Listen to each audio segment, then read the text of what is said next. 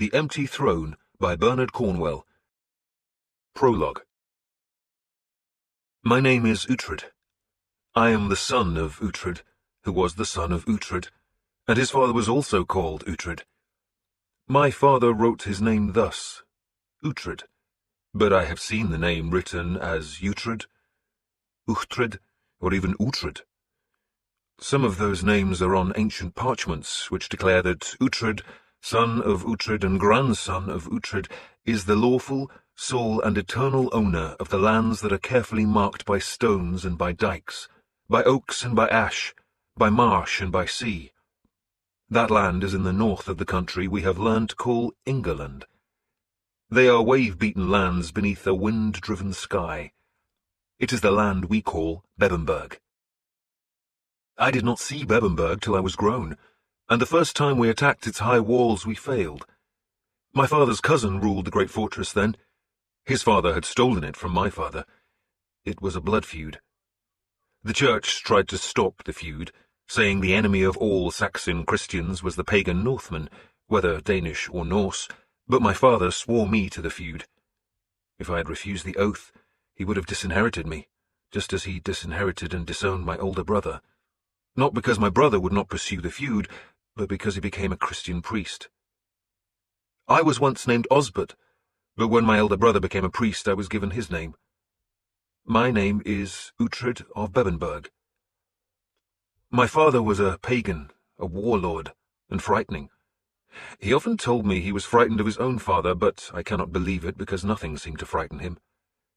Many folk claim that our country would be called Daneland, and we would all be worshipping Thor and Woden if it had not been for my father, and that is true.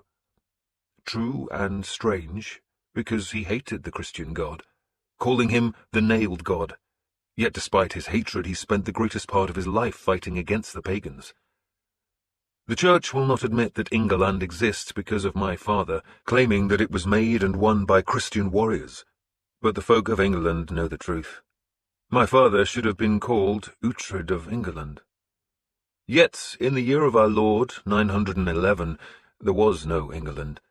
There was Wessex, and Mercia, and East Anglia, and Northumbria, and as the winter turned to a sullen spring in that year, I was on the border of Mercia and Northumbria, in thickly wooded country north of the river Mercia.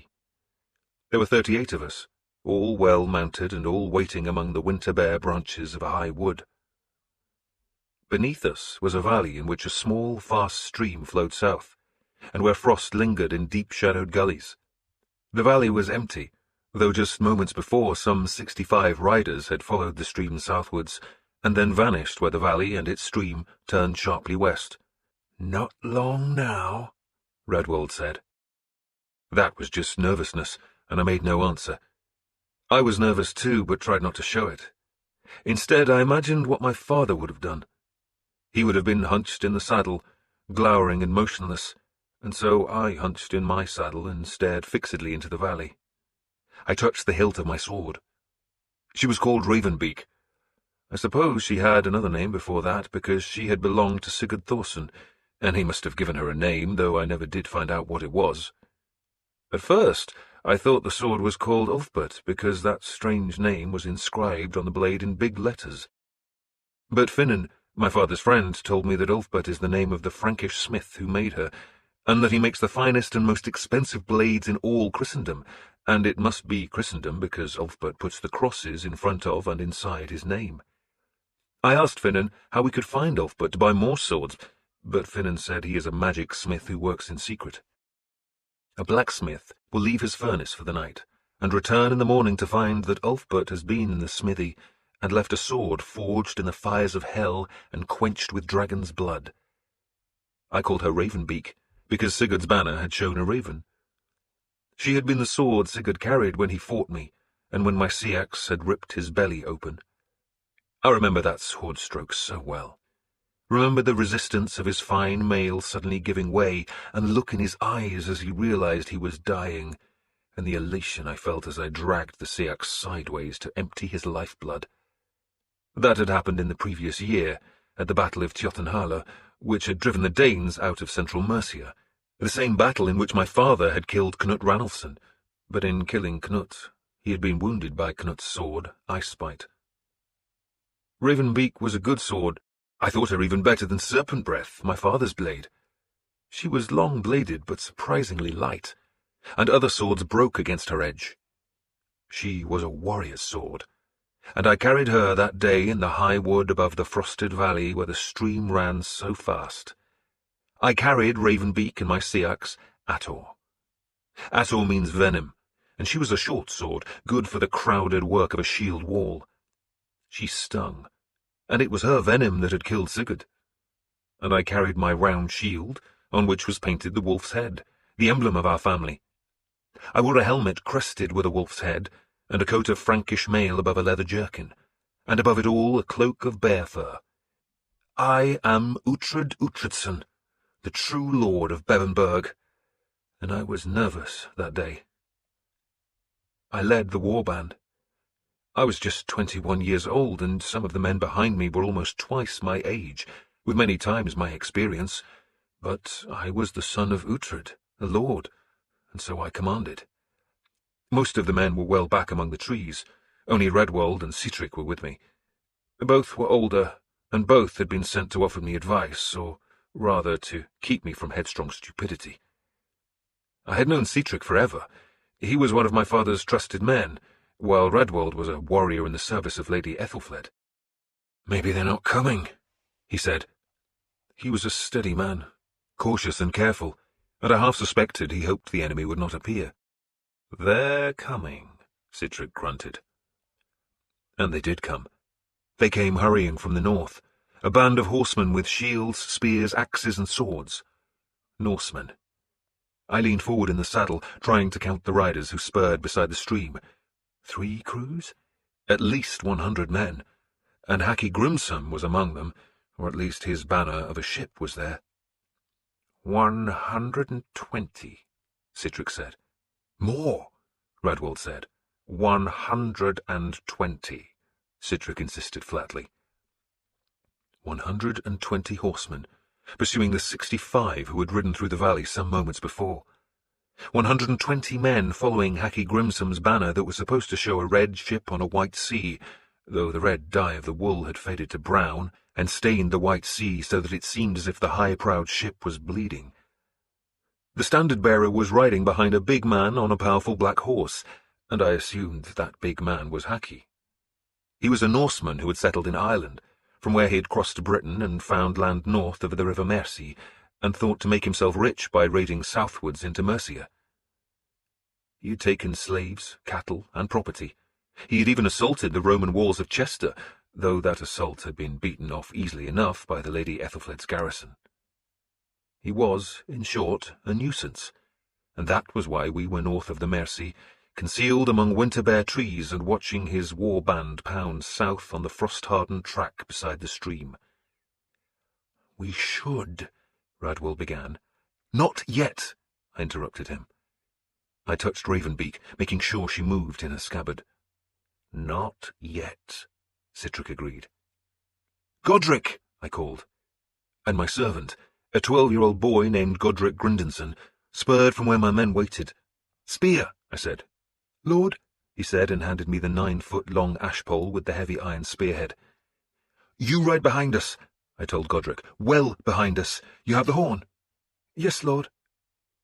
He held up the horn to show me. The sound of the horn would summon help from the 65 riders if things went wrong, though I doubted they could offer any real help if my small warband was attacked by Haki's grim horsemen. "If they've dismounted," Sihtric spoke to the boy, "you help drive their horses away."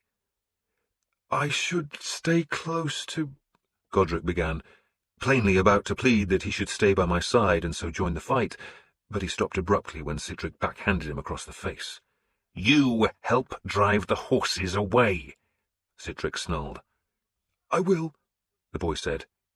His lip was bleeding. Sihtric loosened the sword in his scabbard. As a boy, he had been my father's servant, and doubtless he had wanted to fight alongside the grown men back then, but there was no quicker way for a boy to die than trying to fight a battle-hardened Norseman. "Are we ready?" he prompted me. "Let's go and kill the bastards," I said. Haki's warband had turned west and ridden out of sight. They were following the stream that had flowed into a tributary of the Mercia, some 2 miles beyond the valley's sharp westwards turn. There was a small hill where the 2 streams joined, nothing more than a long grassy mound like the graves the old people placed all across the land, and that was where Haki would die or be defeated, which, in the end, amounted to the same thing. We spurred down the hill, though I was in no hurry because I did not want Haki's men to look behind and see us. We reached the stream and turned south. We did not hurry. Indeed, I slowed down as Sihtric rode ahead to scout. I watched as he dismounted, and as he found a place from where he could see westwards. He was crouching and holding up one hand to caution us, and it was some time before he ran back to his horse and waved us on. He grinned at me when we joined him. "They stopped a ways down the valley," he said, his voice sibilant because a Danish spear had taken his front teeth at the Battle of Tjotunheim. "Then unslung their shields."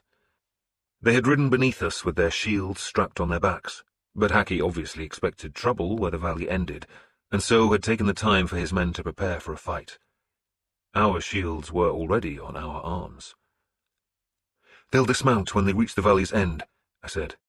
"Then form a shield wall," Sihtric said. "So there's no hurry." I finished the thought and grinned. "They might hurry," Radwold suggested. He was worried that the fight would start without us. I shook my head. "There are 65 Saxons waiting for them," I told him, "and Haki might outnumber them, but he'll still be cautious." The Norsemen would have almost twice as many warriors as the waiting Saxons, but those Saxons were on a hill and already formed into a shield wall. Haki would have to dismount his troops a good distance away so he was not attacked while his men formed their own shield wall, and only when they were formed and when the horses were safely led away would he advance, and that advance would be slow. It takes immense courage to fight in the shield wall when you can smell your enemy's breath and the blades are falling and stabbing. He would advance slowly, confident in his numbers but careful in case the waiting Saxons had laid a trap. Haki could not afford to lose men. He might reckon he could win the fight where the stream joined the larger river, but he would still be cautious.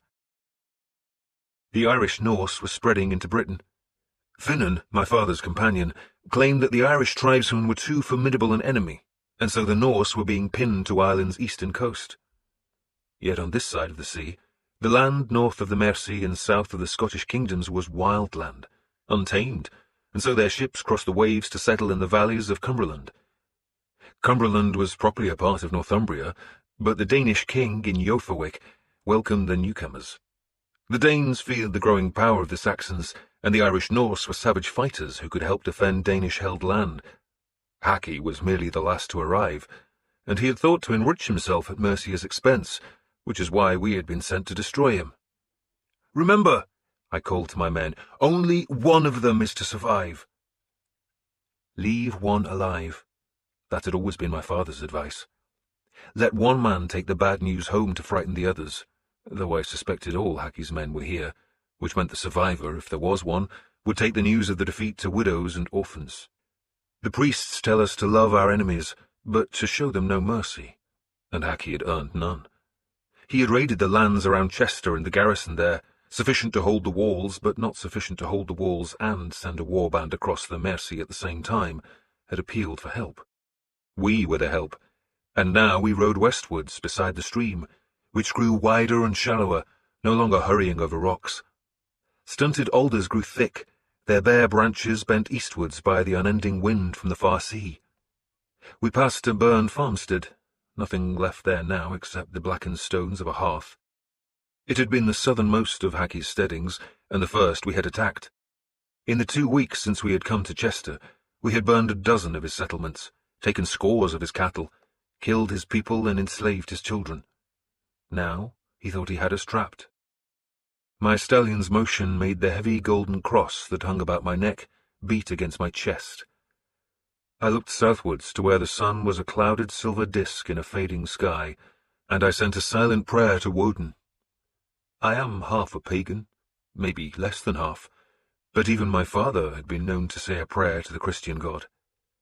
There are many gods, he had told me so often, and you never know which one of them is awake, so pray to them all.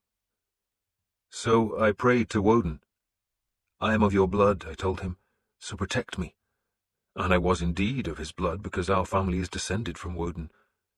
He had come to earth and slept with a human girl, but that was long before our people crossed the sea to take Britain.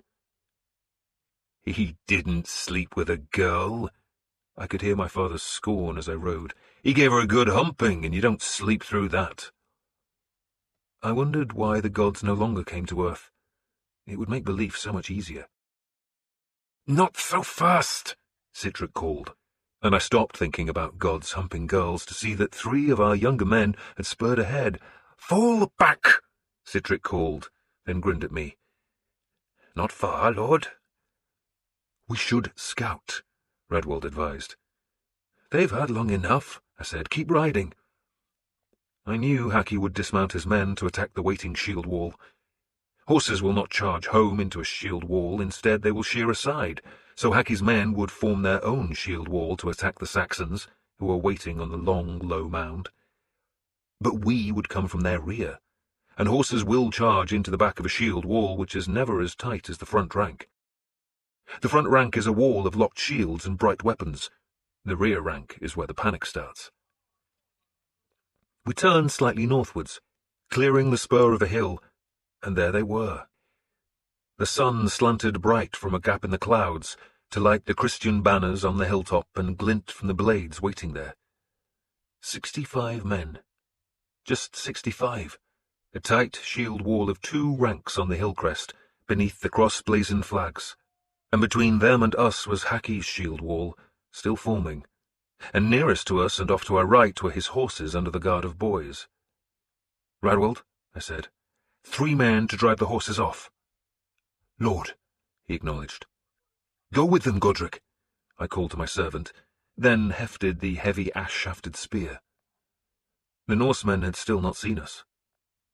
All they knew was that a raiding party of Mercians had penetrated deep into Haki's territory, and the Norsemen had pursued them, thinking to slaughter them, but now they would find they had been lured into a trap. Kill them! I shouted, and put my spurs back. Kill them. This is what the poets sing about. At night, in the hall, when the hearth smoke thickens about the beams, and the ale horns are filled and the harpist plucks his strings, the songs of battle are sung. They are the songs of our family, of our people, and it is how we remember the past. We call a poet a scop, and scop means someone who shapes things, and a poet shapes our past, so we remember the glories of our ancestors and how they brought us land and women and cattle and glory. There would be no Norse song of Haki, I thought, because this would be a Saxon song about a Saxon victory. And we charged. Spear held tight, shield close, and Herding, my horse, brave beast, was pounding the earth with hard hooves, and to my left and right the horses galloped, the spears held low, horse breath steaming, and the enemy turned, astonished, and the men at the rear of the shield wall did not know what to do. Some ran towards their horses, and others tried to make a new shield wall to face us, and I saw the gaps opening and knew they were dead men already. Beyond them on the mound, the waiting Saxon warriors were fetching their own horses, but we would start the slaughter. And we did. I fixed my eyes on a tall, black-bearded man wearing fine mail and a helmet crested with eagle feathers. He was shouting, presumably to call men to lock their shields with his own shield that was painted with a spread eagle, but he saw my gaze, knew his fate, and braced himself with his eagle shield raised and his sword drawn back, and I knew he would strike at Herding, hoping to blind my horse or shatter his teeth. Always fight the horse, not the rider. Wound or kill the horse, and the rider becomes a victim, and the shield wall was breaking, scattering in panic, and I heard the shouts as men tried to rally the fugitives, and I leaned into my spear, aiming her, then touched Herding with my left knee, and he swerved as the black-bearded man swung. His sword cut across Herding's chest, a savage enough cut that drew blood, but it was not a killing blow, not a crippling cut, and my spear went through his shield, splintering the willow boards and thrusting on to break his mail. I felt her blade shatter his breastbone, and I let the ash shaft go, and drew Ravenbeak, and turned Herding back to drive Ravenbeak's blade into another man's spine. The blade, made by a sorcerer, broke through mail as if it were tree bark.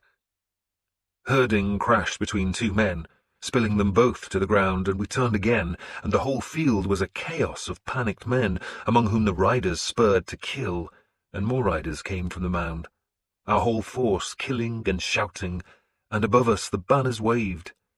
"Mirwala!" a high voice called sharply. "Stop the horses!" A handful of Norsemen had reached their horses, but Mirwala, a hard warrior, led men to kill them. Haki still lived, surrounded now by 30 or 40 of his men, who had formed a shield barrier about their lord, and those men could only watch as their comrades were cut down. But some of our men were down too. I could see 3 riderless horses and 1 dying horse, its hooves beating as it lay in a mess of blood. I turned towards it and cut down at a man who had just struggled to his feet. He was dazed, and I dazed him more with a slash across his helmet, and he went down again, and a man bellowed from my left, swinging an axe 2-handed, and Herding twisted, lithe as a cat, and the axe blade glanced from my shield. We turned again, and Ravenbeak sliced once, and I saw the blood bright. I was shouting, exhilarated, screaming my name so that the dead would know who had sent them to their doom. I spurred on, sword low, looking for the white horse called Gast, and saw him 50 or 60 paces away. His rider, sword in hand, was spurring towards Haki's shield-guarded remnant, but 3 other horses swerved into Gast's path to check his rider. Then I had to forget Gast because a man swung a sword at me with an overhead slash. The man had lost his helmet, and half his face was smothered with blood. I could see more blood seeping at his waist, but he was grim-faced, hard-eyed, battle-forged, and he bellowed death at me as he swung, and I met the sword with Ravenbeak, and she split his blade in 2 so that the upper half speared into my saddle's pommel and stayed there. The lower half tore a gash in my right boot, and I felt the blood welling as the man stumbled. I thrust Ravenbeak down to shatter his skull, and rode on to see Gerbrut had dismounted, and was thrashing an axe at a dead or nearly dead man. Gerbrut had already disemboweled his victim. Now he seemed intent on separating flesh from bone, and was screaming in rage as he slashed the heavy blade down to spatter gobbets of flesh, blood, shattered mail, and splintered bone onto the grass. "What are you doing?" I shouted at him. "He called me fat," Gerbrut, a Frisian who had joined our warband during the winter, shouted back. "The bastard called me fat." "You are fat," I pointed out, and that was true. Gerbrut had a belly like a pig, and legs like tree trunks, and 3 chins under his beard, but he was also hugely strong. A fearful man to face in a fight, and a good friend to have beside you in the shield wall. "He won't call me fat again," Gerbrut snarled, and drove the axe into the dead man's skull, splitting the face and opening up the brain.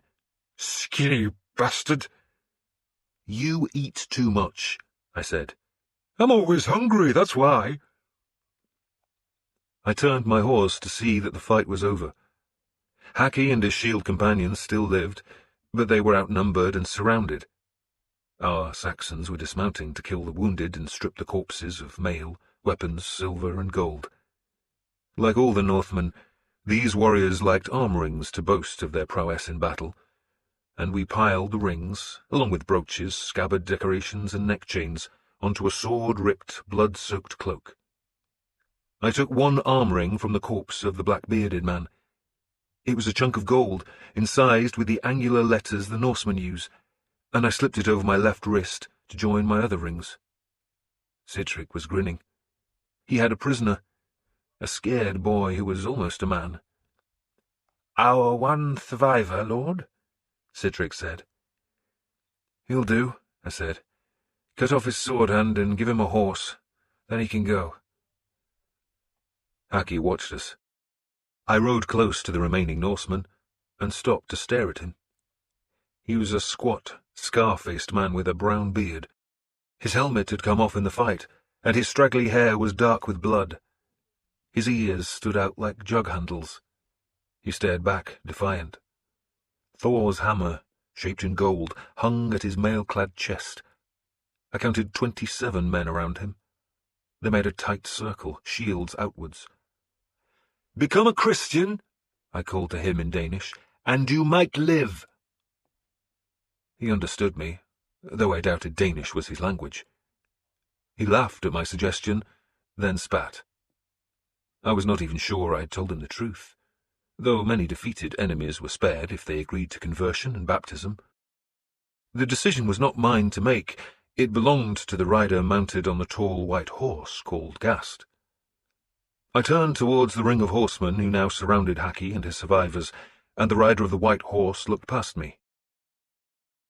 "Take Haki alive. Kill the rest." It did not take long. Most of the bravest Norsemen were already dead, and only a handful of experienced fighters were with Haki. The rest of them were youngsters, many of whom shouted that they surrendered, only to be cut down. I watched. Mirwala, a good man who had deserted Lord Ethelred's service to follow Ethelfled, led the attack, and it was Mirwala who dragged Haki out of the bloody heap, stripped him of his sword and shield, and forced him to his knees in front of the white horse. Haki looked up. The sun was low in the west, so that it was behind Gast's rider, and thus dazzling Haki, but he sensed the hatred and scorn that looked down on him. He shifted his head, till his eyes were in the rider's shadow, so now, perhaps, he could see the polished Frankish mail, scrubbed with sand till it shone like silver. He could see the white woolen cloak, edged with a weasel's silky white winter fur. He could see the tall boots, bound in white cord, and the long sword scabbard dressed with polished silver. And if he dared raise his eyes higher, the hard blue eyes in the hard face framed by golden hair, held by a helmet polished to the same high sheen as the mail. The helmet was ringed with a silver band, and had a silver cross on the crown. "Take the mail from him," the white-clothed rider on the white horse said. "Yes, my lady," Mirwala said. The lady was Ethelfled, daughter of Alfred, who had been King of Wessex. She was married to Æthelred, the lord of Mercia, but everyone in Wessex and in Mercia knew she had been my father's lover for years. It was Ethelfled who had brought her men north to reinforce Chester's garrison, and Ethelfled who had devised the trap that now had Haki on his knees in front of her horse. She looked down at me. "You did well," she said, almost grudgingly. "Thank you, my lady," I said. "You'll take him south," she said, gesturing at Haki.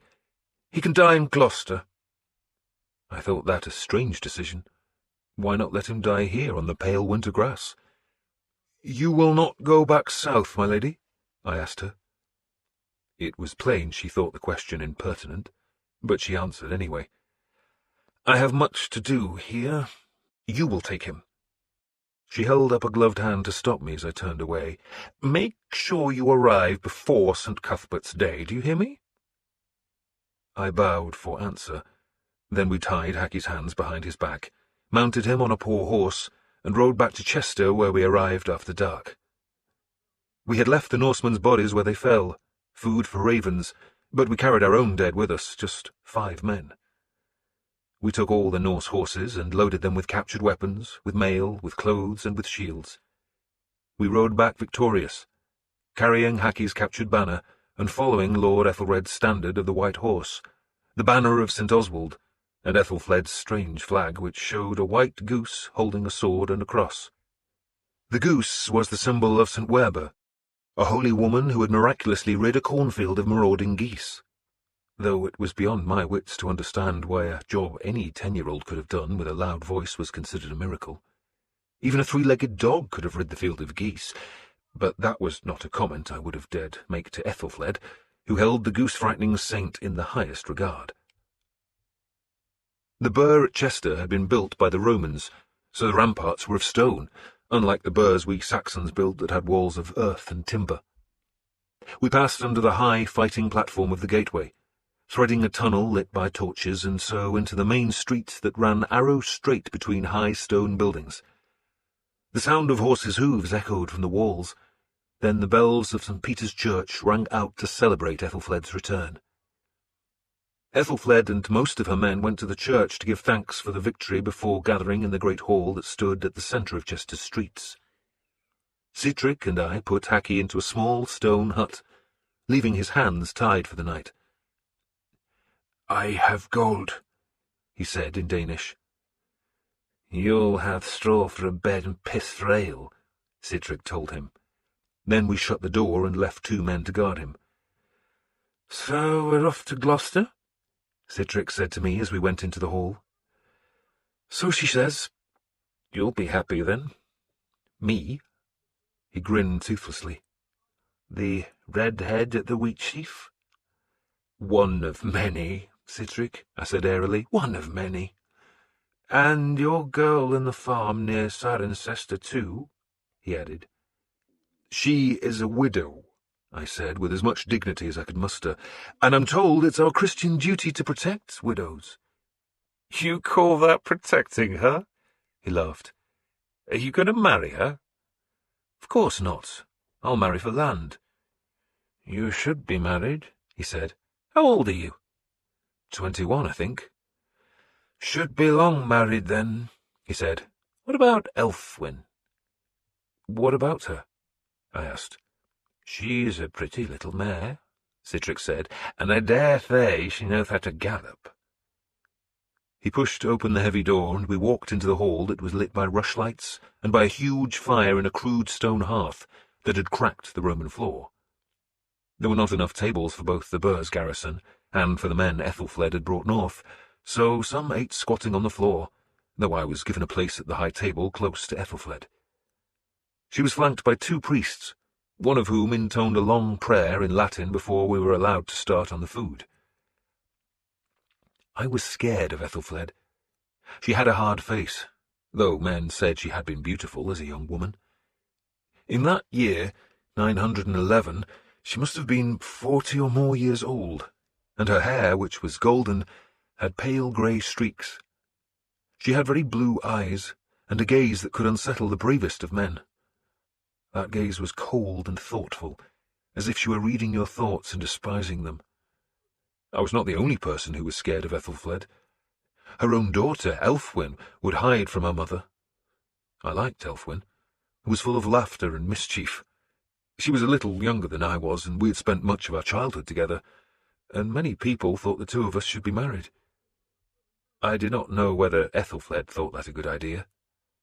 She seemed to dislike me, but she seemed to dislike most people, and yet, for all that coldness, she was adored in Mercia.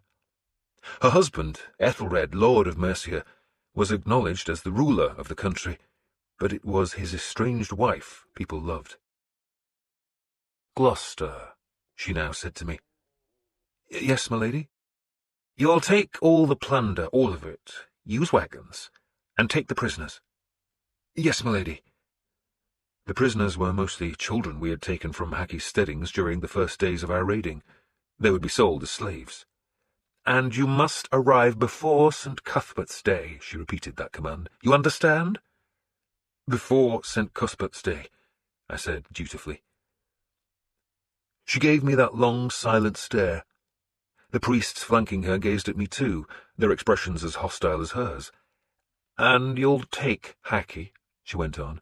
"And Haki," I said, "and you will hang him in front of my husband's hall." "Make it slow," one of the priests said.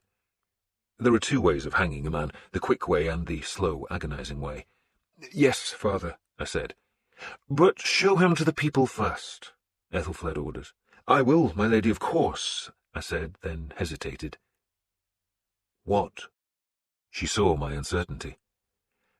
"Folk will want to know why you stayed here, my lady," I said. She bridled at that, and the second priest frowned. "It is none of their business," he began. Ethelfled waved him to silence. "Many Norsemen leaving Ireland," she said carefully, "and wanting to settle here.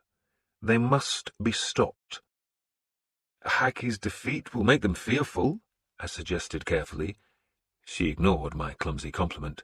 "Chester prevents them using the River Dee," she said, "but the Mercia is open. I shall build a burh on its bank." "A good idea, my lady," I said, and received a look of such scorn that I blushed. She dismissed me with a gesture, and I went back to the mutton stew. I watched her from the corner of my eye, seeing the hard jawline, the bitterness on the lips, and I wondered what in God's name had attracted my father to her, and why men revered her. But tomorrow I would be free of her. "Men follow her," Sihtric said, "because other than your father, she's the only one who's ever been willing to fight." We were travelling south, following a road I had come to know well in the last few years.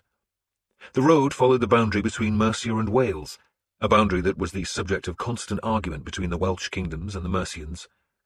The Welsh were our enemies, of course, but that enmity was confused because they were also Christian, and we would never have won the battle at Tjotunheim without the help of those Welsh Christians.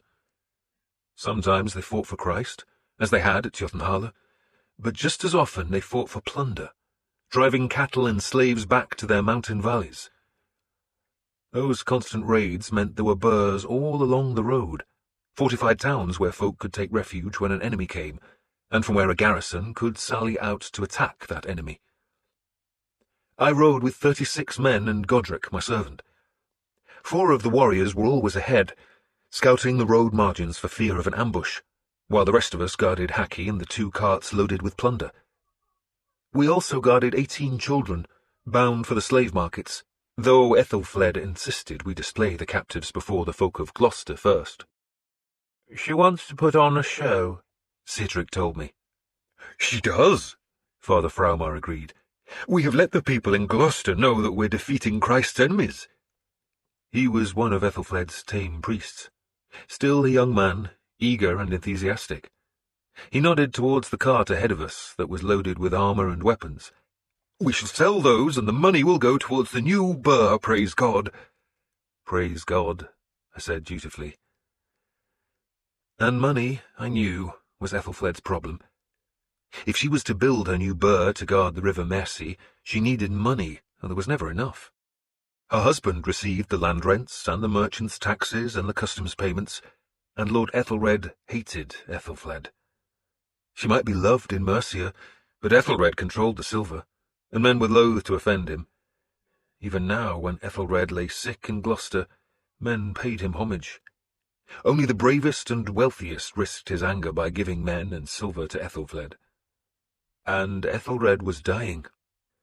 He had been struck by a spear on the back of the head at the Battle of Tjotunheim, and the spear had pierced his helmet and broken through his skull. No one had expected him to survive, but he did, though some rumours said he was as good as dead, that he raved like a moonstruck madman, that he dribbled and twitched, and that sometimes he howled like a gutted wolf. All Mercia expected his death, and all Mercia wondered what would follow that death. That was something no one spoke of, at least not openly, though in secret they spoke of little else. Yet, to my surprise, Father Fraumar spoke of it on the first night. We were travelling slowly because of the carts and prisoners, and had stopped at a farmstead near Westun. This part of Mercia was newly settled, made safe because of the burh at Chester. The farm had belonged to a Dane, but now a one-eyed Mercian lived there with a wife, 4 sons and 6 slaves. His house was a hovel of mud, wood, and straw. His cattle shared a poor thing of leaking wattles, but all of it was surrounded by a well-made palisade of oak trunks. "Well sharp far away," he explained the expensive palisade. "You can't defend this with 6 slaves," I said. "Neighbours come here," he said curtly, and helped build it. They did. We tied Haki's ankles, made sure the bonds on his wrists were tightly knotted, then shackled him to a plough that stood abandoned beside a dung heap. The 18 children were crammed into the house with 2 men to guard them, while the rest of us found what comfort we could in the dung-spattered yard. We lit a fire. Gerbrut ate steadily, feeding his barrel-sized belly, while Redbad, another Frisian, played songs on his reed pipes. The wistful notes filled the night air with melancholy. The sparks flew upwards. It had rained earlier, but the clouds were clearing away to show the stars. I watched some of the sparks drift onto the hovel's roof, and wondered if the thatch would smoulder, but the moss-covered straw was damp, and the sparks died quickly. "The Nunnaminster," Father Fraumar said suddenly. "The Nunnaminster?" I asked after a pause. The priest had also been watching the drifting sparks fade and die on the roof. "The convent in Winchester where the Lady Elspeth died," he explained, though the explanation made me no wiser. "King Alfred's wife. God rest her soul," he said, and made the sign of the cross. "She built the convent after the king's death." "What of it?" I asked, still puzzled. "Part of the convent burned down after her death," he explained. "It was caused by sparks lodging in the roof straw." "This thatch is too wet," I said, nodding towards the house. "Of course." The priest was staring at the sparks settling on the thatch. "Some folks say the fire was the devil's revenge." He paused to cross himself. "Because the Lady Elspeth was such a pious soul and she'd escaped him." "My father always told me she was a vengeful bitch," I ventured. Father Fraumar frowned, then relented to offer a wry smile. "God rest her soul. I hear she was not an easy woman." "Which one is?" Sihtric asked. "The Lady Ethelfled won't wish it," Fraumar said softly. I hesitated because the conversation was now touching on dangerous things. "Won't wish what?" I finally asked. "To go to a nunnery." "Is that what will happen?" "What else?" Fraumar asked bleakly. "Her husband dies, she's a widow, and a widow with property and power. Men won't want her marrying again. Her new husband might become too powerful. Besides—" His voice died away. "Besides?" Sihtric asked quietly. "The Lord Ethelred has made a will, God preserve him." "And the will," I said slowly, "says his wife is to go to a nunnery." "What else can she do?" Fraumar asked. "It's the custom." "I can't see her as a nun," I said. "Oh, she's a saintly woman, a good woman." Fraumar spoke eagerly, then remembered she was an adulterer. "Not perfect, of course," he went on, "but we all fall short, do we not? We have all sinned." "And her daughter?" I asked. "Elfwin?" "Oh, silly girl," Fraumar said without hesitation. "But if someone marries her," I suggested, but was interrupted. "She's a woman. She can't inherit her father's power." Father Fraumar laughed at the very idea. "No, the best thing for Elfwin would be to marry abroad, to marry far away, maybe a Frankish lord. Either that or join her mother in the nunnery." The conversation was dangerous because no one was certain what might happen when Ethelred died, and that death must surely be soon. Mercia had no king, but Ethelred, the lord of Mercia, had almost the same powers.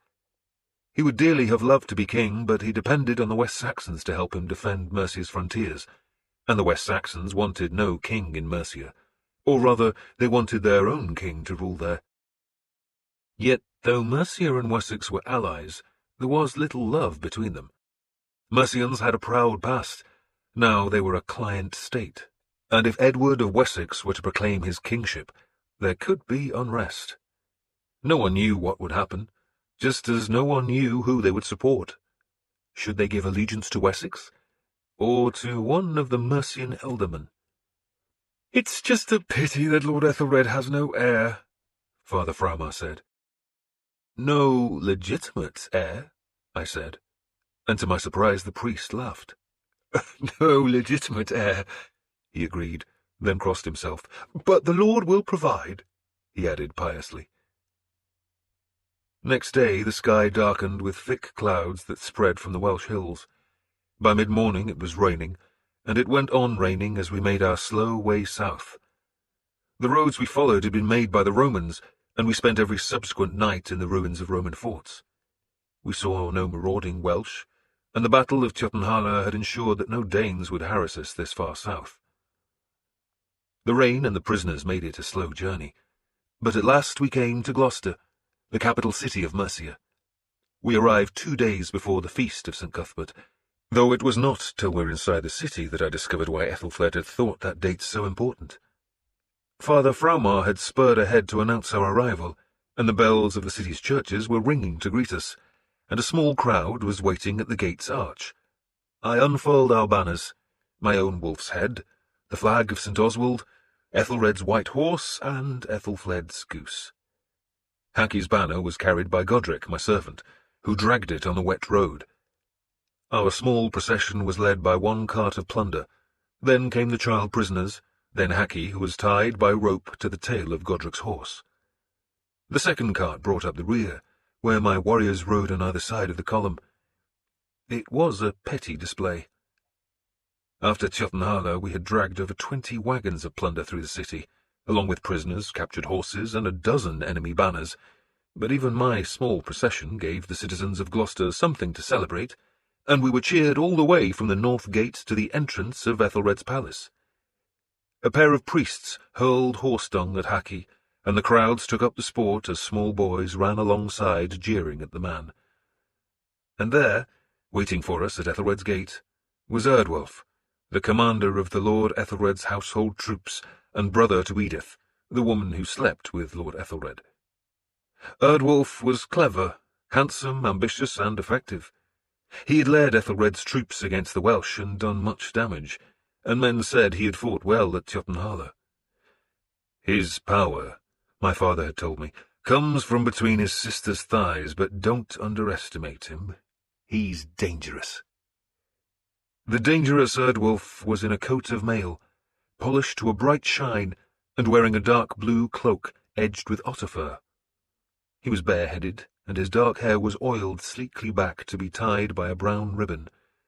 His sword, a heavy blade, was scabbarded in soft leather trimmed with gold.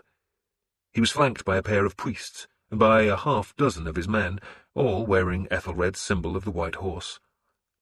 He smiled when he saw us. I saw his eyes flick towards Ethelfled's standards as he sauntered towards us. "Going to market, Lord Uhtred?" he asked. "Slaves, armour, swords, spears, axes," I said. "Do you want to buy?" "And him?" He jerked a thumb towards Haki. I twisted in my saddle. "Haki, a Norse chieftain who thought to make himself rich from Mercia. Are you selling him too?" "Hanging him," I said, slowly. "My lady wanted us to hang him right here." "Your lady?" "Yours too," I said, knowing that would annoy him. "The Lady Ethelfled." If he was annoyed, he did not show it. Instead, he smiled again. "She has been busy," he said lightly. "And is she planning to be here as well?" I shook my head. "She has work in the north." "And I thought she would be here for the Witten in 2 days," he said sarcastically. "Witten?" I asked. "It's none of your business," he said tartly. "You are not invited."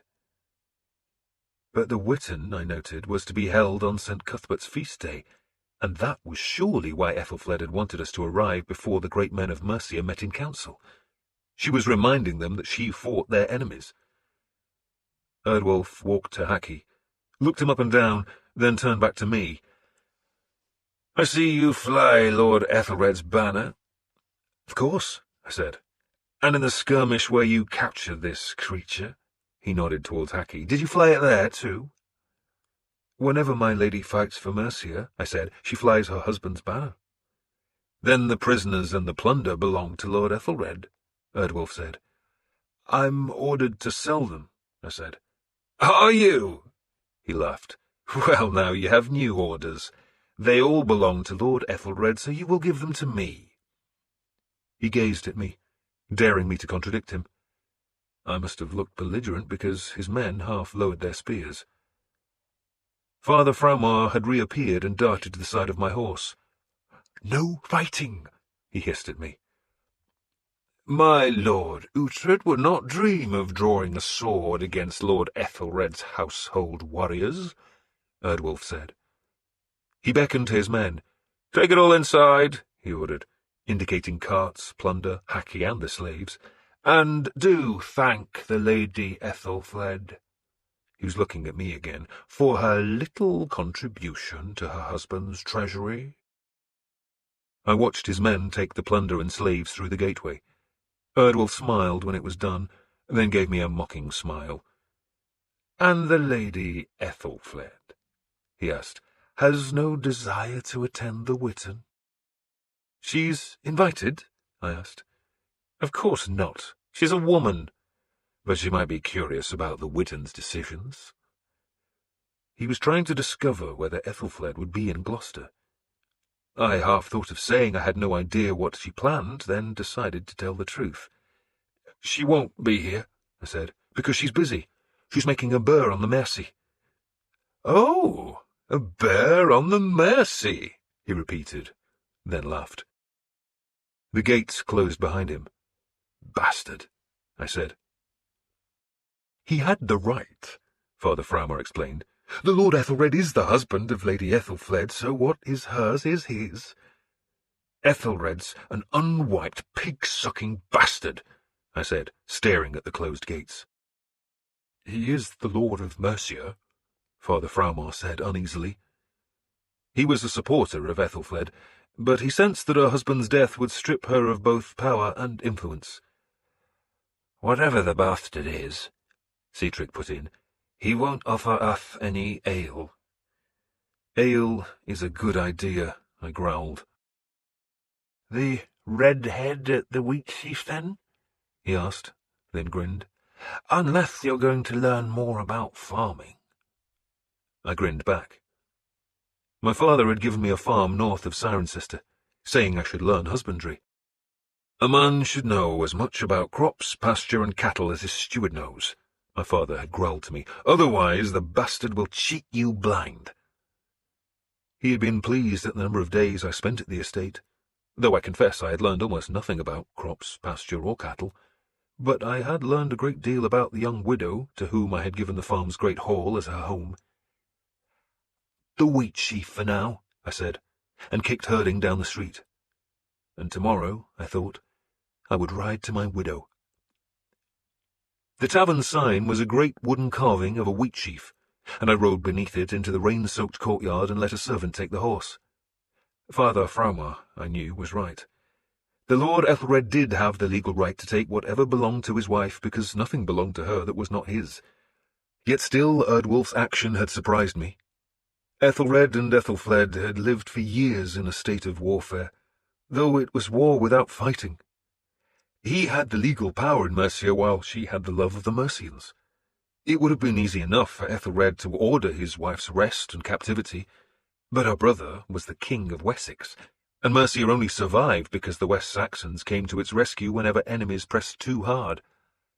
And so husband and wife hated each other, tolerated each other, and pretended that no feud existed, which is why Ethelfled took such care to fly her husband's banner. I was daydreaming of taking revenge on Erdwolf as I ducked through the tavern's door. I was dreaming of gutting him, or beheading him, or listening to his pleas for mercy while I held Ravenbeak at his throat. The bastard, I thought, the snivelling, pompous, grease-haired, arrogant bastard. "Ursling?" A harsh voice challenged me from beside the wheat sheaf's hearth. "What rancid demon brought you here to spoil my day?" I stared, and stared, because the last person I had ever expected to see in Ethelred's stronghold of Gloucester was staring at me. "Well, Ursling?" he demanded. "What are you doing here?" It was my father. Part 1. The Dying Lord. Chapter 1. My son looked tired and angry. He was wet, covered in mud. His hair was like a damp haystack after a good romp, and one of his boots was slashed. The leather was stained black where a blade had pierced his calf, but he was not limping, so I had no need to worry about him, except that he was gaping at me like a moonstruck idiot. "Don't just stare at me, idiot," I told him. "Buy me some ale. Tell the girl you want it from the Black Barrel. Sihtric, it's good to see you." "And you, Lord?" Sihtric said. "Father," my son said, still gaping. "Who did you think it was?" I asked. "The Holy Ghost?" I made room on the bench. "Sit beside me," I told Sihtric, "and tell me some news. Stop gawping," I said to Uhtred, "and have one of the girls bring us some ale, from the Black Barrel." "Why the Black Barrel, Lord?" Sihtric asked as he sat. "It's brewed from our barley," I explained. "He keeps it for people he likes." I leaned back against the wall. It hurt to bend forward. It hurt even to sit upright. It hurt to breathe. Everything hurt. Yet it was a marvel that I lived at all. Knut Longsword had near killed me with his blade Icebite, and it was small consolation that serpent breath had sliced his throat in the same heartbeat, that his sword had broken a rib and pierced my lung. Christ Jesus, Finnan had told me, but the grass was slippery with blood. It looked like a Samhain pig slaughtering, it did. But the slipperiness had been Knut's blood, and Knut was dead and his army destroyed. The Danes had been driven from much of northern Mercia, and the Saxons gave thanks to their nailed god for that deliverance. Some of them doubtless prayed that they would be delivered from me too, but I lived. They were Christians, I am not, though rumours spread that it was a Christian priest who saved my life. Ethelfled had me carried in a cart to her home in Cirencester, and a priest famed as a healer and bone-set attended me. Ethelfled said he pushed a reed through my ribs, and a gust of foul air came from the hole. It blew out, she told me, and stank like a cesspit. That's the evil leaving him, the priest had explained, or so she said, and then he plugged the wound with cow dung. The shit formed a crust, and the priest said it would stop the evil getting back inside me. Is that true? I don't know. All I know is that it took weeks of pain, weeks in which I expected to die, and that sometime in the new year I managed to struggle to my feet again. Now, almost 2 months later, I could ride a horse and walk a mile or so, yet I had still not regained my old strength, and serpent breath felt heavy in my hand. And the pain was always there, sometimes excruciating, sometimes bearable, and all day, every day, the wound leaked filthy, stinking pus. The Christian sorcerer probably sealed the wound before all the evil left, and sometimes I wondered if he did that on purpose because the Christians do hate me, or most of them do. They smile and sing their psalms and preach that their creed is all about love, but tell them you believe in a different God and suddenly it's all spittle and spite. So, most days I felt old and feeble and useless, and some days I was not even sure I wanted to live. "How did you get here, Lord?" Sihtric asked me. "A road, of course. How do you think?" That was not entirely true. It was not far from Cirencester to Gloucester, and I had ridden for some of the journey, but a few miles short of the city, I climbed into a cart and lay on a bed of straw. God, it hurt climbing onto that cart's bed. Then I let myself be carried into the city, and when Erdwolf saw me, I groaned and pretended to be too weak to recognize him. The slick-haired bastard had ridden alongside the cart, telling silky-tongued lies. "It is sad indeed to see you thus, Lord Uhtred," he had said, and what he meant was that it was a joy to see me feeble and maybe dying. "You are an example to us all," he had said, speaking very slow and loud, as if I were an imbecile. I just groaned and said nothing. "We never expected you to come," he went on, "but here you are." The bastard. The Witten had been summoned to meet on St. Cuthbert's feast day. The summons had been issued over the horse seal of Æthelred, and it demanded the presence in Gloucester of Mercia's leading men, the ealdormen and the bishops, the abbots and the thanes. The summons declared that they were called to advise the Lord of Mercia. But as rumour insisted that the Lord of Mercia was now a drivelling cripple who dribbled piss down his legs, it was more likely that the Witten had been called to approve whatever mischief Erdwolf had devised. I had not expected a summons, but to my astonishment, a messenger brought me a parchment, heavy with Ethelred's great seal. Why did he want me there?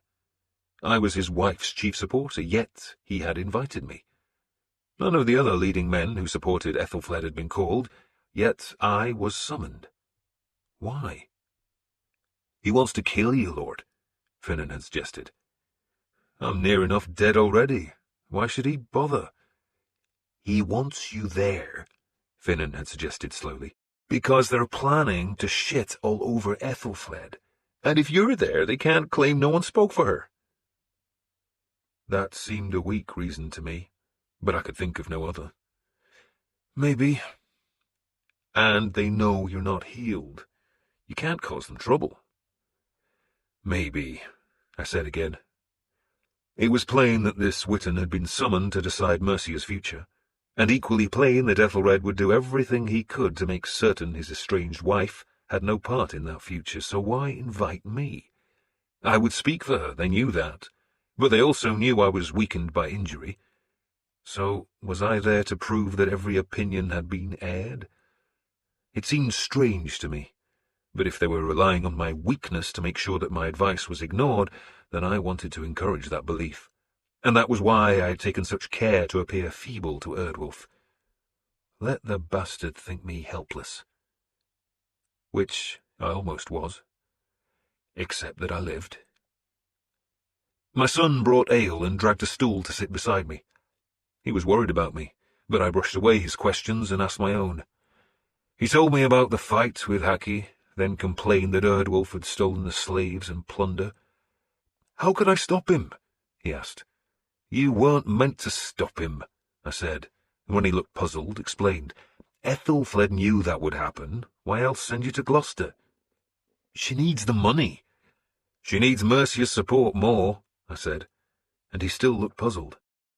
"By sending you here," I went on, "she's showing that she's fighting. If she really wanted money, she'd have sent the slaves to London." "So she thinks a few slaves and 2 wagon-loads of rusted mail will influence the Witten. Did you see any of Ethelred's men in Chester?" "No, of course not." "And what is a ruler's first duty?" He thought for a few heartbeats. "To defend his land." "So if Mercia is looking for a new ruler?" I asked. "They'll want someone," he said slowly, "who can fight." "Someone who can fight," I said, "and lead and inspire." "You?" he asked. I almost hit him for his stupidity, but he was no longer a child. "Not me," I said instead. My son frowned as he considered. He knew the answer I wanted, but was too stubborn to give it. "Erdwolf?" he suggested instead. I said nothing, and he thought a moment longer. "He's been fighting the Welsh," he went on, "and men say he's good." "He's been fighting bare-assed cattle raiders," I said scornfully. "Nothing else. When was the last time a Welsh army invaded Mercia? Besides, Erdwolf isn't noble." "So if he can't lead Mercia," my son said slowly, "who can?" "You know who can," I said, and when he still refused to name her, I did. "Ethelfled." "Ethelfled?" He repeated the name, and then just shook his head. I knew he was wary of her, and probably frightened of her too, and I knew she was scornful of him, just as she scorned her own daughter. She was her father's child in that way. She disliked flippant and carefree people, treasuring serious souls who thought life a grim duty. She put up with me, maybe because she knew that in battle I was as serious and grim as any of her dreary priests. "So why not Ethelfled?" I asked. "Because she's a woman," he said. "So?" "She's a woman." "I know that. I've seen her tits." "The Witten will never choose a woman to rule," he said firmly. "That's true," Citric put in. "Who else can they choose?" I asked. "Her brother?" my son suggested, and he was probably right. Edward, King of Wessex, wanted the throne of Mercia, but he did not want to just take it. He wanted an invitation. Maybe that was what the Witten were supposed to agree. I could think of no other reason why the nobility and high churchmen had been summoned. It made sense that Ethelred's successor should be chosen now, before Ethelred died, to avert the squabbling and even outright war that sometimes follows a ruler's death, and I was certain that Ethelred himself wanted the satisfaction of knowing that his wife would not inherit his power. He would let rabid dogs gnaw on his balls before he allowed that. So who would inherit? Not Erdwolf, I was sure.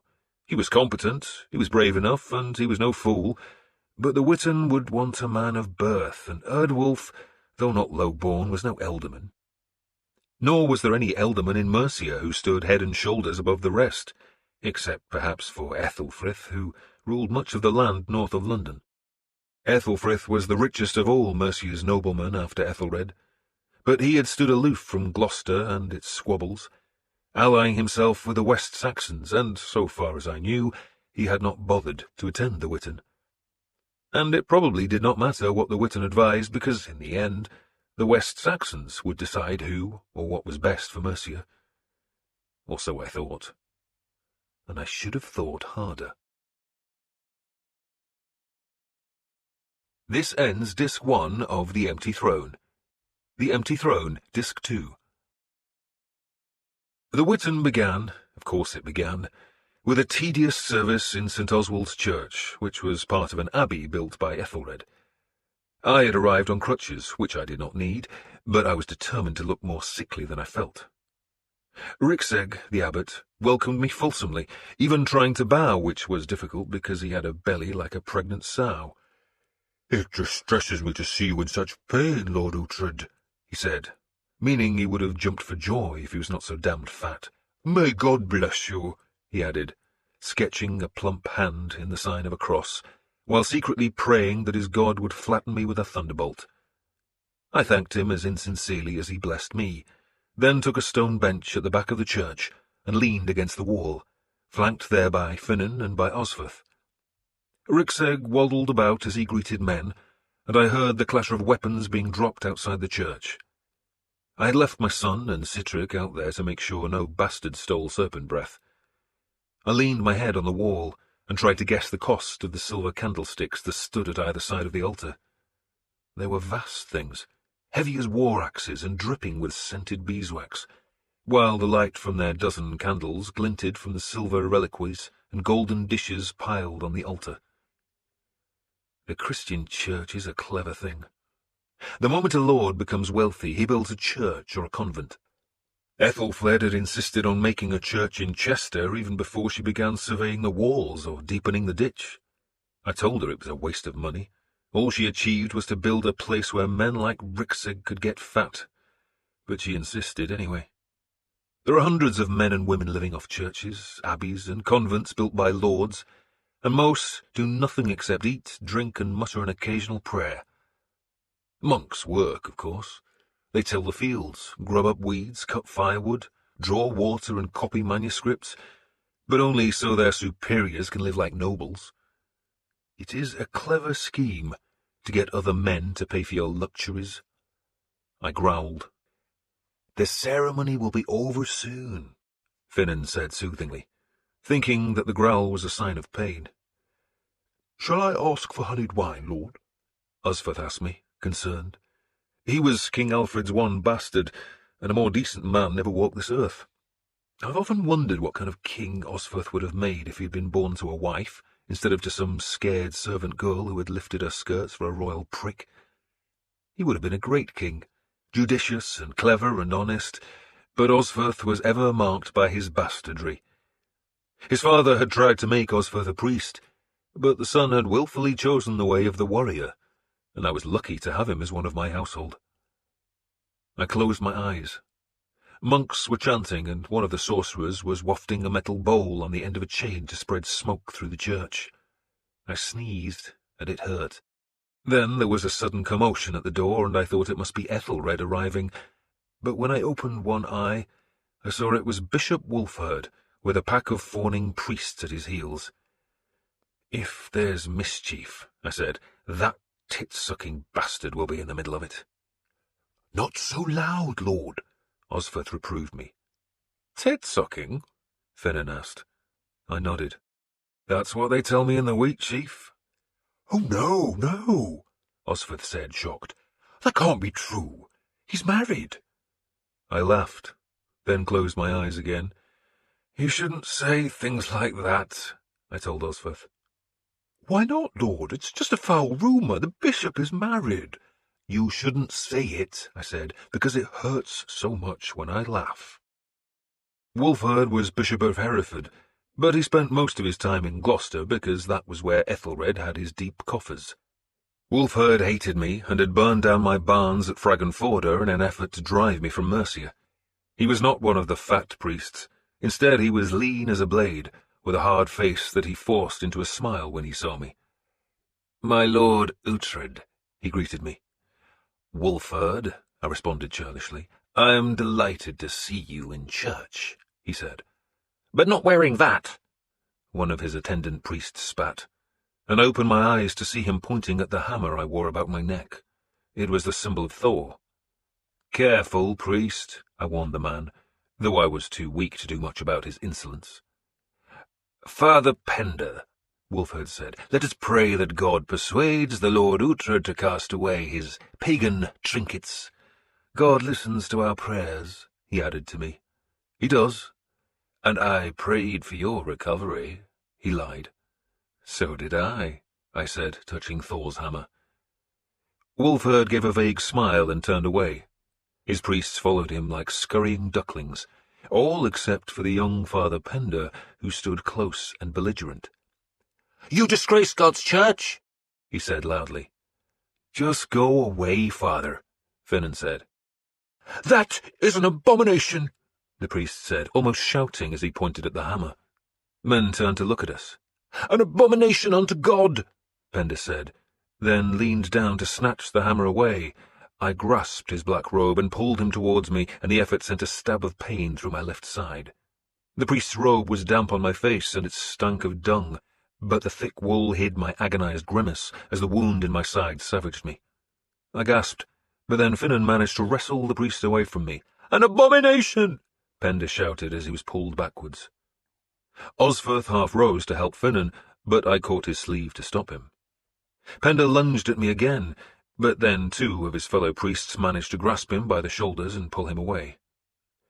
"A silly man," Osferth said sternly, "but he's right. You shouldn't wear the hammer in a church, Lord." I pressed my spine into the wall, trying to breathe slowly. The pain came in waves, sharp, then sullen. Would it ever end? I was tired of it, and perhaps the pain dulled my thoughts. I was thinking that Æthelred, Lord of Mercia, was dying. That much was obvious. It was a wonder he had survived this long, but it was plain that the Witten had been called to consider what should happen after his death, and I had just learned that the ealdorman Æthelhelm, King Edward's father-in-law, was in Gloucester. He was not in the church, at least I could not see him, and he was a difficult man to miss because he was big, jovial, and loud. I liked Æthelhelm, and trusted him not at all. And he was here for the Witten. How did I know that? Because Father Penda, the spitting priest, was my man. Penda was in my pay, and when I had pulled him close he had whispered in my ear, "Æthelhelm's here. He came this morning." He had started to hiss something else, but then he had been pulled away. I listened to the monks chanting and to the murmur of the priests gathered around the altar where a great golden crucifix reflected the light of the scented candles. The altar was hollow, and in its belly lay a massive silver coffin that glinted with crystal inserts. That coffin alone must have cost as much as the church, and if a man bent down and looked through the small crystals, he could dimly see a skeleton lying on a bed of costly blue silk. On special days the coffin was opened, and the skeleton displayed, and I had heard of miracles being performed on folk who paid to touch the yellow bones. Boils were magically healed, warts vanished, and the crippled walked, and all because the bones were said to be those of St. Oswald, which, if true, would have been a miracle in itself, because I had found the bones. They had probably belonged to some obscure monk, though for all I knew the remains might have come from a swineherd, though when I'd said that to Father Cuthbert, he said that more than one swineherd had become a saint. You cannot win with Christians. Besides the 30 or 40 priests, there must have been at least 120 men in the church, all standing beneath the high beams where sparrows flew.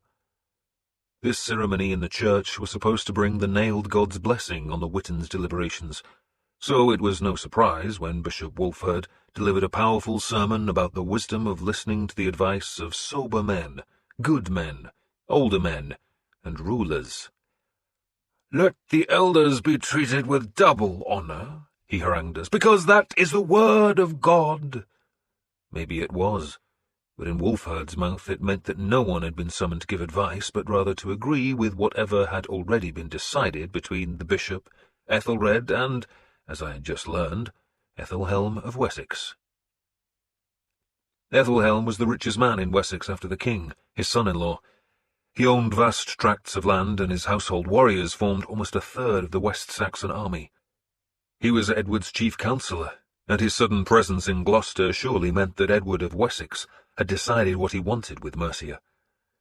He must have sent Æthelhelm to announce the decision, but Edward and Æthelhelm both knew that Mercia was proud and prickly. Mercia would not simply accept Edward as king, so he must be offering something in return, but what? True, Edward could just declare himself king on Ethelred's death, but that would provoke unrest, even outright opposition. Edward, I was sure, wanted Mercia to beg, and so he had sent Æthelhelm, genial Æthelhelm, generous Æthelhelm, gregarious Æthelhelm. Everyone liked Æthelhelm. I liked Æthelhelm, but his presence in Gloucester suggested mischief. I managed to sleep through most of Wulfherd's sermon, and then, after the choir had chanted an interminable psalm, Osferth and Finan helped me leave the church while my son carried serpent breath and my crutches. I exaggerated my weakness by leaning heavily on Finan's shoulders and shuffling my feet. Most of it was pretense, but not all. I was tired of the pain, and tired of the stinking pus that seeped from the wound. A few men stopped to express their regret at my feeble appearance, and some of that sympathy was genuine, but many men took an obvious pleasure in my downfall. Before I had been wounded, they had been frightened of me. Now they could safely despise me. Father Pender's news had hardly been necessary, because Æthelhelm was waiting in the great hall, but I supposed the young priest had wanted to give me what small warning he could, as well as show that he was earning the gold I gave him. The West Saxon ealdorman was surrounded by lesser men, all of whom understood that the real power in this hall was his, because he spoke for Edward of Wessex, and without the West Saxon army there would be no Mercia. I watched him, wondering why he was here. He was a big man, broad-faced with thinning hair, a ready smile and kindly eyes that looked shocked when he saw me. He shook off the men who spoke with him and hurried to my side. "My dear Lord Uhtred," he said. "Lord Æthelhelm?" I made my voice slow and hoarse. "My dear Lord Uhtred," he said again, taking one of my hands in both of his, "I cannot express what I feel. Tell me what we can do for you." He pressed my hand. "Tell me," he urged. "You can let me die in peace," I said. "I'm sure you have many years yet," he said, "unlike my dear wife." That was news to me. I knew Æthelhelm was married to a pale, thin creature who had brought him half of Devonshire as her dowry. She had somehow given birth to a succession of fat, healthy babes. It was a marvel she had lasted this long. "I'm sorry," I said weakly. "She ails, poor thing. She wastes away, and the end can't be long now." He did not sound particularly upset, but I suppose the marriage to the wraith-like wife had only ever been a convenience that brought Æthelhelm land. "I'll marry again," he said, "and I trust you will come to the wedding." "If I live," I said. "Of course you will. I'll pray for you." He needed to pray for Ethelred too. The Lord of Mercia had not attended the church service, but was waiting enthroned on the dais at the western end of the great hall. He slumped there, vacant-eyed, his body swathed in a great cloak of beaver fur. His red hair had turned white, though most of it was hidden beneath a woolen cap which, I supposed, hid his wound. I had no love for Ethelred, but I felt sorry for him. He seemed to become aware of my gaze because he stirred, raised his head and looked down the hall to where I had taken a bench at the back. He stared at me for a moment, then he leaned his head against the chair's high back, and his mouth fell slackly open. Bishop Wulfherd climbed the dais. I feared he would deliver another sermon, but instead he rapped on the wooden boards with the base of his staff, and when silence fell over the hall, contented himself with a brief blessing. Ethelhelm, I noticed, took a modest place to one side of the assembly, while Erdwolf stood against the other wall, and between them the leading men of Mercia sat on uncomfortable benches. Ethelred's household warriors lined the walls, the only men allowed to carry weapons in the hall. My son slipped through the door and crouched beside me. "The swords are safe," he muttered. "Citric's there. He is." Bishop Wulfheard spoke so softly that I had to lean forward to hear what he said, and leaning forward hurt me. I endured the pain to listen. It was the Lord Ethelred's pleasure, the bishop said, to see the kingdom of Mercia safer and larger than it had been for many years. "We have gained land by the strength of our swords," Wulfheard said, "and by the grace of God we have driven the pagans from the fields our forefathers tilled. We thank God for this." "Amen," Lord Ethelhelm interjected loudly. "We owe this blessing," Wulfheard continued, "to the victory won last year by our Lord Ethelred with the help of his staunch West Saxon allies." He gestured towards Ethelhelm, and the hall was filled with the noise of men stamping their feet in approbation. The bastard, I thought. Ethelred had been wounded from behind, and the battle had been gained by my men, not his. The bishop waited for silence.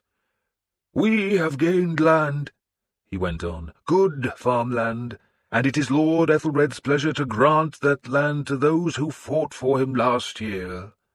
And the bishop pointed to a table at the side of the hall, where two priests sat behind a heap of documents. The bribe was obvious. Support whatever Ethelred proposed, and a man could expect a grant of land. "There'll be none for me," I growled.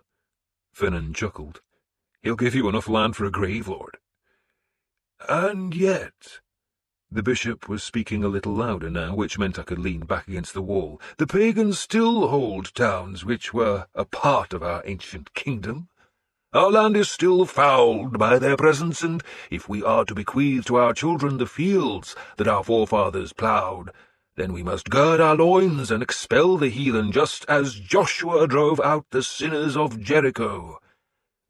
He paused, perhaps expecting to hear foot-stamping again, but the hall was quiet. He was suggesting we had to fight, which we did, but Bishop Wulfheard was no man to inspire others to the bloody business of facing a shield wall of snarling spear-danes. "But we shall not fight alone," the bishop continued. "The Lord Ethelhelm has come from Wessex to assure us, indeed to promise us, that the forces of Wessex will fight beside us." That provoked applause. Someone else would do the fighting, it seemed, and men stamped their feet as Ethelhelm climbed the wooden steps to the dais. He smiled at the hall, a big man, easy in his authority. A gold chain glinted from his mail-clad breast. "I have no right to speak at this noble gathering," he said modestly, his rich voice filling the hall, "but with Lord Ethelred's permission." He turned, and Ethelred managed to nod. "My king," Ethelhelm said, "prays daily for the kingdom of Mercia. He prays that the pagans will be defeated. He thanks God for the victory you gained last year, and, my lords, let us not forget that it was the Lord Uhtred who led that fight, who suffered in that fight, who trapped the heathen and delivered them to our swords." That was a surprise. There was not a man in the hall who did not know that I was an enemy to Ethelred, yet here, in Ethelred's own hall, I was being praised. Men turned to look at me, then one or two started to stamp their feet, and soon the great hall was filled with noise. Even Ethelred managed to rap the arm of his chair twice. Ethelhelm beamed, and I kept a straight face, wondering what serpent was hidden in this unexpected flattery. "It is the pleasure of my king," Ethelhelm waited for the racket to subside, "to keep a large force in London, which army will be ever ready to oppose the Danes who infest the eastern parts of our land." That was greeted by silence, though it was hardly a surprise. London, the greatest town in Britain, was part of Mercia, but it had been under West Saxon rule for years now. What Æthelhelm meant, and was not quite making plain, was that the city would now formally become a part of Wessex, and the men in the hall understood that. They might not like it, but if that was the price of West Saxon help against the Danes, then it was already paid, and so was acceptable. "We shall keep that mighty army in the east," Æthelhelm said, "an army dedicated to the task of bringing East Anglia back to Saxon rule, and you, my lords, will keep an army here in the west, and together we shall clear the heathen from our land. We shall fight together." He paused, staring around the hall, and then repeated the last word. "Together!" He stopped there. It was a very abrupt ending. He smiled at the bishop, smiled at the silent men on the benches beneath him, then stepped back down to the floor. "Together," he had said, by which he surely meant a forced marriage between Wessex and Mercia. The serpent, I thought, was about to be let loose. Bishop Wulfhere had sat through Æthelhelm's words, but now stood again. "It is necessary, lords," he said, "that we keep an army of Mercia that will free the northern part of our land of the last pagans, and so spread the rule of Christ to every part of our ancient kingdom." Someone in the hall began to speak, though I could not catch the words, and the bishop interrupted him. "The new lands that we grant will pay for the warriors we need," he said sharply, and his words stilled any protest that might have been made. Doubtless the protest had been about the cost of keeping a permanent army. An army has to be fed, paid, armed, and supplied with horses, weapons, armour, shields, and training, and the Witten had scented new taxes, but the bishop seemed to be suggesting that the captured Danish farmlands would pay for the army.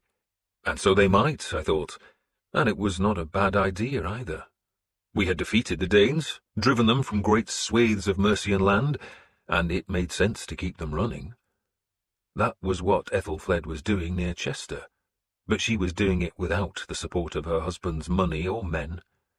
"And an army needs a leader," Bishop Wulfhere said. The serpent was flickering its tongue now. There was silence in the hall. "We have thought long about this," Wulfhere said piously, "and we have prayed too. We have laid the problem before Almighty God, and He, in His omniscience, has suggested an answer." The serpent slithered into the light, small eyes glinting. "There are a dozen men in this hall," the bishop continued, "who could lead an army against the heathen, but to raise one man above the rest is to provoke jealousy. If the Lord Uhtred was well, then there would be no other choice." "You lying bastard," I thought. "And we all pray for the Lord Uhtred's recovery," the bishop went on. "But until that happy day we need a man of proven ability, of fearless character, and of godly reputation." Erdwolf. Every eye in the hall looked at him, and I sensed rebellion stirring among the eldermen. Erdwolf was not one of them. He was an upstart who owed his command of Ethelred's household warriors to his sister Edith, who shared Ethelred's bed. I had half expected to see her at the Witten, perhaps pretending to be Ethelred's nurse, but she had the sense, or someone had the sense, to make sure she had stayed hidden. And then the bishop sprang his surprise, and the serpent's mouth opened to show the long, curved fangs. "It is the Lord Ethelred's pleasure," he said, "that his dear daughter should marry Erdwolf." There was a gasp in the hall, a murmur, and then silence again. I could see men frowning, more in perplexity than disapproval. Erdwolf, by marrying Elfwin, was joining Ethelred's family. He might not be nobly born, but no one could deny his wife's royal lineage. Elfwin was King Alfred's granddaughter, King Edward's niece. The open thighs of Erdwolf's sister had given him command of Ethelred's household warriors, but now Elfwin could spread her legs to lift him higher still. Clever, I thought. A few men started to speak, their voices a low grumble in the big hall, but then came another surprise. Ethelred himself spoke. "It is my pleasure," Ethelred said, then paused to gulp in a breath. His voice had been weak, and men hushed each other in the hall to hear him. "It is my pleasure," he said again, his words halting and slurred, "that my daughter Elfwin should marry my lord Erdwolf." Lord, I thought. Lord Erdwolf? I stared in amazement at Ethelred. He seemed to be smiling. I looked at Ethelhelm. What did Wessex gain from the marriage? Maybe, I thought, it was simply that no Mercian elderman could marry Elfwin and so inherit Ethelred's power, thus leaving the throne open for Edward. But what was to stop Erdwolf himself aspiring to the throne? Yet Ethelhelm was smiling and nodding his approval. Then he crossed the hall and held his arms out to embrace Erdwolf. There could be no plainer signal than that. King Edward of Wessex wanted his niece to marry Erdwolf. But why? Father Penda scuttled past, heading for the door. He glanced at me, and Osferth stiffened, expecting another assault from the young priest, but Penda kept walking. "Go after that priest," I told my son. "Father? He's gone for a piss. Piss beside him. Go." "I don't need a—" "Go and piss." Uhtred went, and I watched Ethelhelm lead Erdwolf onto the dais. The younger man looked handsome, confident, and strong. He knelt to Ethelred, who reached out a hand. Erdwolf kissed the hand, and Ethelred said something, but too low for any of us to hear. Bishop Wulfheard stooped to listen, then straightened and turned to the hall. "It is the pleasure of our dear Lord Ethelred," he announced, "that his daughter be married on the feast of St. Ethelwold." Some of the priests began stamping their feet, and the rest of the hall followed. "When is St. Ethelwold's Day?" I asked Osferth. "There are two Ethelwolds," he said pedantically, "and you should know that, Lord, as they both come from near Brunenburgh." "When?" I snarled. "The nearest is in 3 days, Lord, but Bishop Ethelwold's feast day was last month." 3 days? Far too soon for Ethelfled to interfere. Her daughter, Elfwin, would be married to an enemy before she even knew about it. That enemy was still kneeling to Ethelred while the Witten cheered him. Just minutes before, they had been scornful of Erdwolf because of his low birth, but they could see which way the wind blew, and it blew strong from the south, from Wessex. Erdwolf was at least a Mercian, and so Mercia would be spared the indignity of begging a West Saxon to lead them. Then my son came back into the church and bent to my ear. He whispered to me. And I understood, at last, why Ethelhelm approved of the marriage, and why I had been invited to the Witten. I should have known, or I should have guessed. This meeting of the Witten was not just about Mercia's future, but about the fate of kings. I told Uhtred what he must do. Then I stood. I stood laboriously and slowly, letting the pain show on my face. "My lords!" I shouted, and that hurt so much. "My lords!" I shouted again, letting the pain rip at me. They turned to look at me. Every man in the room knew what was about to happen. Indeed, Ethelhelm and the bishop had feared this would happen, which is why they had hoped to silence me with flattery. Now they knew the flattery had failed because I was going to protest. I was going to argue that Ethelfled should have a say in her daughter's fate. I was going to challenge Ethelred and Ethelhelm, and now they waited for that challenge in silence. Ethelred was staring at me. So was Ethelhelm. The bishop's mouth hung open. But, to their relief, I said nothing. I just fell to the floor. There was commotion. I was shaking and moaning. Men ran to kneel at my side, and Finan bellowed at them to give me room. He also shouted to my son, telling him to come to me, but Uhtred had gone to do my bidding. Father Penda pushed through the crowd, and, seeing me stricken, loudly announced that this was God's righteous judgment on me, and even Bishop Wulfheard frowned at that. "Silence, man! The heathen is struck down!" Father Penda said, trying too hard to earn his gold. "Lord! Lord!" Finan was rubbing my right hand. "Sword," I said faintly. Then louder, "Sword!" Not in the hall, some fool insisted. No swords in the hall, Erdwolf said sternly. So Finan and 4 other men carried me outside and laid me on the grass. A thin rain was falling as Sihtric brought me serpent breath and closed my right hand about her hilt. "Paganism!" Father Pender hissed. "Does he live?" the bishop asked, bending down to peer at me. "Not for long," Finan said.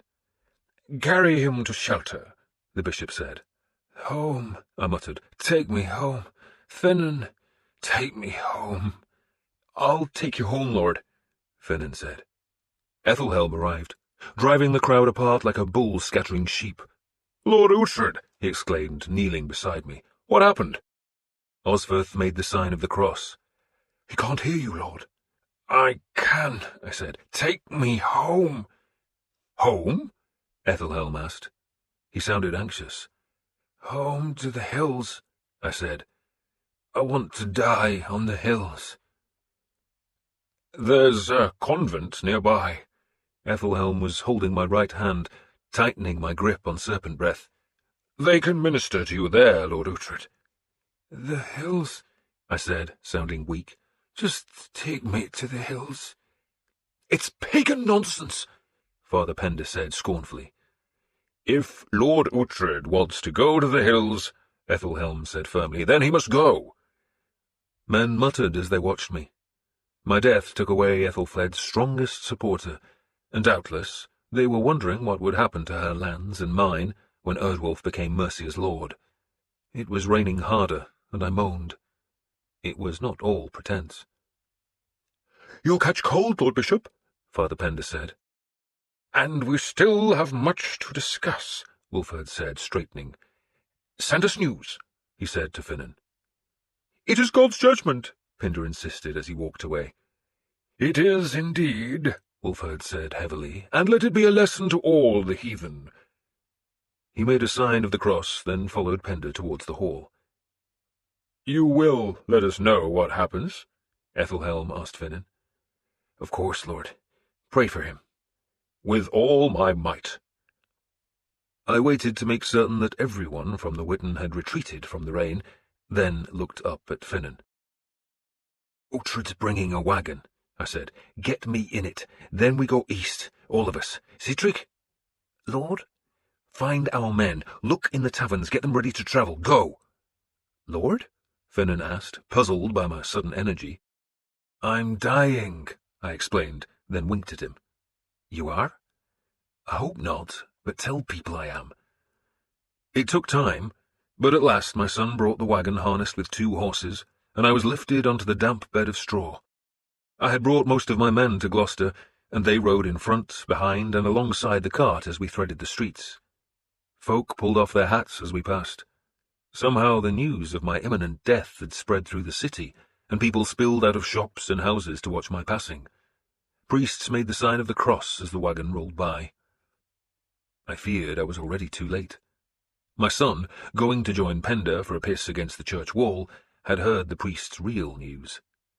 Æthelhelm had sent men to Cirencester. And I should have known. That was why I had been invited to the Witten. Not because Ethelred and Æthelhelm wanted to persuade Mercia that someone had spoken in support of Ethelfled, but to get me out of Cirencester, or rather to get my household warriors out of the town, because there was something Æthelhelm desperately wanted in Cirencester. He wanted Æthelstan. Æthelstan was a boy, just 10 years old as far as I could remember, and his mother had been a pretty Kentish girl who had died giving birth to him. But his father was alive, very much alive, and his father, Edward, son of King Alfred, was now the King of Wessex himself. Edward had since married Æthelhelm's daughter and fathered another son, which made Æthelstan an inconvenience. Was he the eldest son? Or was he, as Æthelhelm insisted, a bastard? If he was a bastard, then he had no rights, but there was a persistent rumour that Edward had married the Kentish girl, and I knew that rumour was true because Father Cuthbert had performed the marriage ceremony. The people of Wessex pretended to believe that Æthelstan was a bastard, but Æthelhelm feared those persistent rumours. He feared that Ethelstan could be a rival to his own grandson for the throne of Wessex, and so Ethelhelm had plainly decided to do something about that. According to Penda, he had sent 20 or more men to Cirencester, where Ethelstan was living in Ethelfled's house, but my absence meant that the boy was protected by only 6 household warriors. Would Ethelhelm dare kill him? I doubted that, but he would certainly dare capture him and have him removed far away so that he could not threaten the Elderman's ambitions. And if Penda was right, then the men sent to take Ethelstan had a day's start on us. But Ethelhelm had plainly been frightened I was going to Cirencester, or perhaps Fragenforder, which suggested his men might still be there. And that was why I had muttered the nonsense about dying on the hills. When I die, I want it to be in a girl's warm bed, not on some rain-swept Mercian hilltop. I dared not hurry. People watched us from the walls of Gloucester, so we travelled painfully slowly, as if the men did not want to jolt a wagon in which a man lay dying. We could not abandon that pretence until we reached the beech woods on the steep slope that climbed to the hills where sheep would keep the pale grass short all summer, and once among those trees, and thus safely hidden from curious eyes, I climbed off the cart and onto my horse's back. I left Godric Grindenson, my son's servant boy, to bring the cart, while the rest of us spurred ahead. "Osferth," I called. "Lord?" "Don't stop in Cirencester," I told him. "Ride on with 2 men and make sure Father Cuthbert's safe. Get the blind bastard out of bed and bring them both to Cirencester." "Them? Out of bed?" Osferth could be slow to understand sometimes. "Where else will they be?" I asked, and Finnan laughed. Father Cuthbert was my priest. I did not want a priest, but he had been sent to me by King Edward, and I liked Cuthbert. He had been blinded by Knut. He was, I was constantly assured, a good priest, meaning he did his work well enough. What work? I had asked Osferth once, and had been assured that Cuthbert visited the sick and said his prayers and preached his sermons, but every time I visited his small house beside Fagrenforder's church I had to wait while he dressed. He would then appear, smiling, dishevelled and flustered, followed a moment later by Mercia, the dark-skinned slave girl he had married. She was a beauty. And Cuthbert was in danger. I was not certain that Ethelhelm knew that it had been Father Cuthbert who had married Edward to his Kentish love. If he did know, then Cuthbert would have to be silenced, though it was possible Edward had never revealed the priest's identity. Edward was fond of his son, and he was fond of Cuthbert too, but how far did that affection reach? Edward was not a weak king, but he was a lazy one, happy to leave most of the kingdom's affairs to Ethelhelm and to a pack of diligent priests who, in truth, ruled Wessex fairly and firmly. That left Edward free to hunt and to whore. And while the king hunted deer, boars, and women, Ethelhelm gathered power. He used it well enough. There was justice in Wessex, and the burghs were kept in repair, and the Fyrd practised with weapons, and the Danes had finally learned that invading Wessex led only to defeat, and Ethelhelm himself was a decent enough man, except that he saw a chance to be the grandfather of a king, and a great king at that. He would guide his grandson as he guided Edward, and I did not doubt that Ethelhelm's ambition was the same dream that had haunted Alfred. That dream was to unite the Saxons, to take the 4 kingdoms and make them one. And that was a good dream, but Ethelhelm wanted to be sure it was his family that made the dream come true. And I would stop him, if I could. I would stop him because I knew Ethelstan was legitimate. He was the Atheling, the king's eldest son, and besides, I loved that boy. Ethelhelm would stop at nothing to destroy him, and I would do anything to protect him. We did not have far to go. Once on the hilltops, we could see the smear of smoke that marked Cirencester's hearth fires. We were hurrying, and my ribs hurt. The land either side of the Roman road belonged to Ethelfled, and it was good land. The first lambs were in the fields, guarded by men and dogs. The wealth of the land had been granted to Ethelfled by her father, but her brother could take it away, and Ethelhelm's unexpected presence in Gloucester suggested that Edward was siding with Æthelred, or rather that Æthelhelm was making the decisions that would dictate Mercia's fate. "What will he do to the boy?" Vernon asked, evidently thinking much the same thoughts as those in my head. "Cut his throat?" "No. He knows Edward likes the twins. Ethelstan had a twin sister, Edgith." "He'll put Ethelstan into a monastery," my son suggested, "and little Edgith into a convent." "Like enough. Somewhere far away," my son went on, "with some bastard abbot who beats the shit out of you every 2 days. "They'll try to make him into a priest," Vernon said. "Or hope he falls ill and dies," I said, then winced as my horse came down heavily on a rough patch of stone. The roads decayed. Everything decayed. "You shouldn't be riding, father," my son said reprovingly. "I'm in pain all the time," I said, "and if I gave in to it, then I'd do nothing." But that journey was painful, and by the time I came to Cirencester's western gate I was almost weeping with agony. I tried to hide the pain. I sometimes wonder whether the dead can see the living. Do they sit in Valhalla's great feast hall and watch those they left behind? I could imagine Knut sitting there and thinking that I must join him soon, and we would raise a horn of ale together. There is no pain in Valhalla, no sadness, no tears, no broken oaths. I could see Knut grinning at me, not with any pleasure at my pain, but rather because we had liked each other in life. "Come to me," he was saying, "come to me and live." It was tempting. "Father?" My son sounded worried. I blinked, and the shadows that had clouded my eyes drained away, and I saw we had reached the gate, and one of the town guards was frowning up at me. "Lord?" the man said. "Did you speak?"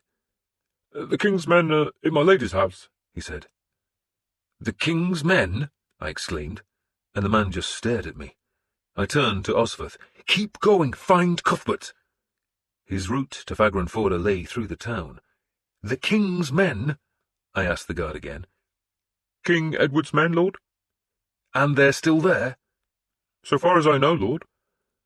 I spurred on. Ethelfled's house had once belonged to the Roman commander, or I assumed it had been the commander's house because it was a lavish building that lay in a corner of the old Roman fort.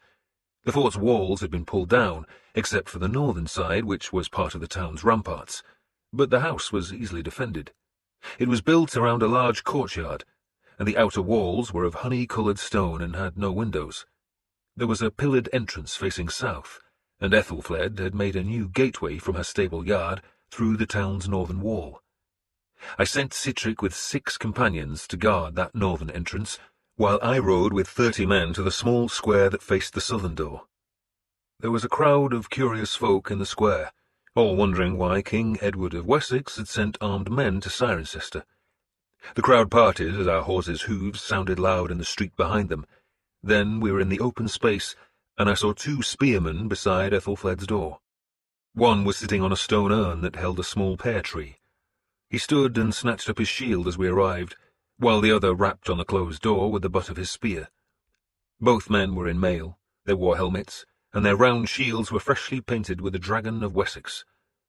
There was a small hatch in the door, and I saw it slide to one side, and someone peered out at us.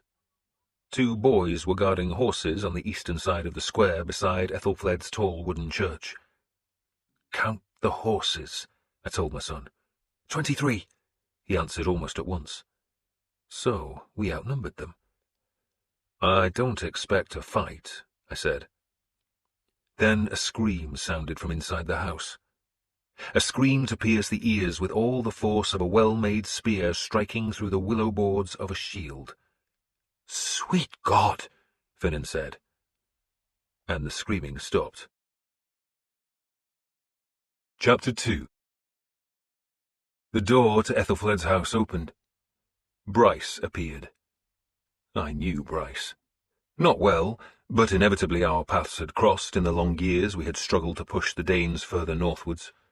I had seen him in encampments, had even exchanged a word or two before battle, and he was a veteran of many battles, a man who had stood in the shield wall time after time, and always under Ealdorman Ethelhelm's banner of the leaping stag. He was skilled with weapons, strong as a bull, but slow of wit, which is why he had never risen to command one of Ethelhelm's larger companies. Yet today, it seemed, Bryce had been put in charge of the men sent to find Æthelstan. He strode towards us, a warrior in his formidable war glory, but I had too often dressed in the same way to be impressed by the display. His mail was good and tight, probably from Francia, but it had been cut in a half-dozen places where new rings showed against the duller metal. He wore tall boots of dark leather, while his sword belt, buckled tight around the bright mail, was decorated with silver lozenges. His sword was long and heavy, scabbarded in a red sheath crisscrossed with silver bands. A silver chain hung at his neck. A dark red cloak was spread by his wide shoulders, clasped at his throat by an ornate brooch studded with garnets. He wore no helmet. His red hair was longer than most Saxons liked to wear it, framing a face that had seen many enemies. He had gouged a cross onto his right cheek, then rubbed the wound with soot or dirt to leave the dark mark that proclaimed him a Christian warrior. He was a hard man, but what else would he be? He had stood in the shield wall, he had watched the Danes come to attack, and he had lived. He was no youngster. His beard was grey, and his dark face deep-lined. "My lord Uhtred," he said. There was no respect in his voice.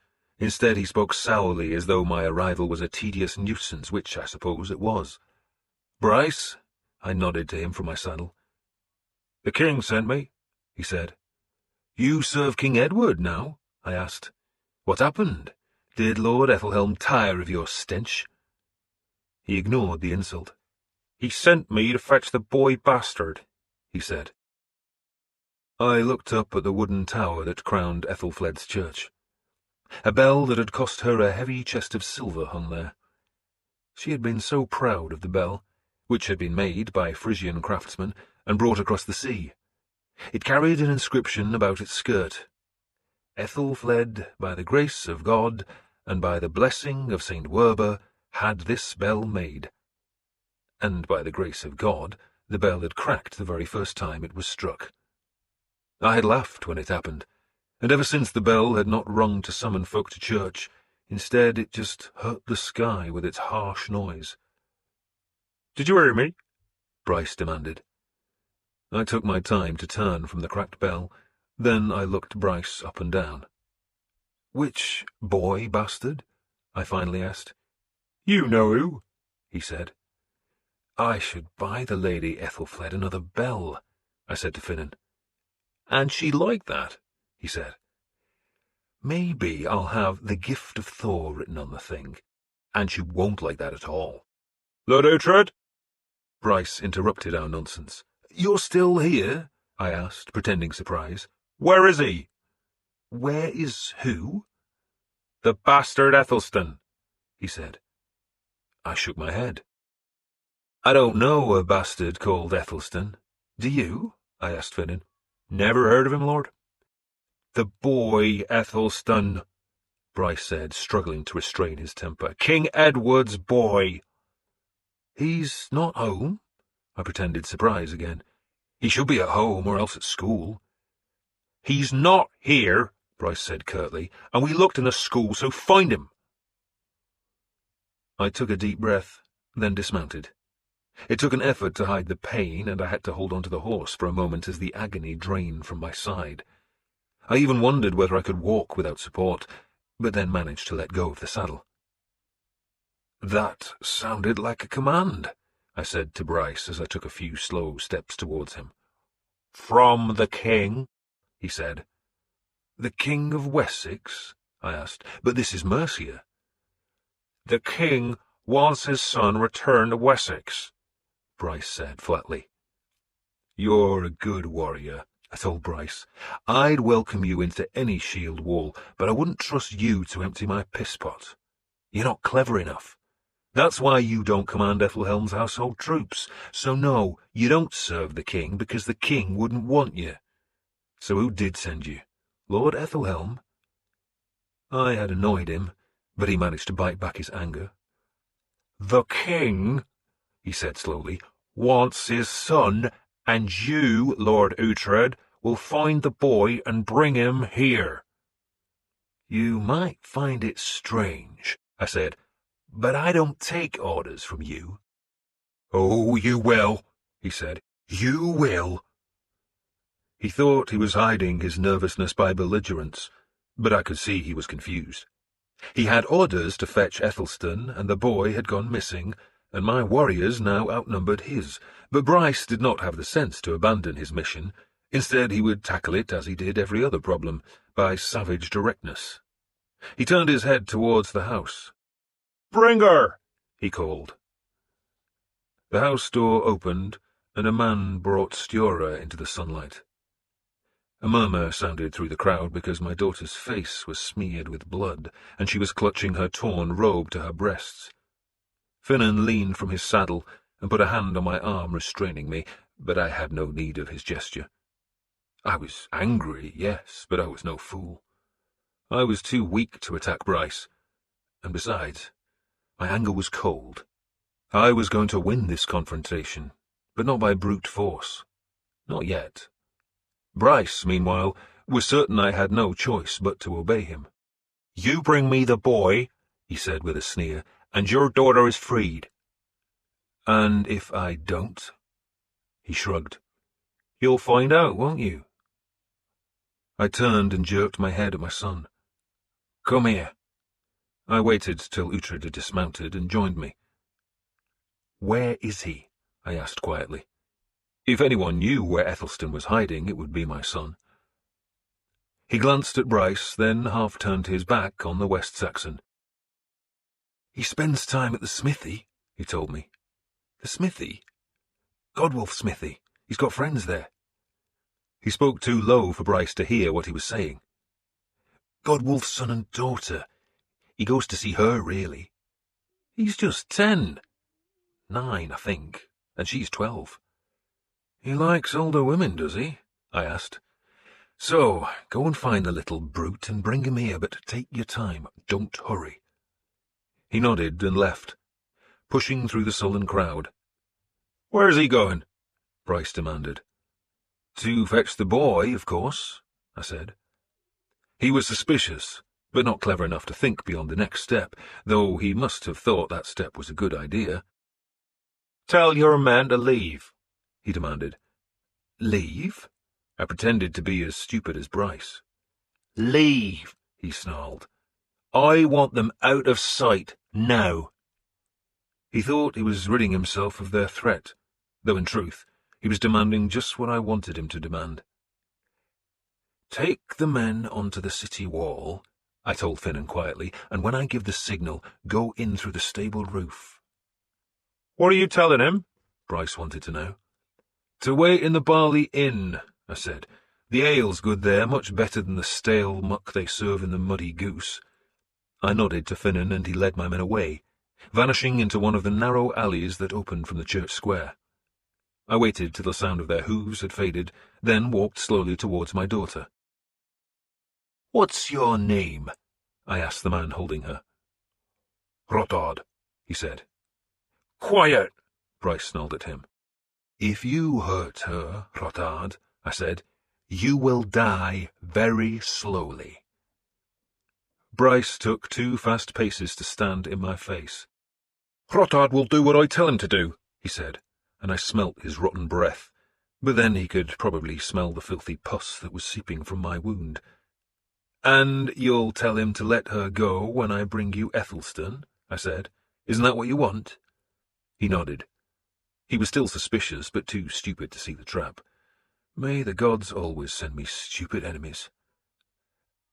"You know where the boy is?" he asked. "We think so," I said, "and of course if the king wants his son, then who am I to stand in his way?" He thought about that question for a few heartbeats, and must have decided that I had yielded altogether to his demands. "The king asked Lord Ethelhelm to fetch the boy," Bryce said, trying to shade his lies into truth. "You should have told me that from the beginning," I said, "because I've always liked Ethelhelm." Bryce half smiled, placated by the words. "But I don't like men who strike my daughter," I added. "It was an accident, Lord," he said too quickly. "The man will be punished." "Good," I said. "And now we wait." We waited while Finnan's men dismounted, and then climbed to the city wall by steps hidden beyond the church and far from Bryce's sight. The old fort, most of which had been pulled down, had stood in a corner of those walls, and so the ramparts formed the northern and western sides of Ethelfled's house. The servant quarters and stables were on the northern side, and over the years their roofs had decayed to be replaced by thatch held up by rafters and wattles. Tear the thatch aside, and break through the wattles, and a man could drop into the stables. I could see Finnan and his men on the wall now, and Bryce would have seen them too had he turned around, but I kept his attention by asking him about Chottenhalla and listening as he described his part in that battle. I pretended to be impressed, encouraging him to tell me more while Finnan's men ducked down low. Only one stayed upright, leaning lazily against the outer rampart. "What about the boy's twin sister?" I asked Bryce. "The king wants her too," he said. "Where is she now?" "In the house, with the kitchen maids." "She'd better be safe and unharmed," I said. "She is," Bryce said. I turned away. "You will forgive me," I said, "but my wound still hurts. I need to sit." "I pray for your recovery," he said, though it took an effort for him to say it. "The gods will have their will," I said, and turned back to my horse, which was being held by Edric, a lad of some 8 or 9 years who was my new servant. I braced myself against the pain, then climbed into the saddle. Bryce had also turned away and walked back to the house door, where he waited close to Stiora. She was staring at me. I have been a bad father, though I have ever loved my children. Yet small children bore me, and as they grew I was forever away fighting. I trained my son to be a warrior, and I was proud of him, but Stiora puzzled me. She was my youngest, and it hurt to look at her because she so resembled her dead mother. She was tall and lithe, and had her mother's long face, the same black hair, the same dark eyes, and the same grave expression that could light into beauty with a smile. I did not know her well because I had been fighting as she grew, and Ethelfled had raised her. She had been sent to the nuns in Cragelad for much of her youth, schooled there in religion and the womanly arts. She was sweet-natured, though there was steel beneath that honey, and she was affectionate, though I never did know what she was thinking. It was time, I knew, that she was married, but I had found no one to whom I wanted to give my daughter, and she had never spoken of wanting to be married. Indeed, she never spoke much, guarding her truth hoard behind silence and stillness. Her lower lip had been broken. It was swollen and bloody. Someone had hit her hard to do that, and I would find that man and kill him. Stiora was my daughter, and no one hit her without my permission, and she was too old to be struck now. Children should be whipped into obedience, but once a child comes of age, then the beatings stop. Husbands beat wives, of course, though I had never beaten Gisela, nor any of my lovers. I was not alone in that. Many men do not beat their wives, even though the law allows it and the church encourages it. But a man gains no reputation by beating a weaker person. Ethelred had beaten Ethelfled, but he was a weak man, and it takes a weak man to prove his strength by striking a woman. I was thinking these thoughts and watching my daughter, who stood very straight and still. A gust of wind brought a spatter of rain. I looked up, surprised because most of the day had been fair, but the rain was brief and light. "Lord!" Bryce called harshly. He was becoming suspicious again, but before he could voice his fears, my son appeared with Ethelstan. "Bring the boy here," Bryce called to my son. "Bring him to me," I ordered, and Uhtred obediently brought Ethelstan to my stirrup. I grinned down at the boy, who I loved as though he were another son. He was a good boy, mischievous as a boy should be, but intelligent and tough.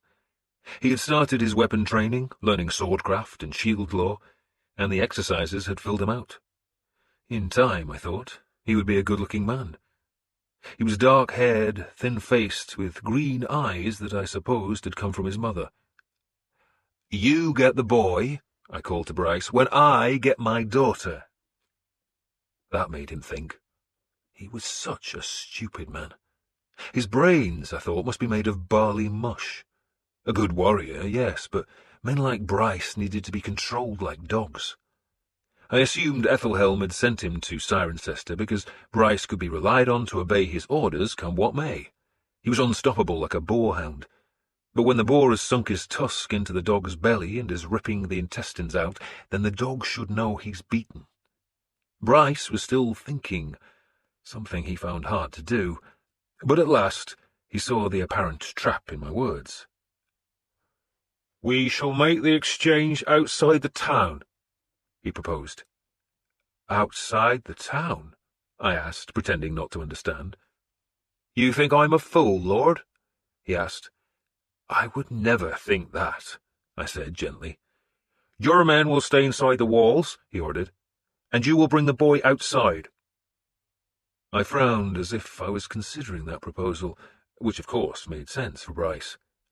He had worked out that my men could ambush him in Cirencester's narrow streets, but if the exchange was made in the fields outside the town, then there was no danger of such a trap. "Well?" he demanded.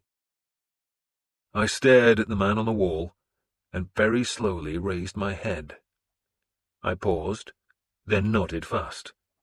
The man on the wall vanished, but Bryce, of course, believed the nod was for him. "We shall do it your way," I said to Bryce, "but I want your word of honour." "My word, Lord?" "That the man who struck my daughter will be punished." "I said so, didn't I?" I spurred my horse a little closer. The hooves were loud on the Roman paving. "I want you to give the man to me," I said. "He will be punished," Bryce said stubbornly. Then the shout started, and the unmistakable sound of swords clashing, and I knew Finan and his men were inside the house. They had not bothered to clear the thatch and break the wattles beneath, but simply jumped onto the roof, which instantly gave way. Gerbrut, a Frisian who never seemed to stop eating and who weighed as much as a horse, had evidently jumped first, and the rest of Finan's men followed through the gaping hole he had made. I did not react to the sounds, but just kept looking at Bryce. "You will give the man to me," I said, and might have saved my breath because Bryce suddenly heard the commotion and realized he had been tricked. I was ready to spur my horse at him, using the stallion's weight to throw him down, but instead he drew his sword and ran at me. "You bastard!" he shouted. He was quick. No warrior stays alive by being slow, but for a big man he was surprisingly fast.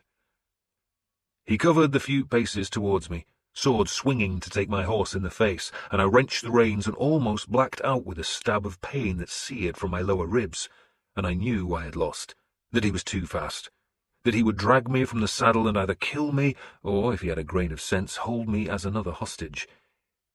Yet, if he was fast, my son was like lightning. Bryce's sword never struck me or my horse. I was hardly aware what happened, but I learned that Uhtred drew his seax, Ator, and threw it. The short blade struck Bryce's legs, tripping him, and I heard the clatter as he fell, but I was still trying to calm my breathing. Bryce stood immediately, but Uhtred had his long sword, his precious raven-beak, drawn. He had thrust Ethelstan back, away from the fight. "Come on, Earthling," he taunted Bryce. The crowd that had been so silent suddenly cheered. "Bastard!" Bryce said. He kicked Ator away, then went for my son. Bryce, remember, was an experienced sword warrior, a man who had spent his life training with blades, a man who had become wealthy with sword skill. He had no fear, and Uhtred, my son, had an open face that looked forever cheerful and gave him the appearance of innocence. Bryce reckoned he could chop him down with 2 or 3 strokes, and the first stroke was a scything blow that would have opened my son's belly like a knife slashing across a sack of eels.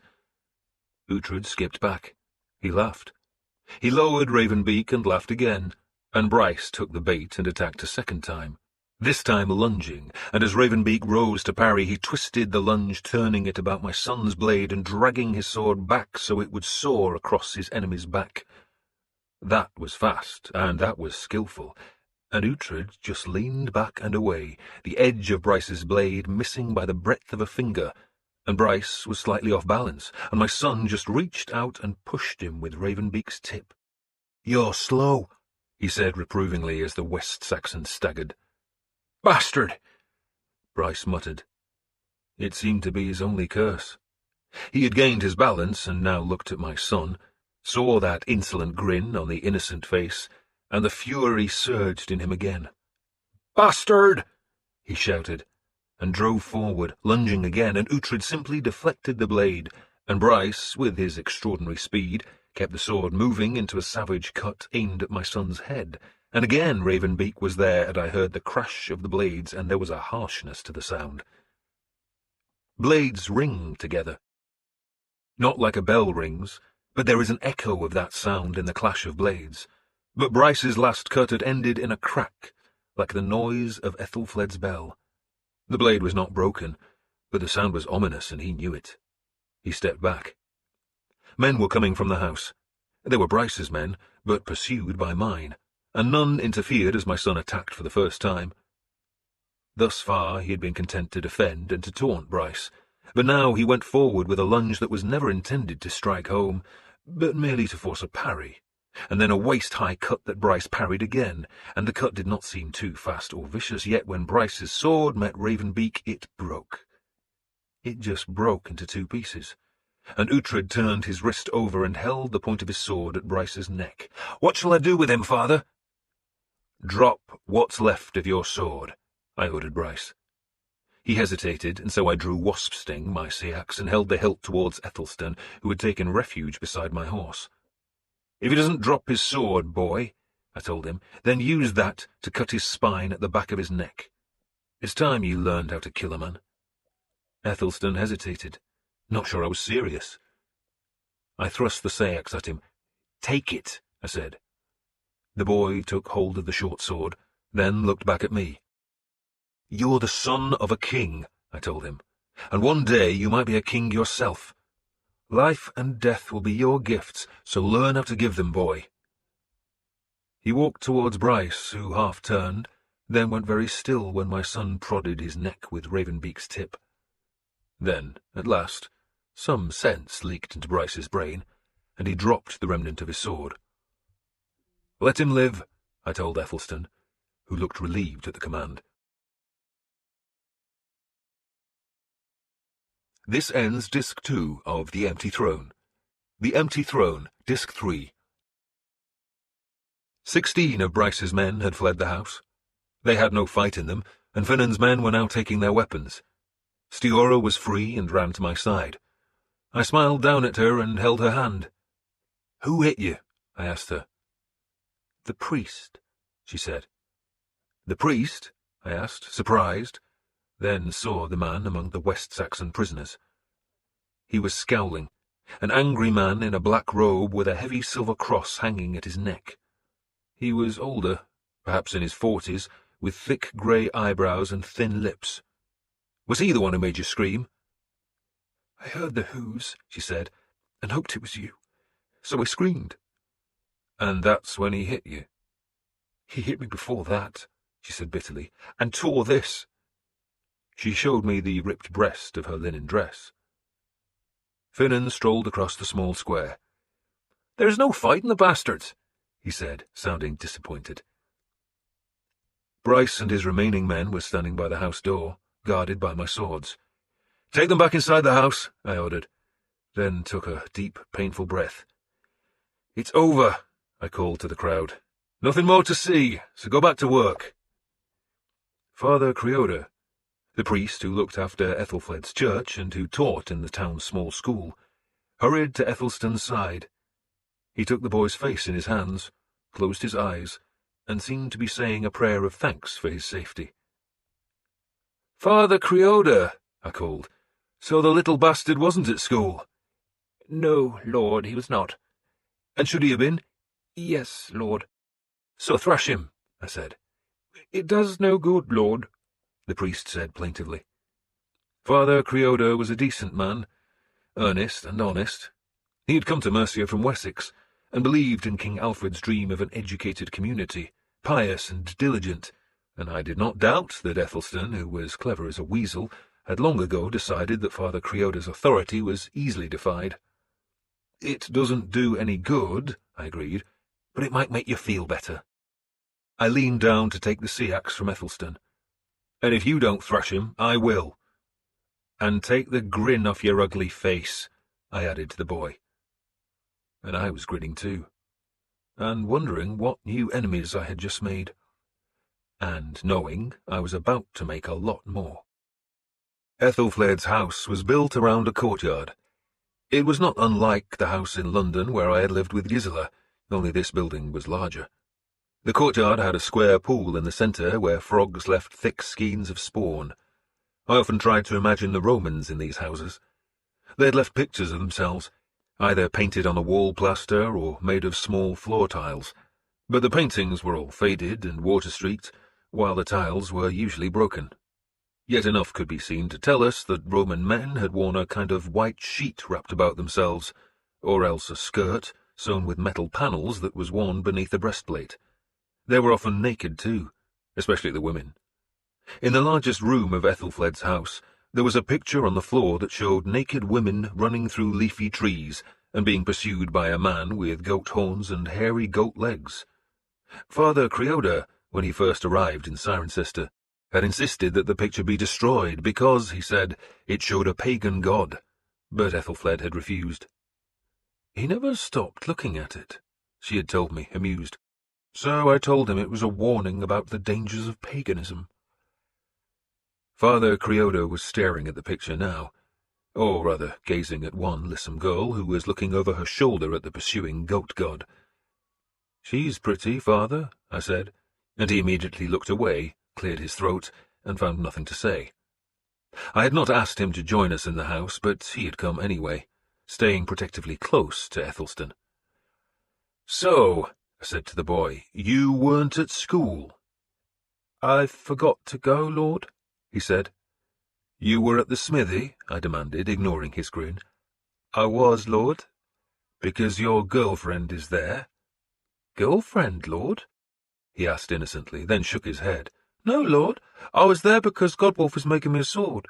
He's teaching me how to work the metal." I took the boy's hands in mine and looked at his wrists and saw the small burn marks where sparks had scorched him. "Doesn't Godwolf know you should be at school?" I asked. The boy grinned. "He does, Lord, but he also thinks I should learn something useful." "Useful," I growled and tried to look stern, but he must have sensed my pleasure at his answer because he smiled. I looked at Father Creoda. "What are you teaching him, Father?"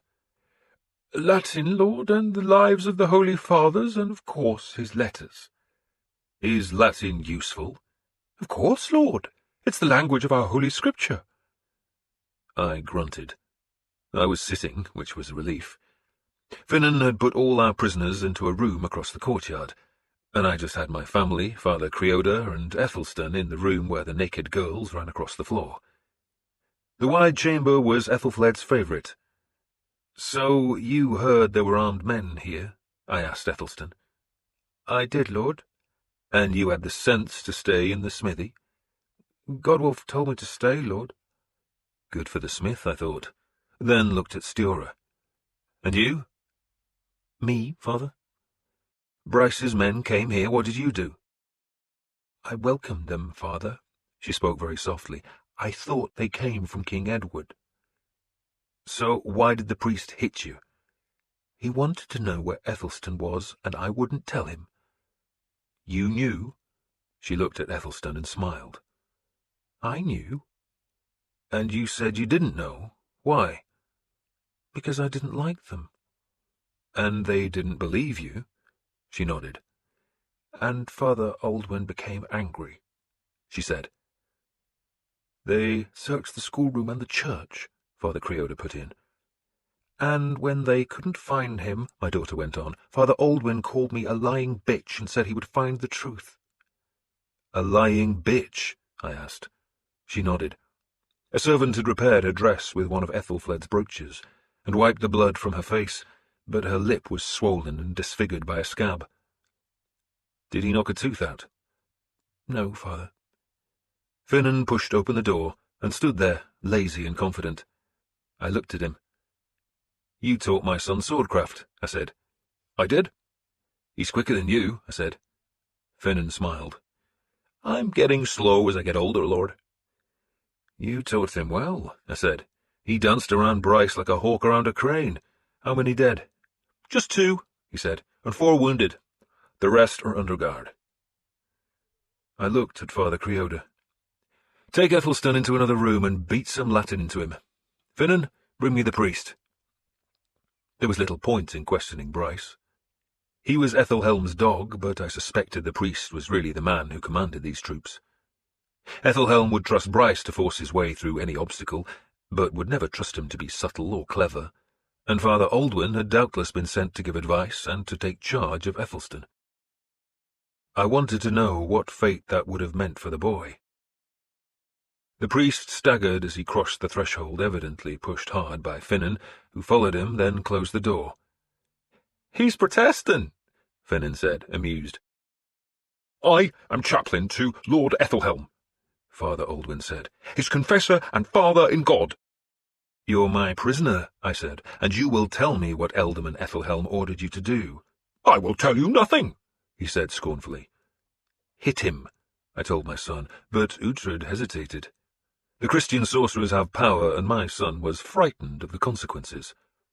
"You see," Father Aldwin sneered, "my God protects me." He thrust a finger towards my son. "Touch me, young man, and you will rot in everlasting damnation." "How do we even know you're a priest?" I asked. "I am Lord Ethelhelm's chaplain." I frowned. "Aldwin, yes? Is that your name? But I seem to remember meeting Father Aldwin. An old man with long white hair and a shaking hand. He had the palsy, isn't that right, Finan?" "That's the fella, right enough." Finan caught my line, embroidered it. "A little fellow with a lame leg. He dribbled a bit." "So this isn't Father Aldwin?" "Can't be. He's not dribbling." "You're an impostor," I told the priest. "I am not," he began, but I interrupted him. "Take his frock off," I told Finan. "He's no more a priest than I am." "You dare not!" Father Aldwin shouted, then stopped abruptly because Finan had buried a fist in his belly. The Irishman shoved Aldwin against the wall and drew a knife. "See," I said to my son, "he's an impostor. He's just pretending to be a priest like that fat fellow who came to Cirencester last winter." The man had been collecting coins that he said were to feed the poor and hungry, but all they did was add to his belly till we had Father Creoda question him. The fat fellow could not even repeat the creed, so we stripped him down to his shirt and then whipped him out of town. Aldwin made a strangled noise as Finan slashed down through his black robe. The Irishman sheathed the knife, then ripped the robe clean down the centre and tugged it off the priest's shoulders. Aldwin was left wearing a dirty shift that hung to his knees. "See," I said again, "he's no priest." "You make an enemy of God," Aldwin hissed at me, "of God and his holy saints." "I don't give a rat's turd for your God," I said, "and besides, you're not a priest, you're an impostor." The words were cut off because Finan had hit him in the belly again. "So tell me, impostor," I said, "what Lord Ethelhelm planned to do with Prince Ethelstan?" "He's no prince," Aldwin gasped. "Uhtred," I looked at my son, "hit him." My son paused a heartbeat, then crossed the room and slapped the priest hard around the head. "Good," I said. "The boy is a bastard," Aldwin said. "Again," I told my son, and he backhanded the priest hard. "King Edward and Ethelstan's mother," I said, "were married in a church, and the priest who married them lives." I hoped Father Cuthbert was still alive, and judging by Aldwin's surprised reaction, he was. Aldwin was staring at me, trying to judge the truth of what I had said, and I suspected that if he had been told of Father Cuthbert's existence, then he would not be gazing at me so fixedly. "He lives," I went on, "and will swear on oath that he married Edward and the Lady Equin, and that means Ethelstan is the king's eldest son, the Etheling, next in line to the throne." "You lie," Aldwin said, though without conviction. "So, now answer my question," I said patiently. What were you planning to do with the Ætheling? It took time and threats, but in the end he told us. Æthelstan was to be sent south across the sea to Neustria, which is a great stretch of rocky land that forms the westernmost province of Francia. There is a monastery there, Aldwin said, and the boy would be entrusted to the monks for his education. His imprisonment, you mean? His education, Aldwin insisted. In a place racked by warfare, I said. The province of Neustria had been invaded by Northmen, hordes of them, men who reckoned that there were easier pickings in Francia than in Britain. Any monastery on that wild land beside the ocean was likely to be sacked by vengeful Norsemen, with everyone inside the walls put to the sword. You want the Ætheling dead, I accused him, without blood on your hands. They are holy men in Neustria, he said weakly. Holy jailers, I said. Does King Edward know of this? The king agrees that his bastard son should be educated by the church, Aldwin said. And he thinks it will be in some West Saxon monastery, I guessed, not in some Neustrian cesspit waiting for the Norseman to open his guts with a blade. Or sell him into slavery, Finan put in quietly. And that made sense. Æthelstan and his sister, 2 young children, they could fetch a high price in Francia's slave markets. You bastard, I said to Aldwin. And what of his twin sister? You were hoping she'd be enslaved too? He said nothing, just raised his head and stared defiantly at me. Did you travel to Neustria? I asked on an impulse. Aldwin hesitated, then shook his head. No, why would I do that? I stood, wincing at the inevitable pain. I drew wasp sting and walked so close to the priest that I could smell his foul breath. I'll give you another chance, I said. Did you travel to Neustria?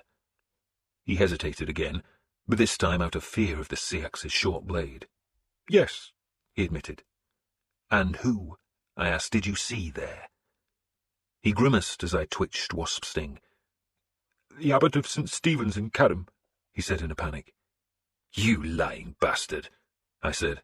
If he had simply wanted to place a boy in a monastery school, then a letter would have been sufficient. I raised the blade, lifting the ragged hem of his shift. Who did you see?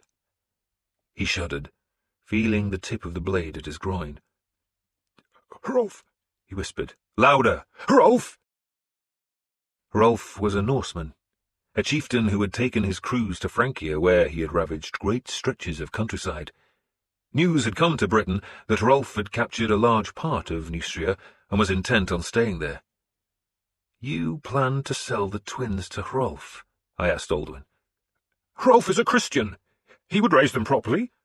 Hrolf is no more a Christian than I am, I snarled. He says he is because the Franks demanded that as a price for him staying there. I'd say the same thing if it gave me a new kingdom to rule. You'd have sold Æthelstan and Eadgith to the bastard, and what would he do? Kill them? No, the priest whispered, but without conviction. And that would have left Lord Ethelhelm's grandson as the only heir to the kingdom of Wessex. I raised Wasp Sting higher till her tip touched Aldwin's belly. You're a traitor, Aldwin. You were planning to murder the king's eldest children. No, he whispered again. So tell me why I shouldn't kill you. I'm a priest, he whimpered. You're not dressed as a priest, I said. And you struck my daughter. That's not the act of a priest, is it? He had nothing to say. He knew my reputation as a priest-killer. Most men, of course, feared to kill a monk or priest, knowing that the act would condemn them to the nailed god's perpetual torment, but I had no fear of the Christian god's vengeance.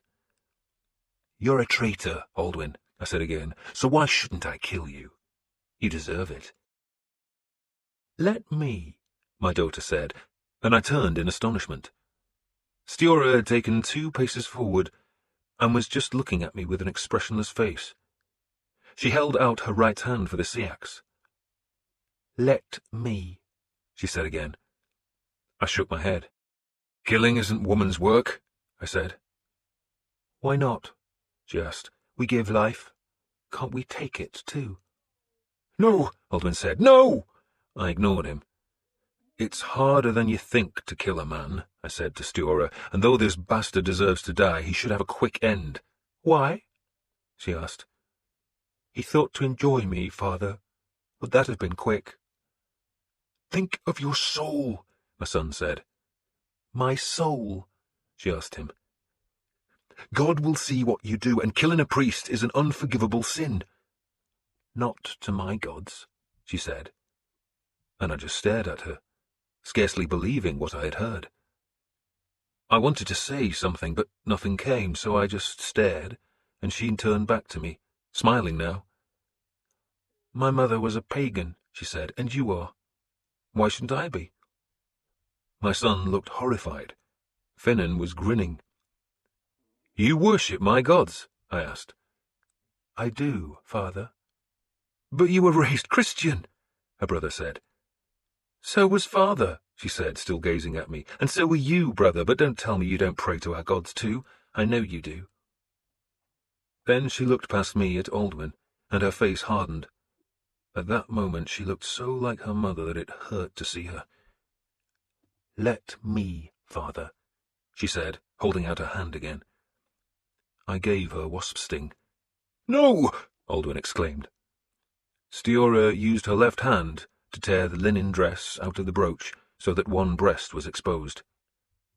Isn't that what you wanted to see, priest? She asked. So look at it. No! Aldwin was whimpering. He half crouched, not daring to look. Stiora, my son whispered. But my daughter had no pity. I watched her face as she killed the priest, and it was hard, merciless, and determined. She cut him first, slashing the short sword to open his scalp and his neck, then to slice his forearms as he tried to defend himself, and her breast and dress were spattered with his blood as she beat him down with 2 more cuts to the head, and only then did she use 2 hands on Wasp Sting's short hilt to slice hard at his throat. The blade lodged there, and she grunted as she hauled it back and across to cut his gullet. She watched as he fell, as his blood spurted to puddle on one of the naked women running from the goat god. She watched Aldwin die, and I watched her. It was always difficult to read her face, but I did not see any revulsion at the slaughter she had made, only what looked like curiosity. She even smiled slightly as the priest twitched and made a gurgling noise. His fingers clawed at the little tiles, then he gave a great jerk and was still. Stiora offered the sword hilt first to me. Thank you, father, she said calmly. Now I must wash. She held the ruined, blood-soaked dress over her nakedness and walked from the room. Christ Jesus, my son said quietly. She is your daughter, so she is, Finan said. He walked to the priest's corpse and nudged it with his foot. And the image of her mother, he added. We need 6 wagons, I said, at least 6. Finan and my son were still both staring at the dead priest, who quite suddenly farted. 6 wagons, I said again, harnessed with horses, not oxen, and preferably loaded with hay or straw, something heavy anyway. Logs, maybe. 6 wagons? Finan asked. At least 6, I said, and we need them by tomorrow. Why, Lord? He asked. Because we're going to our wedding, I said, of course. And so we were. Chapter 3. There was a cavernous space beneath Father Creoda's church, a space so big that it stretched beyond the church's walls, which were supported by massive stone pillars and arches. The cellar walls were also of stone, great blocks of roughly trimmed masonry, while the floor was beaten earth.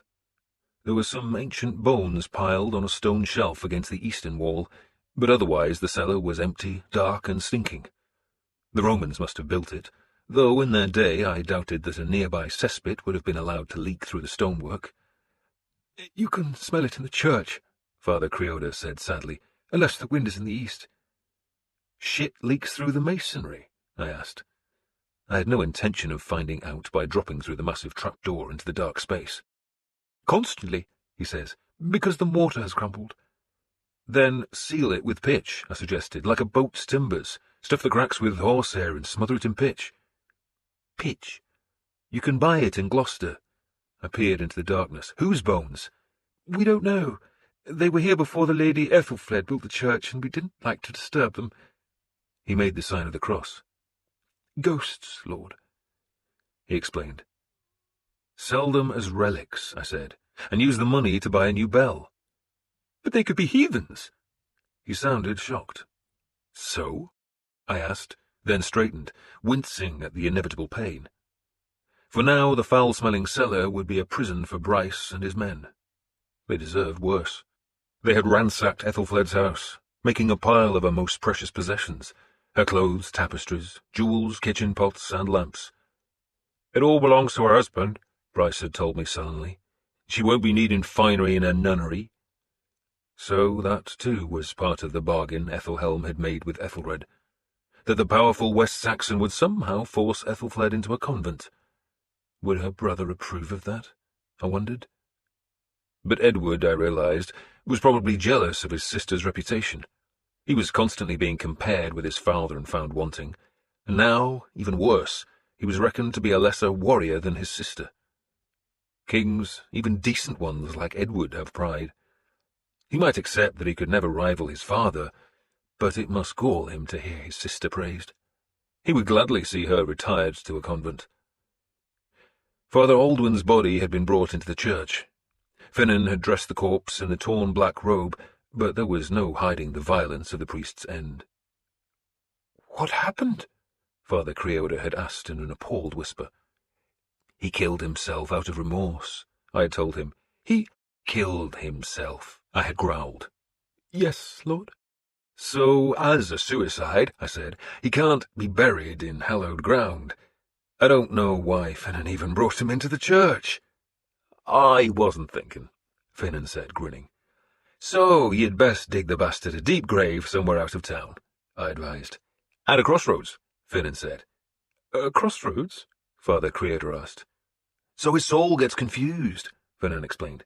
"He won't know which way to go. You don't want his spirit coming back here, God forbid, so plant him at a crossroads and confuse him."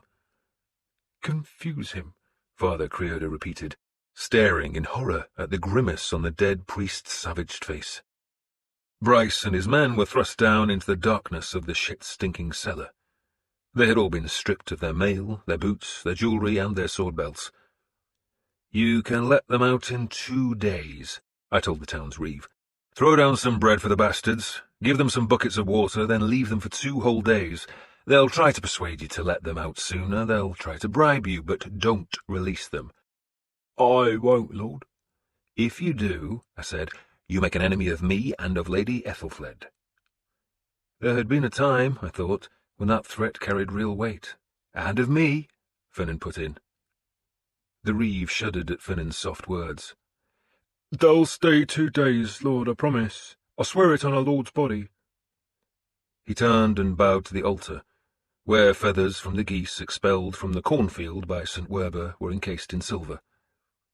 "Let them out sooner," Finan added, "and the ghosts of the bones will come for you." "I swear it, Lord," the reeve said in desperation. "I suppose they'll bury me at a crossroads," I said to Finan as we walked back to Ethelfled's house. He grinned. "We'll give you a proper funeral. We'll light a fire big enough to dim the sun. Trust me, your gods will know you're coming." I smiled, but I was thinking of the crossroads, of all the roads that the Romans had made, and which crumbled across Britain. Parts were washed away by floods. Sometimes the stones were stolen because the big, fat slabs made good field markers or foundations for pilings.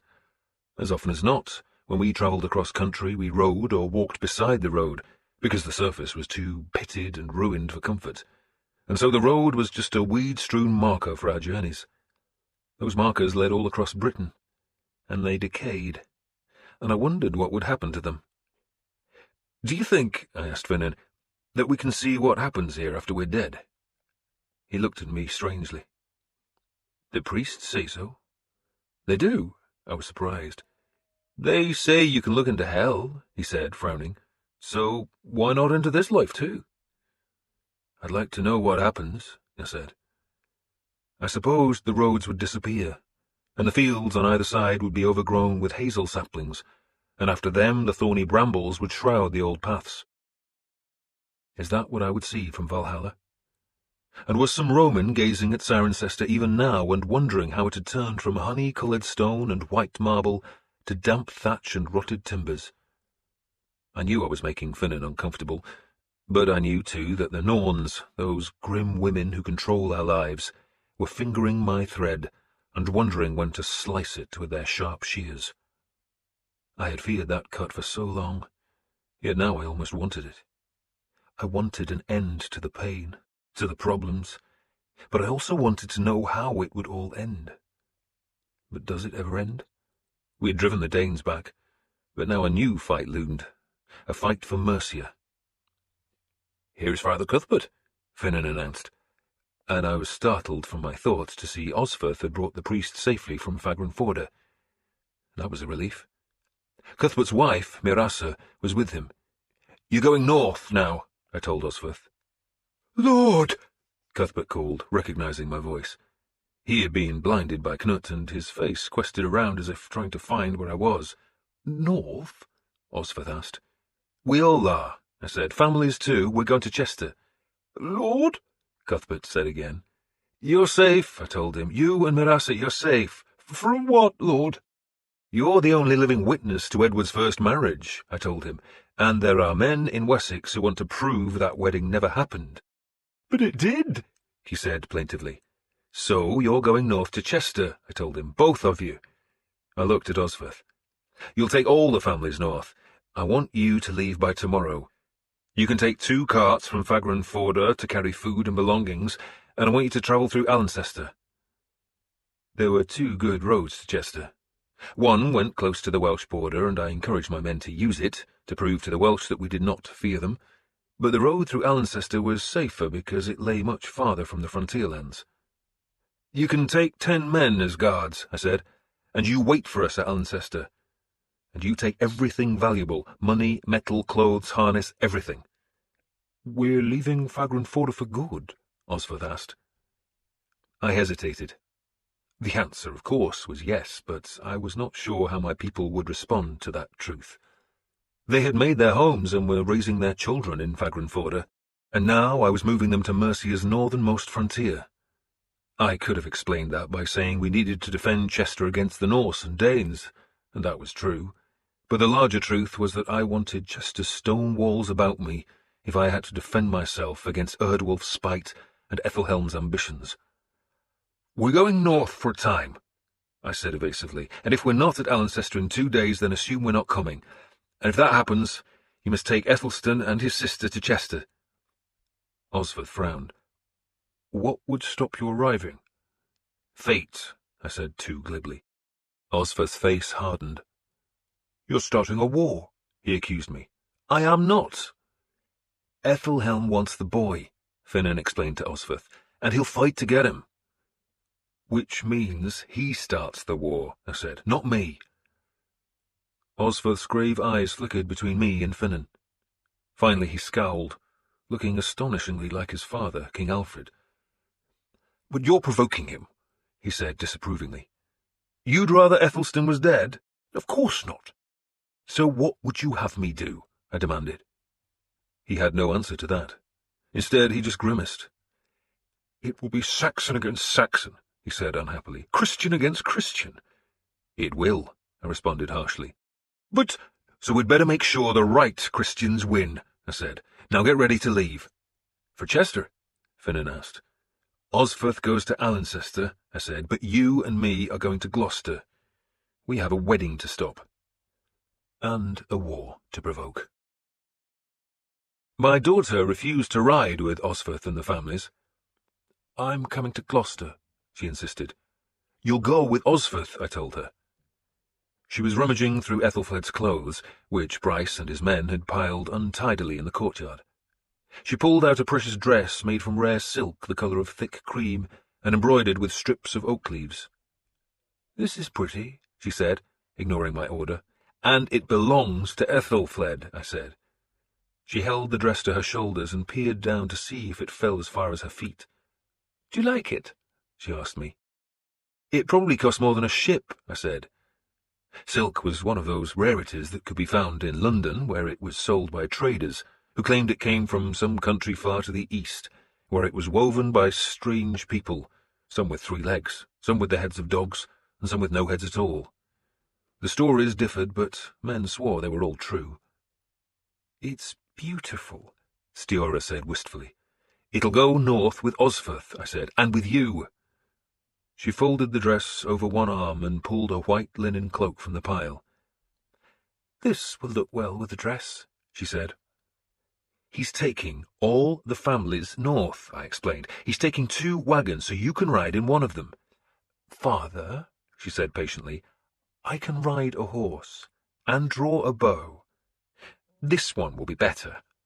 She pulled another white cloak free, "because it has a hood. Ooh, and a silver brooch, see?" "Are you listening to me?" I growled. "Of course, father. And we can pick some stitchwork, can't we?" "Stitchwork?" I asked. "To wear in my hair." "Are you mad?" I asked. "You're going north with Osferth. Why would you want flowers in your hair?" "Because it's too early for apple blossom, of course." She turned and gazed at me, and for a moment she looked so like her mother that the breath caught in my throat. "Father," she said in a patient tone, "how do you propose to reach Elfwin?" "Reach her? She'll be in Lord Ethelred's palace. To get married, she just has to walk through the gate to St. Oswald's church next door, and I suppose there will be guards along the path and in the church as well. You can't just ride in and pick her up, so how will you reach her?" I stared at her. In truth, I had no idea how I was to find Elfwin.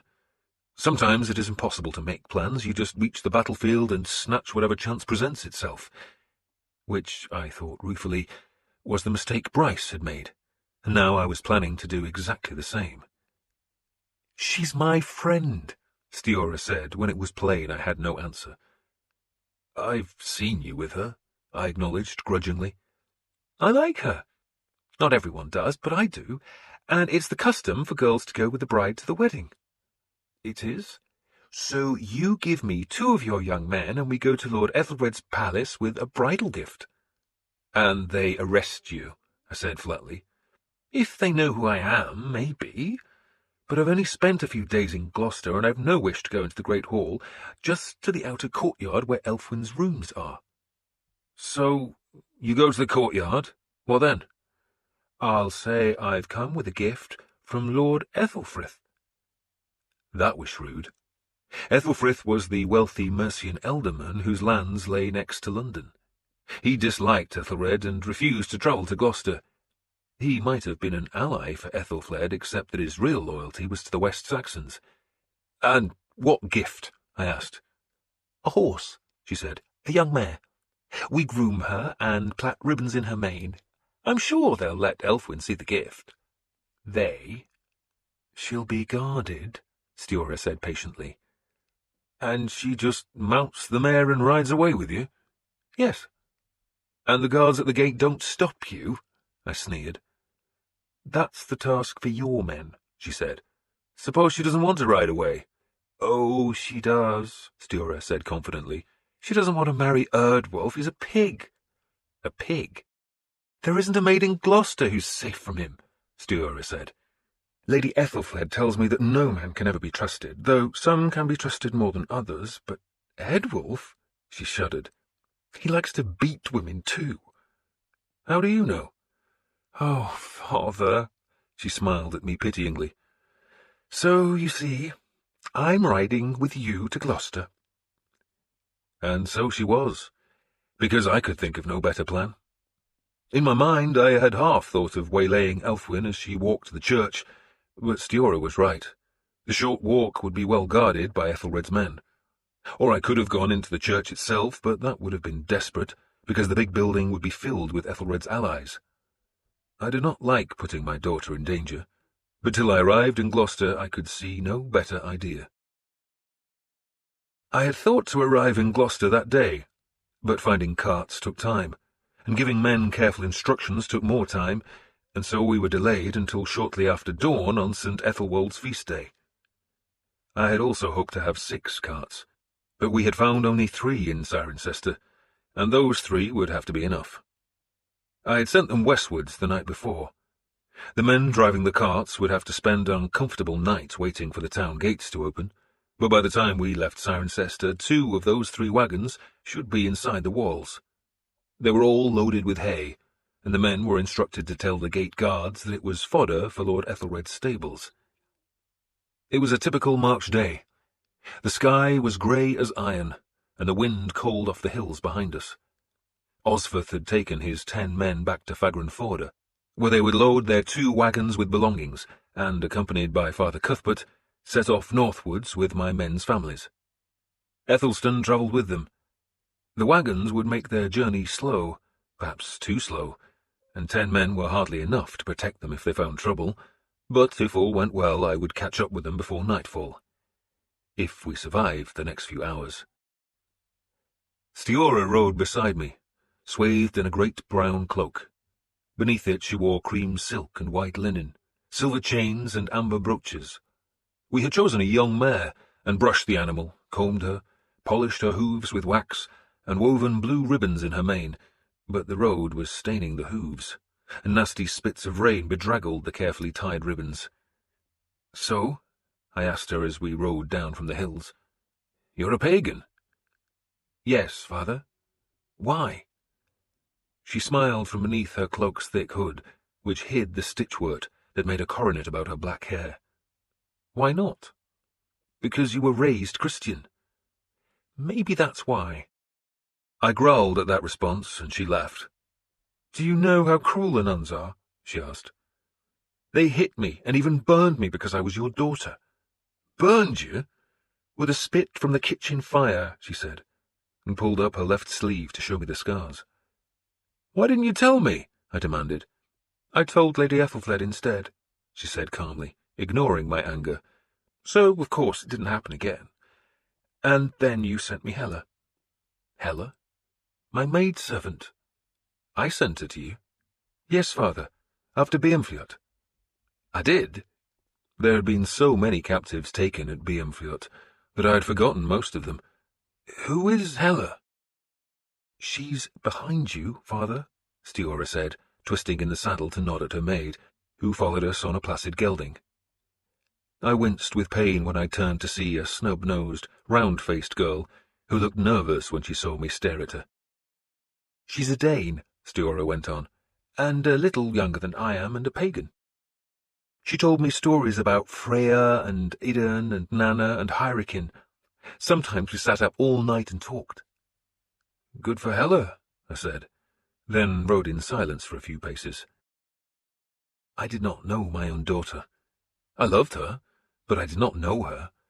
And now I had 33 men with me. 33 men to wreck a wedding and escape a town full of vengeful warriors, and I was sending my daughter into that wasp's nest. What if she was caught?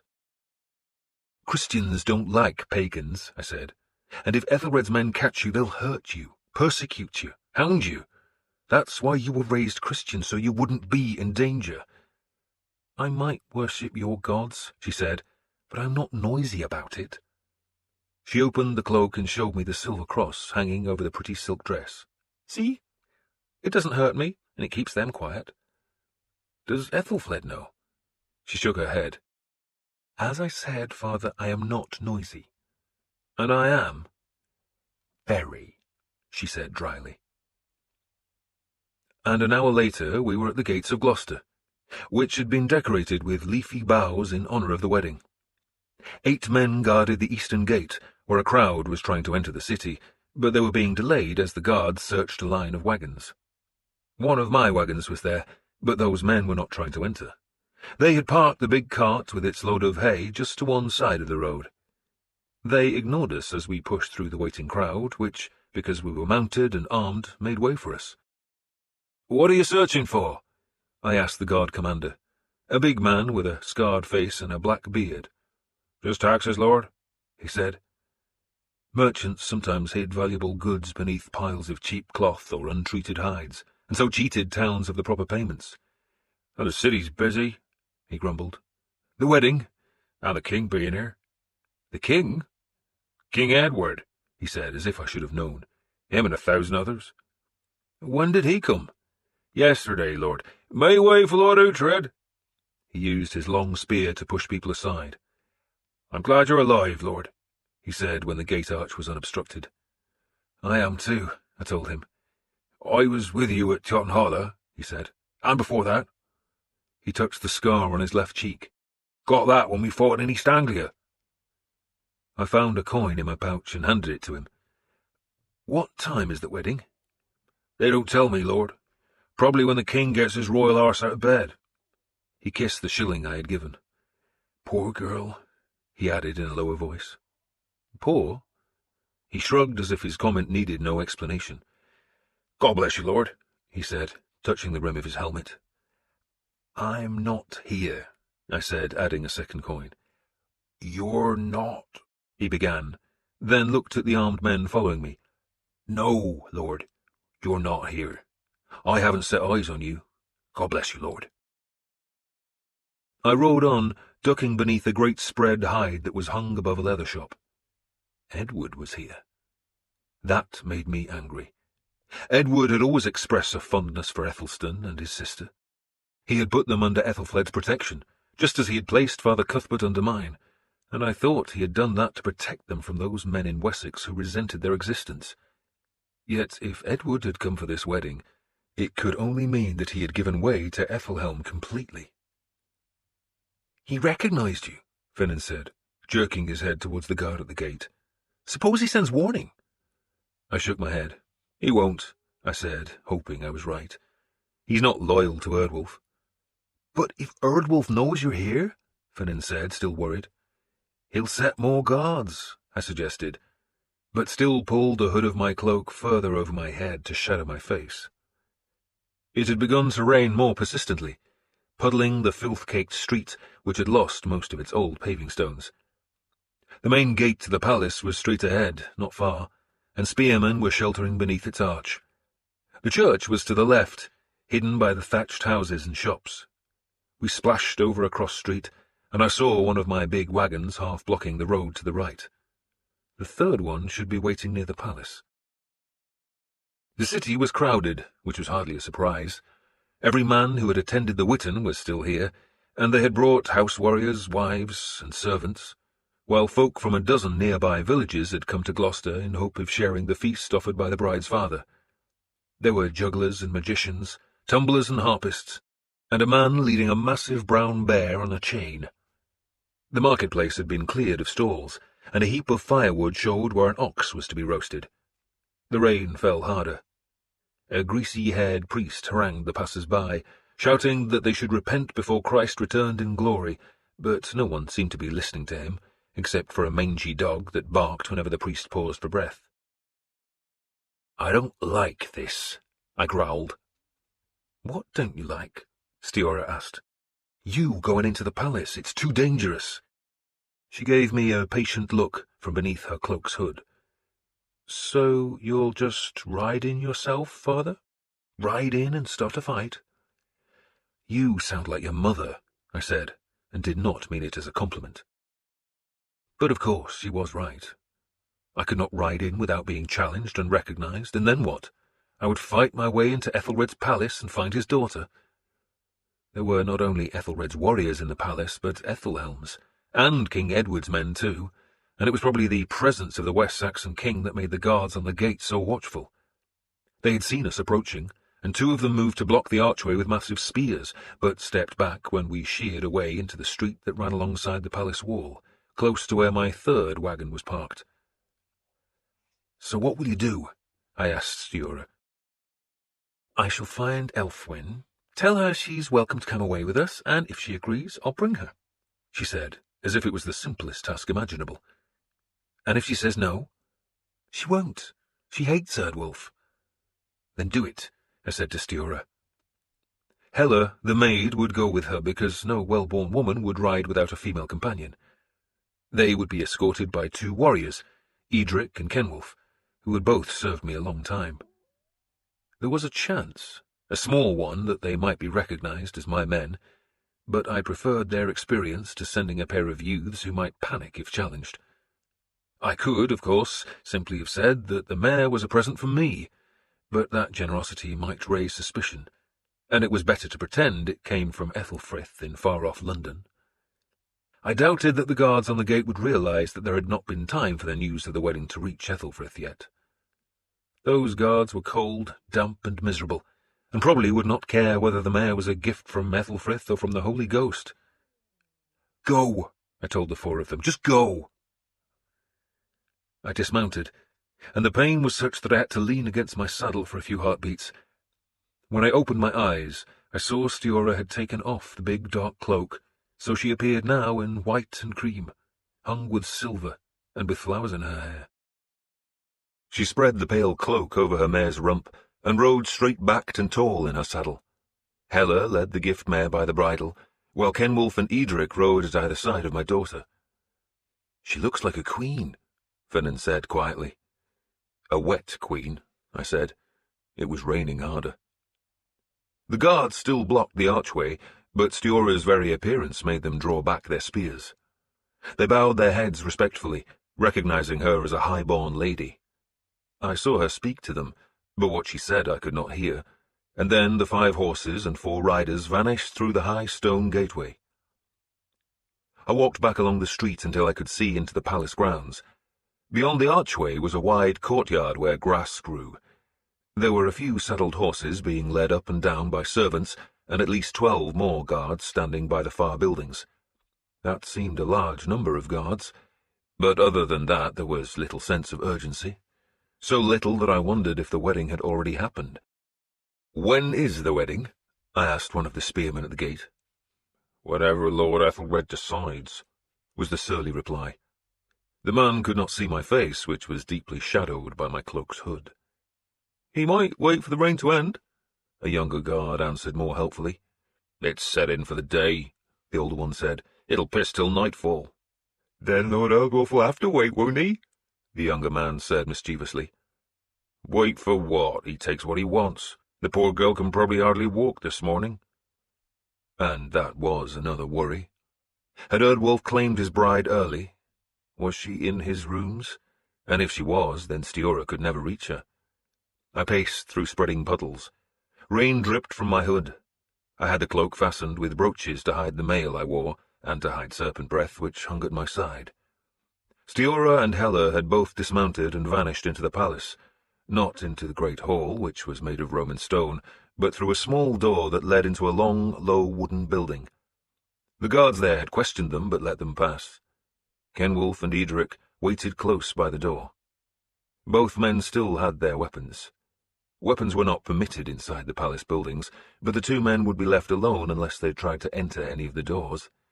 I sent Sitric to look inside the church. "See if it looks ready for a wedding," I told him. The rain was sheeting down now, running in the road's central gutter and pouring off the roofs. "The girl won't come out in this rain even to see a unicorn," Finan grumbled, "let alone to look at a horse." "Father Peerlig saw a unicorn," I said. "He did?" "In the mountains. He said it was white and ran like a hare. He likes his ale, does Father Peerlig." "There are strange things in Wales," I said. "Snakes with 2 heads. He said the unicorn's horn was red." "Red?" "Red as blood." I watched the far door where the guards clustered. "Elfwin will come if Stiorra tells her we're here," I said, hoping I was right. "And if she's not under guard." I should never have let Stiorra go inside. This whole wet morning was madness. I was no better than Bryce, just charging blindly into a place without any real idea how to achieve what I wanted. I had let Stiorra talk me into this madness because at least she had given it some thought, but now, as I watched the guards across the courtyard, I was regretting my impulsiveness. "We might have to fetch her out," I said. "Us, against all those warriors?" Finan asked. "There's only about 20 of them," I said. There were the 2 men on the gate and the others in the courtyard. 20 we can see. Most of the bastards will be sheltering from the rain. Still, if that's what you want." I shook my head. It was not just Ethelred's men, but all the West Saxon warriors too. Perhaps if I had felt well, if I could have swung serpent breath without doubling over in sudden pain, I would have gone into the palace. Palace. A group of stinking timber houses around the remnants of a Roman hall, I imagined the pleasure Ethelred would take if he could seize Stiora. He was my cousin, and we had hated each other since childhood. I would have to negotiate a release, and that would cost me dear.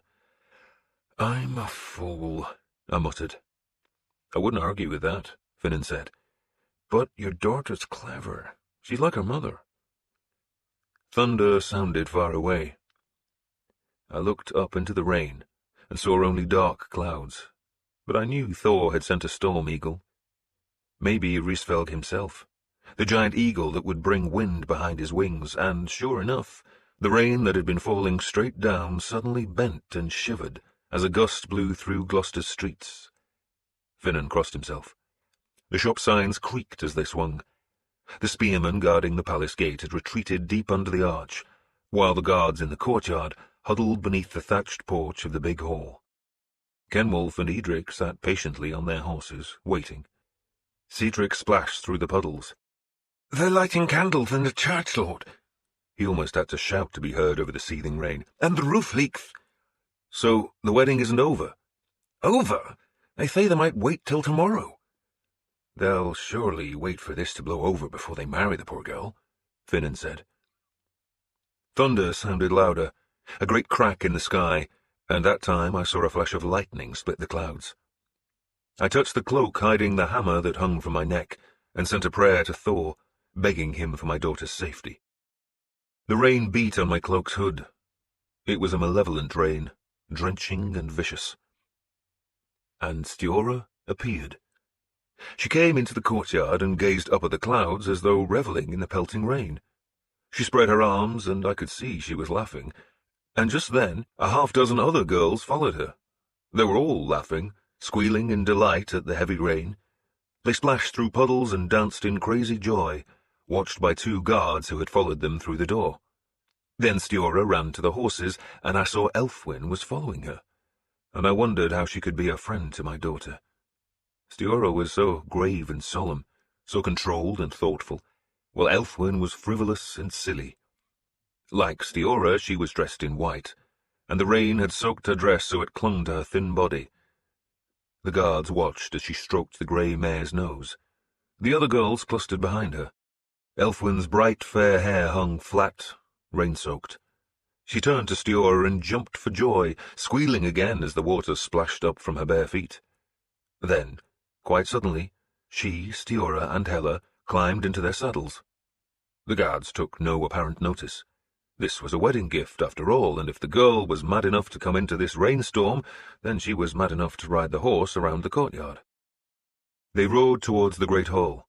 Kenwulf and Edric followed them. My men were mounting. I beckoned to my servant, and the boy brought me my stallion, and I took a deep breath, knowing I was about to be hit by a stab of pain as I climbed into the saddle. The pain came, making me wince. I managed to stifle a moan. Then I pushed my foot into the stirrup and leaned forward to see through the gate arch, but the pain hit again, and I straightened. Finan, still dismounted, could see into the palace's courtyard. "Are you ready?" he called to the men with the hay wagon. "They're coming," he added to me, and pulled himself onto his horse. Stiora had led Elfwin towards the hall, then swerved towards the gate. I heard them before I saw them, heard the sudden clatter of hooves on the stone paving just beyond the arch, and then the 3 girls and my 2 men appeared through the gateway. "Now!" Finan shouted, and the men whipped the cart forward to block the palace arch. One carried an axe to splinter a wheel, and once the cart was crippled, they would use the big draft horses to follow us. I had riding horses waiting for them, and for the men on the wagon that would block the cross street halfway to the gate. The rain had emptied the streets. We trotted over the crossroads, and I shouted at those men to block the street. Ethelred's men would have to use one of the city's other 2 gates to join us. The carts were just there to hamper the pursuit I was sure would follow. Even a few minutes would gain us precious time. We trotted beneath the city's gate. I paused to look down at the black-bearded man who had fought at Tjotunheim. "I'm sorry for what's about to happen," I told him. "Lord?" he asked, puzzled. "Your gate's about to be blocked," I said, "and just trust me that I know what I'm doing." "You always did know, Lord," he said, grinning. We overturned the 3rd wagon at the gate, spilling the hay under the archway. Our pursuers could use the other gates, of course, but it would take time for them to discover this direct path was blocked. The rain would delay them, as would the need to saddle horses, and I guessed we had at least an hour before they followed us. The men who had manned the carts rode north, using the road that ran closest to the Welsh frontier that led directly towards Chester. They would take the news of what I had just done to Ethelfled, and should arrive in Chester in 2 or 3 days. "Uncle!" Elfwyn rode alongside me. She had always called me that. "Aren't you cold?" "Freezing!" She was grinning. She liked mischief, and this exploit was mischievous enough. "Where are we going?" "To your mother." That took the smile from her face. Ethelfled had never approved of her daughter, finding Elfwyn flippant and irresponsible. "A head full of feathers," she had said often enough. "To Mother?" Elfwyn asked anxiously. "I can take you to Gloucester instead," I suggested. No, she grinned again. "She's always nicer when you're with her." "I'll be with you," I said. "They said you were dying." "I am." "Oh, I hope not." Finan rode alongside her and handed her a cloak. My men probably regretted that, because she was wearing nothing but a light linen shift, which, soaked through, clung to her skin. "You ride well," I told her. "So does Stiora." I let my horse slow so I could ride beside my daughter. "I was worried," I told her. She gave me a quick smile. She wasn't even out of bed when I arrived. I had to wait. "And no trouble?" She shook her head. "The guards suspected nothing. I told them I had the horse as a gift, and they let her go outside to see it. They thought she was mad to go into the rain, but they're used to her whims." I twisted in the saddle, instantly regretting it, but there was no sign of any pursuit. The city lay grey under its own smoke and beneath the wind-thrashed rain. "They'll be coming after us," I said grimly. Elfwyn had slowed to join us. "Is Mother in Cirencester?" she asked. "She's in Chester." "Isn't Chester that way?" she asked, pointing north. "I want your father to think we're riding to Cirencester," I said. "Oh, he won't think anything," she said happily.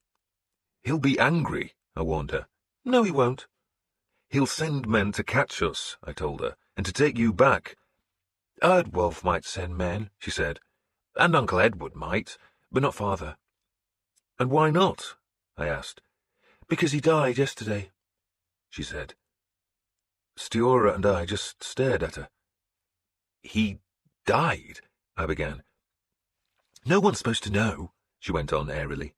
"It's a secret, but you can't keep secrets in a palace. The servants told me, of course they know. They know everything." "Servants gossip?" I asked. "It might not be true." "Oh, there were priests all over the palace," Elfwyn said. "It was commotion all night and doors slamming and lots of mumbled prayers. I think it's true." She did not sound in the least upset. "I'm sorry," I said. "Sorry?" "That your father's dead," I said awkwardly. "I suppose I ought to be sorry," she said, "but he didn't like me and I didn't like him." She looked at Stiora and grinned, and I wondered whether that was what the two girls had in common. Bad fathers. "And he was evil-tempered," Elfwyn went on, "even more than Mother. And I didn't want to marry Erdwolf, so I know I ought to be sorry, but I'm not." "That's why they're keeping his death a secret," I said, "so they can marry you to Erdwolf before they announce it." "Well, they can't do that now, Uncle, can they?" she said happily. But they could, and they would, because without her Erdwolf was nothing, but with her he inherited his father-in-law's power and became Æthelhelm's deputy in Mercia. So he had to find his bride. I looked behind and saw an empty road, but that meant nothing. We would be pursued.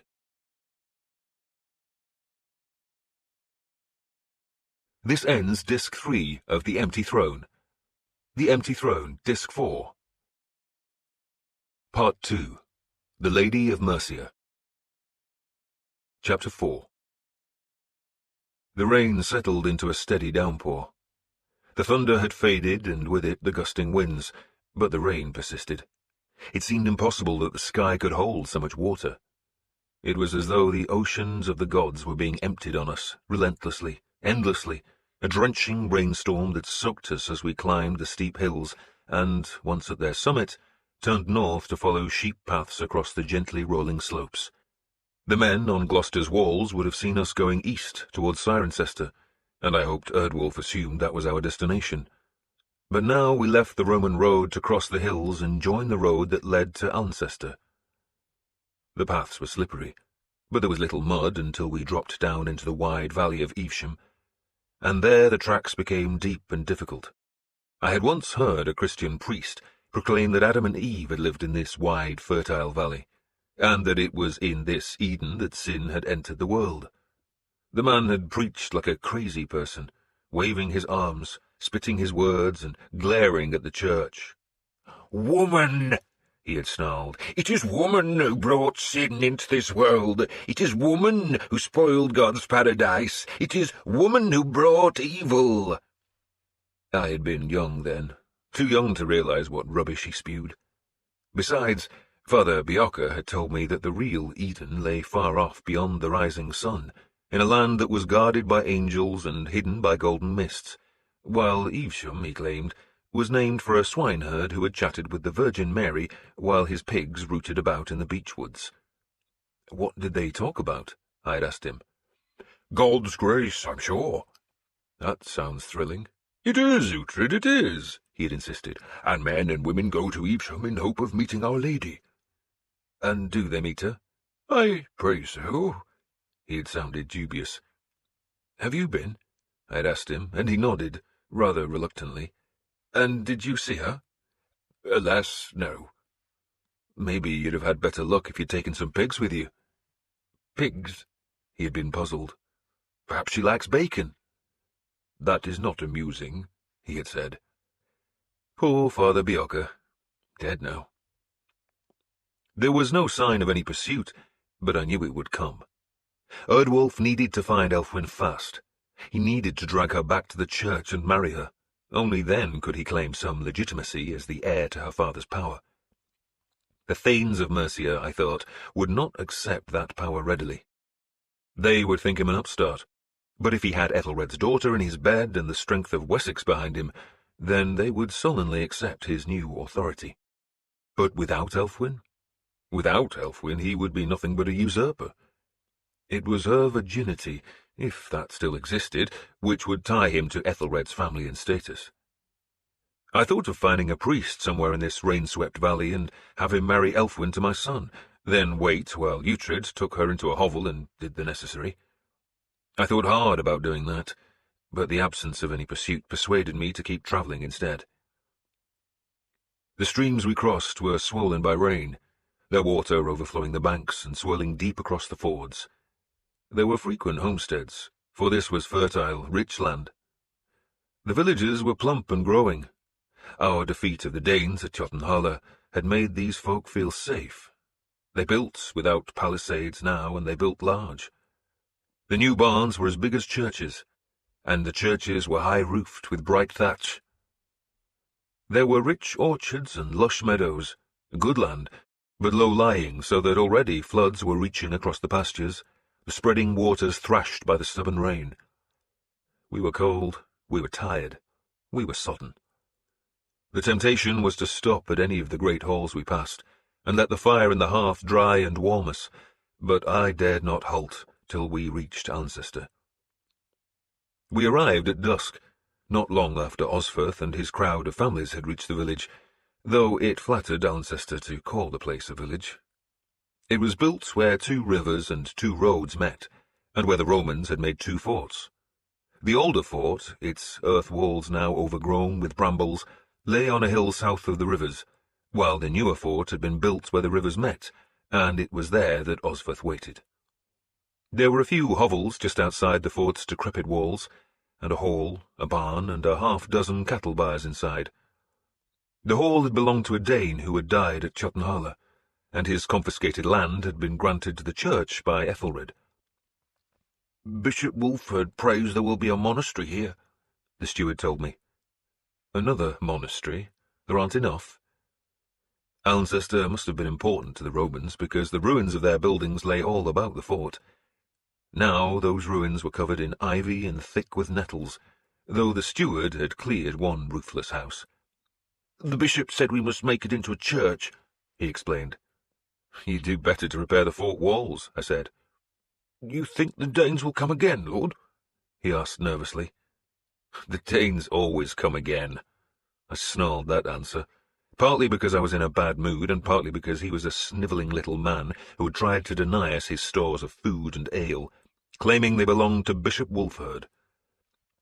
I had been prepared to pay silver for whatever we took, but decided now we would just take the supplies and the bishop could piss into the wind for all I cared. I posted sentries on the remnants of the fort wall. The rain was at last slackening as dusk darkened the wet land. A great fire burned in the hall, and we lit another in the barn. I stayed on the ramparts, watching the floodwaters in the fading light. Floating debris had piled itself against the piers of the Roman bridge, so that the water foamed there, rippling out to seethe on either side of the bridge's stone roadway. If Erdwolf was following us, I thought, he must cross that bridge, and so I guarded it with 6 men and a crude barricade made from rafters torn from the cattle byres. 6 men would be enough, because I doubted our pursuers would come this night. They would be as tired, as wet, and as cold as we were, and the night promised to be as black as pitch, too dark for men to travel safely. "Is Ethelred really dead?" Osferth had joined me on the rampart. "So Elfwin says." "We've heard that rumour before." "I think it's true," I said. "But they'll keep it a secret for as long as they can." "So Erdwolf can marry Elfwin?" I nodded. Ingelfrid, Osferth's woman, had followed him, and I beckoned for her to join us. Life was so complicated, I thought. Ingelfrid was married to a cousin of mine, another Uhtred, the son of my uncle who had usurped Bebbanburg. She had chosen to stay with us when I failed to capture that fortress. Her son had been with her, but Osferth had sent the boy back to his father. I would have cut the little bastard's throat, but I had given the gift of his life to Osferth, and he had been generous. "Erdwolf must find us soon," Osferth said. "But he can't keep Ethelred's body long, not before it starts to stink." "He has a week," I guessed. Osferth gazed south. The light had almost gone, and the hill beyond the river was nothing but a black shape in the darkness. "How many men will they send?" "All they have." "How many is that?" Ingelfrid asked. 200, 300, and we're how many?" 43, I said bleakly. "Not enough to hold the fort," Osferth put in. "We can stop them at the bridge," I said, "but as soon as the river level drops, they'll ford it upstream." "So we keep going tomorrow?" I did not answer, because I had suddenly realized my own stupidity. I had thought Bryce a dull-witted enemy, but I had now joined him in the ranks of fools, and granted Erdwolf all the advantage he needed. He was no fool, nor was Ethelhelm, and they must know where I was travelling. I could pretend to head for Cirencester, but they would know I was riding to join Ethelfled, and they had no need to follow me on the road to Alcester. They only needed to take the quicker route to Chester, the road that followed the Welsh borderlands, and so positioned their forces ahead of me while I, obligingly, used the longer and slower route through the heart of Mercia. The 6 sentries on the bridge were guarding nothing, because Erdwolf was not pursuing us. Instead, he would be hurrying northwards on the road to our west. His scouts would be looking for us, and doubtless they would find us, and then Erdwolf would lead his men eastwards to block our path. "Lord?" Osferth asked anxiously. "He won't come from the south," I said, "but from there," I pointed. "From the west?" he asked, puzzled. I did not explain my stupidity. I could blame it on my pain, but that was a feeble excuse. I had sent Osferth, the families, Ethelstan, and his sister on this road because it kept them from the danger of any marauding Welshmen, but all I had achieved was to trap them. "They'll come from the west," I said bitterly, "unless the floods slow them." "They'll slow us," Osferth said uncertainly, gazing into the wet darkness. "You should go into the hall, Lord," Ingelfrid said to me. "You're cold and wet." And probably defeated, I thought. Of course, Erdwolf was not following me. He had no need to. He was ahead of me, and soon he would block my path and take Elfwin as his bride. Then I wondered if I was even on the right side of this argument, because Erdwolf, even married to Elfwin, would never be named Lord of Mercia. Edward would surely take the throne, and Erdwolf would be his instrument, his reeve, and perhaps Ethelfled would approve of her brother taking Mercia's crown, for that would bring their father's dream closer to reality. Alfred had dreamed of uniting the Saxons. That meant driving the Danes out of northern Mercia, from East Anglia, and eventually from Northumbria. Then the 4 kingdoms would become just one, England. For years now, Mercia had depended on Wessex for its survival, so why shouldn't the King of Wessex assume the crown? 3 kingdoms were better than 4, and 3 kingdoms were more likely to become one. So was I being stubborn and foolish? Ethelfled might not approve of Erdwolf, who had ever been her enemy, but perhaps his ennoblement was a price worth paying to bring the dream of England closer. Then I rejected the idea, because I thought this was not Edward's idea. Edward would doubtless like to be king of Mercia, but at the expense of his eldest son's life. Did Edward want Ethelstan killed? I doubted it. This was Lord Ethelhelm's doing. He wanted Ethelstan removed to ensure that his own grandson would become the King of Wessex and of Mercia, and, if the gods of war allowed it, the King of England too. And Ethelstan was as dear to me as my own son and daughter. And now I had led him to this muddy fort in the centre of Mercia, and his enemies were already farther north, cutting him off from Ethelfled's men, who were his only hope of survival. "Lord?" Osferth said. "To the hall," I said, "and pray." Because I had been a fool. Thunder disturbed the night. Sometime around midnight the rain, which had lessened at dusk, became torrential again, and then fell for the rest of the dark hours. It was a seething, soaking, and hard rain. "We shall have to build an ark, Lord." Father Cuthbert spoke to me just before the dawn. I was standing at the hall door, listening to the rain beat on the thatch. "How did you know it was me?" I asked him. "You all smell differently," he said. He groped with his hands and found the door jamb. "And besides," he went on as he leaned against the pillar, "you were muttering." "I was?" "Calling yourself a damned fool." He sounded amused, "which is what you usually call me." "You are," I said. He turned his eyeless face towards me. "What have I done now?" "Marrying Edward to his Kentish girl," I said. "That was a damn fool thing to do." "It kept him from sin, Lord." "Sin? You mean swiving a girl is a sin?" "No one said life is fair." "Your God makes strange rules." He turned his face to the rain. I could just see the first faint light touching the east with a damp grey line. "Rain," he said, as if I hadn't noticed. "Floods," I growled. "You see, we need an ark. Polecats." "Polecats?" "Sheep, I can understand," he said. "Noah wouldn't have found it difficult to find a pair of sheep or a couple of cows, but how on earth did he persuade 2 polecats to enter the ark?" I had to smile. "You think it really happened?" I asked him. "Your story of a flood?" "Oh, yes, Lord.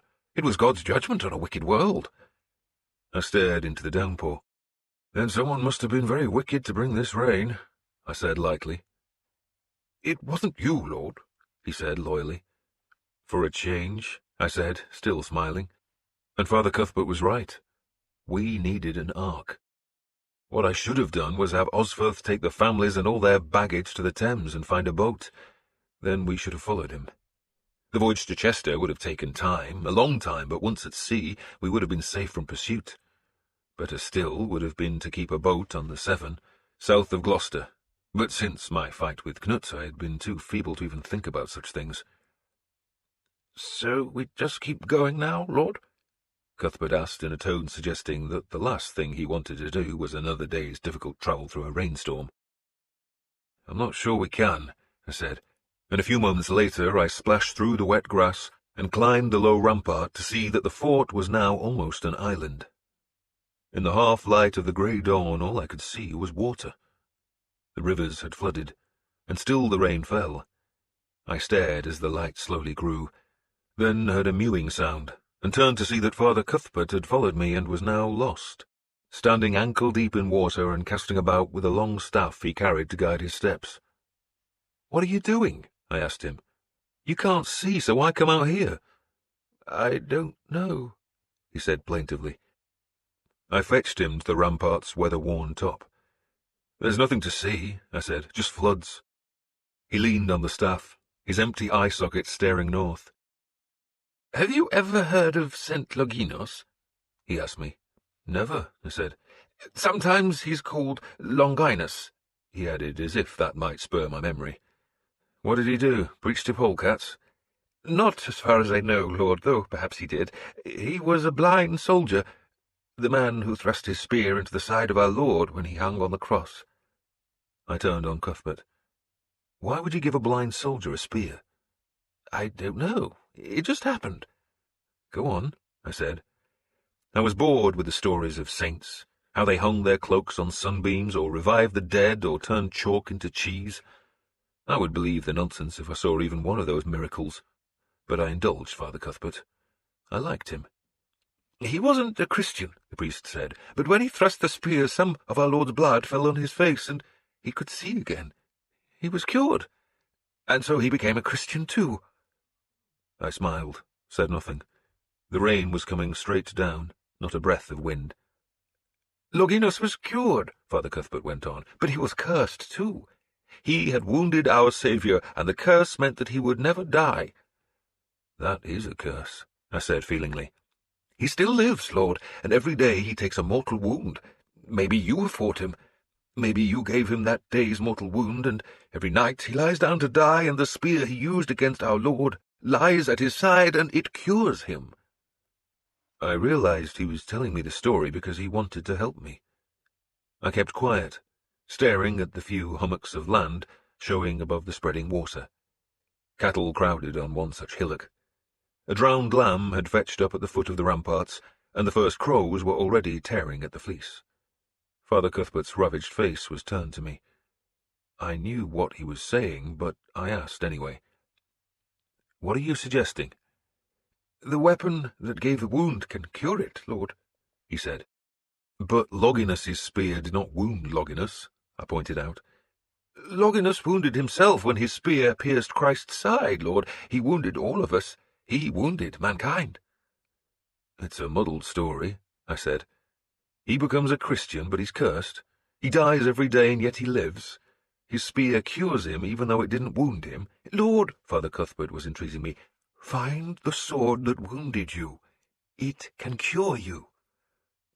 "Icebite," I said. "It must exist." "Oh, she exists," I said. I assumed the sword had been carried from the battlefield by one of Knut's men. "But how do I find it?" "I don't know," Cuthbert said. "I only know you must." He spoke so earnestly, and I knew his words sprang from loyalty. He was not the first person to suggest that the blade that had wounded me could cure me, and I believed it. But how did I find that one blade in all Britain?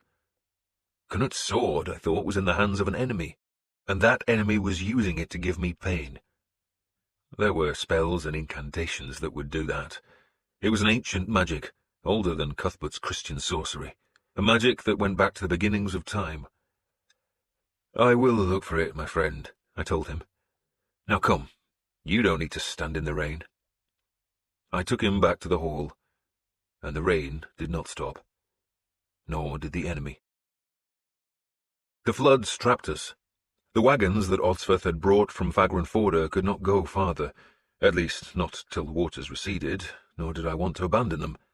Everything we possessed of any value was on those wagons. Besides, even if we struggled through the floodwaters to the higher ground, we could be caught in open country by the horsemen I knew were searching for us. It was better to stay in the Roman fort, where, for the moment, we were safe. The flood meant that we could only be approached from the north. We could not be outflanked. Yet to stay was to invite an enemy to find us, and once the floodwaters drained away, we could be assaulted from east, west, and north. So I sent 3 of my younger men eastwards. They had to ride north first, following the Roman road that was raised on a slight embankment. But even so, the water rose well above their stirrups before they reached the low hills and could turn east. They were riding to find men who supported Ethelfled. "Tell them Ethelred is dead," I told them, "and that Erdwolf is trying to become Lord of Mercia, and ask them to send men here." "You're starting a rebellion," Osferth accused me. "Against who?" I challenged him. He hesitated. "Ethelred?" he finally suggested. "He's dead." "We don't know that." "So what would you have me do?" I asked, posing the same question with which I had challenged him in Cirencester, and once again he had no answer. He was not opposed to me, but rather, like his father, Osferth was a man who cared about the law. God, he believed, would support the right cause, and Osferth suffered agonies of conscience as he tried to discover what was right and what was wrong, and in his mind the right was usually whatever cause the church supported. "Supposing Ethelred still lives," I pressed him, "does that give him the right to help Ethelhelm destroy Ethelstan?" "No," he admitted. "Or marry Elfwin to Erdwolf?" "She's his daughter. He can dispose of her as he wishes." "And her mother has no say?" "Ethelred is the Lord of Mercia," he said, "and even if he wasn't, then the husband is the head of the family." "Then why are you topping another man's wife?" I asked him. He looked desperately unhappy, poor man, and I wondered at the struggle he had to feel between his love for Ingolfrid and the Nail god's disapproval.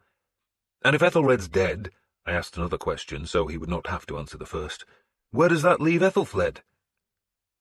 He still looked miserable. Ethelfled was his half-sister, and he was fond of her, but he was also hounded by his god's ridiculous demands. "The custom," he said quietly, "is for the ruler's widow to enter a nunnery." "And you want that for her?" I asked angrily. He flinched at the question. "What else can she do?" he demanded. "She could take her husband's place," I said. He stared at me. "She could rule Mercia." "Can you think of anyone better?" "But women don't rule." "Ethelfled can," I said. "But—" he began and fell silent. "Who better?" I demanded. "Her brother?" "Edward? And what if Mercia doesn't want to be ruled by Wessex?" "They already are," he said, which was true enough, though everyone pretended it was not. "And who'd be the better ruler?" I demanded. "Your half-brother or your half-sister?" He said nothing for a while, but Osferth was always truthful. "Ethelfled," he finally admitted. "She should rule Mercia," I said firmly, though that would only happen if I could keep her daughter from Erdwolf's marriage bed, and so prevent Wessex from swallowing Mercia. And that looked unlikely, because in the middle of the morning, as the rain at last showed signs of lessening, the horseman came from the west. Just one man at first, riding a small horse that he checked on a hilltop across the flooded valley. He gazed at us, then spurred out of sight, but a few moments later there were 6 riders on the skyline. More men came, perhaps 10 or 11, but it was hard to tell because they scattered from the crest to explore the river valley, looking for a place to cross. "What happens now?" my daughter asked. "They can't hurt us so long as the floods stay," I said. "The floods meant there was only one narrow way to approach the old fort, and I had more than enough men to hold that path." "And when the floods go?" I grimaced. "Then it becomes difficult." Stiorra was holding a lambskin pouch that she now held towards me. I looked at the pouch, but did not take it. "Where did you find that?" I asked her. "In Fagrenforda. I thought it burned with everything else." I had lost so much when the Christians burned my buildings. "I found it years ago," she said, "before Wulfhere burned the hall, and I want to learn how to use them." "I don't know how," I said. I took the pouch and untied the drawstring. Inside were 24 alder sticks, slender and polished, none longer than a man's forearm. They were rune sticks, and they had belonged to Stiorra's mother. Rune sticks could tell the future, and Gisela had known how to read them, but I had never learned the secret. "Does Hela know?" "She's never learned," Stiorra said. I turned the slender sticks, remembering Gisela casting them. "Sigyn will teach you," I said. Sigyn was my woman, and, like Stiorra's maid, she had been captured at Beamfiot. She had been among the women and children who had been brought this far by Osferth. Sigyn can read the sticks? Stiora asked, sounding dubious. A little. She says you have to practice and dream. I slid the rune sticks back into their pouch and smiled ruefully. The sticks once said you would be the mother of kings. Was that my mother's prophecy? Yes. And the sticks don't lie? They never did for your mother. Then those people can't hurt us, Stiora said, nodding across the valley at the horsemen. But they could, and they would as soon as the floods subsided, and there was little I could do to stop them. I had sent men to find ale in the flooded village, and others had pulled down another cattle byre so our fires would have fuel, but I sensed the enemy tightening a ring around us.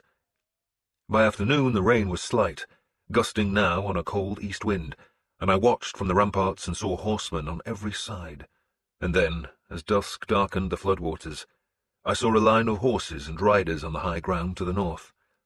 One carried a banner, but the cloth was so waterlogged that it hung limp by the staff and was impossible to decipher. That night, the glow of campfires lit the northern sky. The rain had stopped, though every now and then a bitter shower swept spitefully through the darkness. I had sentries watching the lone path to the north, but no one tried to approach us in the darkness.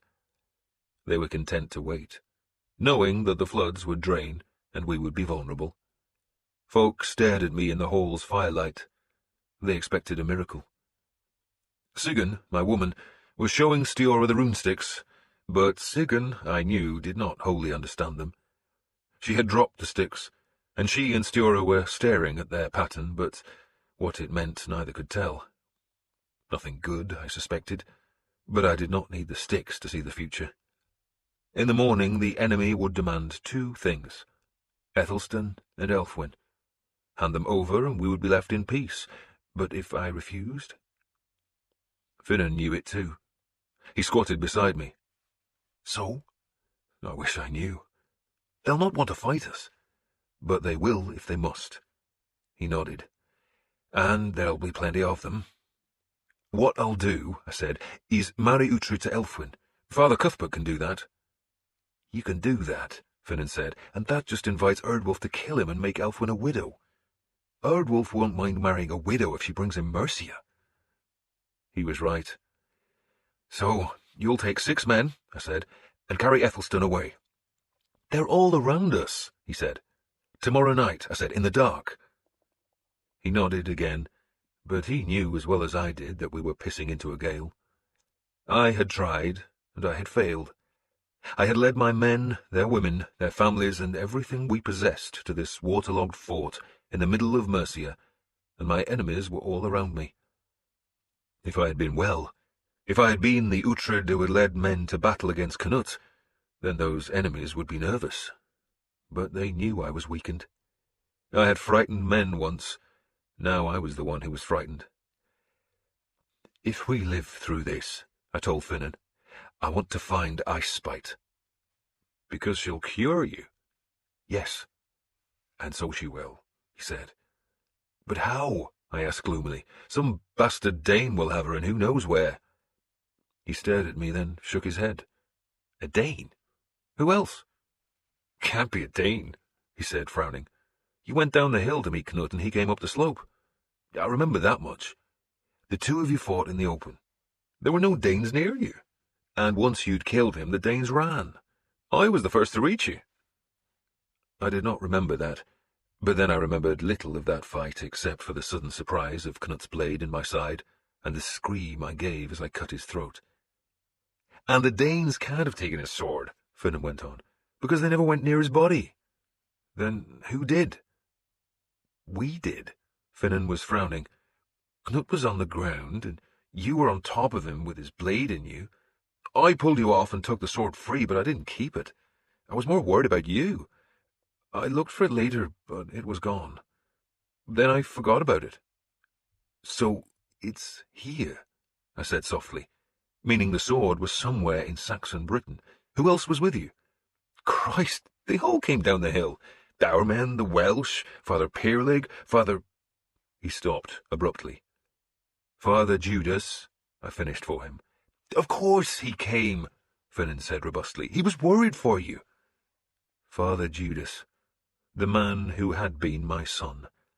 He called himself something else these days. He wouldn't hurt you, Lord, Finan added earnestly. He already has, I said savagely. It's not him, Finan said firmly. But whoever it was, they had won, because I was trapped, and the dawn showed that the floods were already shrinking. Water foamed at the Roman bridge where trees and branches were trapped against the arches, while the roadways on either bank were still flooded, and those waters were keeping the men on the southern and western hills away from the fort. But the largest number of men were to our north. Those were the warriors who could attack straight down the Roman road, and there were at least 150 of them on the low rise of ground swelling from the water meadows. A few had spurred their horses into the floods, but abandoned their attempts to reach us when the water rose above their stirrups. Now they were content to wait, walking up and down on the skyline, or just sitting on the nearest slope and staring towards us. I could see black-robed priests there, but most of the men were warriors, their mail and helmets grey in the clouded day. By mid-afternoon the water had drained from much of the road, which was raised a few handbreadths above the fields. A dozen riders spurred from the hill. There were 2 priests, 2 standard-bearers, and the rest were warriors. The larger flag showed Æthelred's white horse, while the smaller depicted a saint holding a cross. Mercia and the church, Finan said. No West Saxons, I noted. They sent Erdwolf to do their dirty work? He has the most to gain, I said, and the most to lose. I took a breath, bracing myself for the pain, and hauled myself into the saddle. Osferth, Finan, and my son were already mounted. The 4 of us were dressed for war, though, like the men who approached from the north, we carried no shields. "Do we take a banner?" my son asked. "Don't flatter them," I growled, and kicked my horse forward. The fort's gateway was above water, but after a few yards the horses were splashing fetlock deep. I rode some 80 or 90 paces from the fort, and there reined in and waited. Erdwolf led the Mercians. His dark face was grim, framed by a helmet decorated with silver serpents that writhed about the metal skull. He wore a white cloak over his polished mail, the linen edged with ermine, while his sword scabbard was bleached leather trimmed with silver strips. There was a heavy gold chain about his neck, from which hung a golden cross studded with amethysts. There was a priest either side of him, both men riding smaller horses. Their black robes had dragged in the floods and hung dripping by their stirrups. They were the twins Ceolnoth and Ceolbert, who, some 30 years before, had been captured with me by the Danes, a fate I had embraced, while the twins had become vehement haters of all pagans. They hated me too, especially Ceolbert, whose teeth I had kicked out, but at least that meant I could now tell them apart. Most of the horsemen stopped 50 paces away, but Erdwolf and the twins rode on until their horses confronted ours on the flooded road. "I bring a message from King Edward," Ceolnoth spoke without any greeting. "He says you are—" "Brought your puppies to do your yapping?" I asked Erdwolf. "He says you are to return to Gloucester." Ceolnoth raised his voice, "with the boy Ethelstan and the king's niece Elfwin." I stared at the 3 of them for a few heartbeats. A gust of wind brought a few drops of rain, sharp and fast, but the rain was gone almost as soon as it started. I looked up at the sky, hoping the rain would start again, because the longer the floods lasted, the more time I had, but if anything, the clouds were lightening. Finan, Osferth, and my son were gazing at me, waiting for my response to Ceolnoth, but I just turned my horse. "Let's go," I said. "Lord Uhtred," Erdwolf called. I spurred on. I would have laughed if it had not hurt so much. Erdwolf called again, but then we were out of earshot and cantering through the fort's entrance. "Let them pick the bones out of that," I said. He would be confused. He had been hoping to test my resolve, perhaps even hoping that I would obey a summons from the West Saxon king, but my refusal to even talk to him suggested he would have to fight, and I knew Erdwolf would be reluctant to attack. He might outnumber me by at least 3 to 1, but he would take grievous casualties in any fight, and no man wanted to face warriors like Finan in battle. Erdwolf could not even be sure that all his men would fight, Plenty of them had served under me over the years, and they would be reluctant to attack my shields. I remembered the black-bearded man in Gloucester's gateway. He was a Mercian, sworn to Æthelred and Erdwolf, but he had grinned at me, been pleased to see me, and it would be difficult to persuade such men to fight me. And though Erdwolf was a warrior and had a reputation, he did not inspire loyalty in his men. No one spoke of Erdwolf's conquests, of the men he had cut down in single combat. He was a clever enough leader of men, but he let others do the grim work of slaughter, and that was why he did not inspire loyalty. Ethelfled did, and I dare say that I did too. Erdwolf was still watching us when I dismounted. He stared for a while longer, then turned his horse and rode back to the dry ground. That ground was spreading as the waters fell, and there was further bad news as the afternoon wore on. More men came to join Erdwolf. They came from the north, and I guessed they were patrols that had been searching for us, but had been recalled so that, by dusk, there were over 200 men on the low hill, and the floods were almost gone. "They'll come at dawn," Finnan said. "Probably," I agreed. Some of Erdwolf's men might be reluctant, but the more warriors he gathered, the more likely they were to attack. The reluctant warriors would be in the second rank, hoping others would bear the brunt of the fight, and meanwhile the priests would be whipping them into a holy fervour, and Erdwolf would be promising them plunder. And Erdwolf had to attack. It was plain to me that Edward and Ethelhelm had wanted no part in this fighting. They could take Mercia whenever they wanted, but Erdwolf stood to lose his inheritance from Ethelred. If he failed, then the West Saxons would cut him adrift, and so he had to win. He would come in the dawn. "Suppose he attacks at night?" my son asked. "He won't," I said. "It's going to be black as pitch. They'll be floundering in water, they'll get lost. He might send men to harass us, but we'll put sentries on the road." We also lit fires on the rampart, pulling down the last 2 cattle buyers to find the fuel. Erdwolf could see my sentries coming and going in the light of those fires, though I doubted he knew I had men posted closer to him, but none of them was disturbed. He did not need to make a risky attack in the dark of night, not when he had the men to overwhelm me in the dawn. A star showed in the sky just before dawn. The clouds were clearing at last, blown away by a cold east wind. I had thought to send Osferth and 40 horsemen across the bridge because there were fewer enemy on the south bank of the river. I planned to send Ethelstan, his sister, and Elfwin with them, and let them hurry eastwards to London, while I stayed behind to defy Erdwolf, but he had anticipated me, and as the first light spilled over the world's edge, I saw 40 horsemen waiting just beyond the bridge. The flooding there was almost gone. The sun rose to show a damp world. The fields were half green and half shallow pools. Gulls had come from the faraway sea and flocked across the watery land. "That's a pity," I said to Finnan, pointing to the horsemen who blocked the bridge. The 2 of us were on horseback in the entrance gate of the old fort. "That's a pity," he agreed. It was fate, I thought. Just fate. We think we control our own lives, but the gods play with us like children playing with straw dolls. I thought how often I had manoeuvred enemies into traps, and the joy of imposing my will on a foeman. The enemy believes he has choices, then discovers he has none, and now I was the one in the trap. Erdwolf had surrounded me, he outnumbered me, and he had foreseen my one desperate move, to escape across the bridge.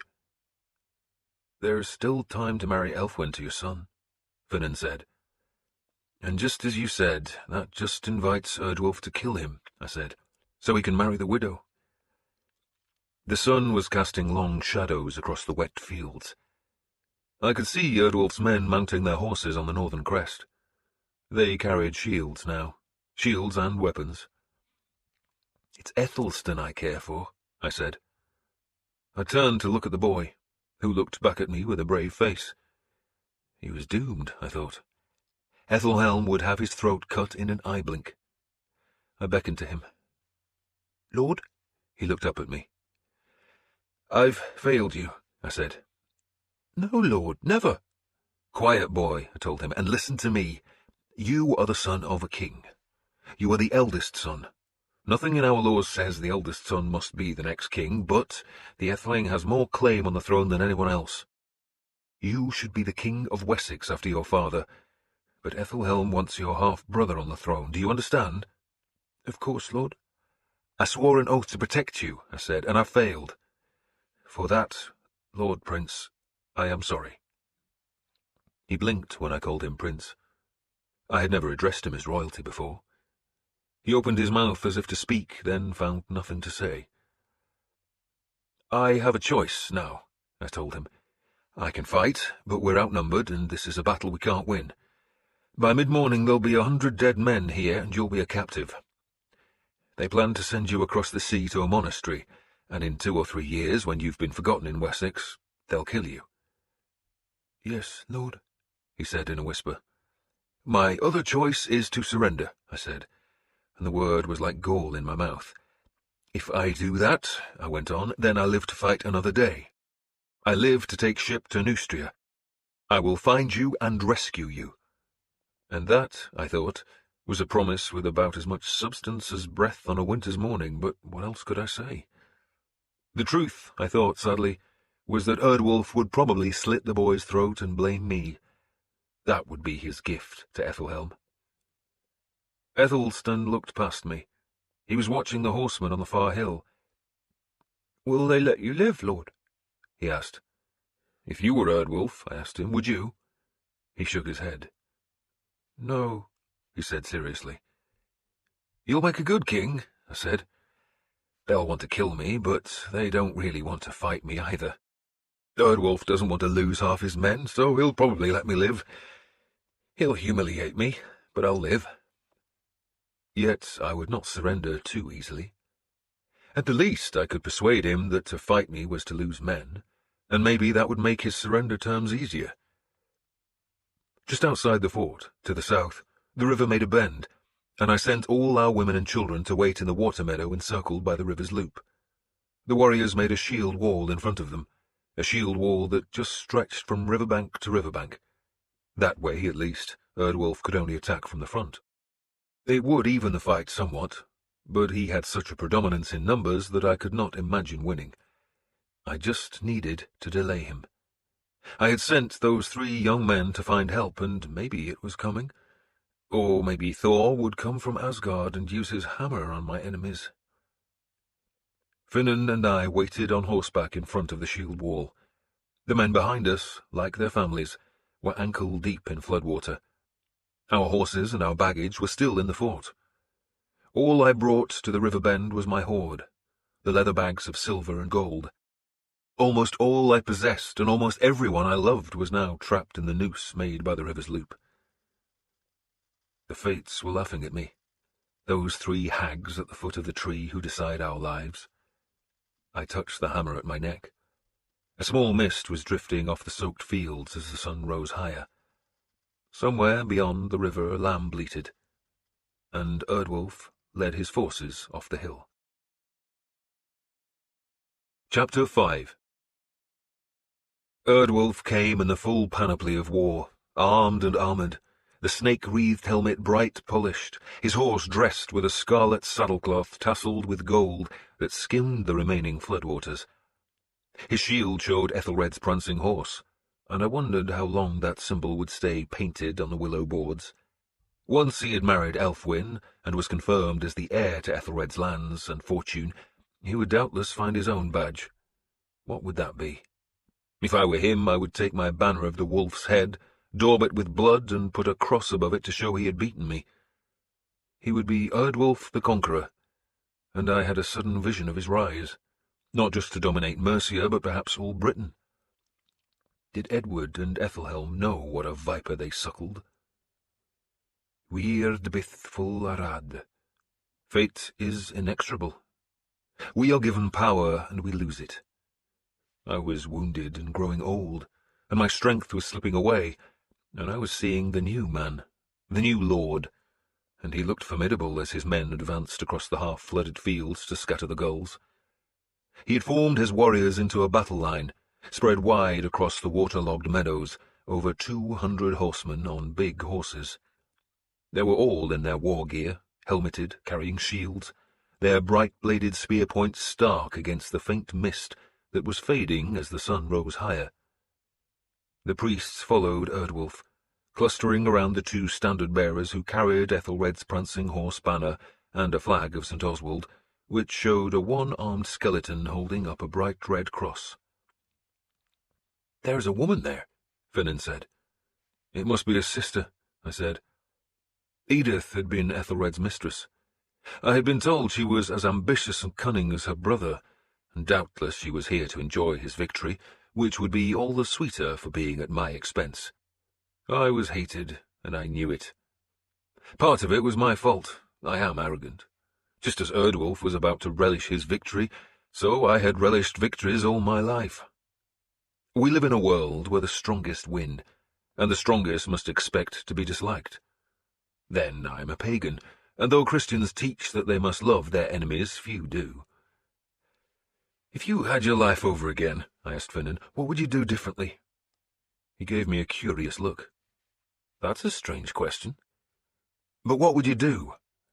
He shrugged. "Kill my younger brother," he growled. "In Ireland? Where else?" He never spoke of what had driven him from Ireland, but there was a bitterness to his words. "Why?" I asked, but he said nothing. "Maybe we should go there," I said. He gave me a swift, unamused smile. "You have a death wish now, do you?" he asked, then looked back towards the approaching horsemen. "It looks as if you'll get your wish. Will you fight them?" "It's the only threat I have." "Aye, but will you?" "You can't make an empty threat," I said. "You know that." He nodded. "True." He watched Erdwolf's men, his right hand caressing the hilt of his sword. "And what would you do differently?" he asked after a while. "Take better care of my children." He smiled at that. "You have good children, and you'd better stay alive to look after them now, which means you don't fight in the front rank." "I will not," I began. "You're not strong enough," he insisted. "You stand in the second rank, and I'll kill that Horb-gotten bastard before they kill me." "Unless I kill him first," my son said. I did not realize he had joined us, and I felt embarrassed for what I had just said. "But there's one thing I know about Erdwolf," Uhtred said. "He never fights in the front rank." He loosened Ravenbeak and its scabbard, then touched the cross hanging about his neck to his lips. "We'll have to hack our way through to him." "You and me," Finan said. "We'll do it too," Uhtred said wolfishly. He looked happy. He was outnumbered, facing death or disgrace, and looked happy. We watched Erdwolf, his sister, and the priests leave the road and slant across the soaking fields towards the loop of the river where we waited. Erdwolf raised a hand to stop his men 100 paces away, but he and his companions walked their horses through the shallow floods, finally stopping just 10 paces away. "Lord Uhtred," Erdwolf greeted me. His voice was muffled by the wide cheek-pieces of his silver helmet that almost closed over his mouth. I said nothing. "You will give—" Father Cholnoth began. "Quiet!" Erdwolf snapped with a surprising authority. The priest looked at him with astonishment, but went silent. Erdwolf pushed the cheek-pieces away from his face. "We've come to take the boy Ethelstan and the Lady Elfwin back to Gloucester," he said. He spoke quietly and reasonably. "Prince Ethelstan," I said, "was placed under the Lady Ethelfled's care. I am taking him to her, and taking her daughter too." "Lady Ethelfled's husband has decided otherwise," Erdwolf said. "Lady Ethelfled has no husband." He looked startled at that, but recovered swiftly enough. "You listen to rumour, Lord Uhtred." "Lord Ethelred is dead," I said. "He lives," Erdwolf said harshly, but I was looking at his sister, and I could see the truth of my words on her face. She was lovely. I was prepared to hate her, but who could hate a woman so beautiful? No wonder she had found wealth and power. I knew she was the daughter of a thane from southern Mercia, a man of no great wealth or position, but she had become Ethelred's lover, and so she and her brother had risen in status and influence. I had expected someone harsh to match the rumours of her cunning ambition, but Edith's pale-skinned face was intelligent, and her green eyes were glistening with tears. She had very red hair, mostly hidden beneath a cap of ermine that matched the white cape she wore over a dress of pale green linen. "Shouldn't you be dressed in mourning, lady?" I asked her. She did not reply, just looked away from me to gaze eastwards, where the sun was shimmering on what remained of the floods. The reflected sunlight made ripples on her face. "Lord Ethelred's health is no concern of yours," Erdwolf said. "He wishes his daughter returned, and the boy, too." "And my wish is to take them to the Lady Ethelfled," I answered. Erdwolf smiled. He was a handsome brute and very confident of himself. He looked past me to where my men were standing in their shield wall. "At this moment, Lord Uhtred," he said, "my wishes will prevail." He was right, of course. "You want me to test that?" I asked. "No," he said, and his honesty surprised me. "I don't want 20 or 30 of my men dead and as many others wounded. I don't want all your men dead either. I just want the boy, his sister, and the Lady Elfwin." "And if I let you take them?" I asked. "They will be safe," he lied. "And you just leave?" "Not quite," he smiled again. The twins Cholnoth and Cholbert were glaring at me.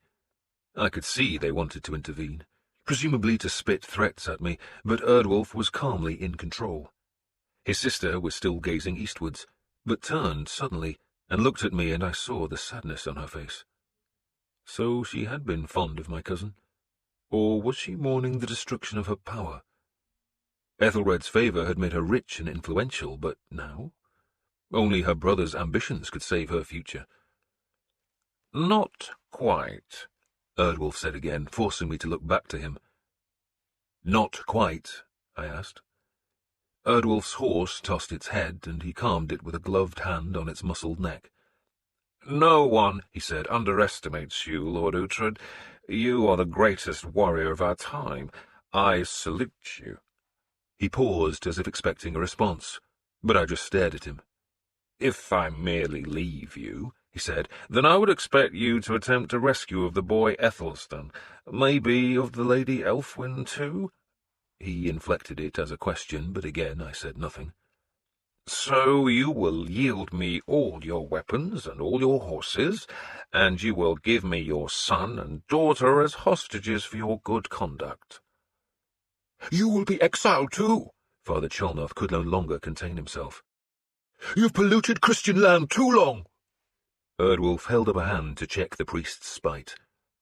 "As Father Cholnoth says," he still spoke in a reasonable tone, "you must leave Wessex and Mercia." My heart was sinking. "Anything else?" I snarled. "Nothing more, Lord," Erdwolf said. "You expect me to give you my sword?" I asked angrily. "It will be returned to you," he said, "in time." "You want Prince Ethelstan," I said. "The Princess Eadgith, Lady Elfwin, my son, and my daughter." "And I swear on the cross that your son and daughter will not be harmed so long as you stay far from Mercia and Wessex." "And you want our weapons and horses," I went on. "Which will all be returned to you," Erdwolf said. "In time," I spat. "Jesus," Finnan said quietly. "And if I don't give you what you wish?" I asked. "Then your life story ends here, Lord Uhtred." I pretended to consider his terms. I waited a long time.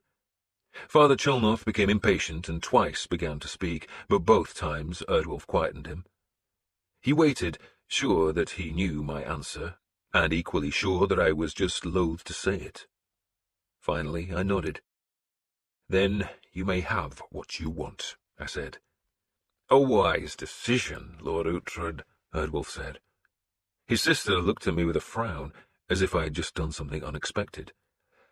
"But to get what you want," I added, "you must take them." And with those words I turned my stallion and spurred towards the shield wall. Erdwolf shouted something as I went, but I did not catch the words. The shields parted, and Finnan, my son, and I went through. The pain stabbed at me as I dismounted, and I felt the pus seeping from the bloody wound. It hurt. I leaned my helmeted head against my horse, waiting for the agony to go. I must have looked as though I was praying, and so I was. Odin, Thor, help us.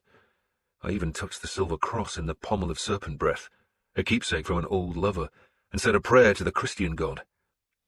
They all have power, all the gods, and I needed their help. I straightened and saw that Finan and my son had gone to the centre of the front rank. If they could kill Erdwolf, then we might snatch victory from this disaster. Erdwolf was still watching us. Then he said something to his sister and turned back to his men. I watched them dismount and heft their shields. I watched as boys came to take the horses, and as the warriors formed a shield wall, touching the shields together, overlapping them, shuffling to make the wall tight. And I stood in the second rank and knew I must surrender. We would lose anyway, so why make widows and orphans? I suppose I had thought that Erdwolf might choose not to fight, or that his men would be reluctant to attack me, but I was wrong, and worse, Erdwolf knew exactly what to do. He would not bring his shield wall to oppose mine.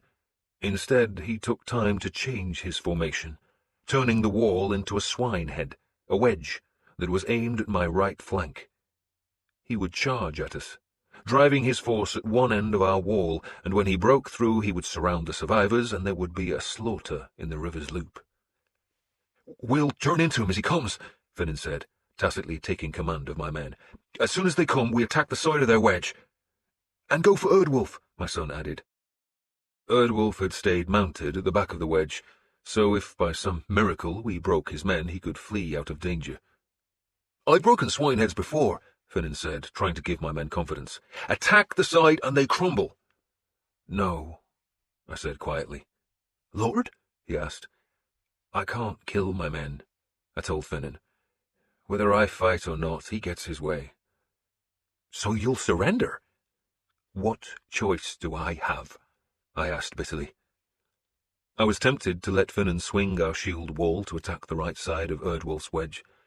It would be a rare fight, and we would kill a good number of Mercians, but sheer weight of numbers must win in the end.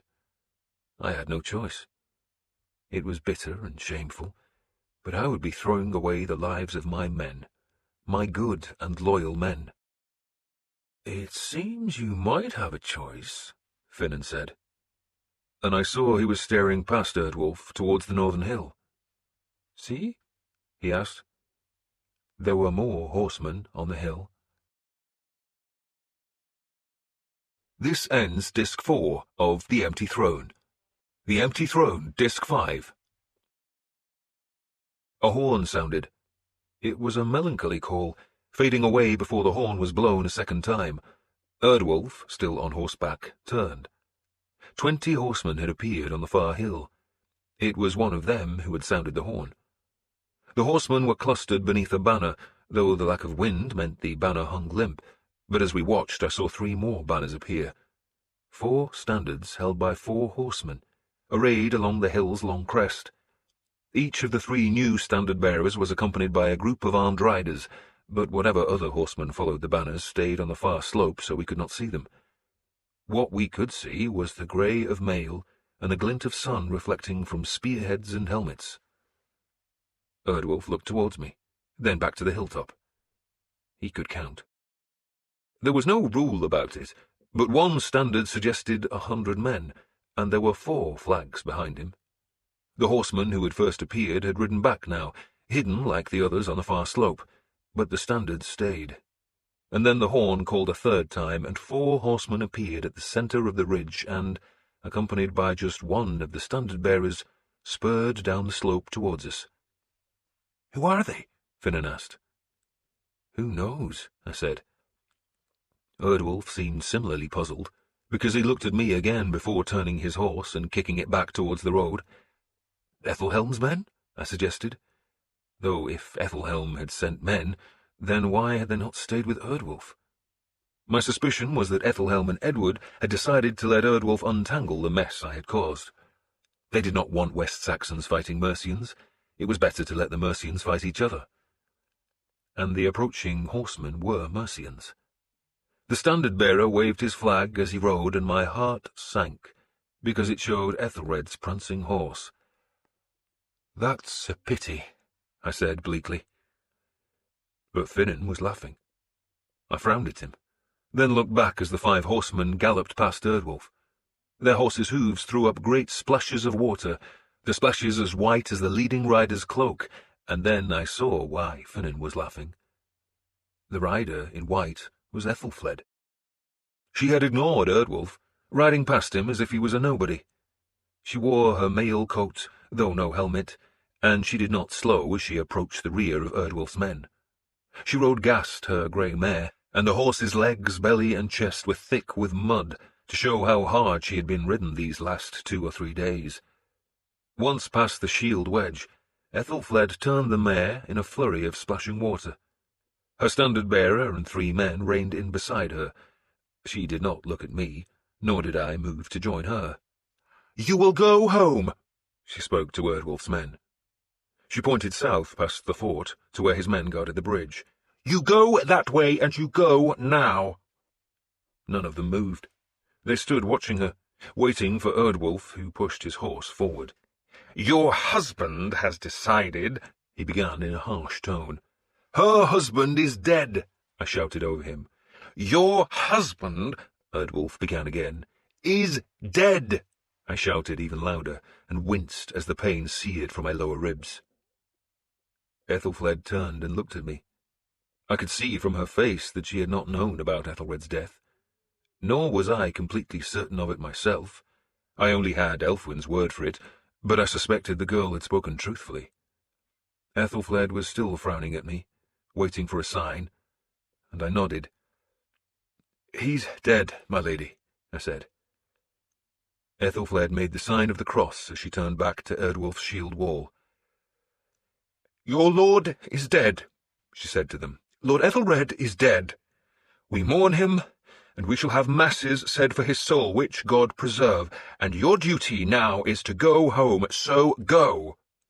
"My lady," Erdwolf began again. "Who rules here?" she interrupted him savagely. "You or I?" It was a good question, and one Erdwolf could not answer.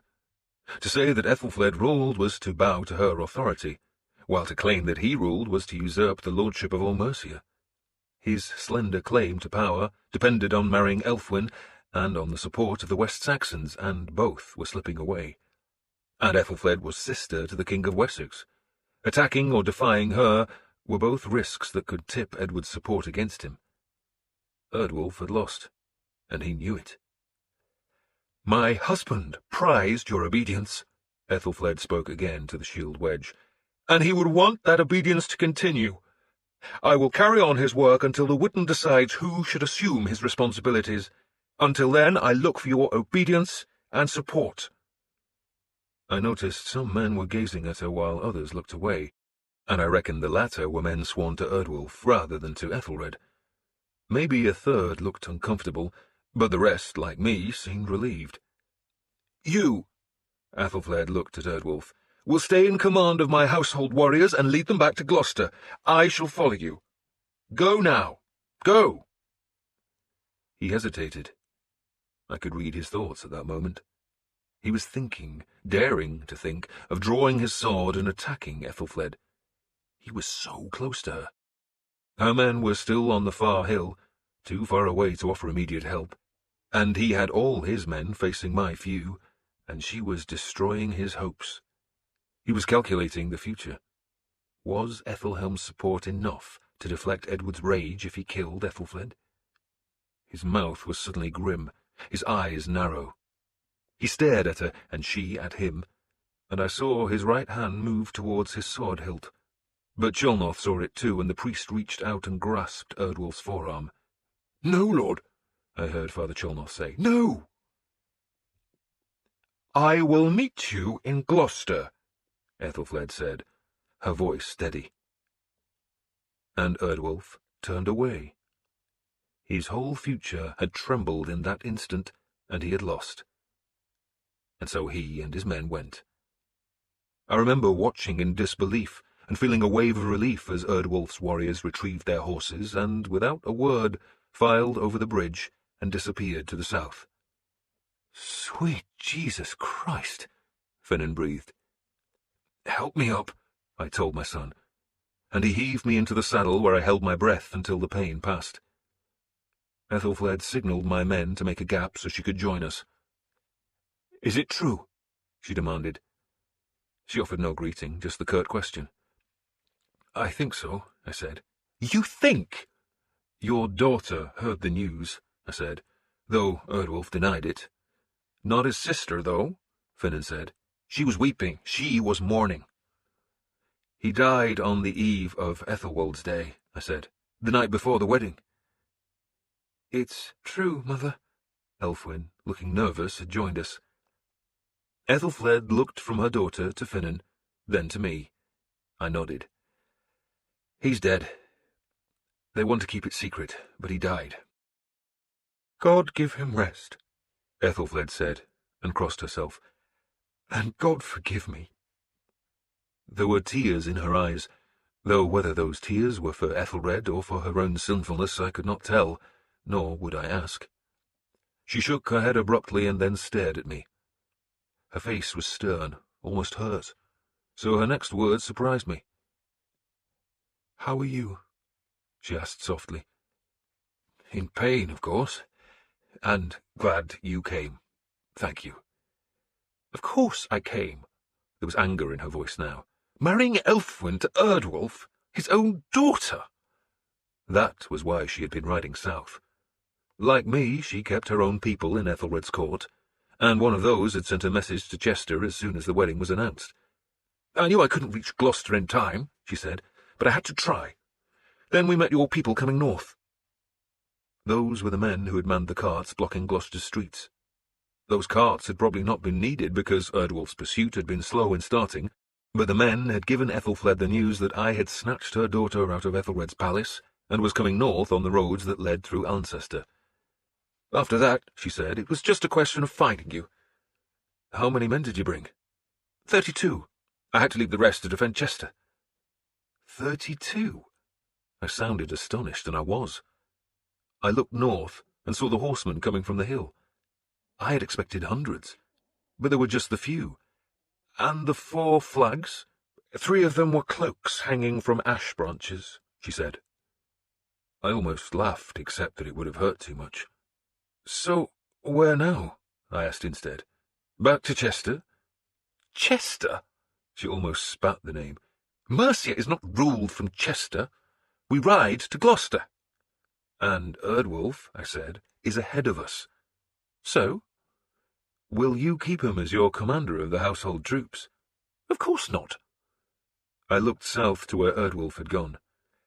Maybe we should have made him a prisoner. By what right? So far as I knew, he still commanded my husband's troops, and his men might have fought for him. "Might," I said, "but he's still got one chance left. He knows that if he marries Elfwin and kills you, then he will be Lord of Mercia, and within an hour he'll also know we have fewer than half as many men as he does." "He'll be watching us." "Of course he is," I said. Erdwolf was bound to have scouts watching us. Ethelfled gazed southwards, as if looking for Erdwolf's men. "Then why didn't he kill me just now?" she asked. "Because not all his men would have obeyed him, and because he thought you had 200 or 300 men on the hill. And if you had brought 200 men, he would have died himself. But now he knows he has nothing to lose." She frowned at me. "You really think he'll attack us?" She sounded incredulous. "He has no choice," I said. "He has 1 day left to achieve his ambitions, 1 day and 1 night." "Then you'll have to stop him," she said simply. And we rode south. We did not all travel south. I left our baggage and our families in the fort with 25 men to guard them, and with Osferth once again in command. "When the roads are fit for the wagons," I told him, "keep going to Chester." "To Chester?" He sounded surprised. "Where else? It's safe to go back to Fragranford, surely." I shook my head. "We're going north." I was abandoning the south. My country is Northumbria, A northern land where the harpists play loud in the halls to lift their songs above the sound of the wild wind scouring from a cold sea. A northern land of long winter nights, and of raw hills and high cliffs. A land of hard people and shallow soil. The Danes had spread southwards through Britain, driving out the Saxon rulers from Northumbria, Mercia, and East Anglia, and now we were thrusting back. Mercia was almost free, and if I lived I would see our Saxon armies march still farther north, ever north until every man, woman, and child who spoke the Saxon tongue would be ruled by one of their own. That was Alfred's dream, and it had become mine, even though I loved the Danes and worshipped their gods and spoke their language. So why did I fight them? Because of the oaths I had taken to Ethelfled. We live by oaths, and as we rode south into the evening, I wondered about the men who followed Erdwolf. How many had given him their oath, and how many had sworn allegiance to Ethelred rather than to Erdwolf, and how many would draw a sword against Ethelfled? And would Erdwolf dare kill her? He was a man who had risen high, but his hold on power was precarious. It had depended on Ethelred's favour, and now it depended on his marrying Ethelred's daughter. If he could do that, and so inherit Ethelred's wealth, then, with West Saxon backing, he would be the gold-giver in Mercia, the lord of the land, but without Elfwin he was nothing. And when a man must choose between nothing and everything, he has small choice. "Perhaps he won't kill you," I told Ethelfled as we rode south. "And why not?" "Too many Mercians love you. He'd lose sympathy." She laughed grimly. "So what will he do? Take me to wife instead of my daughter?" "He could," I said. I had not thought of that. "But my guess is that you'd be forced into a convent. Edward and Ethelhelm would approve of that." She rode in silence for a few moments. "Maybe they're right," she said bleakly. "Maybe I should retire to a convent." "Why?" "I am a sinner." "And your enemies are not," I snarled. She did not answer. We were riding through beech woods. The ground had risen, and there was no flooding here. I had scouts well ahead, and though I knew Erdwolf would also have scouts looking for us, I was sure my men were better. We had been fighting the Danes for so long, and we had become skilled at such work. I had told my men to let Erdwolf's horsemen see us, but not to allow them to know they were themselves being watched, because I was crafting a trap for him. So far he had outthought me, but tonight he would be my victim. I turned in the saddle, wincing at the sudden pain. "Boy!" I shouted at Ethelstan. "Come here!" I had made Ethelstan ride with us. My daughter and Elfwin also came. I had thought of sending the girls with Osferth, but I wanted them under my eye. Besides, with warriors like Finan, they were well protected, and more vitally, I needed Elfwin to bait the trap I planned. Even so, there was a danger in bringing Ethelstan, because we were far more likely than Osferth's men to be attacked. But this fight was also about him, and he needed to know it, see it, smell it, and survive it. I was training the boy not just to be a warrior, but to be a king. "I'm here, lord," he said, curbing his horse to match pace with ours. "I can smell you, so there's no need to tell me you're here." "Yes, lord." He rode just the other side of Ethelfled's mare. "What is this country called, boy?" I asked. He hesitated, looking for the catch in the question. "Mercia, lord." "And Mercia is part of?" "Britain, lord." "So tell me of Britain," I said. He glanced at his aunt, but Ethelfled offered him no help. "Britain, lord," he said, "is a land of 4 peoples." I waited. "That's it?" I asked. "That's all you know?" "A land of 4 peoples?" I imitated his voice, making it pathetic. "You unwiped earthling, try harder."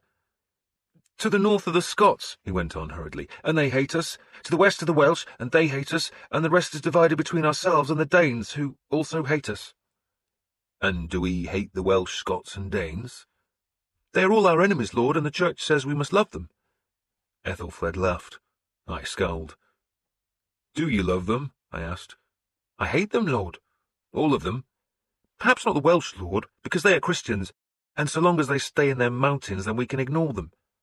I don't know the Scots, Lord, but I hate them because you tell me they are bare-arse thieves and liars, and I believe every word you say. And yes, Lord, I hate the Danes. Why? Because they would take our land. Didn't we take the land from the Welsh? Yes, Lord, but they allowed us to do that. They should have prayed more and fought harder. So if the Danes take our land, it's our fault? Yes, Lord. So how do we stop them? By praying? By praying, Lord, and by fighting them. How do we fight them? I asked. One of the scouts had ridden back and turned his horse to ride beside me. Think about your answer, I told Ethelstan, while I talk to Beedwulf. Beedwulf was a small, wiry man who was one of my best scouts. He was a Saxon, but he had marked his face with inked lines as the Danes do. A lot of my men had adopted the fashion, using a comb with sharpened teeth to etch oak gall ink into their cheeks and foreheads. They thought it made them look frightening, though I thought they looked frightening enough without the ink. So, did you find a place? I asked Beedwulf. He nodded. There's a place might suit you, Lord. Tell me. A steading. Small hall and a big barn. There are a dozen folk there, but no palisade. And around the hall? Mostly pasture, Lord, and some ploughland. And Erdwolf's men are watching us. He grinned. 3 of them, Lord. Clumsy as bullocks. My 5-year-old could do it better. How far is the woodland from the hall? A long bow shot, he suggested. Maybe 2? It was earlier in the day than I might have chosen to make a halt, but Beedwulf's description sounded ideal for what I had in mind. How far is it from here? An hour's riding, Lord. Take us there, I said. Yes, Lord. He spurred to the front where Finan was leading. So, boy, I looked back to Ethelstan, tell me how we fight the Danes. By building burhs, Lord. Burhs keep the surrounding land and its people safe, I said, but what captures land? Warriors, Lord. And warriors are led by? Lords, he said confidently. And what lords, boy, have been leading their warriors against the Danes? My father, Lord? He made it a question because he knew it was not the right answer, though it was the politic reply. I nodded. Where has he fought them? In East Anglia, Lord. And that was true, to a point. West Saxon forces were concentrated in London, which bordered on Danish East Anglia, and there were constant skirmishes in the lands north and east of the city. So, I said, your father fights the Danes in the east, who fights them in the north? You do, Lord, he said confidently. I'm old and a cripple, you feather-brained piece of stinking toad shit. Who fights the Danes in the north of Mercia? The Lady Ethelfled does, he said. Good. That's the right answer. Now, I said, imagine that a great tragedy has struck Mercia and Wessex, because you have just become the king of those lands. King Ethelstan, wet behind the ears and still pissing in his breeches, is on the throne. You have 2 wars to fight. One against East Anglia and the other in northern Mercia, and even a king can't be in 2 places at once, so who would you rely on to fight them in the north? The Lady Ethelfled, he said without hesitation. Good, I said. So, as the King of Wessex, and perhaps of Mercia too, would you suggest that the Lady Ethelfled should go to a nunnery because she's a widow? He frowned, embarrassed to be asked such a question. Answer, I snapped. You're the king. You have to make these decisions. No, Lord. Why not? Because she fights, Lord. You and she are the only ones who do fight the Danes. Here ends your catechism, I said. Now piss off. Yes, Lord. He grinned and spurred ahead. I smiled at Ethelfled. You're not going to a nunnery. The next King of Wessex just made the decision. She laughed. If he lives, she said. If any of us lives. The land was climbing gently. The woods were thick, broken by farms, but in the late afternoon we came to the hall and barn that Beedwulf had described. The farmstead lay just 100 or so paces from the Roman road, and it would do. It would do very well. It was the place to lay my trap. The old man was called Lidulf. I called him old, though he was probably younger than I was, but a lifetime of digging ditches, cutting back woodland, grubbing weeds, ploughing fields, chopping wood and raising livestock had left him white-haired, bent, and half-blind. Half-deaf, too. You want what, lord? He shouted. Your home, I shouted back. 30 years, he said. 30 years? Been here 30 years, lord.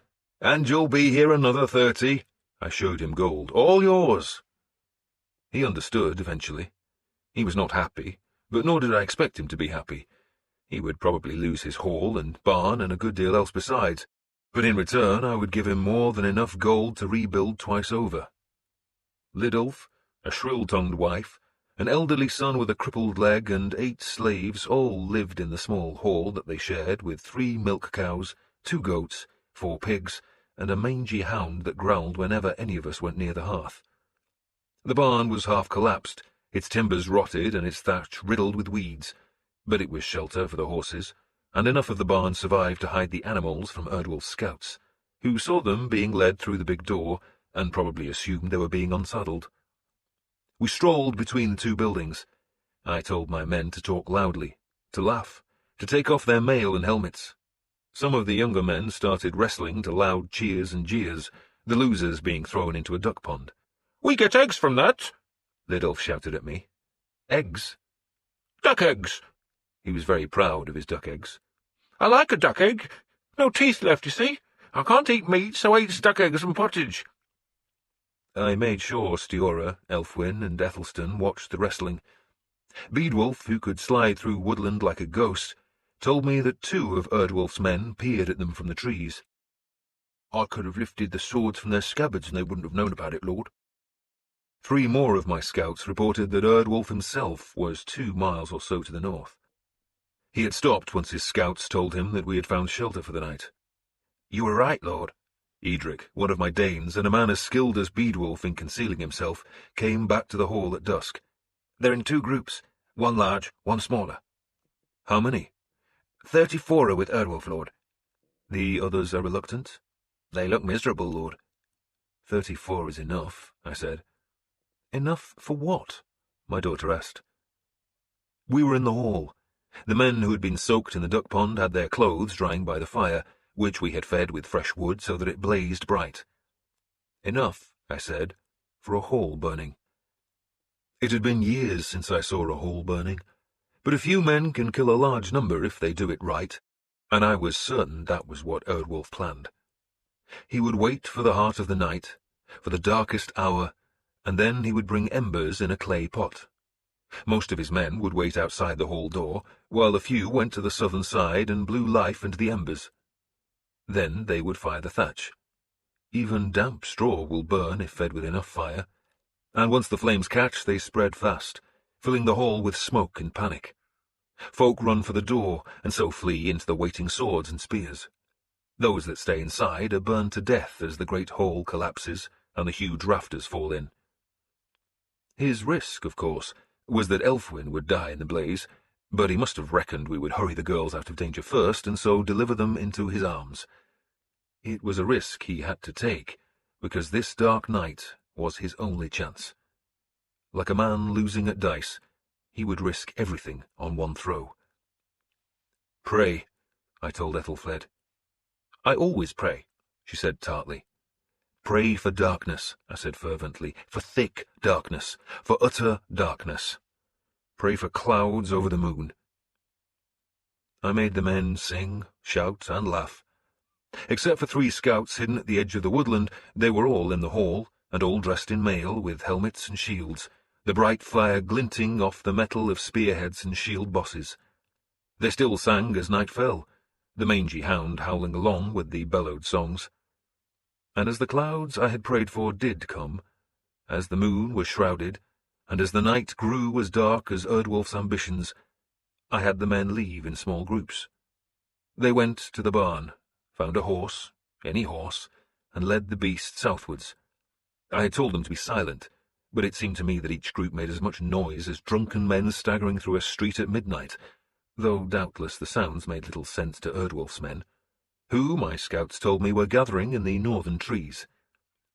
I went with Ethelfled and the girls, protected by Finan and 4 men, and we found some saddled horses and led them by the bridles till we could mount and ride south into the black shelter of the beechwoods. Sitrick and her 6 men led Lidulf, his wife and household out into the night. The old woman complained shrilly, but her noise was drowned by the raucous singing of the men left in the hall. Finally, there were just a dozen men singing, led by my son. They left at last, shutting the hall's big doors, and crossing to the barn where they found the remaining horses. They still sang. It was deep in the night's dark heart when the last song faded. I had hoped to give Erdwolf's listening men the impression of a drunken night in the hall, a night of shouting and singing, of ale and laughter, a night for a killing. And we waited in the trees. And we waited. An owl called. Somewhere a vixen cried. And we waited. Chapter 6. Time passes slower at night. Years ago, when I was a child, my father asked our priest why that was so, and Father Bjocka, dear Father Bjocka, preached a sermon about it the next Sunday. The sun, he said, was the light of the Christian God and is quick, while the moon is the lamp that travels through the darkness of sin. All of us, he explained, tread more slowly at night, because we cannot see. So therefore, he declared, the night moves more slowly than the day, because the sun moves in Christian brilliance, while the moon stumbles around in the devil's darkness.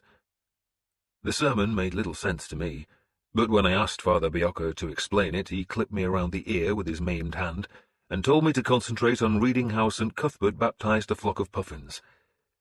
But, whatever the reason, time does slow at night, and puffins do go to heaven, or at least those puffins do who were lucky enough to have met St. Cuthbert. Are there herrings in heaven? I remember asking Father Bjocka. I can't think so. Then what do the puffins eat if there aren't any fish? None of us eat in heaven. We sing God's glories instead. We don't eat. We just sing forever. And ever amen. It sounded boring then. It still sounds boring now. Almost as boring as waiting in the darkness for an attack I was sure was coming, but which never seemed to happen. It was quiet except for the sigh of wind in the treetops and, every now and then, the splash of men pissing or horses stalling. An owl called for a time, then was silent. And in the silence, the doubts came. Suppose Erdwolf had anticipated the trap. Was he even now leading horsemen through the dark woods to attack us among the trees? I told myself that was impossible. The clouds had thickened. No one could travel these woods without blundering. I persuaded myself it was more likely that he had abandoned his ambition, that he had accepted defeat, and that I was imposing this discomfort and fear on my men for no reason. We shivered, not just because it was cold, but because the night is when the ghosts and sprites and elves and dwarves come to Midgard. They prowl silently through the dark. You might not see them, and will never hear them unless they choose to be heard, but they are there, malevolent things of darkness. My men were silent, fearful, not of Erdwolf or his warriors, but of the things we cannot see. And with the fears came memories, the recollection of Ragnar's death in a fearful hall burning. I had been a child, shivering with Bryder on the hill, watching the great hall flame and collapse, and listening to the screams of men, women, and children dying. Kjartan and his men had surrounded the hall and massacred those who fled the fire. All but the young women who could be taken and used as Ragnar's lovely daughter, Thyra, had been raped and shamed. She had found happiness in the end by marrying Bjocka, and she still lived, a nun now, and I had never spoken to her of that night of fire, when her mother and father had died. I had loved Ragnar. He had been my true father, the Dane who had taught me to be a man, and he had died in those flames, and I always hoped he had seized his sword before he was killed, so that he was in Valhalla to see when I took revenge for him by slaughtering Kjartan on a northern hilltop. Erdwolf had died in that fire, his name so similar to my newest enemy. Erdwolf had been the blacksmith at Brunenburgh, the fortress stolen from me by my uncle, but he had fled Brunenburgh to be my man, and it had been Erdwolf who had hammered serpent breath into life on his massive anvil. So many dead, so many lives twisted by fate, and now, we began the dance again. Ethelred's death had woken ambitions.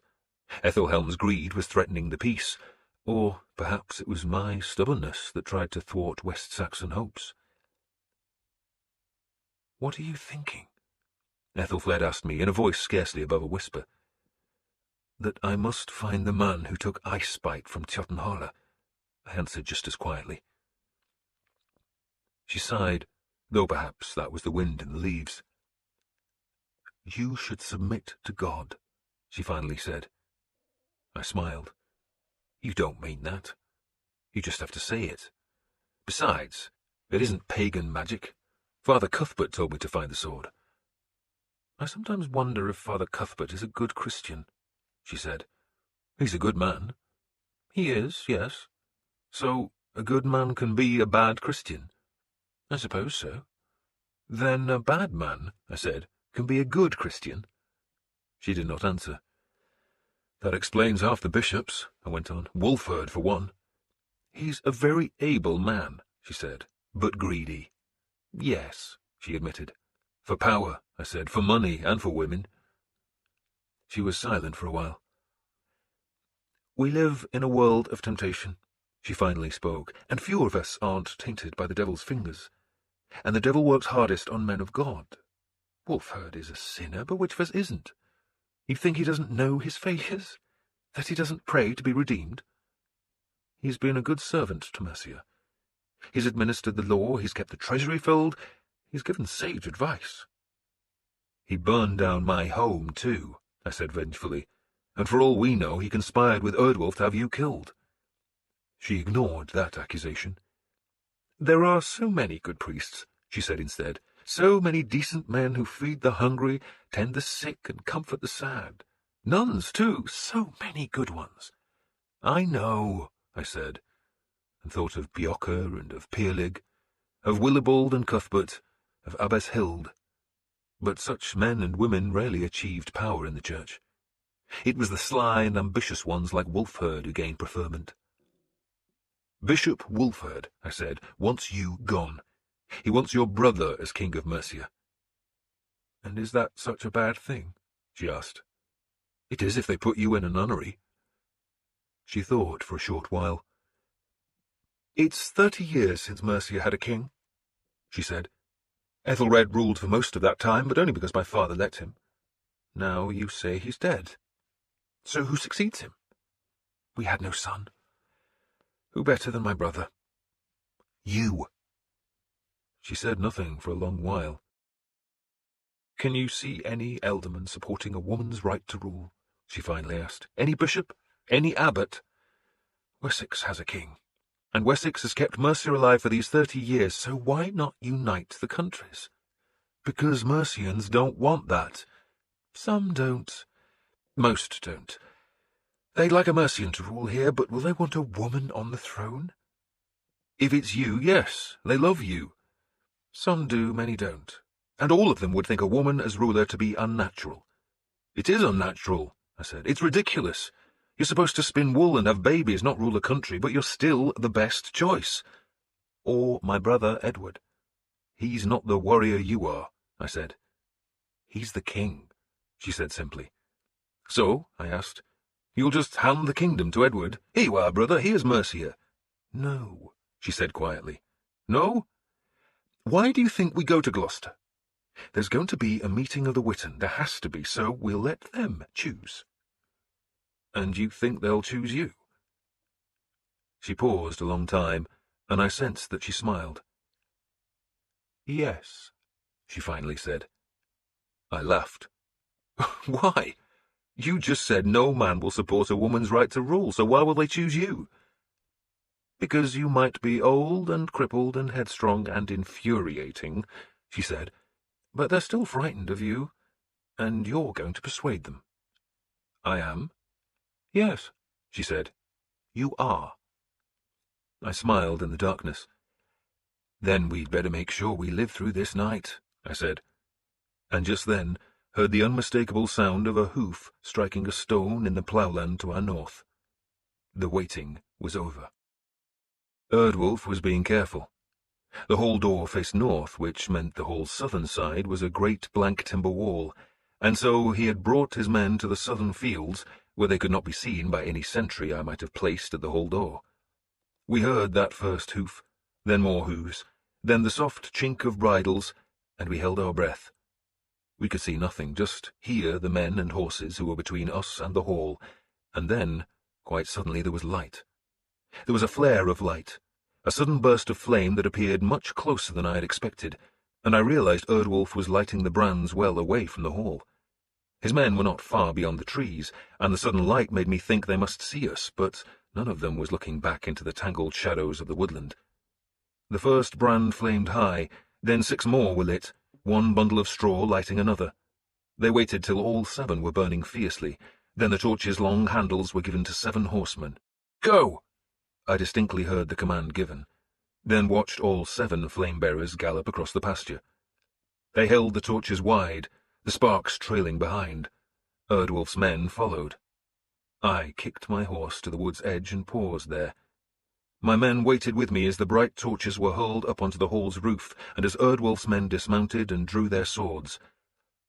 "One of my ancestors crossed the sea," I said, "and captured the rock on which Brunenburgh is built." "Brunenburgh?" Ethelfled asked. I did not answer. I was gazing at the 7 fires, which looked dull now. For a moment it seemed the whole roof would not burn, but then the flames spread as they found the drier straw beneath the wet outer layer of tightly woven thatch, and once that drier straw caught the fire it spread with a vicious speed.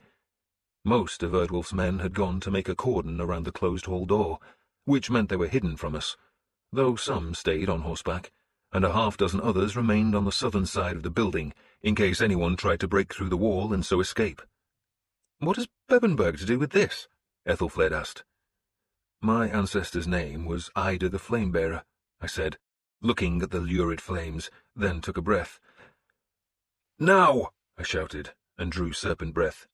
The pain stabbed at me, but I shouted again, "Now!" Edric had been right. There were no more than 30 men with Erdwolf. The rest must have refused to join the murder of Ethelfled, and 30 men would have been enough if we had been inside the hall. The morning would have revealed smouldering embers and thick smoke, and would have left Erdwolf as Ethelred's heir, but instead he was my victim, and I spurred my horse as my men streamed from the trees and galloped through the flame-lit darkness. And Erdwolf's hopes died. It was sudden, and it was slaughter.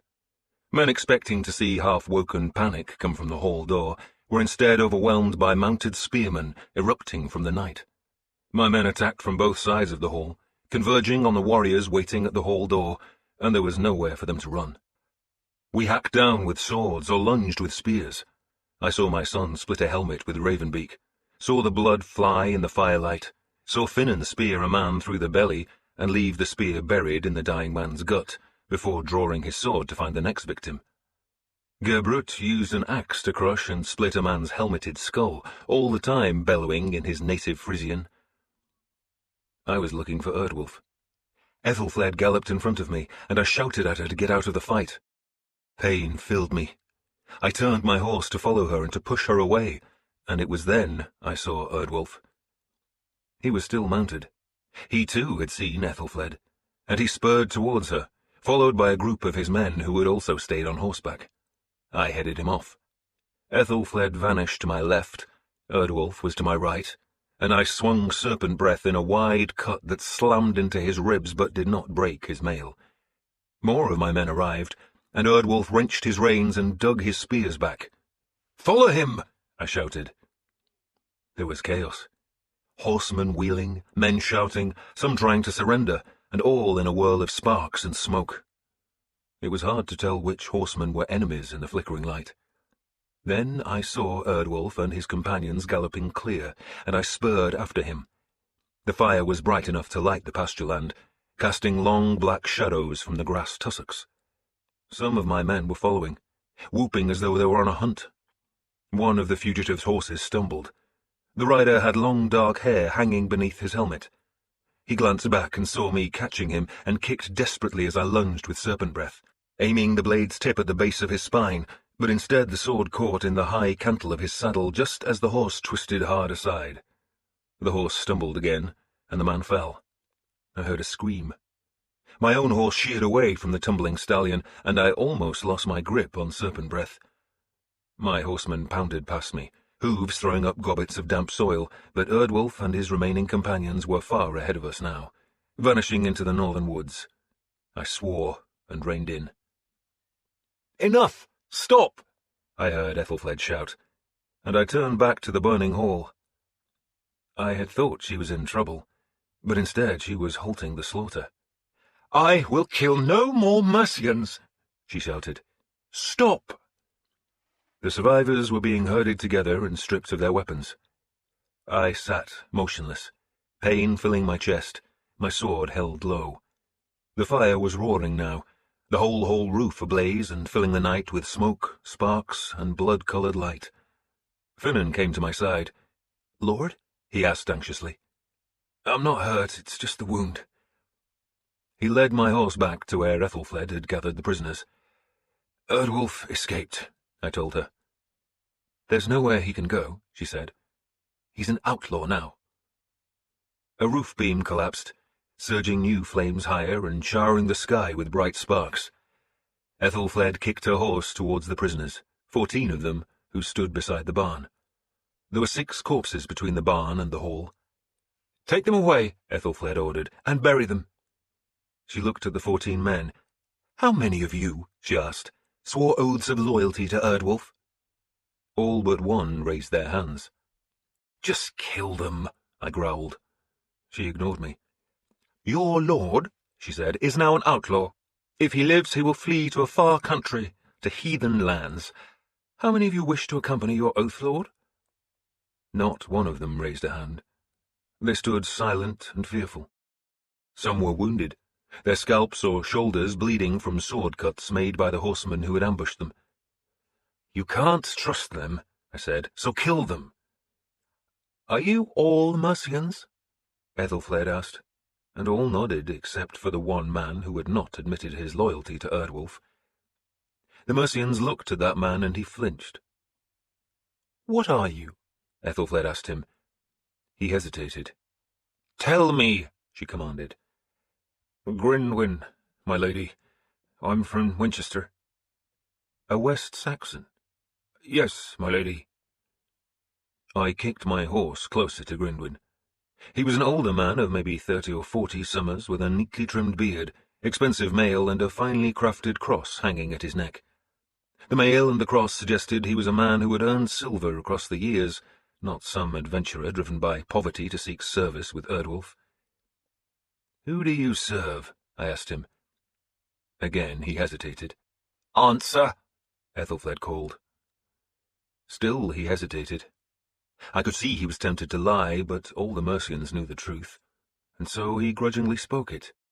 "The Lord Ethelhelm, my lady," he said. I laughed sourly. "He sent you to make certain Erdwolf did his bidding?" He nodded for answer, and I jerked my head to Finan, indicating he should take Grinwyn aside. "Keep him safe," I told Finan. Ethelfled looked down at the remaining prisoners. "My husband," she said, "gave high privileges to Erdwolf, yet Erdwolf had no right to make you swear loyalty to him instead of to my husband. He was my husband's servant, and had sworn an oath to him. But my husband is dead, God rest his soul, and the loyalty you should have offered him is now mine. Is there any one of you who refuses to give me that loyalty?" They shook their heads. "Of course they'll offer you loyalty," I snarled. "The bastards want to live. Just kill them." She ignored me again, looking instead at Sihtric, who stood over a pile of captured weapons. "Give them their swords," she commanded. Sihtric glanced at me, but I just shrugged, and so he obeyed. He carried a bundle of swords and let the men choose their own. They stood holding their weapons, still uncertain, wondering if they were about to be attacked, but instead Ethelfled dismounted. She gave the reins of her horse to Sihtric and walked towards the 14 men. "Did Erdwolf give you orders to kill me?" she asked. They hesitated. "Yes, my lady." It was one of the older men who answered. She laughed. "Then now is your chance." She spread her arms wide. "My lady," I began. "Be silent!" She snapped at me without turning her head. She gazed at the prisoners. "You either kill me," she said, "or you kneel to me and give me your oaths." "Guard her!" I snapped at my son. "Stand back," she told Uhtred, who had drawn Ravenbeak and moved to her side. "Further back. These are Mercians. I need no protection from Mercians." She smiled at the captives. "Which of you commands?" she asked, and when none answered, "Then who is the best leader among you?" They shuffled their feet, but finally 2 or 3 of them pushed the oldest man forward. He was the man who had confirmed that Erdwolf's ambition had been to kill Ethelfled. He had a scarred face, a short beard, and a wall eye. He had lost half an ear in the fight, and the blood was black on his hair and neck. "Your name?" Ethelfled asked. "Hogger, lady." "Then, for the moment, you command these men," she said, indicating the prisoners. "Now send them to me one by one to take their oaths." So she stood alone in the flamelight, and one after another her enemies came to her, each holding a sword, and each knelt to her and swore to be her man. And, of course, none raised their sword to kill her. I could see their faces, see how they had been seduced by her, how the oath they swore was heartfelt. She could do that to men. Hogger was the last to swear his oath, and I could see tears in his eyes as he felt her hands clasp his about the hilt of his sword, and as he said the words that tied his life to hers. Ethelfled smiled at him, then touched his grey hair as if she was blessing him. "Thank you," she said to him, then turned to my men. "These warriors are no longer prisoners. These are my men now. They are your comrades, and they will share in our fortune for good or for ill." "But not that one," I called, indicating Ethelhelm's man, Grindwin. "Not that one," Ethelfled agreed, then touched Hogger's head again. "Treat your wounds, Hogger," she said gently. And then the 15th prisoner was brought into the flamelight, the long, dark-haired rider, whose horse had stumbled just in front of me. The rider wore a long mail coat and a finely chased helmet that Edric hauled off. It was Erdwolf's sister, Edith. We rode to Erdwolf's camp in the dawn. I did not expect to find him there, nor was he. Instead, the rest of his men, those who had refused to accompany him in the night, were either sitting about campfires or else saddling horses. They panicked when we appeared, some clambering into saddles, but Finan led a half-dozen men to head them off, and the show of swords was enough to drive the fleeing men back to their comrades. Few were wearing mail, and none looked ready for a fight, while our men were mounted, armoured, and carrying weapons. I saw some of Erdwolf's men cross themselves, as if they expected sudden slaughter. "Hogger," Ethelfled called sharply. "My lady?" "You and your men will escort me. The rest of you," she turned and pointedly looked at me, "will wait here." She was insisting that she needed no protection from Mercians, and, just as she had seduced Hogger and his men in the night, so she would work her sorcery on the rest of Erdwolf's troops. She had ordered me to stay behind, but I nevertheless rode close enough to hear her words. The twin priests, Chulbert and Chulnoth, met her, bowing their heads respectfully, then claimed that they had restrained the rest of Erdwolf's men from joining the nighttime attack. "We told them, my lady, that what he planned was a sin would be punished by God," Father Chulnoth said. His toothless twin nodded vigorous agreement. "And did you tell them," I asked loudly, "that a failure to warn us was also a sin?" "We wanted to warn you, my lady," Father Chulnoth said, "but he set guards on us." I laughed. 200 of you and 40 of them? Both priests ignored the question. "We thank God for your life, lady," Chulbert lisped instead. "As you'd have thanked your God for Erdwolf's success if he'd killed Lady Ethelfled," I said. "Enough!" Ethelfled motioned me to silence. She looked back to the twin priests. "Tell me of my husband," she demanded. They both hesitated, glancing at each other. Then Chulnoth made the sign of the cross. "Your husband died, my lady." "So I hear," she said, but I sensed her relief that what had been mere rumour so far was now confirmed. "I will pray for his soul," she said. As do we all, Chulbert said. It was a peaceful death, the other twin said, and he received the sacraments with grace and calmness. Then my lord Ethelred has gone to his heavenly reward, Ethelfled said, and I snorted with laughter. She gave me a warning look, and then, escorted only by the men who just hours before had tried to kill her, she rode among the other Mercian troops. They had been her husband's household warriors, supposedly the best in Mercia, and for years her sworn enemies, and though I could not hear what she said to them, I watched them kneel to her. Finan joined me, leaning on his saddle's pommel. They love her. They do. So, what now? So now we make her Mercia's ruler, I said. How? How do you think? By killing any bastard who opposes her. Finan smiled. Oh, he said, by persuasion. Exactly, I agreed. But first we had to go to Gloucester, and we rode there over 300 men strong, a band of warriors who, not hours before, had been fighting each other. Ethelfled ordered her standard raised alongside her husband's flag. She was telling the places we passed that her family still ruled in Mercia, though we still did not know whether the men waiting in Gloucester would agree with that claim.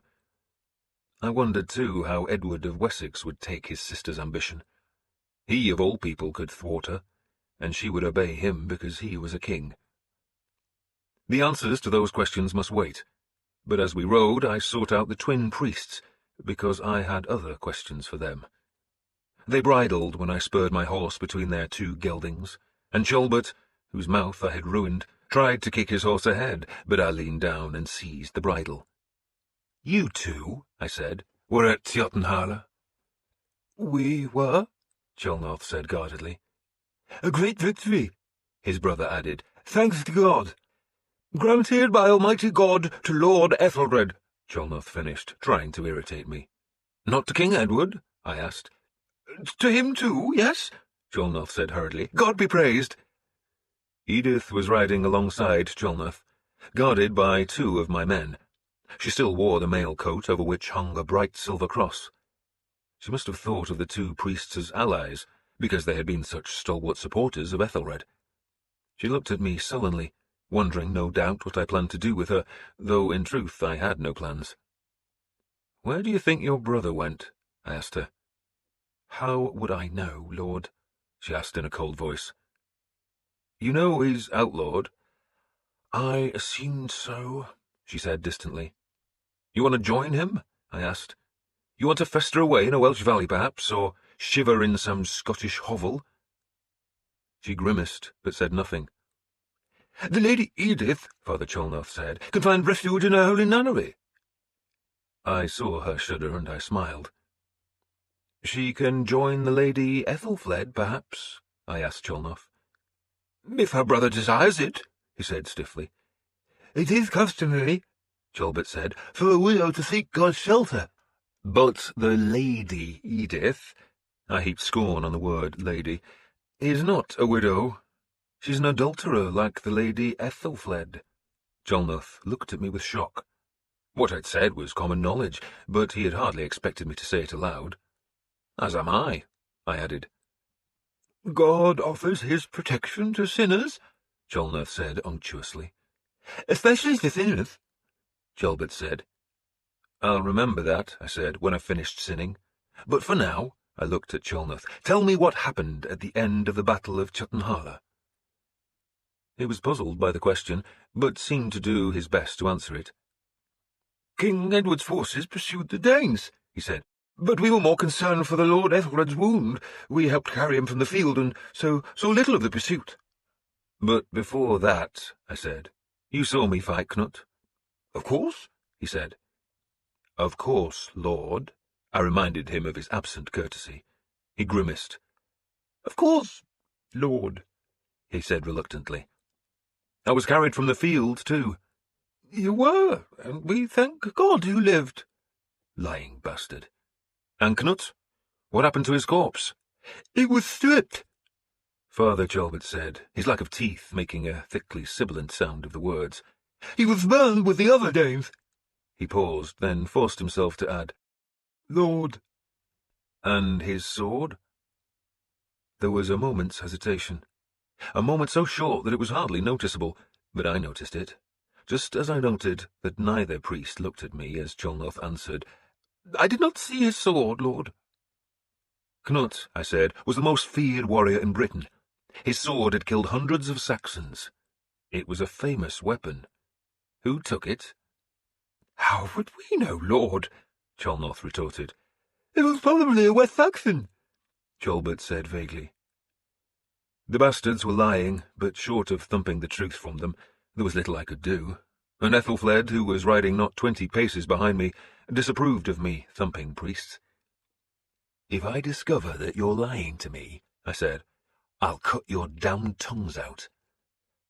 "We do not know," Cholnoth said firmly. "Then tell me what you do know," I said. "We told you, lord, nothing." "About the next person to rule in Mercia?" I finished my question. "Who should it be?" "Not you," Cholbert spat. "Listen, you spavined piece of serpent shit," I said. "I don't want to rule in Mercia, nor in Wessex, nor anywhere except my home in Bebbanburg, but you two supported her brother." I nodded towards Edith, who had been listening closely to the conversation. "Why?" Cholnoth hesitated, then shrugged. "The Lord Æthelred," he said, "left no heir, nor was there any ealdorman who was a natural successor. We discussed the problem with the Lord Ethelhelm, who convinced us Mercia needed a strong man to defend its northern frontiers, and Erdwolf is a good warrior." "Not good enough last night," I said. Both twins ignored that. "And it was decided he could rule as King Edward's reeve," Cholnoth said. "So Edward would rule in Mercia?" "Who else, lord?" Cholbert said. "The lords of Mercia would have retained their lands and privileges," Cholnoth explained, "but Erdwolf would have commanded the royal household troops as an army to face the Danes." "And with Erdwolf gone?" I asked. The twins paused, thinking.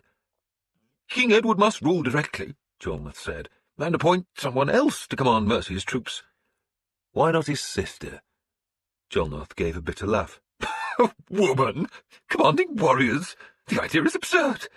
A woman's task is to obey her husband. St. Paul gave us explicit instructions." Cholbert agreed vigorously. "He wrote to Timothy, saying that no woman could have authority over a man. The scriptures are plain to understand." "Did St. Paul have brown eyes?" I asked.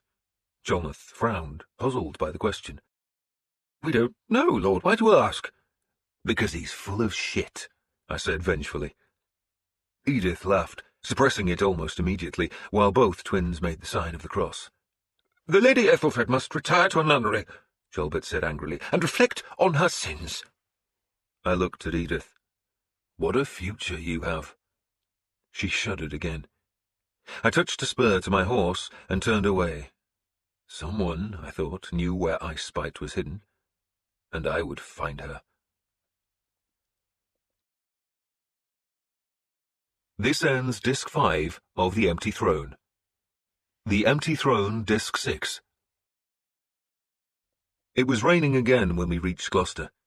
Water was puddling in the fields, pouring down the road's stone-choked gutters, and turning the stone of the Roman walls dark.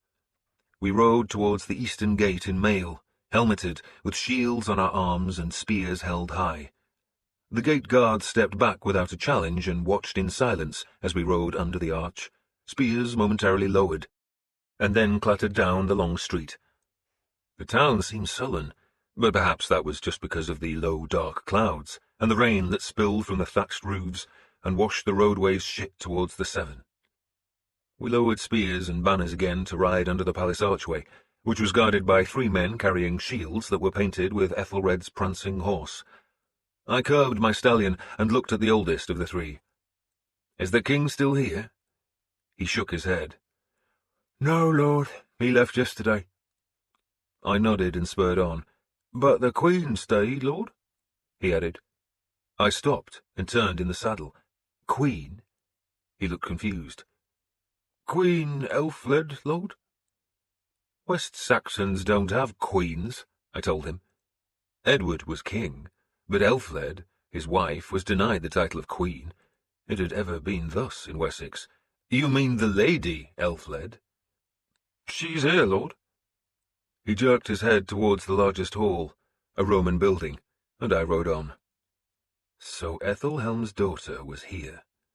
That suggested Ethelhelm himself had stayed in Gloucester, and, sure enough, when I rode into the wide, grassy courtyard, there were men carrying his badge of the leaping stag on their shields.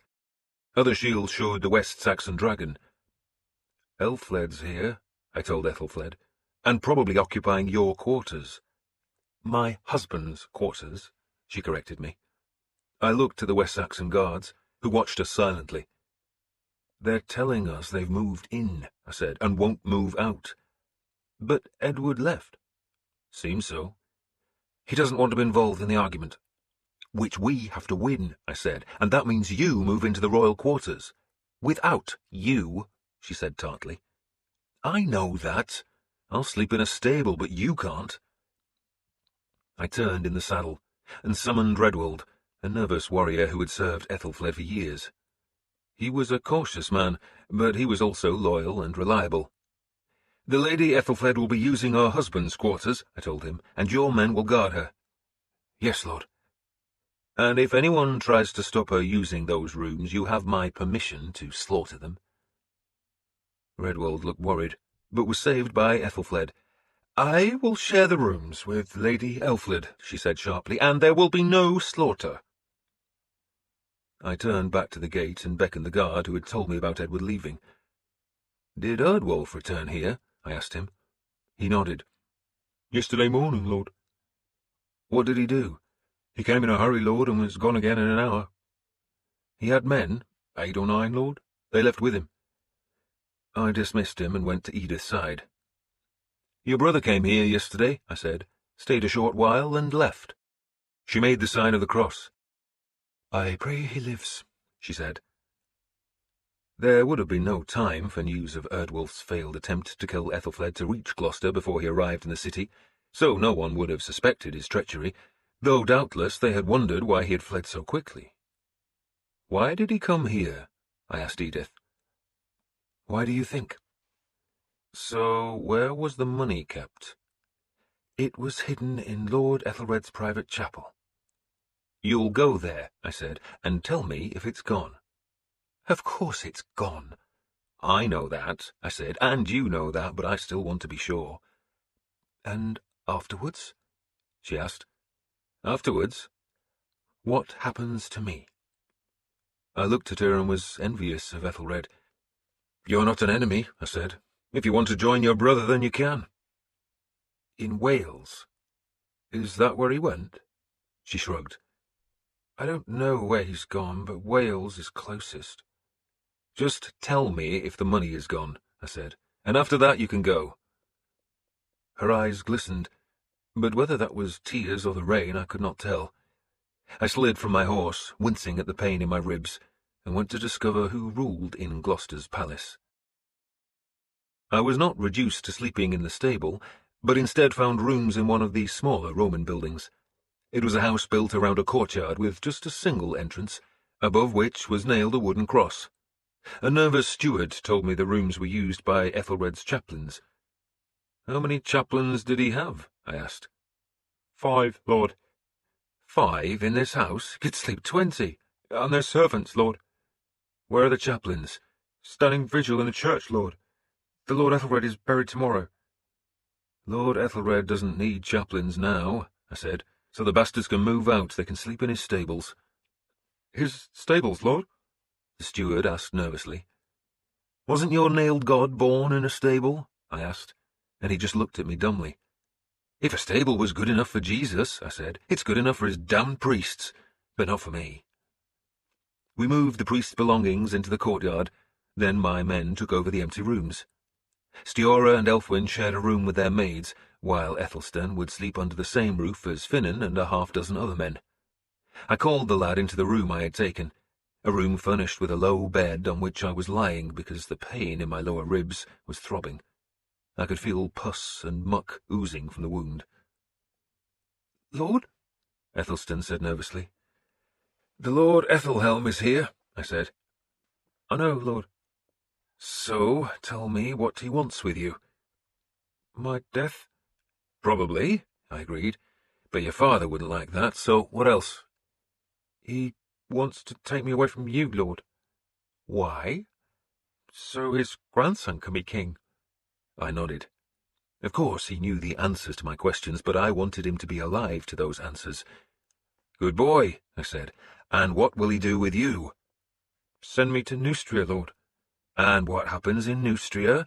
Either they kill me or sell me into slavery, Lord. I closed my eyes as the pain sharpened. The stuff oozing from the wound stank like a cesspit. So, what must you do? I asked, opening my eyes to look at him. Stay close to Finan, Lord. You do not run off, I said savagely. You do not look for adventure in the city. You do not find a girlfriend. You stay by Finan's side. You understand me? Of course, Lord. You might be the next King of Wessex, I told him, but you won't be anything if you're dead or if you're snatched away to some damn monastery to be arse fodder for a pack of monks, so you stay here. Yes, Lord. And if Lord Ethelhelm sends for you, you don't obey him. You tell me instead. Now go. I closed my eyes. The damn pain. The damn pain. The damned pain. I needed Icebite. She came to me after dark. I had slept, and Finan, or perhaps my servant, had brought a tall church candle into the room. It burned smokily, casting a small light on the cracked and peeling plaster of the walls, and dancing strange shadows on the ceiling. I woke to hear the voices outside, one pleading and the other gruff. "Let her in," I called, and the door opened so that the candle flame shuddered and the shadows leaped. "Close the door," I said. Lord, the man standing guard started to speak. "Close the door," I said. "She's not going to kill me," though the pain was such that I might have welcomed it if she had. Edith came hesitantly. She had changed into a long dress of dark green wool, belted with a rope of gold and hemmed with thick strips embroidered with yellow and blue flowers. "Aren't you supposed to be in mourning?" I asked cruelly. "I am in mourning." "So? You think I'll be welcome at the funeral?" she asked bitterly. "You think I will?" I asked, then laughed and wished I had not. She watched me nervously. "The money," she finally spoke, "has gone." "Of course it has." I winced as pain throbbed. "How much?" "I don't know. A lot." "My cousin was generous," I said sourly. "He was, Lord." "So, where is the bastard gone?" "He took a ship, Lord." I looked at her in surprise. "A ship? He didn't have enough men to crew a ship." She shook her head. "Maybe he didn't, but Sella gave him bread and hams to take, and he told her he would find a fishing boat." "Sella?" "She's a kitchen maid, Lord." "A pretty one?" She nodded. "Pretty enough." "And your brother didn't take her with him?" "He asked her to go, Lord, but she said no." So Erdwolf was gone, but gone where? He had a handful of followers and a lot of money, and he would need refuge somewhere. A fishing boat made sense. Erdwolf's few men could row it, the wind could carry it, but to where? Would Ethelhelm have offered him refuge in Wessex? I doubted it. Erdwolf was only useful to Ethelhelm if he could rid the ealdorman of Ethelstan, and he had failed in that, so he would not be in Wessex, and certainly not in Mercia. "Is your brother a seaman?" I asked her. "No, Lord." "What about his men?" "I doubt it, Lord." So he could hardly sail from the Severn to Neustria in a small boat, so it had to be either Wales or Ireland. And with any luck, a Danish or Norse ship would see his ship, and that would be the end of Erdwolf. "If he's no sailor," I said, "and if you love him, then you'd better pray for good weather." I had spoken sourly, and decided I had been boorish. "Thank you for telling me." "Thank you for not killing me," she responded. "Or for not sending you to join Sella in the kitchen." "For that too, Lord," she said humbly, then wrinkled her nose at the stench pervading the room. "Is that your wound?" she asked, and I nodded. "I smelt the same when my father died." she went on, then paused, but I said nothing. "When was the wound last dressed?" she asked. "A week ago, more. Can't remember." She turned abruptly and went from the room. I closed my eyes. Why had King Edward gone? He had not been close to Ethelred, but it still seemed strange that he had left Gloucester before the funeral. Yet he had left Ethelhelm, his father-in-law, chief adviser and the power behind the throne of Wessex, and my best guess was that Edward wanted to distance himself from the dirty work that Ethelhelm planned. That work was to ensure that the nobles of Mercia appointed Edward as Mercia's ruler and encouraged Ethelfled to retire to a convent. Well, damn him. I was not dead yet, and so long as I lived I would fight for Ethelfled. Some time passed. It was the slow passing of time in a pain-filled night, but then the door opened again and Edith returned. She was carrying a bowl and some cloths. "I don't want you to clean the wound," I growled. "I did it for my father," she said, then knelt beside the bed and pulled back the pelts. She grimaced at the smell. "When did your father die?" I asked. "After the battle at Farnham, Lord." "After?" "He took a wound in the stomach, Lord, and lingered for 5 weeks." "That was almost 20 years ago." "I was 7, Lord, but he wouldn't allow anyone else to tend him." "Not your mother?" "She was dead, Lord." I felt her fingers unbuckle the belt at my waist. She was gentle. She pulled up my tunic, unsticking it from the pus. "It should be cleaned every day, Lord," she said reprovingly. "I've been busy," I said, and almost added that my business had been thwarting her damned brother's ambitions. "What was your father called?" I asked instead. "Godwinson, Lord." "I remember him," I said. I did too, a lean man with long moustaches. "He always said you were the greatest warrior of Britain, Lord." That opinion must have sat well with Lord Ethelred. She pushed a cloth against the wound. She had warmed the water, and the touch of it was strangely comforting. She held the cloth there, just soaking the crusted mess beneath. "Lord Ethelred was jealous of you," she said. "He hated me." "That too." "Jealous?" "He knew you were a warrior. He called you a brute. He said you were like a dog that attacks a bull. You had no fear because you had no sense." I smiled at that. Perhaps he was right. "He wasn't a bad man." "I thought he was." "Because you were his wife's lover. We pick sides, Lord, and sometimes loyalty gives us no choice in our opinions."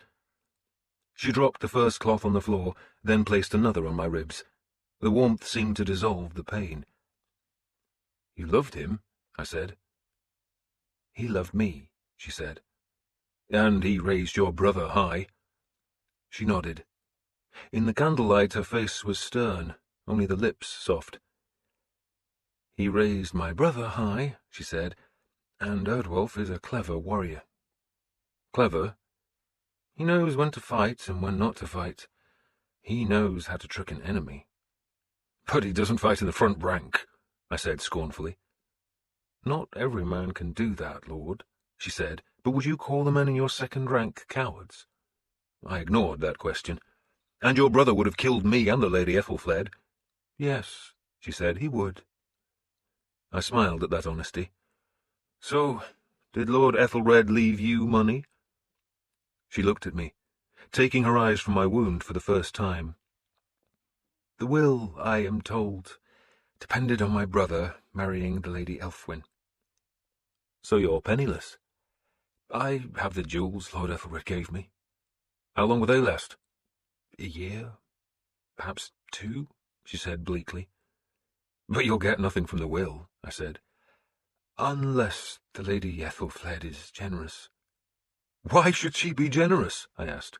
"Why should she give money to a woman who slept with her husband?" "She won't," Edith said calmly. "But you will." "I will?" "Yes, Lord." I winced slightly as she began wiping the wound clean. "Why would I give you money?" I asked harshly. "Because you're a whore?" "Men call me that. And are you?" "I hope not," she answered evenly, "but I think you will give me the money, Lord, for another reason." And what reason is that? Because I know what happened to Knut's sword, Lord. I could have kissed her, and when she had cleaned the wound, I did. Chapter 7. I was woken by the harsh sound of a church bell tolling. I opened my eyes, and for a moment had no idea where I was. The candle had long gutted out, and the only light came from a small gap above the door. It was daylight, which meant I had slept long. Then I smelt the woman, and turned my face into a tangle of red hair. Edith stirred, made a mewing noise in her sleep, and snaked an arm across my chest. She stirred again, coming awake, and rested her head upon my shoulder, and after a few heartbeats began to weep. I let her cry as I counted the bell tolling 22 times. "Regret?" I finally asked her. She sniffed and shook her head. "No," she said. No. It's the bell." "The funeral, then?" I asked, and she nodded. "You loved him?" I asked almost accusingly. She must have thought about her response, because she did not answer until the bell had rung another 16 times. "He was kind to me." It was strange to think of my cousin Ethelred being kind, but I believed her. I kissed her forehead and held her close. Ethelfled, I thought, would kill me for this, but I found myself strangely unworried by the thought. "You must go to the funeral," I said. "Bishop Wulfheard said I can't." "Because of adultery?" I asked, and she nodded. "If no adulterers go," I said, "the church will be empty. Wulfheard himself couldn't go." She sniffed again. "Wulfheard hates me." I began to laugh. The pain in my rib was still there, but duller now. "What's funny?" she asked. "He hates me, too." "He wants—" she began, then stopped. "He wants what?" "You know." "He did?" She nodded. "He demanded to hear my confession, then said he'd only shrive me if I showed him what I did with Æthelred." "And did you?" "Of course not." She sounded offended. "Sorry." She raised her head and looked into my eyes. Her eyes were green. She looked for a long time, then put her head down again. "Elfwin told me you were a good man." "And you said?" "I told you you were a brute." I laughed at that. "You've never met me." "That's what she said." "But you were right," I said, "and she was wrong." She laughed softly. It was better than crying. And we lay listening to the cocks crow. The bell still tolled as I dressed. Edith lay under the bed-pelts, watching me. I dressed in the clothes I had travelled in, damp, stained, and smelly, then bent to kiss her, and the pain stabbed at me. It was less severe, but it had not vanished. "Come and have some breakfast," I told her, then went into the central courtyard. A mist seeped from the river, mingling with a drizzle from low grey clouds. Finan was waiting in the courtyard and grinned at me. "Sleep well, Lord?" he asked. "Go and jump in a lake, you Irish bastard," I said. "Where's the boy?" "He's awake. Edric's watching him." He looked up at the sky. "Not a good day to bury a soul." "Any day they bury Ethelred is a good day." "I'll take another sniff outside," he said, nodding towards the arched gate. "See what's happening. It was all quiet an hour ago." I went with him, but the palace grounds looked asleep. A few guards were visible by the great hall, some geese cropped the wet grass, and a lone priest hurried towards the private chapel by the main gate. "Did you look into the hall?" I asked Finan. "All's well. Her ladyship's in the upper chamber, and our 2 Frisians are blocking the stairway like a pair of bullocks. No one can get past those 2. I had sent Geirbrut and Folkbold to reinforce Ethelfled's own warriors. "And no one tried?" Finan added. "And Ethelhelm?" "He's in the main hall with his daughter and Bishop Wulfheard. He said to say a good morning to you." Finan grinned. "You've no need to worry, Lord." "I should have slept in the hall," I said. "Aye, that would have been wise. Lady Ethelflaed's lover giving her a good swiving on the night before her husband's funeral. Why didn't I think of that?" I smiled ruefully, then went to the kitchen where my son and daughter were eating breakfast. Both looked at me reproachfully, presumably because gossip had told them who had shared my bed. "Welcome to one of the best days of my life," I greeted them. "Best?" my son asked. "We're burying Ethelred," I said, then sat and tore a lump from the loaf and cut some cheese. "You remember Father Pender?" I asked my son. "I remember pissing with him." "When you finish stuffing your belly," I said, "I want you to find him. He's probably in the Great Hall, so find him and tell him I need to see him. But tell him privately. Make sure the bishop doesn't know." "Father Pender?" Stiora asked. "He's one of Bishop Wulfhered's priests," I said. "A priest?" She sounded surprised. "I'm turning Christian," I said, and my son choked on his ale just as Ethelstan came into the room and bowed his head in greeting to me. "You're going to the funeral," I told the boy, "and you'll pretend to be sad." "Yes, Lord, I will." "And you'll stay by Finnan's side." "Of course, Lord." I pointed the knife at him. "I mean it. There are bastards out there who want you dead." I paused, letting the knife drop point first into the table. "Come to think of it, though, that might make my life easier." "Sit down," Stiora told the grinning boy. The bell still tolled. I supposed it would ring till the funeral began, and that could not happen until the lords of Mercia decided to go to the church. "What they'll do," I said, "is hold a meeting of the Witten right after they've buried the bastard. Maybe today, but for sure tomorrow." "Without issuing a summons?" my son asked. "They don't need to. Everyone who matters is here." "Except King Edward. He's not a member of the Mercian Witten, you numbskull," I told him. "He's a West Saxon." "He wants to be invited," Stiora said. "To the Witten?" my son asked. "To take the crown," she said patiently. "If he's here, it will look as if he just took it. It's better to be invited." "And he will be invited," I added. "That's why Bishop Wulfhered and the Lord Ethelhelm are here, to make sure he is." "And Ethelfled?" Stiora asked. "What happens to—" She abruptly fell silent as Edith came nervously into the room, pausing at the door. Her hair was piled on her head and held by ivory combs, but strands had escaped to fall raggedly about her face. The green dress looked crumpled. "Make room for Lady Edith," I told Ethelstan, who was sitting beside Stiora. "You can sit beside Prince Ethelstan," I told Edith. "It's all right," I looked back to the boy. "She's decided not to kill you after all." "I'm not hungry, Lord," Edith said. "Yes, you are. Sit down. Stiora will pour you ale. You were asking," I turned to my daughter, "what will happen to the Lady Ethelfled? They'll try to put her in a nunnery." "And you will stop them," my son said. "No, you and the Lady Edith will." "I will?" Uhtred asked. "By finding me that priest. Now! Go, bring him here." My son left. As he opened the door, I could see it was raining harder. "And what will I do, Lord?" Edith asked quietly. "Whatever I tell you," I said brusquely, "and you'll go to the funeral with Stiora. Not in that dress, though. Find her a black cloak." I added the last words to my daughter, "with a hood." "A hood?" "A big one," I said, "so no one can see her face and tell her to leave the church." I turned as Finan barged through the door. He swore, took off a piece of sacking he was wearing as a cape, and flung it onto a stool. "There'll be more floods if this goes on," he grumbled. "Raining like the devil's piss it is." "What's happening out there?" "Nothing. Bastards are all in bed. Best place to be." The great bell tolled on. Rain hammered the thatched roof and dripped through to puddle on the stone floor. The house had been roofed with tiles once. Now the old rafters were covered by straw thatch in need of repair, but at least the fire in the hearth burned bright, and there was a plentiful supply of wood.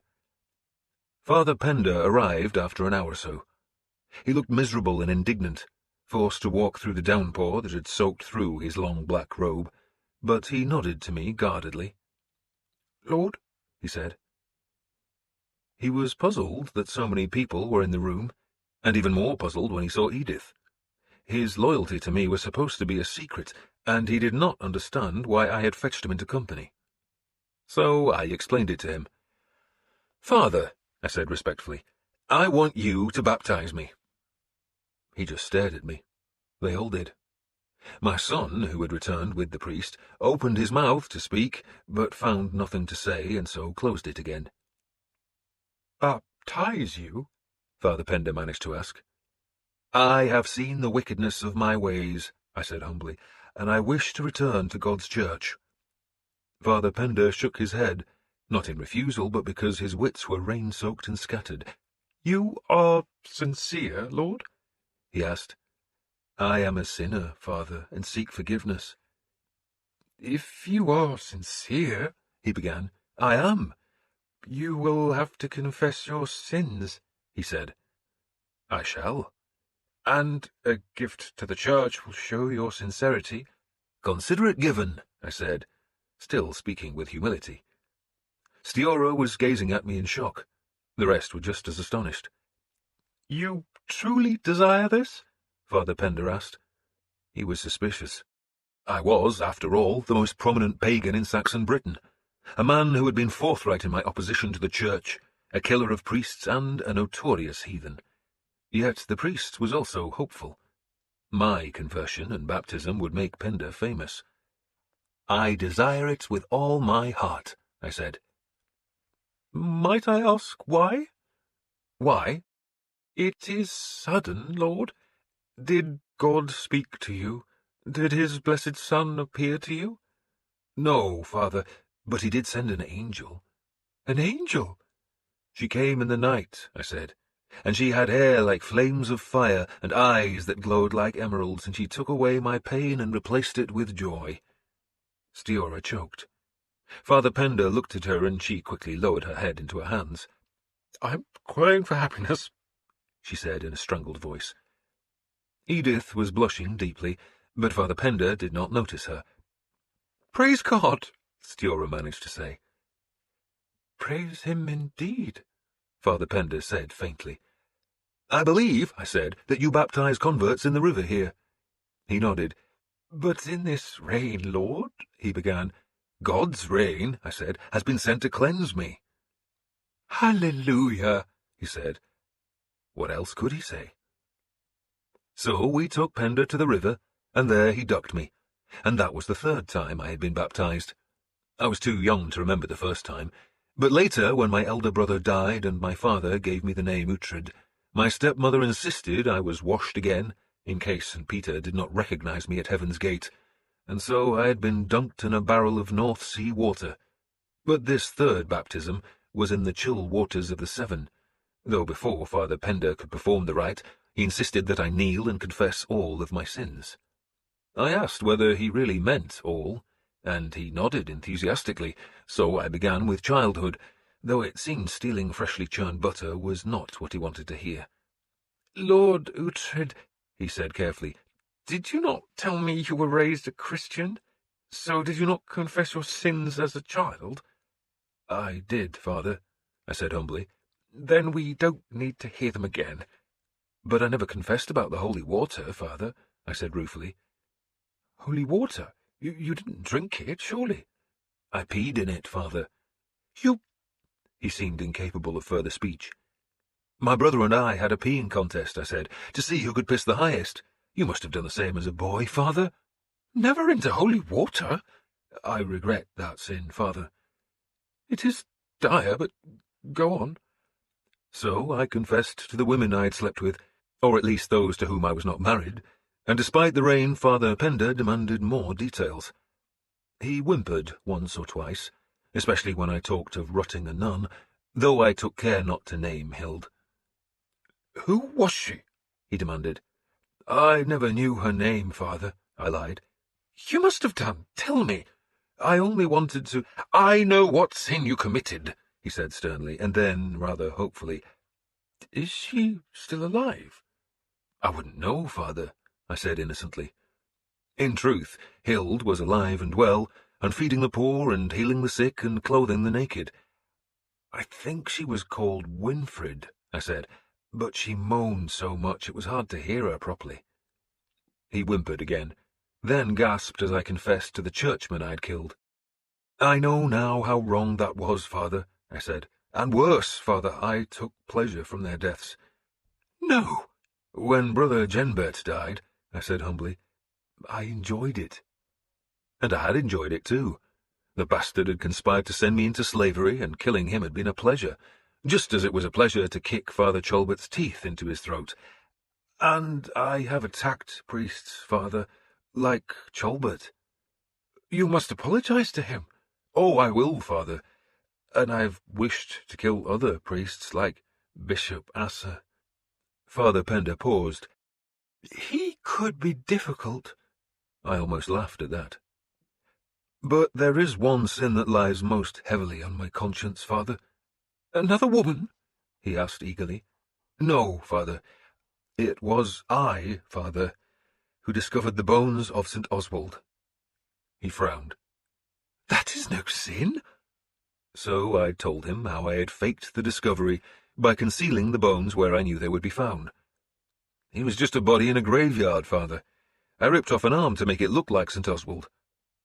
Pender paused. The bishop's wife, he said, obviously referring to Wulfherd's grim woman, suffered a plague of slugs in her garden. She sent Wulfherd a gift of fine linen for the saint, and the slugs went. This was a miracle. Do you mean... I began. You thought you deceived the church, Pender said enthusiastically, but miracles have happened at the shrine. Slugs were banished. I think God guided you to the true bones of the saint.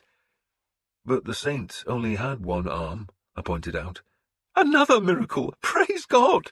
You were his instrument, Lord Uhtred. It is a sign. He gave me absolution, extracted another promise of gold, then led me into the river. The water was cold, stabbing into my wound like a dagger of ice, but I endured the prayers and praised the nailed god after Father Pender had thrust my head down into the duckweed. He did it 3 times, once for the Father, again for the Son, then for the Holy Ghost. Pender was happy. He had made his famous convert, and he had Finan and my son as his witnesses and as my godfathers. I took Finan's big silver cross and hung it about my neck, giving him my pagan hammer in exchange, and after that I put my arm about Father Pender's narrow shoulders and, still dressed in nothing but a sopping wet shirt, led him up the riverbank to the shelter of a willow, where we had a quiet discussion. We talked for a few minutes. At first he was reluctant to tell me what I wanted, but he yielded to persuasion. "You want a knife between your ribs, Father?" I asked him. "But, Lord—" he began. Then his voice faded away. "Who frightens you more?" I asked him. "Me or Bishop Wulfherd?" He had no answer to that, but just looked up at me with a miserable expression. He was frightened of my violence, I knew, but he was equally scared that Wulfherd could condemn him to a lifetime of being a priest in some miserable village where there was no chance of enrichment or advancement. "You want to be a bishop yourself?" I asked. "If God wills it, Lord," he said unhappily, meaning that he would sacrifice his own mother for the chance of a diocese. "I'll make it happen," I said, "if you tell me what I want to know." So he told me. Then I dressed, made sure the cross was hidden beneath my cloak, and went to a funeral. Someone had paid mourners to screech and wail, the noise as cacophonous as blades on shields in battle. The hired women stood at the sides of the church, beating their fists on their heads as they shrieked their pretend misery, and meanwhile a choir of monks tried to be heard above the clamour, and every now and then a priest shouted something, though no one seemed to take any notice. The church was full, with maybe 400 men and a few women standing between the high wooden pillars. They talked among themselves, ignoring mourners, choir, and clerics, and it was not till Bishop Wulfherd climbed onto a wooden platform beside the high altar and began to hammer his lectern with a shepherd's staff that the sound died into silence, though not before the silver crook had fallen from the staff and clattered across the flagstones to come to rest beneath Ethelred's coffin, which stood on a pair of trestles and was draped with his flag of the prancing white horse. A few of the paid mourners went on moaning, but a pair of priests scurried along the walls and told them to end their damned noise. One of the women gasped for air, and I thought she was half choking to death, but then she fell to her knees and vomited. A brace of hounds rushed to gobble up the unexpected treat. "We are in God's house," Bishop Wulfherd bellowed.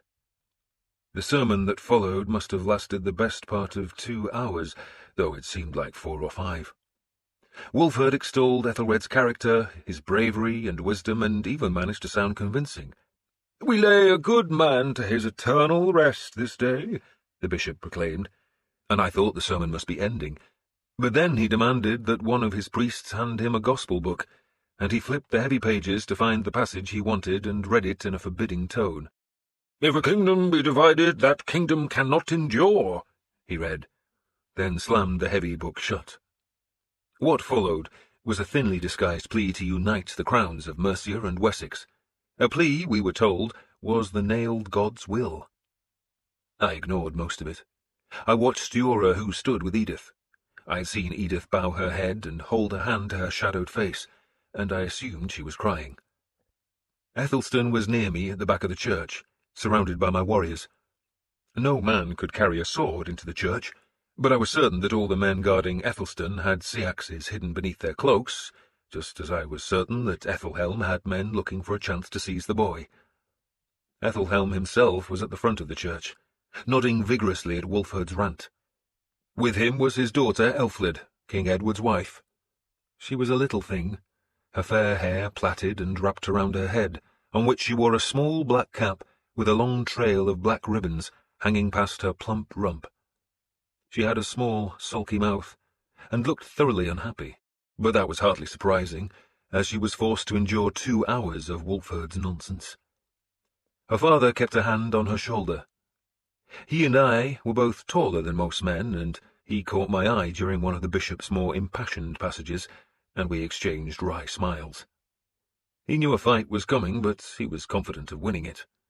His daughter would soon be Queen Ethelfled of Mercia, and that meant she could be called a queen in Wessex too, and I had no doubt Æthelhelm wanted his daughter to be called Queen Ethelfled. I had never understood why Wessex did not extend that courtesy to the king's wife, but they could hardly withhold it from Ethelfled if she was Mercia's queen. And if Æthelhelm could just rid himself of the nuisance of Æthelstan, he would be the father of a queen and the grandfather of kings. Wulfhere was still expounding his text about a divided kingdom, shouting now, and Æthelhelm caught my gaze again, jerked his head almost imperceptibly towards Wulfhere, and rolled his eyes in exasperation, and I had to laugh. I had always liked Æthelhelm, but till now we had always been on the same side, and his ambitions and energy had been devoted to causes I fought for. Now, however, we were enemies, and he knew it, and he would use his wealth and position to crush me. I would use guile, and hope that Sihtric had succeeded in the task I had given him. The bishop finally ran out of words. The choir began chanting again, and 6 of Ethelred's warriors picked up the coffin and carried it to the tomb that had been opened beside the altar. They were struggling, probably because there was a lead coffin inside the wooden casket that was sumptuously carved with saints and warriors. My cousin was to be buried as close as possible to the bones of St. Oswald, or rather, close to the bones of whoever really was encased in the silver reliquary. On the Day of Judgment, the bishop had preached, St. Oswald would miraculously leap from his silver prison and be whisked to heaven, and Ethelred, being close by, would be swept up by the saint. No one doubted that the bones were the real relics. The priests and monks all claimed that miracles occurred in the church, that the cripples walked and the blind saw, and all because of the bones. The bishop watched the coffin being lowered into the tomb. Æthelhelm and his daughter stood beside him, while on the far side of the gaping hole, Ethelfled stood in a dress of black silk that shimmered when she moved. Her daughter Elfwin was beside her, and managed to look sad. When the heavy coffin was at last settled in the crypt, I saw Æthelhelm stare at Ethelfled, and the two locked their eyes. They stood thus for a long time. Then Æthelhelm turned away, and led his daughter out of the church. A maidservant handed Ethelfled a heavy cloak, which she draped over her shoulders and walked into the rain. And so my cousin Ethelred passed from my life. The Witten was held the next day. It began not long after dawn, an early hour, but I reckon that was because Æthelhelm wanted the business over so he could start for home, or perhaps more likely so that Edward could be summoned from wherever he was waiting to make a formal entry into the chief city of his new kingdom. And it should all be done swiftly, or so they thought. The men who had attended Ethelred's funeral were, as expected, those nobles who had supported him, and very few of Ethelfled's men were in Gloucester. The Witten would hear what Ethelhelm wanted, they would vote it by acclamation, and Wulfhere and Ethelhelm would earn the gratitude of the new King of Mercia.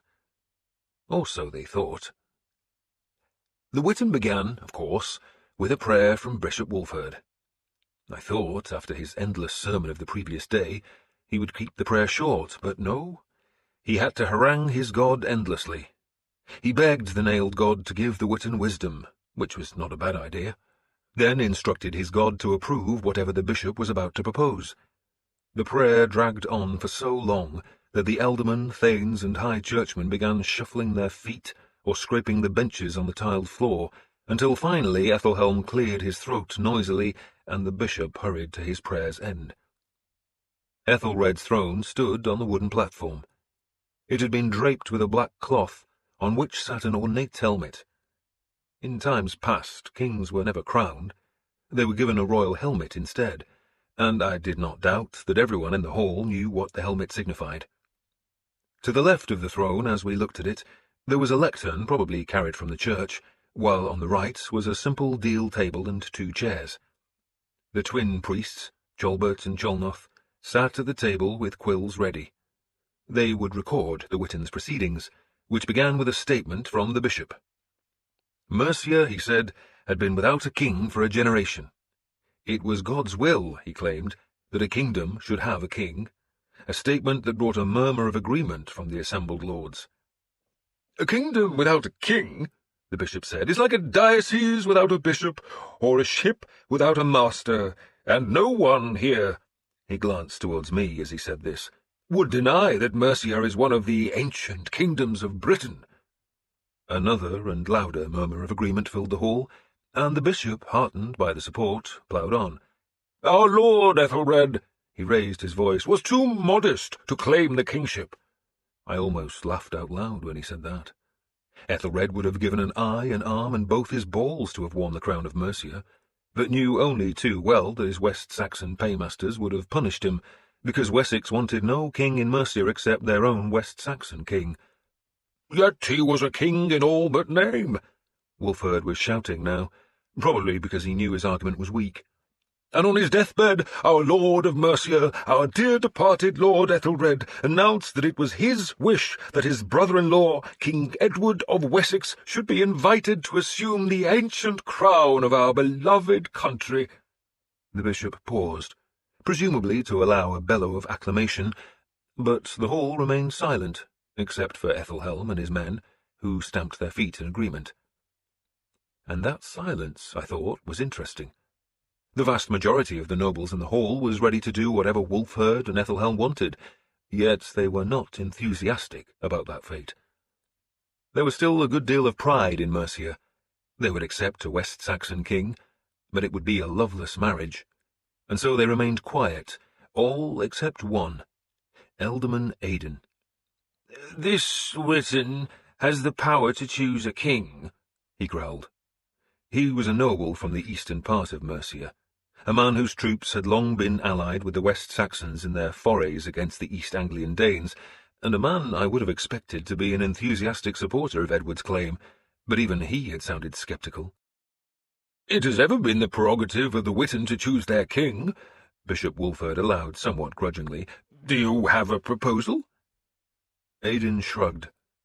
Did he hope to be chosen himself, I wondered? "Mercia should be ruled by a Mercian," he said. "But who?" Bishop Wulfhere barked. And it was a good question.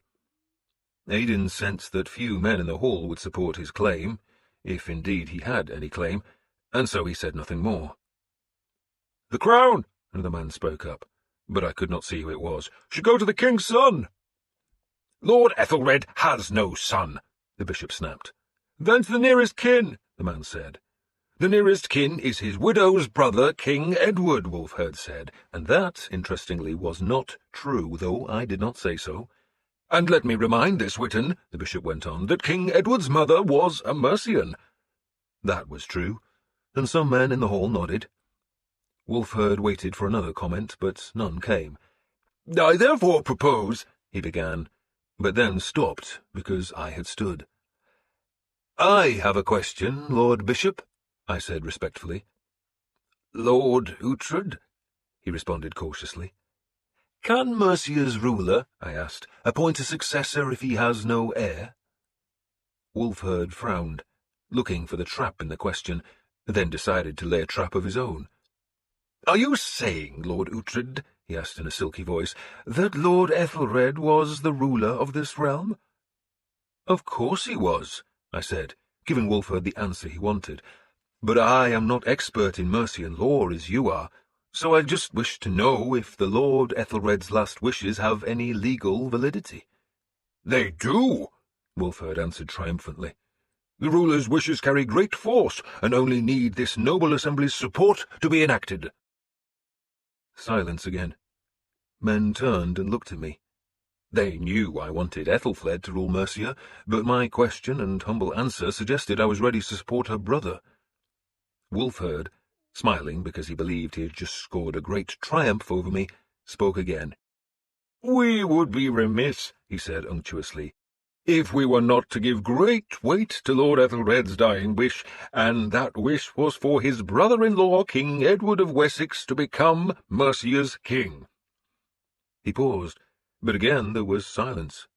The Witten might recognize the inevitability of the choice, but that did not mean they liked it.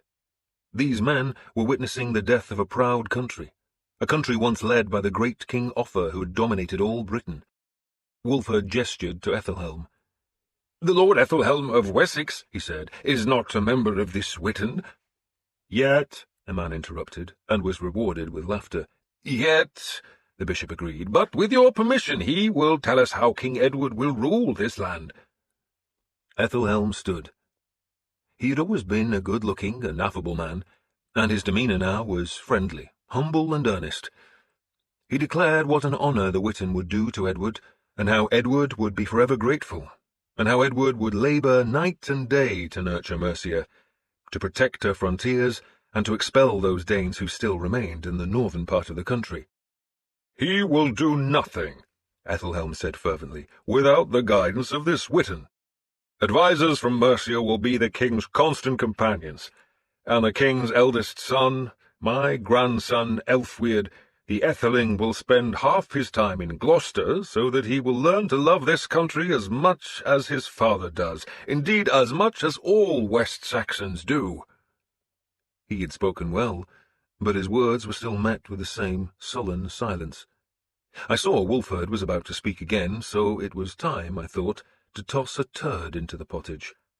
"And what of King Edward's sister?" I asked before the bishop could draw breath. "The Lady Ethelfled?" She was listening, I knew. She had not been allowed into the Witten because women had no voice in the council, but she was waiting just beyond the door that was closest to the dais. Ethelhelm knew she was listening too. "The Lady Ethelfled," he said carefully, "is now a widow. She will doubtless wish to retire to her estates, or else join a nunnery where she can pray for the soul of her departed husband." "And will she be safe in any nunnery?" I asked. "Safe?" Bishop Wulfhere bridled at the question. "She will be in God's hands, Lord Uhtred. Of course she will be safe."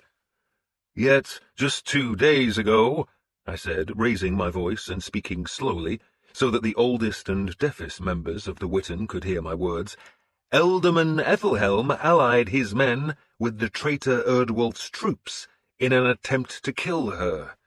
Why should we believe that he won't try again?" "That's outrageous!"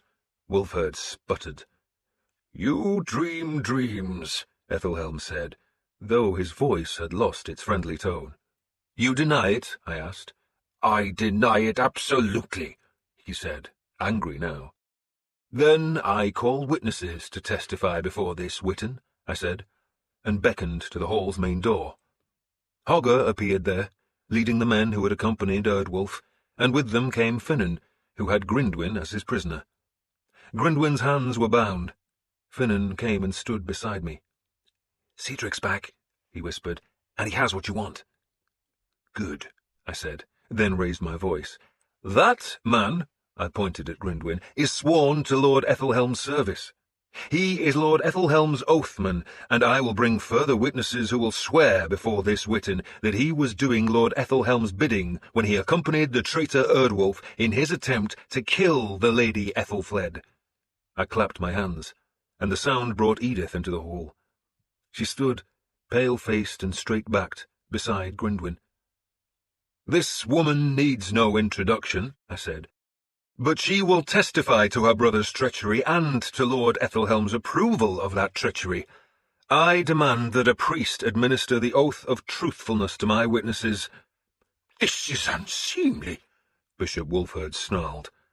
"The killing of Lady Ethelfled would have been unseemly," I snarled back.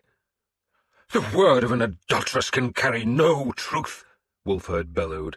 "I demand that you remove that woman from this assembly, and that you withdraw your foul lies, and that you—" Whatever else he was going to demand went unsaid, because again I had clapped my hands, and this time Citric appeared with 3 more women. One, like Edith, was tall, red-haired and slender. The second was fair-haired and plump. The third was black-haired and tiny. All 3 looked scared, though all 3 were earning more silver in 5 minutes than they made on their backs in a week. Some men in the hall laughed when the women appeared, and a few men looked angry, but almost every man present knew who the 3 were. They were whores from the Wheatsheaf, and Father Pender had somewhat reluctantly given me their names. He told me he had frequently escorted 1, 2, or even all 3 from the tavern to the bishop's house inside Ethelred's palace. "Who were those creatures?" Ethelhelm demanded. "Let me introduce you," I said. "The tall lady is called—" "Lord Uhtred!" The bishop was shouting now. I noticed that Cholnoth and Cholbert had stopped writing. "Bishop?" I asked innocently. "Do you have something to propose?" He knew why the whores were there. Knew, too, that given the chance I would have all 3 squawking like geese. And Wulfheard, of course, was a married man. "Do you insist, Bishop," I asked, "that adulterers cannot speak in this council?" "I asked what you proposed," he insisted. He was red-faced. "I propose that the arrangements between Mercia and Wessex continue as before," I said, "and that the Lady Ethelfled assumes her husband's responsibilities." "A woman?" someone snarled. "A woman cannot rule?" Aidan said, and maybe a third of the men in the room growled agreement. I walked to the platform, trying not to limp because of the pain in my rib. No one disputed my right to climb up beside Ethelhelm and the bishop, though for a moment Wulfheard looked as if he was going to protest, then glanced at the whores and abruptly shut his mouth.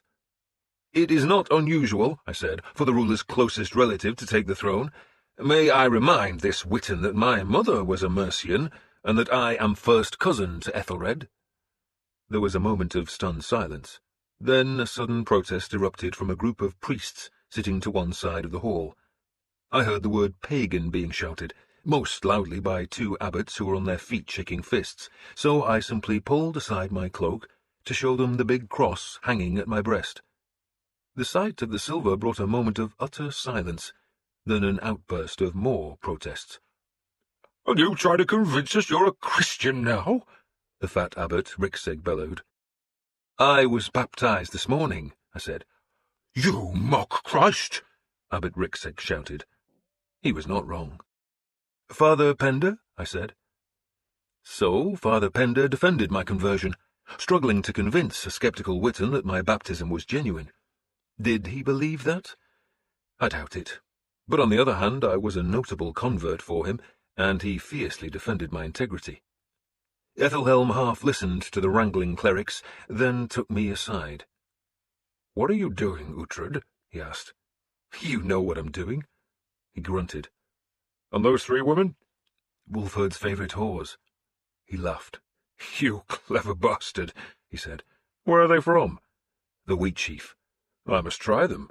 "I recommend the redhead," I said. "And Edith?" "What of her?" "A week ago she was saying how much she hated you." "I have a golden tongue." "I thought that was her asset." He looked at the rows of men on the benches who were listening to the furious argument raging between the priests. "So Wulfherd won't speak against you now," he said, "and I run the risk of having you depict me as a tyrant who'd kill women, so what do you want?" "That," I said, nodding at the throne. He frowned, not in disapproval, but because I had surprised him. "You want to be Lord of Mercia?" "Yes." "And suppose we allow it," he said. "What will you do?" I shrugged. "Wessex already has London, and you can keep it. You're fighting into East Anglia, so go on doing that with London as your base. I want Mercia to be fighting on our northern frontier, out of Chester." He nodded. "And the boy Ethelstan? Where is he?" "Safe," I said curtly.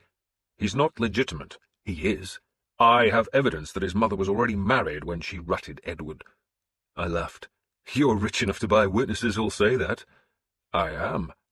But it isn't true. The Witten of Wessex will believe it. That's all that matters." "Then your grandson will probably be the next King of Wessex," I said. "That's all I want." He paused to look at the Witten again. "I don't want to make an enemy of you," he said. "So swear an oath to me." "What oath?" "That when the time comes," he said, "you will use all your strength to ensure Æthelflaed succeeds to his father's throne." "I'll die long before Edward," I said. "No one knows when any of us will die. Swear it." "And swear that the throne of Wessex will be united with Mercia's throne," he growled. I hesitated. An oath is a serious promise. We break oaths at the risk of fate, at the risk of the revenge of the Norns, those vicious goddesses who spin our life's thread and can cut it on a whim. I had broken other oaths and survived, but for how long would the gods allow me to do that? "Well," Ethelhelm prompted me, "if I'm ruler of Mercia when your son-in-law dies," I said, touching the silver cross around my neck, "then I shall—" He roughly swatted my hand away.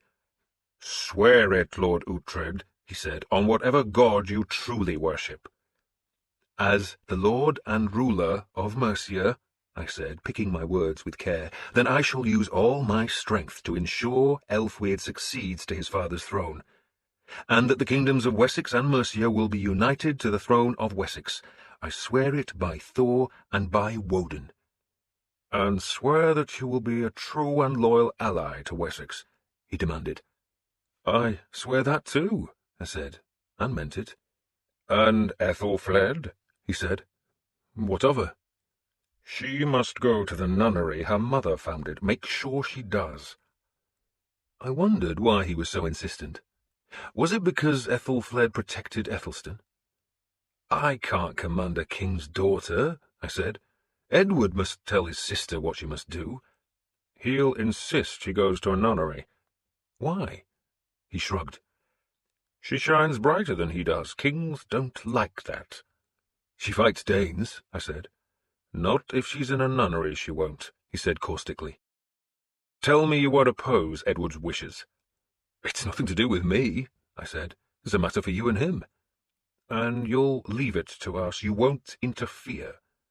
"I'll leave it to you," I said. He frowned at me for a few heartbeats, then decided I had offered him enough reassurance.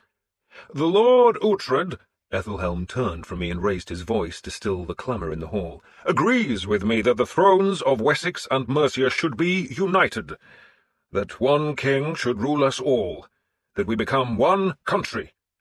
At least half the men in the hall were frowning. Mercia had its ancient pride, and it was being trampled by the more powerful Wessex. "But the Lord Uhtred," Ethelhelm continued, "convinces me that the time is not yet ripe. King Edward's forces are concentrated in the east to drive the foreigners from East Anglia, while Mercia's business is in the north to whip the pagans from your land. Only when those pagan foreigners are gone can we call ourselves one blessed country. For that reason, I support the Lord Uhtred's claim to the overlordship of Mercia." And so it happened. I was made Lord of Mercia, heir to all Ethelred's fortune, to his troops and all his land. Bishop Wulfherd looked disgusted, but the three whores left him helpless, and so he pretended to approve the choice. Indeed, it was Wulfhere who beckoned me towards the empty throne. The men in the hall were stamping their feet. I was not their first choice, maybe not the choice of even 1/10 of the assembled lords. These men had mostly supported Ethelred, and knew of the hatred he bore me, but to their minds there was no obvious candidate to succeed him, and I was better than a foreign king whose loyalty would surely be to Wessex first. And more, I was the son of a Mercian, and Ethelred's closest male relative. By choosing me, they had salved their pride, and many surely believed I could not live long.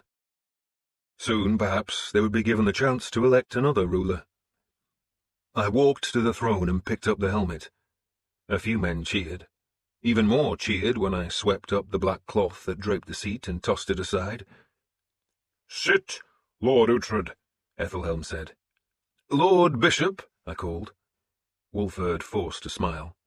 He even managed a hint of a bow as he turned to me. "Lord Uhtred?" he asked. "You persuaded us earlier that the ruler's wishes for his successor possess great weight." "They do," he said, frowning in puzzlement. "And you said that those wishes need only the Witten's support to be enacted?" "I did," he said stiffly. "Then let me remind this Witten," I said, "that the new lands we have gained have been through the efforts of the Lady Ethelfled." I crossed to the table and lifted the parchments, the land grants, the riches that these men wanted. "It is the Lady Ethelfled who has garrisoned Chester and defended its territory from the Northmen." I dropped the parchments. "It is therefore my wish that I relinquish the throne of Mercia in favour of Lord Ethelred's widow, the Lady Ethelfled." They could have defeated me at that moment. If the Witten had risen in protest, if they had shouted me down, then the whole pretence would have been in vain. But I had shocked them into silence, and it was during that silence that Ethelfled entered from the side door.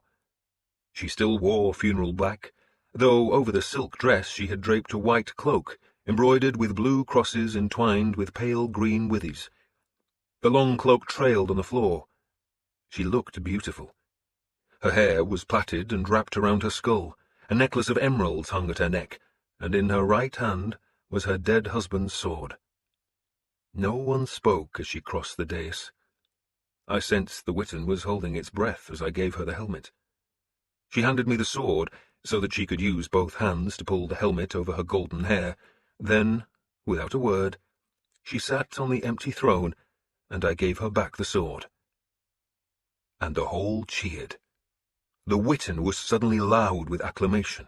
Men stood and stamped their feet. They shouted at her, and Ethelfled's face did not stir. She looked stern. She looked like a queen. And why did the hall suddenly acclaim her?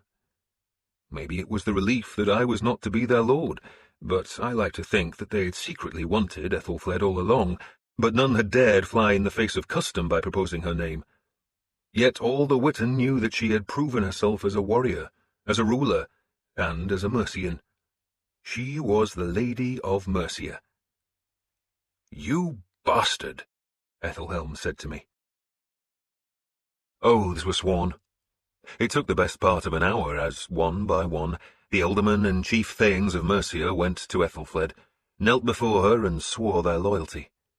Her husband's household warriors and her own troops stood at the hall's edges, and they were the only men permitted to carry swords. If any man there was reluctant to swear fealty, then those blades persuaded him to sense, and by midday all of the Witten had clasped hands with their new ruler and promised her loyal service. She spoke briefly. She praised Mercia and promised that those lands to the north still infested by pagans would be freed. "To which end," she said, her voice clear and strong, "I shall require troops from you all. We are a nation at war, and we shall win that war." And that was the difference between her and her dead husband. Ethelred had done just enough to fend off Danish incursions, but he had never wanted to attack the Danish lands. Ethelfled would scourge them from the kingdom. "Lord Uhtred?" She looked at me. "My lady? Your oath?" And so I knelt to her. The sword's tip was resting on the floor between her feet, her hands clasped about the heavy hilt, and I put my hands around hers.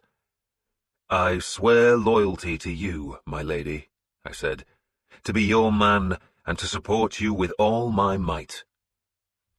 "Look at me." She had dropped her voice so only I could hear. I looked into her face and saw she had forced a smile. "Edith," she hissed, bending towards me and still forcing the smile. I wondered who had told her. "You want her oath too?" I asked. "You bastard," she said. I felt her hands twitch beneath mine. "Get rid of her." She still spoke in a hiss, then raised her voice. "Take your troops north to Chester, Lord Uhtred. You have work to do." "I will, my lady," I answered. 50 of my men will go with you," she announced, "and the Prince Aethelstan will accompany you." "Yes, my lady," I said. It was sensible, I thought, to remove Aethelstan as far as possible from Ethelhelm's ambitions. "I will follow as soon as I am able," Ethelfled said, "but there is work to do first." She was speaking to the whole Witten now. "There are lands to distribute and responsibilities to be given. Bishop Wulfheard?" "My lady?" He sounded nervous. "You were my husband's most valued adviser. I trust you will stay as head of my council?" "With God's help, my lady, I hope to serve you as I served him." You could hear the relief in the bastard's voice. Ethelfled had seduced Erdwolf's men into loyalty. Now she would start on her dead husband's supporters. And by so publicly appointing Wulfheard, she was giving notice that those supporters had no reason to fear her enmity. Yet she had cause to fear Ethelhelm's anger. I watched him as I moved to the side of the dais, and I could see he was angry, his usually genial face tight with fury. He would be waiting for her to make a mistake, or to lose land to the pagans, and then he would use his money and influence to have her replaced. And if land was to be lost, it would be in the north. So I would go to Chester, because that city was not yet entirely safe from our enemies. There was work to do there, and Norsemen to fight. But first, I had to find a sword. This ends Disc 6 of The Empty Throne. The Empty Throne, Disc 7. Part 3. The God of War. Chapter 8. The oars dipped, pulled slow, and rose. The long blades dripped water, swung forward, then dipped again. The boat surged with each long stroke, then slowed as the oars trailed their drips in the grey-green Severn. We were not hurrying because the tide and the river's current were carrying us to the sea, and the oar-strokes just held the threeness steady and let the steering oar bite. Finan was chanting a slow, sad-sounding song in his native Irish, the rhythm driving the 36 men who pulled on the threeness's oars. More men sat in the bows, idly watching the reeds bend to the threeness's wake. Threeness. Why name a ship after the Trinity? I have yet to meet a single priest, monk, nun, or scholar who can explain the Trinity to me. 3 gods in one, and one of those a ghost. It had been 3 days since Ethelfled was acclaimed as Mercia's ruler. I had sworn loyalty to her, then taken the cross from about my neck and tossed it to Finan, replacing the bauble with my usual hammer. That done, I had taken Father Chulbert by the scruff of his gown and dragged him through the side door of the great hall. Ethelfled had called a sharp reprimand, but I ignored her, dragging the squealing priest into the passageway, where I slammed him against the wall. Pulling him and pushing him had made the ache in my ribs sudden agony, and the smell of the leaking pus was vile, but my anger was far greater than the pain. "You lied to me, you toothless bastard," I told him. He began, but I slammed him again, hammering his balding head against the stones of the Roman wall. "You told me you didn't know what happened to Icebite," I said. He tried a second time, but again I gave him no chance to speak, just thrust him hard into the wall, and he whimpered. "You carried the sword from the battle," I said, "and you brought it here." That was what Edith had told me. She had seen the priest carrying the sword. A brother Erdwolf had even offered to buy the blade, but Tjolbert had refused, saying it had been promised to another. "So, where is it?" I asked. But Tjolbert said nothing, just looked at me in terror. Finan came through the door from the hall and raised an eyebrow. "We're going to disembowel this lying priest," I told the Irishman, "but slowly. Give me a knife." "Lord!" Tjolbert gasped. "Tell me, you turd slime, what you did with Knut's sword." He just whimpered again, so I took the knife Finan offered me. The edges were so sharp they looked feathered. A man could have shaved with that blade. I smiled at Tjolbert and slid the knife through his black robe till the tip touched the skin of his belly. "I will gut you slowly," I said, "so very slowly." I felt the needle-sharp tip puncture his skin, provoking a mewing sound. "So, where is it?" I asked. "Lord!" he gasped. I would not have gutted him, but he thought I would. His mouth opened and closed fast, his remaining teeth chattered. Then, at last, he managed to speak. "It went to Sheerburnen, Lord." "Say that again." "It went to Sheerburnen," he said in a desperate tone. I held the knife still. Sheerburnen was a town in Thornsetta, one of the richer shires of Wessex, and all the land about Sheerburnen belonged to Æthelhelm. "You gave Icebite to Æthelhelm?" I asked. "No, Lord." "Then who, you bastard, who?" "To the bishop," he whispered. "To Uhtred?" "He means Bishop Asser," Finan said dryly. "Bishop Asser?" I asked Tjolbert, who just nodded. I took the knife away from his belly and placed the bloodied tip a finger's breadth from his right eye. "Maybe I'll blind you," I said. "I've already taken your teeth, why not your eyes too? Then your tongue." "Lord!" It was scarcely a whisper. He dared not move. "Bishop Asser is dead," I said. "He wanted the sword, Lord." "So it's at Sheerburnen?" He just moaned. I think he had wanted to shake his head, but he dared not. Then I let the blade's tip touch the skin just beneath his lower eyelid. "Where is it?" "Tithewi," he whispered. Tithewi? I had never heard of the place.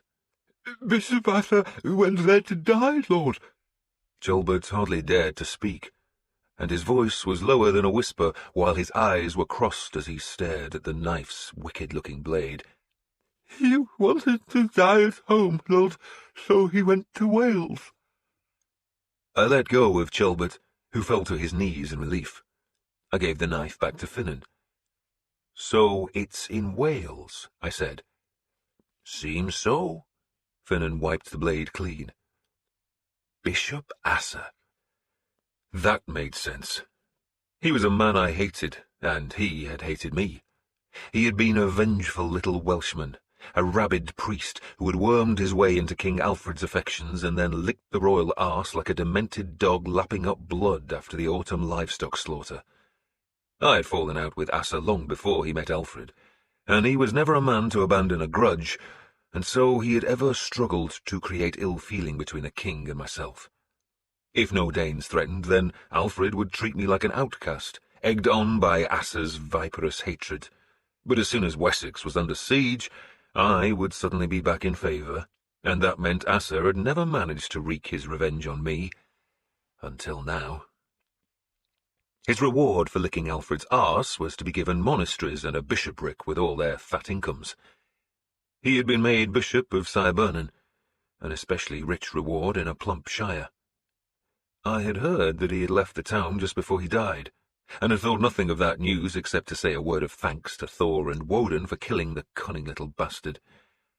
But the bastard truly had been cunning, because my wound was still hurting, which meant someone else now possessed Knut's sword, and that someone must still be working Christian sorcery on the blade. And that was why the Threnus was heading west into a rising wind. The river was widening into the sea now. The Severn's tide was still falling, the wind was growing, and whenever the wind opposes the tide, the sea shortens, and so the Threeners buffeted into sharp, steep waves. She had been one of Ethelred's small fleet, which had patrolled the southern coast of Wales to deter the pirates who came out of the bays and inlets to harass Mercian traders. It had taken me 2 days to provision her, 2 days in which I constantly expected to be summoned and reprimanded by Ethelfled for not obeying her. I should have been riding north to Chester. Instead, I had spent those days a few miles south of Gloucester, where I had loaded the Threeners with dried fish, bread, and ale. My daughter had wanted to come with me, but I had insisted she go with Ethelfled's 50 men who had been sent to reinforce Chester. A man who loves his daughter does not let her go into Wales. Ethelfled had also insisted that her nephew, Ethelstan, go to Chester. He would be safe behind those tough Roman walls, a long way from Ethelhelm's malice. His twin sister, Eadgith, who offered no threat to Ethelhelm's ambitions, had stayed with Ethelfled in Gloucester. The Threeners was a good ship, except for her name. She was tightly made with a sail that had hardly been used, nor could we use it now, for we were heading straight into the spiteful wind. I was letting my son be the helmsman and master, and I saw him frown as a bigger wave threw the cross-decorated prow of the Threeners sharply upwards, and I waited to see what decision he made, then watched as he thrust the steering oar to take us on a more southerly course. Our destination lay on the northern shore, but he was right to go southerly. When the tide changed, we would want the wind's help, and he was making sea room so we could hoist the big sail and let it drive us. If the wind stayed as it was, then I doubted we could make enough room, but it was more than likely that it would swing southerly too. Besides, I suspected we would shelter for a night on the Wessex coast, perhaps near the place where I had killed Ubba so many years before. We numbered 46 men, a considerable warband, and Edith had come too. Some of my men had wondered at that. Most folk consider that a woman aboard a ship brings nothing but bad luck, because it provokes the jealousy of Ran, the goddess of the sea who will abide no rivals, but I dared not leave Edith in Gloucester to suffer Ethelfled's jealousy. "She'll kill the poor girl," I told Finnan. "She'll send her to a nunnery, maybe?" "It's the same thing. Besides," I lied, "Edith knows Wales." "She does she?" "Intimately," I said. "That's why she's going with us." "Of course," he said, and said no more. Edith, of course, knew nothing of Wales, but who did? Luckily, Gerbrut had been to Tithawi. He was a friend of my son's and noted among my warriors for his appetite, which had made him fat, though much of that ox-like bulk was solid muscle. I summoned him to the stern of the boat, where we sat just beside the steering platform, and I made Edith listen. "How do you know Wales?" I asked Gerbrut. "I went on pilgrimage, Lord." "You did?" I sounded surprised. Gerbrut struck me as a most unlikely pilgrim. "My father was a priest, Lord," he explained. "He came from Frisia to visit Wales." "King Alfred fetched him to Winchester, Lord, because my father knew Greek." That made sense. Alfred had brought dozens of foreign churchmen to Wessex, but only if they were learned. "So my father and mother like to visit shrines," Gerbrut went on. "And they took you to Tithawi?" I asked. He nodded. "I was just a child, Lord," he said. "Don't tell me," I said. "There's a dead saint there." "There is, Lord." He sounded awed and made the sign of the cross. "St. Dewi." "Never heard of him. What did he do?" "He preached, Lord." "They all do that." "Well, the folk at the back of the crowd couldn't see him, Lord." "Why not?" I asked. "Was he a dwarf?" Gerbrut frowned, plainly trying to help me, but could find no answer. "I don't know if he was a dwarf, Lord, but they couldn't see him, so Dewi prayed to God, and God made a hill under his feet." I stared at Gerbrut. Dewi made a hill in Wales. "Yes, Lord." "And they call that a miracle?" "Oh, yes, Lord." Gerbrut did not have the quickest mind in my shield wall, but he was staunch and strong. He could pull an oar all day, or wield a war-axe with savage skill. "So, tell me about Tithawi," I ordered him. He frowned again as he tried to remember. It's not far from the sea, Lord. That's good. There are monks there. Good men, Lord. I'm sure they are. And hills, Lord. Dewi was there, I said, so perhaps he made them. Yes, Lord. He liked that idea. And they have little fields, Lord, with lots of sheep. I like mutton. I do too, Lord, he said enthusiastically. Did you see any warriors at Teithawi? He nodded, but he could not tell me if a lord lived anywhere near the monastery, nor whether the warriors had their home near the settlement. There was evidently a church where the hill-making saint was buried, and stone cells where the monks lived, but Gebrut could not remember much about the nearby village. The church is in a hollow, Lord. A hollow? In low ground, Lord. You'd have thought they'd make a church on a hill, I said. On a hill, Lord. The one Dewi made. No, Lord. He frowned, perplexed. It's in low ground, and the monks fed us fish. Fish? And honey, Lord. Together?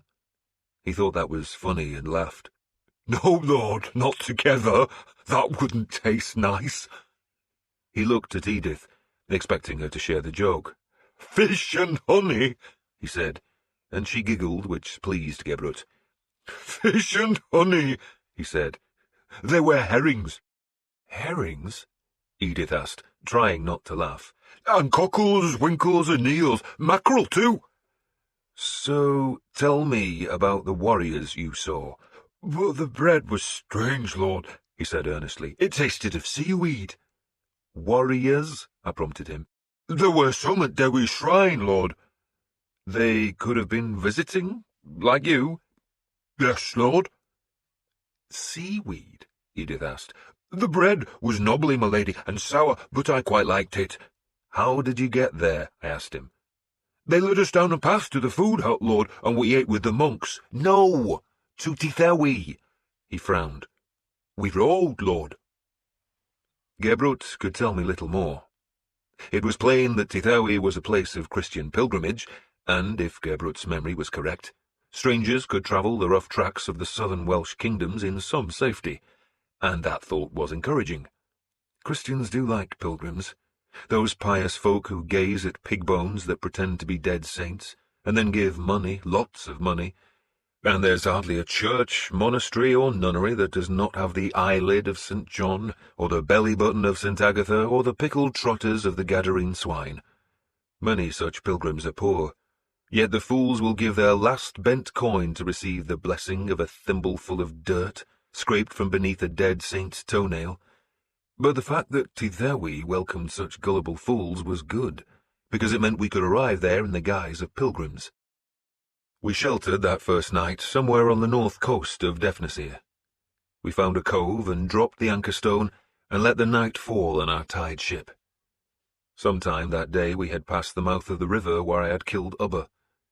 That fight on the sand had made my reputation, but it had happened so long ago now. And some day, I thought, a young man would cut me down as I had cut Ubba down, and he would take serpent breath, and he would strut his fame. Weird bithful arad. The next morning brought a hard day's rowing, for the wind was still in our face, and at times the tide tried to drive us back, and it was already dusk when we came to Lundy, an island I had visited many years before. It had hardly changed, though some folk must have tried settling there, which was a foolish thing to do, because marauding Northmen would have seen their farmstead and rowed ashore. There were 2 piles of decayed ashes marking where the buildings had stood, and a skeleton on the shingle where we grounded the threeners. Goats watched us from the heights where puffins had their burrows. We killed and butchered 2 goats, and cooked an evening meal over a driftwood fire. The sky had cleared, the stars were a smear of light, the air cool but not cold, and we slept on the thin turf guarded by sentries. Next day we rowed westwards through a limpid sea that heaved slowly to ripple misted light. Puffins whirred past us on their short wings, and seals lifted their whiskered faces to watch us pass. The wind rose in mid-morning, and, after swerving north and south, It settled into a steady southwesterly, and we hoisted the sail and let the threeners run free. I took the steering oar for a time, not because my son could not manage the ship, but just for the joy of feeling the seas tremor through the long loom. Then the effort of handling the long oar began to make my rib hurt, and so I gave him back the oar, and just lay on the steering platform and watched the glittering sea pass. I wondered if there were ships in Valhalla.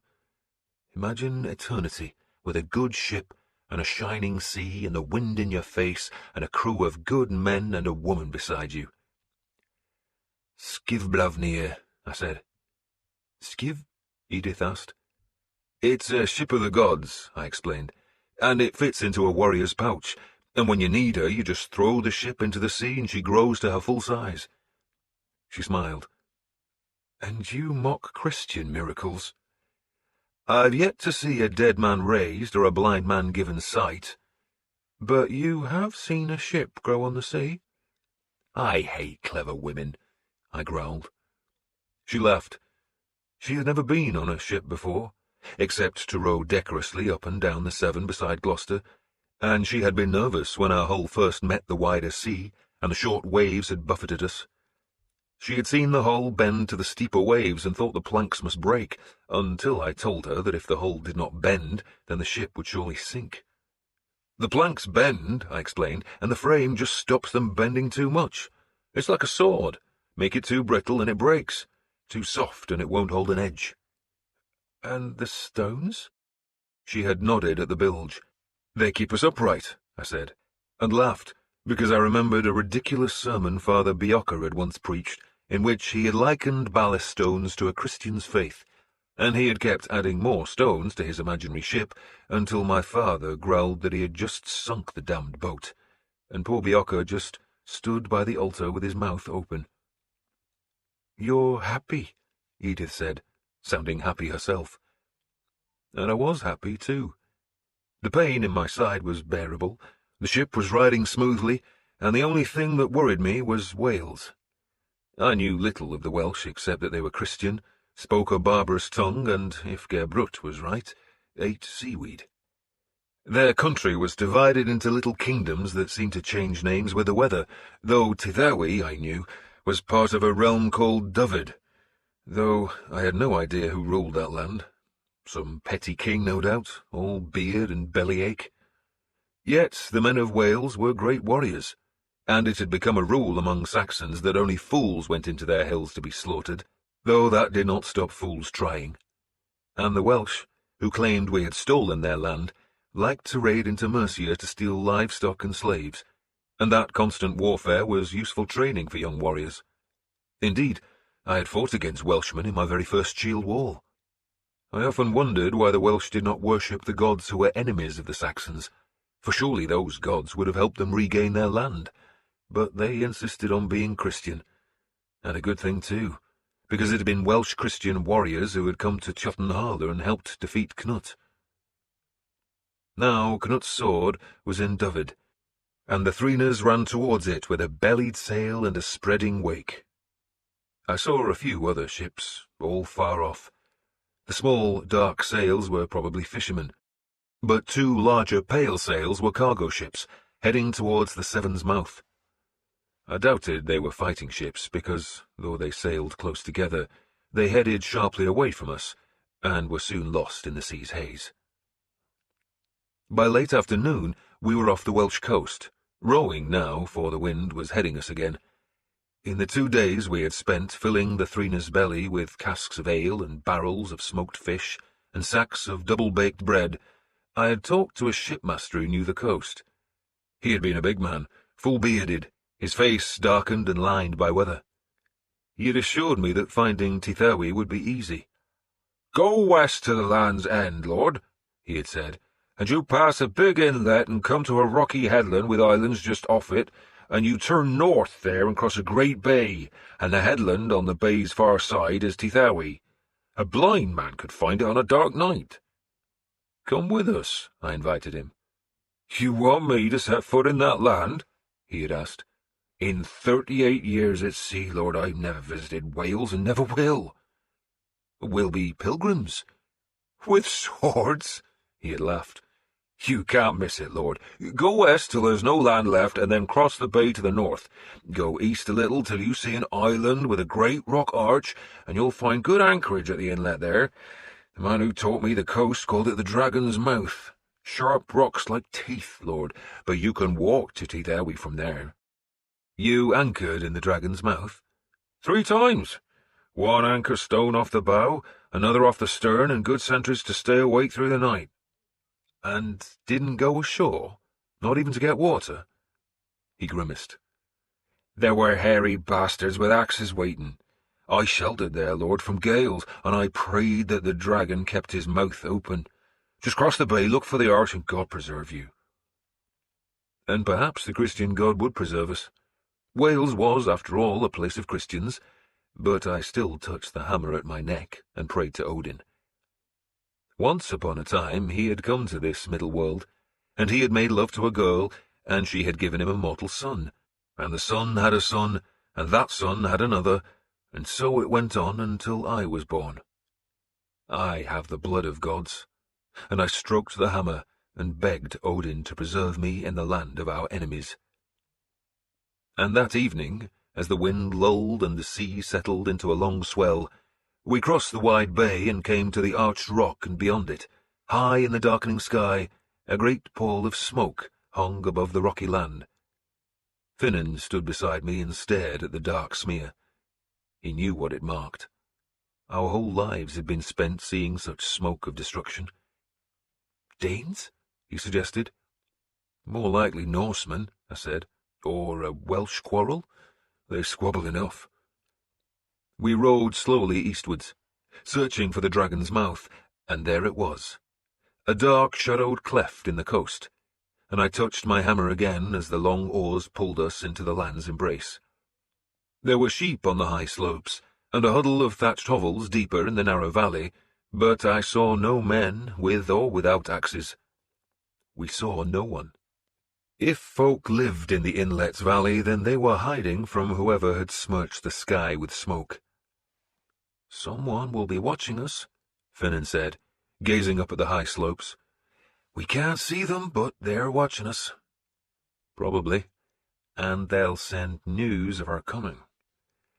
We have a cross on our bows, I said, meaning that we appeared to be a Christian manned ship, and in a Christian land that might protect us.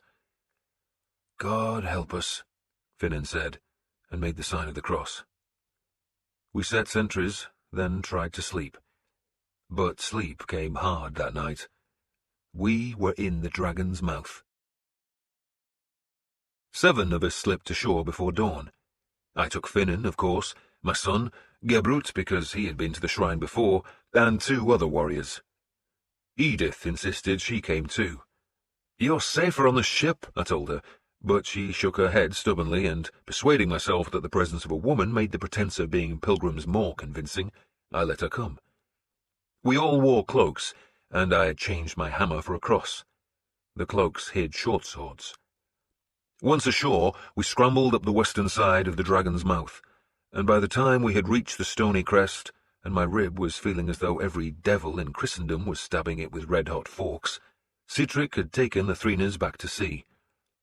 If the unseen watcher of the Dragon's Mouth had sent word to his lord, then warriors would come to the inlet and find it empty.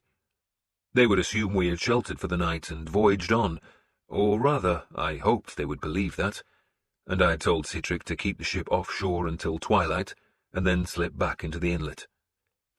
And we walked. It was not far at all. By the time the rising sun was slanting across the world, we had found Teethawi, and just like the hovels at the Dragon's Mouth, it was empty.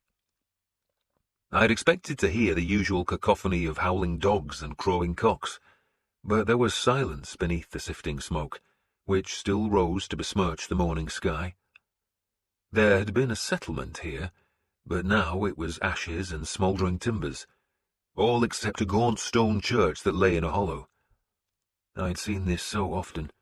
Indeed, I had caused it myself. Raiders had come. They had burned and plundered, but as we went closer, I saw no bodies. The attackers would have taken the young and the nubile for slaves and for pleasure, Such raiders usually killed the old and the sick, but there were no bodies being ripped by crows, no blood splashed on stone, no shrunken black corpses stinking in the embers. The village smoked and lay empty. "If Knut's sword was ever here," Finan said grimly, "it's gone now." I said nothing, not wanting to think about what he had just said, though, of course, he was right. Someone, either sea raiders or men from another Welsh kingdom, had come to Tithawi and left it a wilderness of ash. A cat arched its back and hissed at us, but nothing else lived. We walked towards the church that was built of dark, stark stone. Beyond it was a mess of burned buildings that smoked more heavily than the rest, and I guessed that had been the monastery where Asa had gone to die. At the far side of the ruins, built against the northern hill's lower slope, were small stone cabins shaped like beehives. A couple had been pulled apart, but a dozen others looked whole.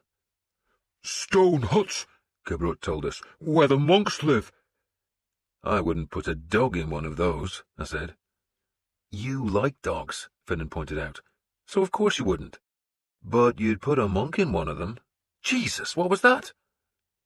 He was startled because a lump of charred timber had just been hurled from the church's western door.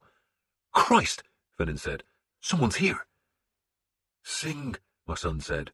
"Sing?" I looked at him. "We're pilgrims," he said, "so we should be singing." "He's right," Finan growled. "A psalm," my son said. "Then sing," I snarled. And so they sang, though it was hardly impressive, and only Gebrut knew more than a few words. My son had supposedly been educated by monks, but he just roared nonsense as we walked between the burned-out cottages. The place stank of smoke.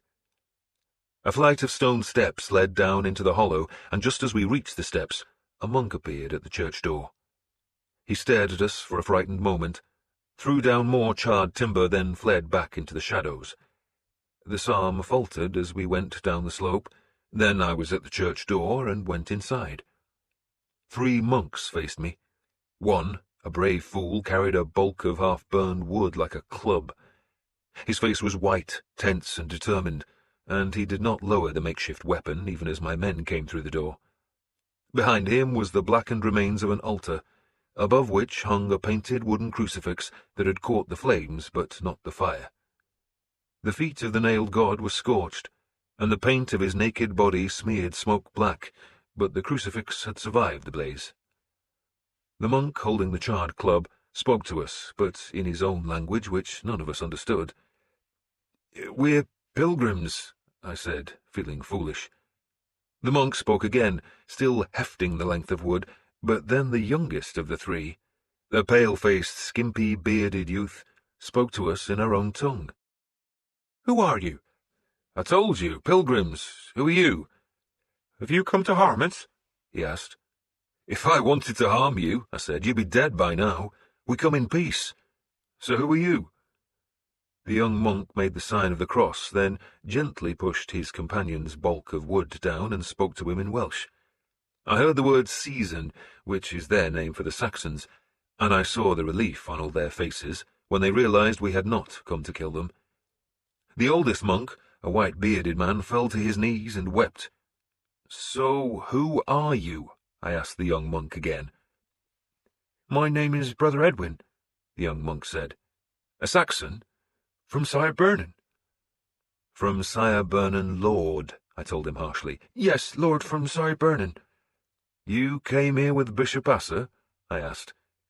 It seemed an obvious explanation for why a Saxon monk should be in this smoke-stinking corner of Wales. "I did, Lord." "Why?" He frowned, apparently puzzled by my question. "To learn from him, Lord. He was a most holy man and a great teacher. He asked me to accompany him to take down his words, Lord." "And what happened here? Who burned the place?" Norsemen had happened. Somewhere to the north of Tithawi was a river mouth. Brother Edwin called it Abergwaun, though the name meant nothing to me, and Norsemen from Ireland had settled there. "They had permission, Lord," Edwin said. "Permission?" "From the king, Lord, and they promised to pay him tribute." I laughed at that. Other kings in Britain had invited the Northmen to settle, and had believed their promises to live in peace and to pay land rent, and gradually more ships had arrived, and the settlers' warband had grown in strength, and suddenly, instead of tenants, the king discovered he has a marauding band of savage warriors, cuckoos with claws, who wanted his fields, his women, his treasury, and his throne. "So who leads these Norsemen?" I asked. "His name is Ronwald, lord." I looked at Finan, who shrugged to show the name meant nothing to him. "He came from Ireland?" I asked the monk. "Many Norsemen have fled Ireland these last few years, lord." "I wonder why," Finan said, amused. "And how many men does Ronwald lead?" "At least 100, lord, but we knew he was coming. We were watching from the hills and received warning, so we had time to flee. But the treasures—" His voice trailed away, and he looked in despair around the gaunt church. "Treasures?" "We took the small reliquaries and the altar goods, but the rest? The great gold chest of St. Dewi, the silver crucifix, they were too heavy, and we had no time to rescue them, lord. We only had moments. They came on horses." "They took the saint?" "We rescued his bones, lord, but his coffins? There was no time to take them." "When was this?" 2 days ago, lord. We 3 came back yesterday." He hesitated. The monk, who had held the great bulk of wood like a club, was speaking urgently, and Brother Edwin looked nervous. He summoned his courage and turned back to us. "And you, lord? May I ask where you're from?" "We come from King Edward," I said. It was sensible to claim we had come from Wessex rather than Mercia. Wessex was further away, and its warriors rarely fought against the Welsh, while Mercia was a neighbour, and perpetually fighting raiders from the hills. "King Edward, God be praised," Edwin said, "a good Christian." "As are we all," I said piously. "And the king, lord, he sent you?" "To see the grave of Bishop Asser," I said. "Of course," Brother Edwin exclaimed, smiling. "The bishop was a great friend of Wessex, and such a holy man. What a servant of God he was, a soul of such kindness and generosity." Such a piece of slug shit, I thought, but managed a sickly smile. "He is missed in Wessex," I said. "He was bishop here," Brother Edwin said, "and we may never see his equal again, but now he is joined to the saints in heaven where he deserves to be." "He does indeed," I said fervently, thinking just what dull company the saints must be. "His tomb is here." He crossed to the far side of the burned altar and pointed to a great slab of stone that had been lifted and slid aside. "The Norsemen, dear God, would not even let the dead rest in peace." I crossed to the grave and stared into the stone-lined tomb where Bishop Asser's simple wooden coffin had been splintered open. The bastard was still there, wrapped in grey cloth that was stained black. His whole body was wrapped so I could not see his pinched face, but I could smell his decay. I was tempted to spit into the tomb, but managed to resist the urge, and at that moment I had an inspiration, an idea so brilliant that I wondered why I had not thought of it earlier. "King Edward," I turned back to Brother Edwin and adopted my most earnest voice, "has asked us to bring back a remembrance of Asser." "I understand, lord. He was so beloved in Wessex." "He was indeed," I said, "and the king gave Bishop Asser a sword, a Danish sword, and asked that we might take it to place on the high altar of Winchester's new church." "Ah, the sword," Edwin said. He sounded nervous again. "We would pay for it, of course," I said. Edwin looked close to tears. "The bishop was very fond of that sword," he said, "and yet he was not a warlike man." "He would value it," I said, "as a king's gift." "Oh, he valued it. He did indeed, but alas, we cannot give it to King Edward." "Cannot?" "Bishop Asser's final wishes were to be buried with the sword. It was in the grave. The Norsemen must have known, for they took it."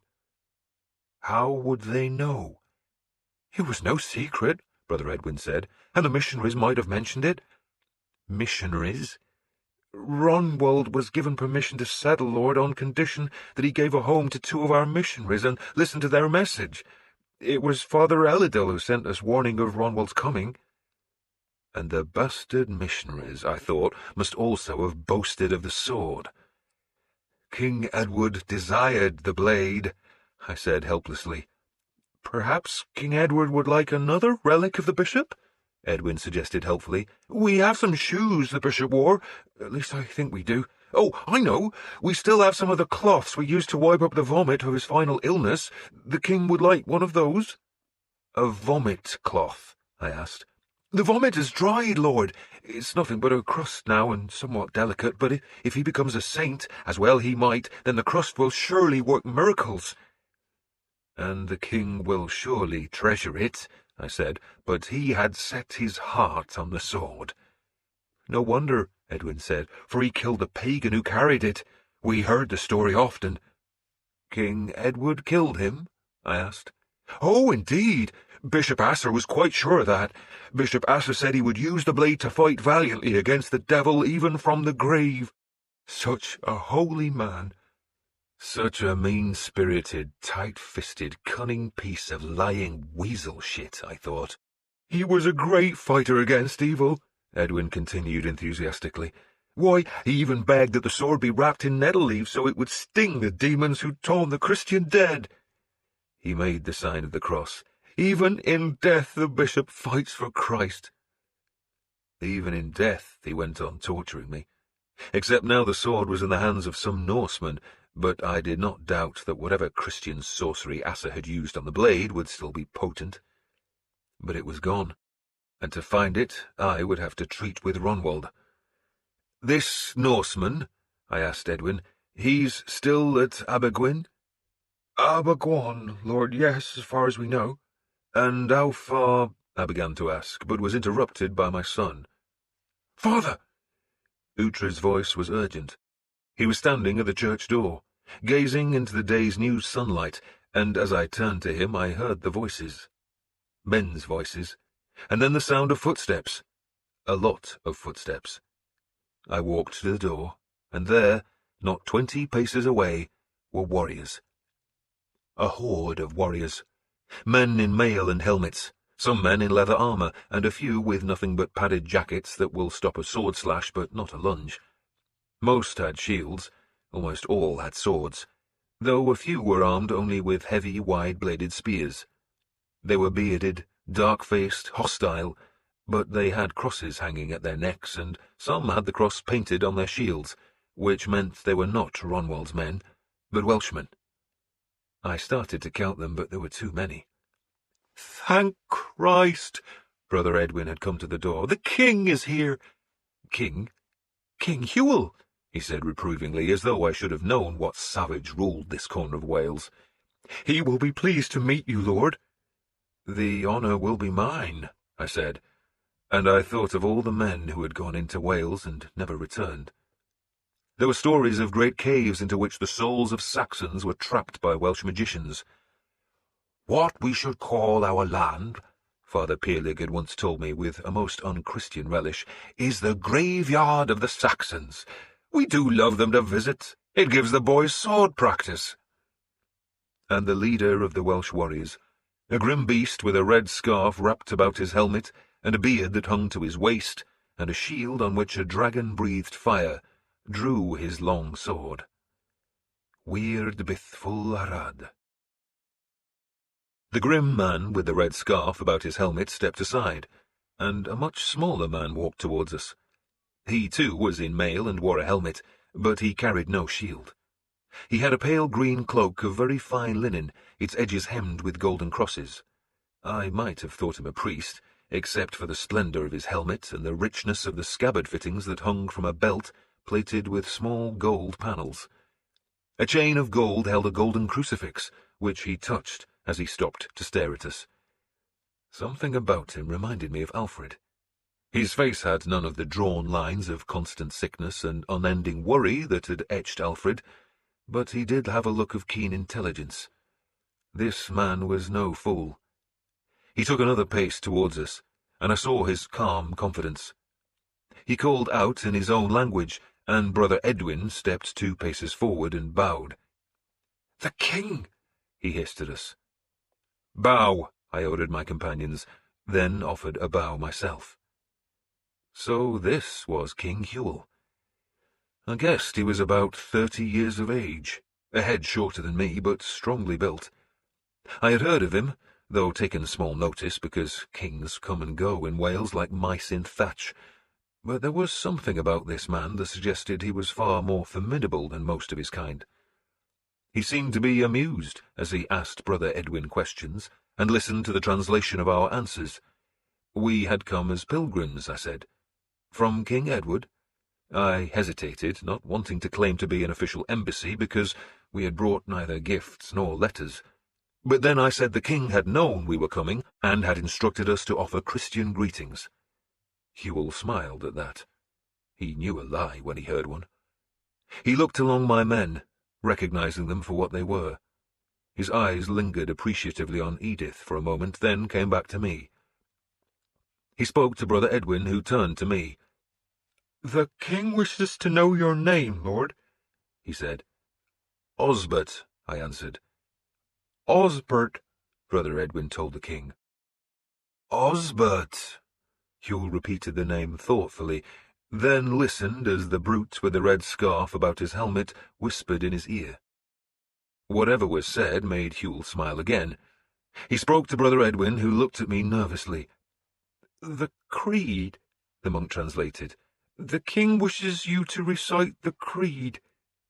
"The creed," I said, and for the life of me could not remember those words that had been hammered into my childhood mind by Father Biocca.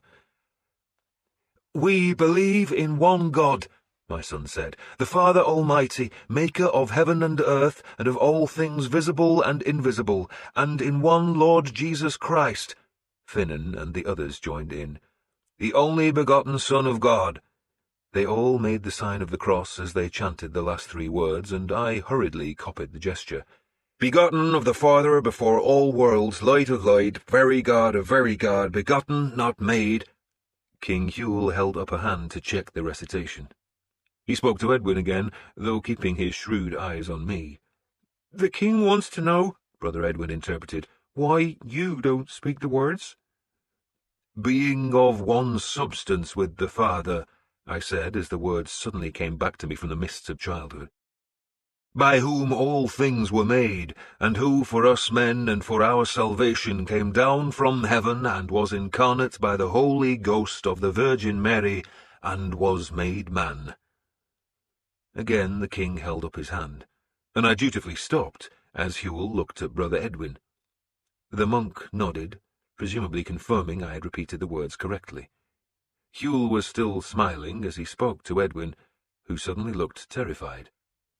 "The king says," he began, hesitated, then found the courage to continue.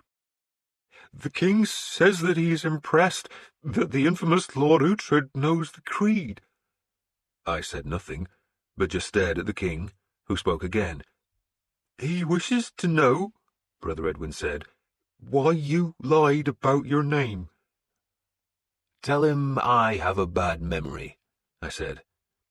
Huel laughed, and I noted he did not wait for Brother Edwin's translation. He had laughed as soon as I spoke, and then he smiled at me. "A bad memory?" he said, using our language. "It seems, Lord, that your memory has just remembered that you speak the English tongue. The Church," he said, "teaches us to love our enemies. My father believed you should know them too." I realized he had pretended to need a translator so he could listen, watch, and make up his mind about us. He seemed to like us well enough. He pointed to the man who had whispered in his ear. "Idwal was one of the men who followed Father Peerlig to your battle with Knut. He recognized you.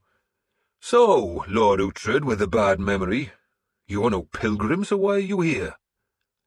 And there was no choice but to tell the truth, or as little of the truth as I wanted to reveal.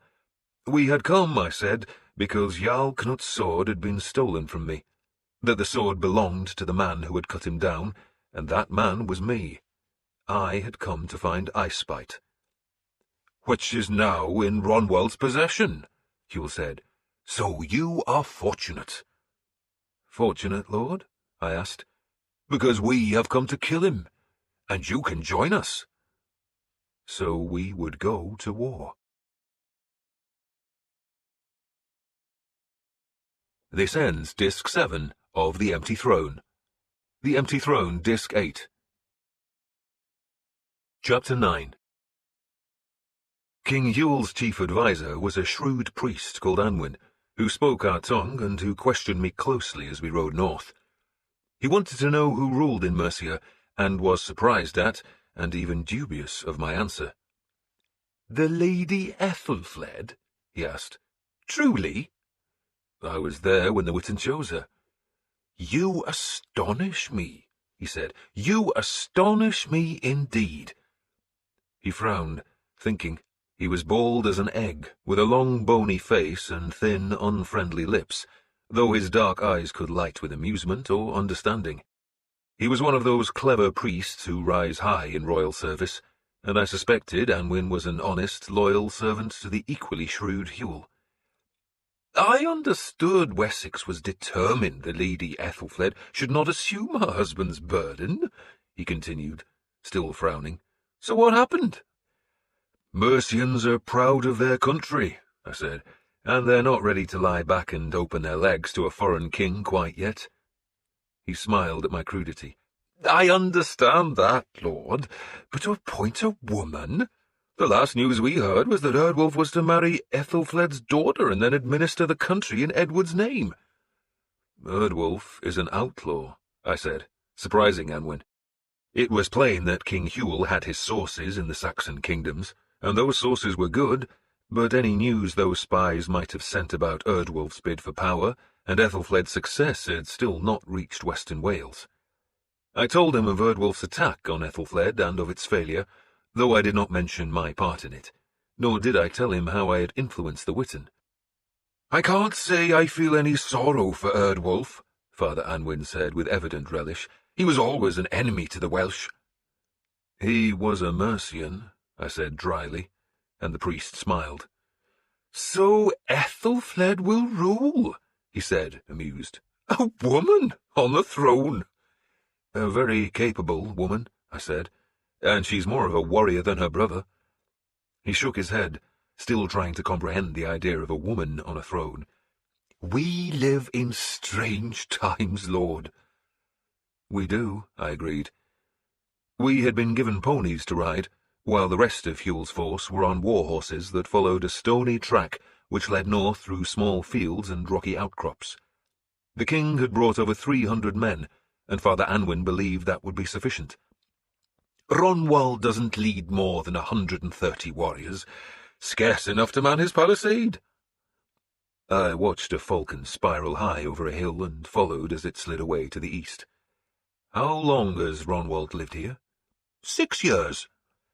"Your king," I said, nodding at Huel, who rode just ahead of his 2 standard-bearers, "strikes me as a very clever man.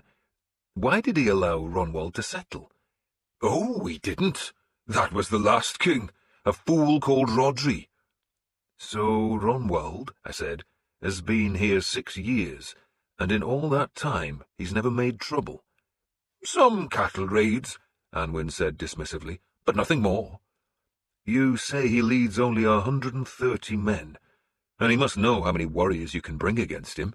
So is he a fool? Why attack Tithawi? He must know you'll want revenge." "Opportunity," Anwin said brusquely.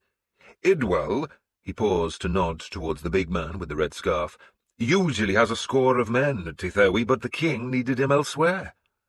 "Elsewhere?" Anwin ignored that question. Whatever squabble Huel had just settled was evidently none of my business.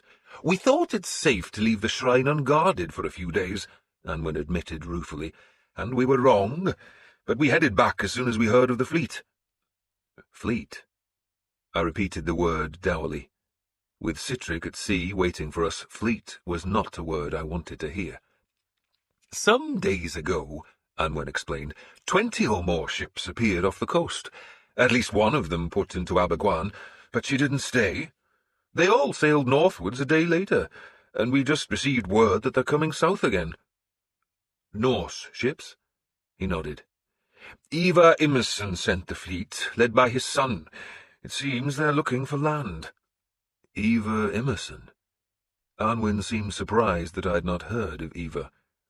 He's a formidable man, but so are his Irish enemies.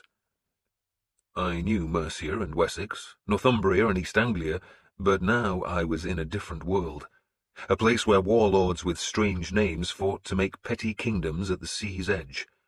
Hewell, I realized, had enemies on 3 sides.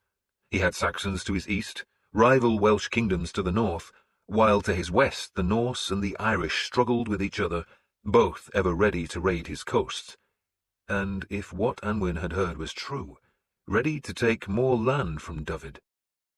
The horsemen ahead of us had halted, and a group of men had gathered around Hewell and his standard-bearers. I assumed one of the Welsh scouts had brought back news, and now the king held a hasty council of war, which Anwin hurried to join. We had climbed to a wide plateau with small stone-walled fields interrupted by shallow valleys, which Hewell's scouts diligently explored. Ronwald would surely be expecting trouble, and must have his own scouts on the plateau, but if Anwin was right, then the Norseman was severely outnumbered. I suspected he would be cautious, preferring to retreat to some easily defended high ground, rather than seek a running fight with Hewell's warriors on this bare upland. "So there's a fleet nearby," Finnan said.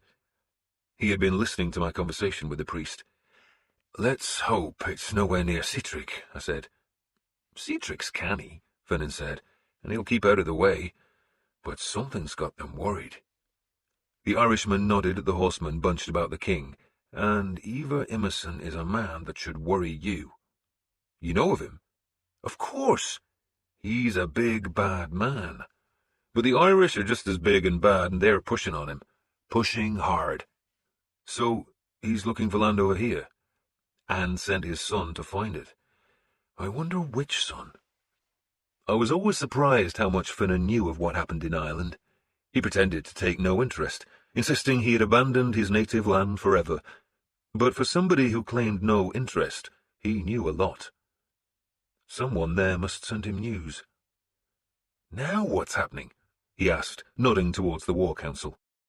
2 of Hewell's scouts had come galloping from the north to push their way into the knot of horsemen around the king.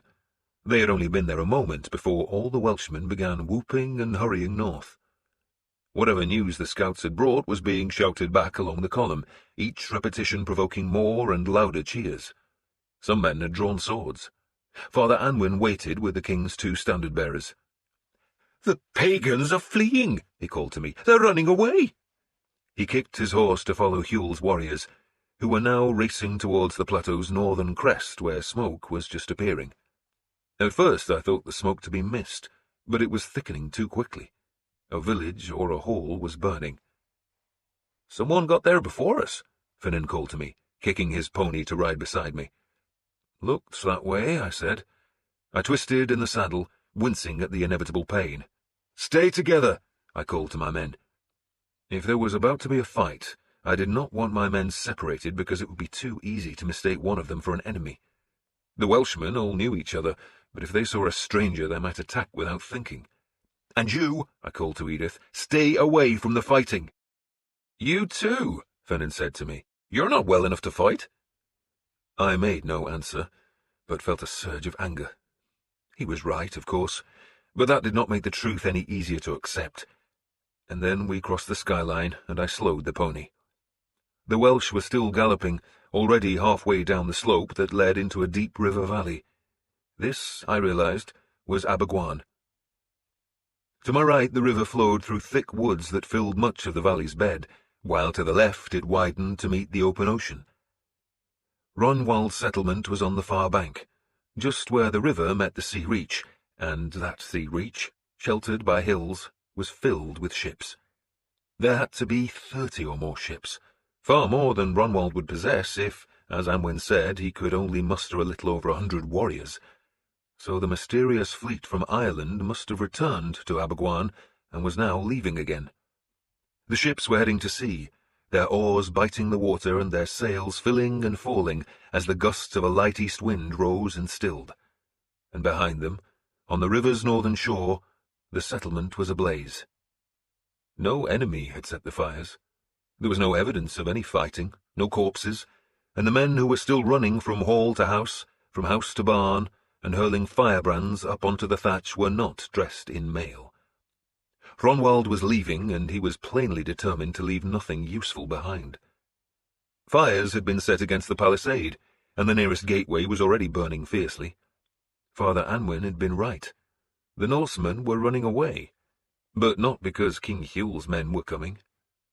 Ronwald must have decided to join forces with the fleet from Ireland in its search for another place to settle. The fleet was moving seawards, but there were still 2 fighting ships by the beach. Those had to be the rearguard, the boats belonging to the men who were carrying fire from house to house. Both boats were manned by half a dozen men who hauled on stern lines to keep the bows from grounding in the falling tide. The Welshmen were already in the valley bottom, hidden there by trees. We followed, plunging into the woods and hearing the shouts of Hugh's men drawing ever further ahead of us. The track led to a ford. The river was tidal, and, helped by the ebb tide, the shallow water was running fast. We splashed through and turned west on the river's far bank, following an earthen road that led beside the hurrying river. Then we were out of the trees, and Ronwald's burning settlement was ahead of us. Some of Hugh's men were already inside the walls, their horses abandoned in the fields that surrounded the palisade. A whole section of that palisade had been pushed over, the timbers presumably weakened by fire, and more Welshmen were scrambling over the still smouldering trunks, shields on their arms and weapons in their hands. They vanished into smoke-wreathed alleys. I heard shouts, the clash of swords, and then I slid from the saddle and called to my men to stay together. The sensible thing would have been to stay outside the burning walls. We had no shields, no swords, no spears, only sea-axes, and, being strangers, we could easily be mistaken for enemies. But I was as eager as Finan or any of the others to see what happened inside. "Stay with me," I told Edith. An osprey flew through the smoke, wings fast, a pale streak of feathered glory flying north, and I wondered what omen that was. I touched the hilt of Wasp Sting, my sea-axe, then splashed through the shallow ditch that surrounded the settlement, climbed the bank, and followed Finan and my son over the smouldering timbers. 2 men lay dead in the first alley. Neither wore mail, and both had faces deeply marked with ink. They were dead Norsemen, presumably men who had been setting the fires and had been surprised by the speed of the Welsh attack. We walked cautiously through the alley. The houses on either side were blazing, the heat hammering us until we reached an open space where Hugh's 2 standard-bearers were guarded by a dozen warriors. Father Anwin was there, and he called sharply to the men who had turned towards us and hefted their weapons. One flag showed a Christian cross, the other was blazoned with a scarlet dragon. "The king has gone to attack the boats!" Father Anwin shouted at me. A half-dozen prisoners were under guard. The open space was evidently where Hugh was sending captives, and not just captives, but weapons too. There was a pile of swords, spears, and shields. "Help yourselves," I told my men. "God go with you," Father Anwin called. Finan pulled swords from the heap, selected 2 and offered one to me. My son had found a long blade, while Gebrut picked up a double-bladed axe and an iron-bound shield. "Drop the shield," I told him. "No shield, Lord." "You want the Welsh to kill you?" He frowned, then realized there was a crude painting of an eagle on the shield's willow boards. "Ha!" he said, and threw the thing down. "Keep your crosses visible," I ordered my men, before going into another alley, which led between 2 unburned houses onto a long beach, all green slippery stones, mud, and broken shells. Driftwood fires smouldered beneath empty fish-smoking frames. A single small fishing craft was stranded at the beach's end, well above the high water mark, while most of Hugh's men seemed to be down at the water's edge. I guessed they had scoured the settlement and driven the surviving Norsemen back to their 2 ships, which were now trapped. Welshmen were clambering aboard, outnumbering the enemy, who had retreated to the ship's sterns where swords, axes, and spears took them down in bloody slaughter. Some of the Norsemen leapt into the water, trying to wade or even swim out to the fleet that was in a chaotic tangle halfway down the sea reach. It was chaos because some of the ships were trying to return, hampered by their sails, which drove them away from the shore, while other vessels still headed seawards. 3 ships had managed to escape the chaos. None of the 3 had been under sail. All were driven only by oars, and now those 3 headed back towards the settlement. All 3 were crammed with helmeted warriors, who were gathered beneath the high carvings of the prows. The oarsmen drove the ships fast, heading for the wide gap between the 2 beached vessels. Then there was the scrape of a keel on stone, and the first Norseman leapt screaming from the ship's dragon prow. Hewell had seen the ships coming, and his men had made a shield wall on the beach that was more than strong enough to stop the Norsemen, who came with anger but no order. And the first men died in the shallow water at the river's edge, where blood swirled sudden. The Welsh on the boat nearest us had killed the last of its crew, and they now scrambled back across the rowers' benches to jump down onto the beach just as the second vessel arrived, its prow riding up the mud and its mast bending forward as the long hull shuddered to a halt. Men leapt from the bows, bellowing their war cries, joining the shorter Norse wall, and driving their heavy spears hard into Welsh willow. The Norsemen had not expected a fight this day, and few wore mail, though all had helmets and shields. The newly arrived boats were trying to rescue their comrades, but even after the 3rd boat slammed into the beach, there were not enough Norsemen to push back Hewell's furious warriors. Both sides were screaming their war cries, but the Welsh shouts were louder, and Hewell's men were wading into the small waves as they drove the Norsemen relentlessly back. Most battles of the shield walls begin slowly, as men summon the nerve to go within lovers' reach of the enemy trying to kill them, but this battle had erupted in a moment. My son started towards the left flank of the Welshman, but I called him back. "You don't have a shield," I snarled, "and you don't have mail. We were supposed to be pilgrims, remember?" "We can't do nothing," he snarled back at me. "Wait!" The Welsh hardly needed our help. There were more than enough of them to stem the furious counter-attack of the 3 ships, and if that was all it was, a counter-attack that was doomed to be beaten down to bloody ruin in the shallows of the Sea Reach, I would simply have sat and watched. But the rest of the Norse ships were now trying to return, and they would bring an overwhelming force that would butcher Hewell's men. And all that was keeping the Welsh from disaster was the chaos in that larger fleet. They had turned too soon, too eager to help, and in the haste their hulls had fallen foul of each other. Long oars were clashing, sails were backing and filling, hulls blocking other hulls, and the whole tangle was being carried seawards by the tide. But the Norse were good seamen, and I knew it would take but a moment for the chaos to be resolved, and then Hewell's men would be facing a horde of angry warriors eager for revenge. In short, the slaughter would go the other way. "Fetch me fire," I told my son. He frowned at me. "Fire? Fetch fire, lots of fire. Kindling, wood, fire, now, all of you." The ship nearest to us had been stranded by the falling tide, but it had also been cleared of its crew. "Gebrut! Folkbold!" I called the 2 Frisians back. "Lord?" "Get that ship off the beach." They lumbered through the mud, both strong as oxen. The nearest ship was well grounded now, but it was our only chance of preventing a massacre. The closest Norsemen were 20 paces beyond, defending themselves from the Welsh shield wall, which was threatening to overlap them and drive them back into the river. But the Norse wall had found some security by anchoring the right-hand end of their line against the prow of another beached ship.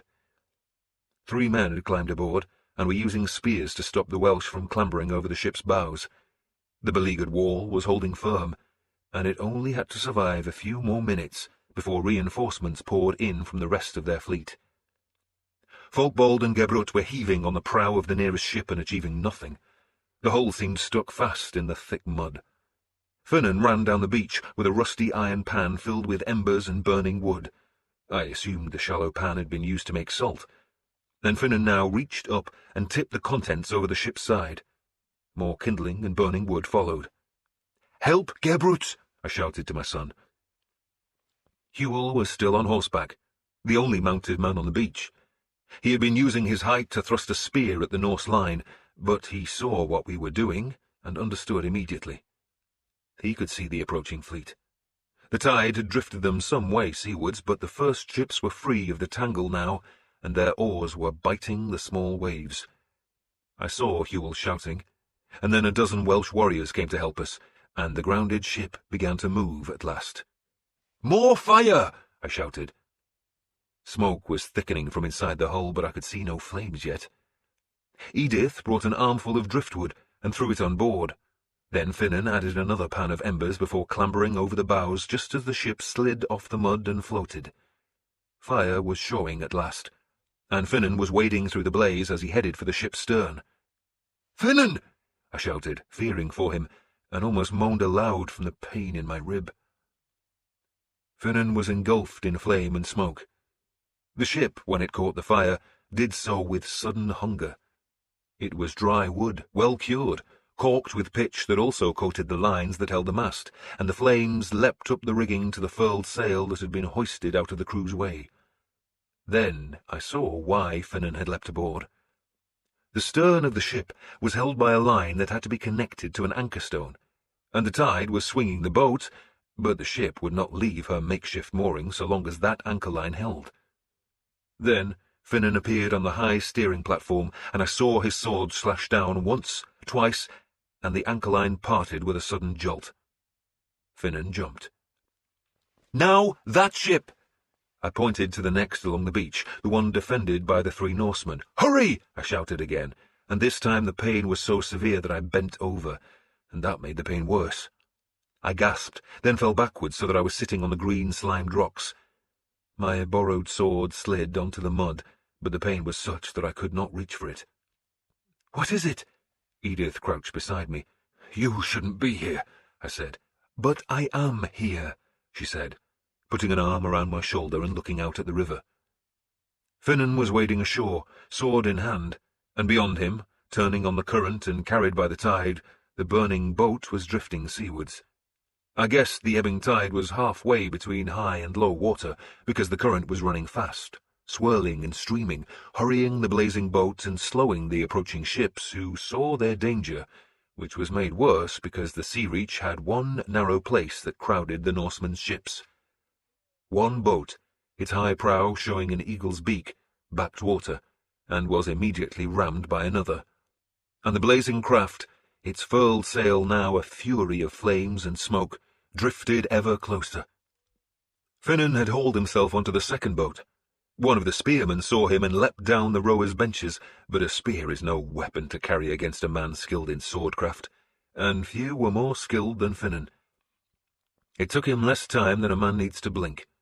He feinted to his right, let the spear slide past his waist, and rammed his blade into the Norseman's belly, and then my son hurled fire into the boat, and a dozen men followed him, and the 2 remaining spearmen leapt for safety as a pack of burly Welshmen thrust the boat back into the river. It was not yet burning like the first, but the smoke was thickening from the hull, and Finan cut the stern line and then jumped down into the shallows as the Welsh charged into the exposed flank of the Norse shield wall. The first fireship had reached the fleet. 2 of the enemy boats had gone ashore on the river's farther bank. The rest were desperately trying to escape, and meanwhile the second fireship was drifting seawards. Those Norsemen left on the shore were dying, being hacked and sliced and cut by angry Welshmen who had flanked their line and now attacked from front and rear. The second ship burst into flames, the fire flickering up the rigging and the smoke churning from the benches. The Norse fleet, at least 20 ships, was fleeing. Sailors fear fire more than they fear rocks, even more than they fear the anger of Ran, that jealous bitch of a goddess. I sat, panting, the pain stabbing like a blade, and watched the boats flee, and listened to the shouts of those enemy who survived on the beach pleading to be spared. The battle was over. The Norse fleet could still have returned. They could have rowed from the river, let the 2 fiery ships drift harmlessly out to sea, and then come back for their vengeance, but they chose to abandon Abergwan. They knew the Welsh would retreat to high ground and taunt them, inviting them to attack up some harsh slope where they would die on Welsh blades, already slick with northern blood. My son came back along the beach. His clothes were scorched and his hands burned, but he was grinning till he saw my face. He ran then, and stopped in front of me. "Father?" "It's just the wound," I said. "Help me up." He hauled me to my feet. The pain was almost crippling. There were tears in my eyes, blurring my view of the exultant Welsh, who jeered the retreating enemy. 3 of the Norse ships were left on the beach, and Hugh's men had invaded one of those, and whatever they discovered aboard provoked more cheering. Others of Hugh's men were guarding prisoners, at least 50 or 60 of them, who were being stripped of helmets and weapons. Cornwell himself had been captured, bellowing defiance until he had been driven so far back into the water that he had almost drowned. Now the prisoners were gathered into a pathetic huddle, and I limped towards them. I'd thought the pain was going away, that my injury mended day by day, but it now felt worse than ever. I did not limp because my legs were wounded, but because the agony in my side made every move torture. Finan ran to help me, but I waved him away. There was a big boulder above the high tide line, and I sat on its flat surface, flinching from the pain. I remember wondering if this was the end, wondering if the Norns had cut my thread at last. "Give me your sword," I said to Finan. If I died, I would at least die with a sword in my hand. "Lord," Finan crouched beside me, sounding worried. "The pain will pass," I said, suspecting it would pass with death. It hurt to breathe. Father Anwin and the king's standard-bearers passed close to us, going to join the king. "He looks grim," I said, nodding at the priest. Not that I really cared, but I did not want Finan, Edith, or my son to make a fuss over my weakness. "Grim as death," Finan agreed, and Father Anwin, far from showing happiness at the victory the Welsh had just gained, looked like a man consumed by anger. He talked to Hugh for some time, then the king spurred his horse past us, going back into the burning settlement. I tried to breathe more deeply, tried to convince myself the pain was passing. "We need to look for Icebite," I said, and I knew I wasted my breath. The sword was probably going out to sea, pursued by the burning boats that smeared the ocean sky with smoke. Father Anwin, still looking stern, crossed to us. "The king instructed me to thank you," he said stiffly. I forced a smile. "The king is generous."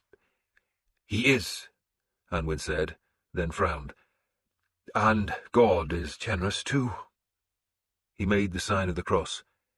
"The treasures of St. Dewi were in Ronwald's ship." He nodded towards the boat where the Welsh were celebrating, then looked back to me with a frown. "You were wounded, Lord?" "An old injury which still hurts," I explained. "It will pass." "You recovered the treasure?" "The gold reliquary of the saint, the silver crucifix, both there." "And the sword?" I asked. "And Ronwald is a prisoner," Anwin said, apparently ignoring my question. "It was his boats that returned to the beach. The rest," he stared out to sea where the Norse fleet was disappearing behind a headland, "are commanded by Sietrige Iverson." He said the name as though it tasted sour on his tongue. "He's the more dangerous of Ivar's sons, young, ambitious, and able. And looking for land," I managed to say as another stab of pain lanced into me. "But not here, thank God," Anwin said, "and Ronwald agreed to join his search." What choice had Ronwald had, I wondered. His settlement on the edge of Wales had hardly thrived. It had clung to its rocky shore for 6 years, but Ronwald had failed to attract more followers or conquer more land, and Sietrige had evidently persuaded Ronwald to join his larger forces. That agreement must have been reached a week or so before, when Sietrige's fleet had first reached Wales, and Ronwald, knowing he would be abandoning his settlement, had tried to enrich himself at St. Dewi's expense before he left.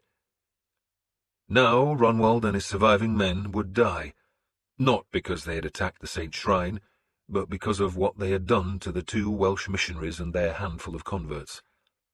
It was cruelty that had provoked Welsh anger. "It is the work of the devil," Anwin said in rage. "Satan's doing." He stared at me with disdain. "Pagan atrocity."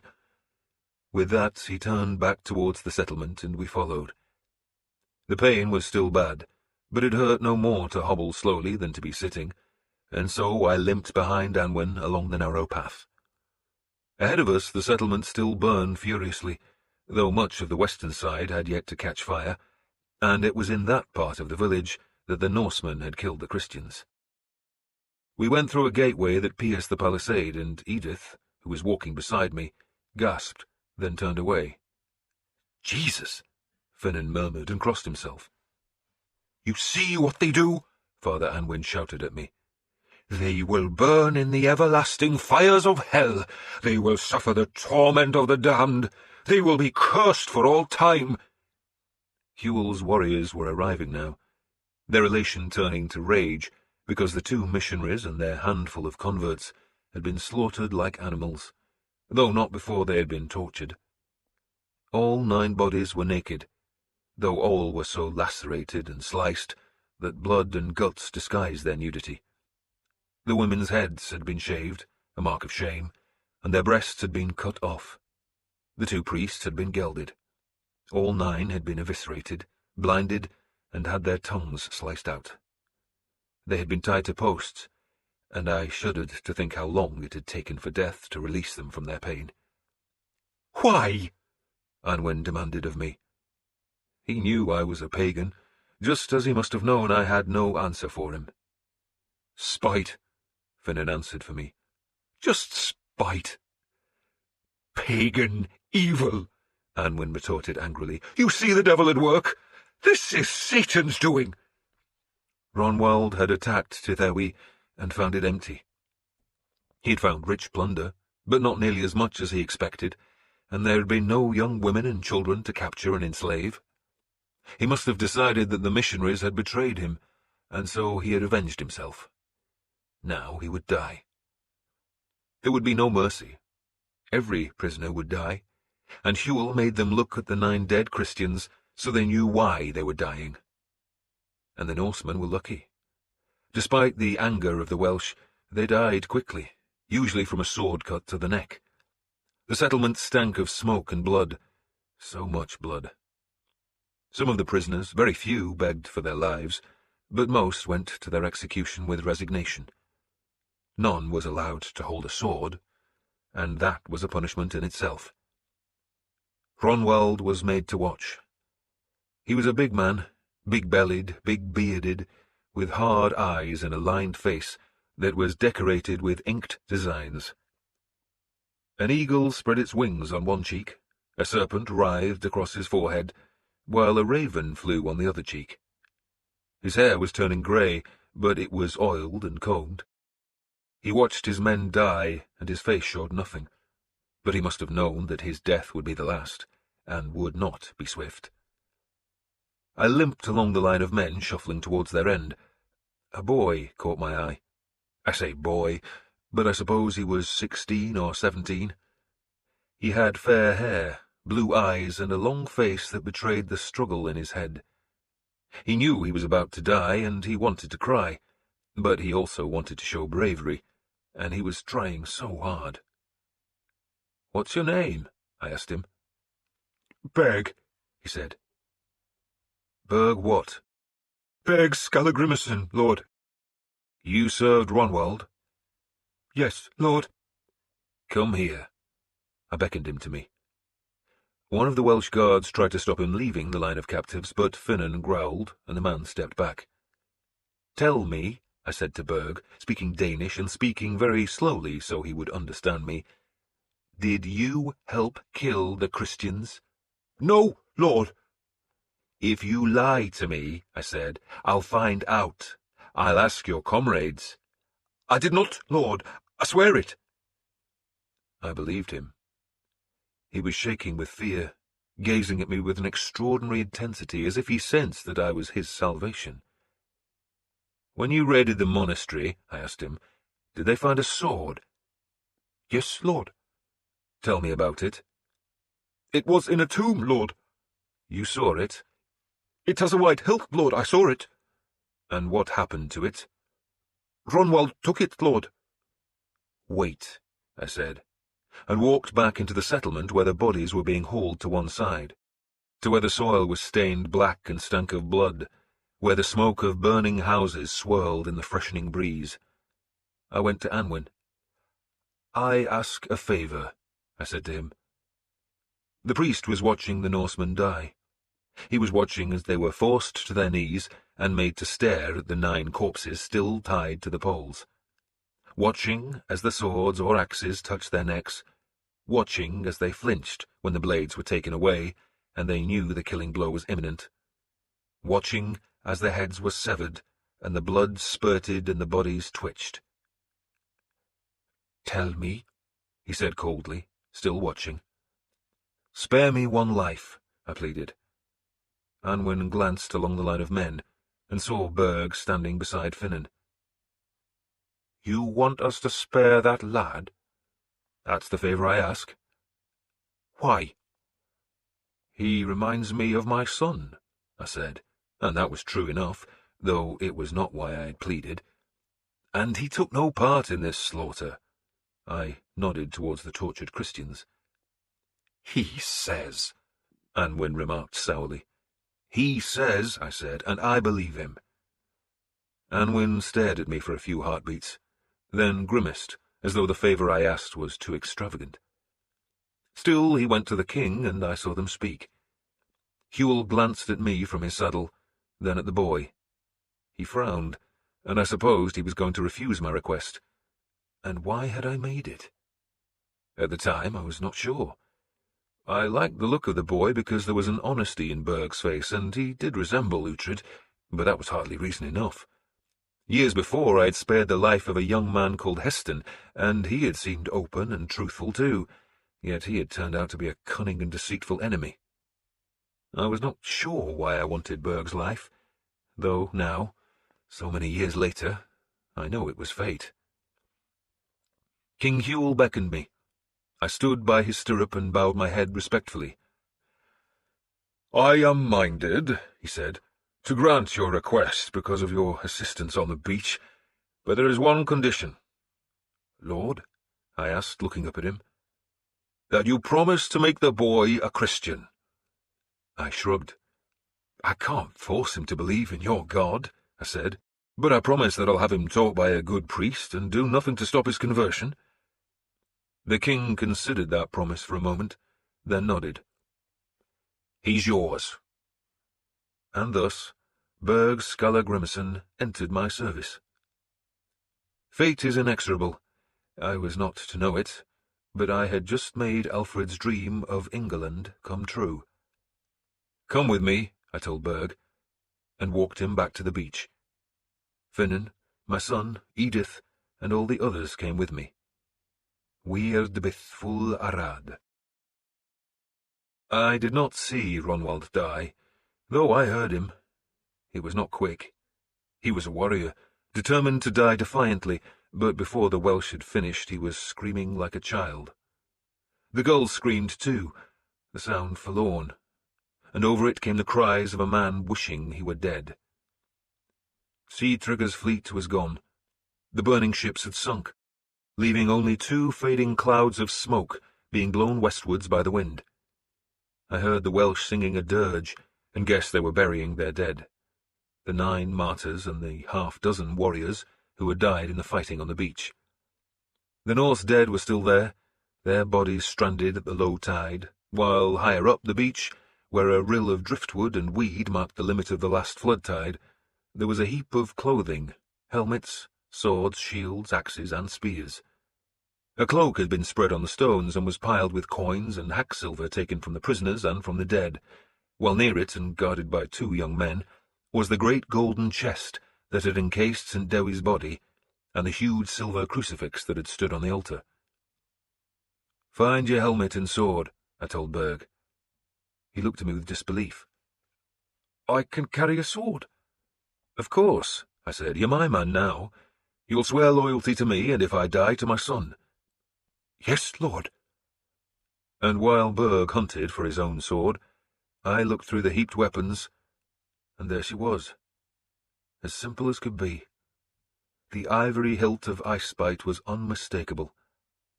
I bent down, wincing from the sudden pain, and pulled the blade free. I shivered, though it was a warm day. I drew her from the scabbard. I was accustomed to the weight of serpent breath, but this sword was much lighter. Knut had always claimed that the blade had been forged in a sorcerer's fire that burned colder than ice in the frost caverns of hell. He said she was a sword of the gods, but all I knew was that she was the sword that had pierced me, and that Bishop Asser had charmed with Christian sorcery to torment me.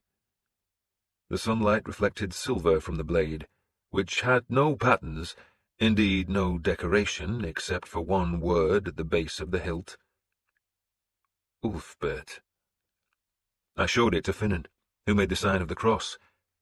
"It's one of his swords," he said in a hushed tone.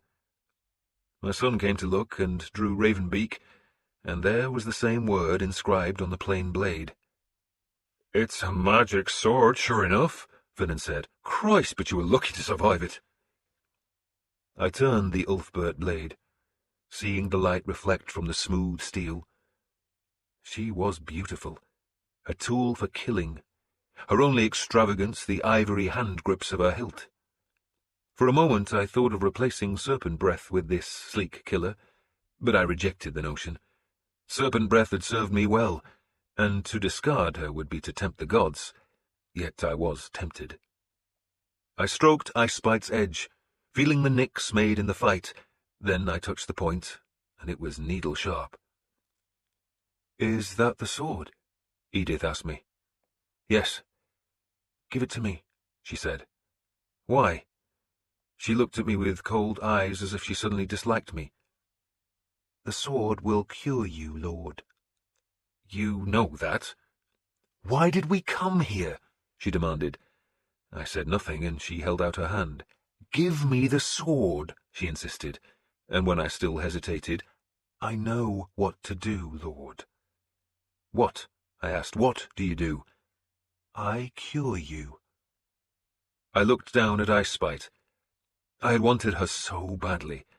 I had travelled to the end of Britain to find her, yet I had no idea how the possession of her would help me. I had thought that the sword must be laid against the wound, but that was just imagination. I did not know what to do, and I was in pain, and I was tired of the pain, tired of feeling weak, tired of death's close company, and so I reversed the blade and held the hilt to Edith. She half smiled. My men were watching us. Berg had stopped looking for his own sword and was gazing at us, wondering what strange things happened at the sea's blood-stained edge. "Lean against the ship," Edith ordered me, and I obeyed her. I stood with my back against the bows of Ronwald's ship and leaned on the timbers. "Now show me the wound, Lord," Edith said. I unclasped my belt and lifted my tunic. My son grimaced when he saw the wound, that was again crusted with bloody pus. I could smell it, despite the smoke and the sea and the slaughter and the freshening wind. Edith closed her eyes. "This sword almost killed you," she said in a slow sing-song voice, "and now this blade will heal you." And she opened her eyes, and her face was suddenly a grimace of hate. And before Finan or any of my men could stop her, she stabbed me. Chapter 10. The pain was like lightning. Sudden, bright, overwhelming, and jagged. I gasped, staggered against the ship's bows, and saw Finan moving to snatch at Edith's arm, but she had already pulled the sword back. Now she was staring at my wound with a look of horror. And as the blade left me, so the stench came. A foul stench, and I felt liquid pouring from my rib. "It's the evil," Edith said, "coming out of him." Finan was holding her arm, but staring at me. "Christ," he murmured. I had bent forward when she stabbed me and saw a mixture of blood and pus pulsing from the new wound. So much blood and pus. It was bubbling, swelling, trickling away, and as I watched the filth erupt, so the pain subsided. I looked up at Edith in disbelief because the pain was flowing out of me. It was vanishing. "We need honey and cobwebs," she said. She frowned at the sword as if she did not know what to do with it. "Berg," I said, "take the sword." "Her sword, Lord?" "You need a sword, and that's a good one, I'm told." I straightened up, and no pain came, so I bent down again, and still there was no pain. "Cobwebs and honey?"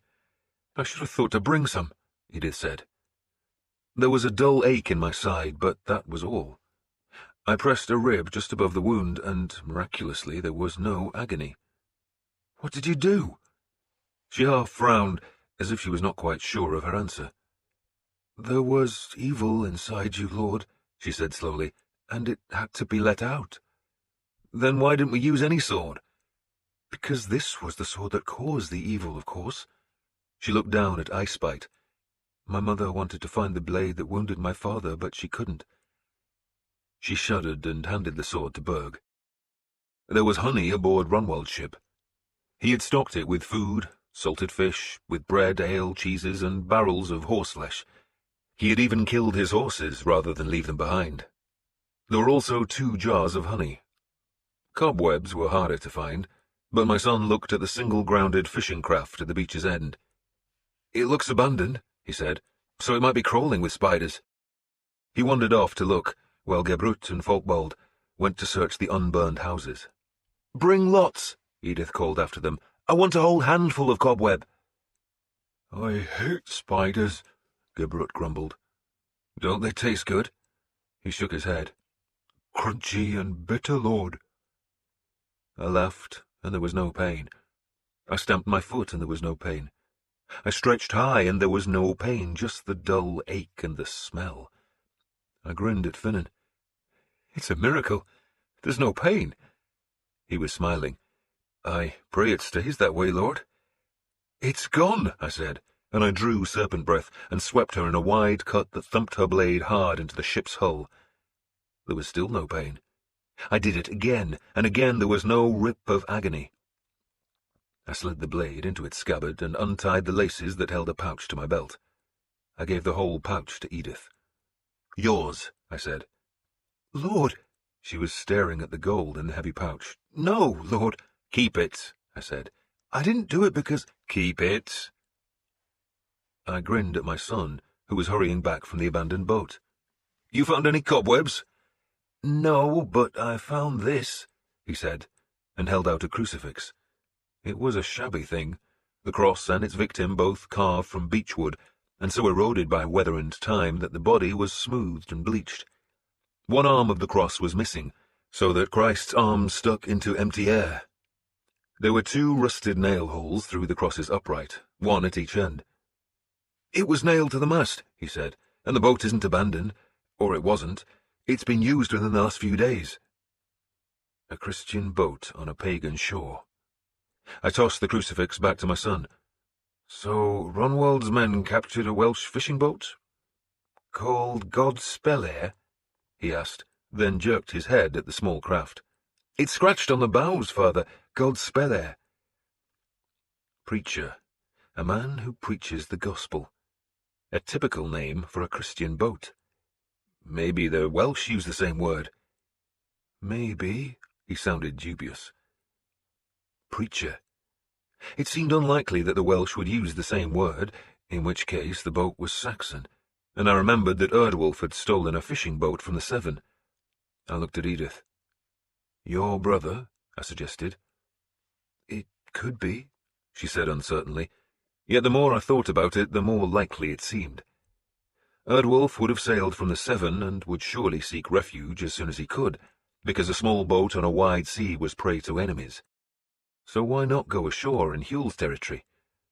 Because Erdwolf had a reputation as a man who fought the Welsh. If he landed on Hugh's shore, he could have ended screaming as loudly as Ronwald, but the Norsemen might welcome him, because he had become an enemy of their enemies. See if he's among the dead, I ordered my son, and he dutifully walked among the bodies, turning a couple with his foot, but there was no sign of him. Nor was Erdwolf among the men killed in the settlement, which meant that if he had come here, then he had sailed away in one of Sigtrygg's boats. Berg? I summoned the boy and asked him about the fishing boat, but all he knew was that it had arrived with the rest of Sigtrygg's fleet. Yet they abandoned it, I said. It's too slow, Lord, Berg said, and that was true. I stared at the fishing craft, frowning. Sigtrygg. I said the unfamiliar name carefully. First came here a week ago? Yes, Lord. Then went away? Why? The first rumour, Lord, said that Uhtred would stay here, that he'd help us take more land. And then he changed his mind? Yes, Lord. So where is his fleet going? They said north, Lord? Berg said vaguely, though he was trying to be helpful. They said we'd all be sailing north. Uhtred had been sent to find a place where his father's forces could safely retreat if their Irish enemies became too strong. He looked at Ronwald's miserable settlement and thought of using his forces to carve it into a larger kingdom, but he had also explored northwards, and then suddenly returned and persuaded Ronwald to abandon Abergwan and help him conquer some other place. Some other place to the north. A better place. A richer prize. Chester. And we later learned that the Welsh word for preacher was nothing like Godspeller. We might say Effengilleth, Father Anwyn told me, but certainly not Godspeller. That's your barbarous tongue. I gazed at the boat and wondered about Erdwolf, as his sister made a pad of honey and cobwebs and strapped it to the wound she had opened. And there was no pain. Next day I could bend, swing a sword, twist my body, even heave on a steering oar, and there was no pain. I moved slowly, cautiously, always expecting the agony to return, but it was gone. It was an evil trapped in your body, Edith explained again. A spirit, Finan reckoned. And the sword was charmed, Edith said. She did a good job, Lord, Finan said earnestly, and Edith smiled at the compliment. But if the sword had a spell on it, I asked, frowning, why didn't it just add to the evil when you stabbed me? I didn't stab you, Lord, she said. I stabbed the evil spirit. We were aboard the Threnus again. Uhtred had brought her back to the dragon's mouth, and Hule had sent men to greet her. Gebrut had ridden with them, and he gave Sihtric my orders to wait overnight while Hule feasted us, which he did with the supplies captured from Ronwald's ships, though the feast had been far from festive. The memory of those tortured bodies hung over the settlement like the smell of a burning. Hule had been eager to talk, and asked a lot about Ethelfled. Was her reputation of being a good Christian true? It depends, I'd said, what Christian you ask. Many call her a sinner. We are all sinners, Hule had answered, but she is a good woman. He had wanted to know her thoughts about the Welsh. If you leave her alone, I answered, she will leave you alone. Because she hates the Danes more? She hates pagans. Except one, I hear, he had said dryly. I ignored that. He smiled, listening to the harpist for a moment, then, And Ethelstan? What of him, Lord? You want him to be king? Lord Ethelhelm doesn't. He's a boy, I said dismissively, but one you judge worthy to be a king. Why? He's a good strong lad, I said, and I like him, and he's legitimate. He is? The priest who married his parents is in my service. How very inconvenient for Lord Ethelhelm, Hule said, amused. And what about the boy's father? You like him too? Well enough. But Ethelhelm rules in Wessex, so what Ethelhelm wants will happen. You must have good spies in the West Saxon court, Lord, I said, amused. Hule had laughed at that. I don't need spies. You forget the church, Lord Uhtred. Churchmen write endless letters. They send news to each other, so much news. Gossip, too. Then you know what Ethelfled wants, I said, turning the conversation back to her. She'll ignore Ethelhelm and his ambitions because all she cares about is driving the Danes from Mercia, and when she has done that, to drive them out of Northumbria. Ah, the king had said, she wants England. We had eaten outside, under the smoke-smeared stars. England, Hule had said again, savouring the unfamiliar name as he stared into one of the big fires around which we sat. A bard was singing, and for a time the king listened to the words, then began to talk. He had spoken softly, ruefully, gazing into the flames. I hear the name England, he had said, but our name for it is Llogir. The lost lands. They were once our lands. those hills and valleys, those rivers and pastures, they were ours, and they carried our names, and the names were the stories of our people. Every hill had a tale, every valley a story. The Romans came and the Romans went, but their names remained. And then you came, the Saxons, and the names vanished like this smoke. And the stories went with the names. And now there are only your names, Saxon names. Listen to him. He had gestured towards the bard, who was chanting his song, hard striking the rhythm of his words on a small harp. He sings the songs of Cathwich, and how he slaughtered our enemies. Our enemies? I asked. How we slaughtered you, the Saxons, Hewell admitted, then laughed. I told him not to sing of dead Saxons, but even a king can't command poets, it seems. We sing songs too, I said. And your songs, the king said, will tell of England, of slaughtered Danes. And what happens then, my friend? Then, Lord? When you have your England, when the pagans are gone, when Christ rules all Britain from the south to the north, what then? I had shrugged.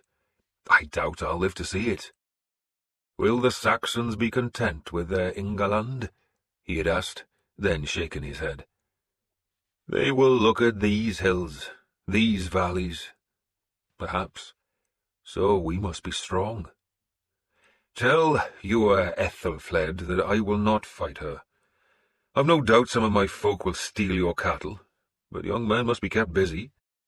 But tell her that I have a dream like her father's dream, a dream of one country. I had been surprised. But why? This was a clever man, as clever as Alfred, and he knew that weakness invited war. So just as Alfred dreamed of uniting the Saxon kingdoms into one strong country, so Hewell was dreaming of uniting the Welsh kingdoms. He ruled the south, but to the north was a patchwork of little states, and little states are weak. So, he continued, your Ethelfled will hear of war in our land, but assure her it is not her business. It is ours. Leave us alone, and we will leave you alone. Until you don't, Lord, I said. Again he smiled. Until we don't? Yes. One day we must fight, but you will make your England, and we will make our Cymru first. And we will probably both be long dead, my friend, before those shield walls meet. Cymru? I had asked, stumbling over the strange word. You call it Wales. And now we left Cymru, blown by a southwesterly wind, the sea seething at the Thryner's bow, and the wake spreading white and fretful behind us. I liked Hewell. I knew him for such a short while, and met him on only a few occasions. Yet of all the kings I have met in my long life, he and Alfred impressed me the most. Hewell still lives, and now he rules over much of Wales, and grows stronger every year, and one day, no doubt, the men of Cymru will come to take back the stories that we Saxons stole from them, or we shall march to destroy them. One day, not now. And we sailed northwards to save Ethelfled's kingdom. This ends Disc 8 of The Empty Throne. The Empty Throne, Disc 9. I could have been wrong. Perhaps Æthelred was looking for new land in Scotland, or on the rugged coast of Cumberland, or perhaps in Gwynedd, which was the northernmost of all the Welsh kingdoms, but I somehow doubted it. I'd sailed Britain's western shore, and it is a cruel coast, rock-bound, wave-battered and tide-swirled, yet north of the Severn there is one soft place, one spread of land where the rivers invite a ship to go deep inland, where the soil is not steep and rock-strewn, where cattle can graze and barley grow, and that place was Wirelham, the land between the river Mercia and the river Dee. Chester was there, and it had been at Chester that Ethelfled had led her men against the Norse. The capture of that city and of the rich lands around it had been because of Ethelfled's insistence, the achievement that had persuaded men to trust her with Mercia, but now If my suspicions were correct, more Norsemen were going to Werelum. A new fleet was sailing with new warriors, hundreds of warriors, and if Ethelfled was to begin her rule by losing Chester, if that great swathe of newly conquered land was to be lost, then men would say it was the Christian god's revenge for appointing a mere woman to rule over them. The safe thing was to return to Gloucester. We could have made the voyage quickly enough, helped by the wind, which blew from the southwest 2 days out of 3, but once there we would still be a week's hard march from Chester. I reckoned Ethelfled would have stayed in Gloucester, where she was appointing clerks and scribes and priests to administer the lands she now ruled, but I knew she had already sent at least 50 men north to reinforce the garrison at Chester. Those were the men Sigtryggr would fight, if indeed he was heading for the land between the rivers. So I set my course northwards. Ahead of us were Sigtryggr's ships, which meant over 20 crews to make an army of at least 500 men. 500 hungry men seeking land. And how many men did Ethelfled have at Chester? I called my son back to the steering oar and asked him. "There were just over 300 when I was there," he said. "Including your men?" "Including 38 of us," he said. "So you left, and Ethelfled also took 32 men south, so Chester was garrisoned by, what, 250 men? Maybe a few more. Or a few less. Men get sick." I stared at the distant shore and saw unfriendly hills beneath heaping clouds. The wind was fretting the waves, shivering them with whitecaps, but also driving our ship hard north. "We know she's just sent 50 men north, so there should still be around 300 men there, and Mirwala still commands." My son nodded. "He's a good man." "He's a good man," I agreed. My son heard the hesitation in my voice. "But not good enough."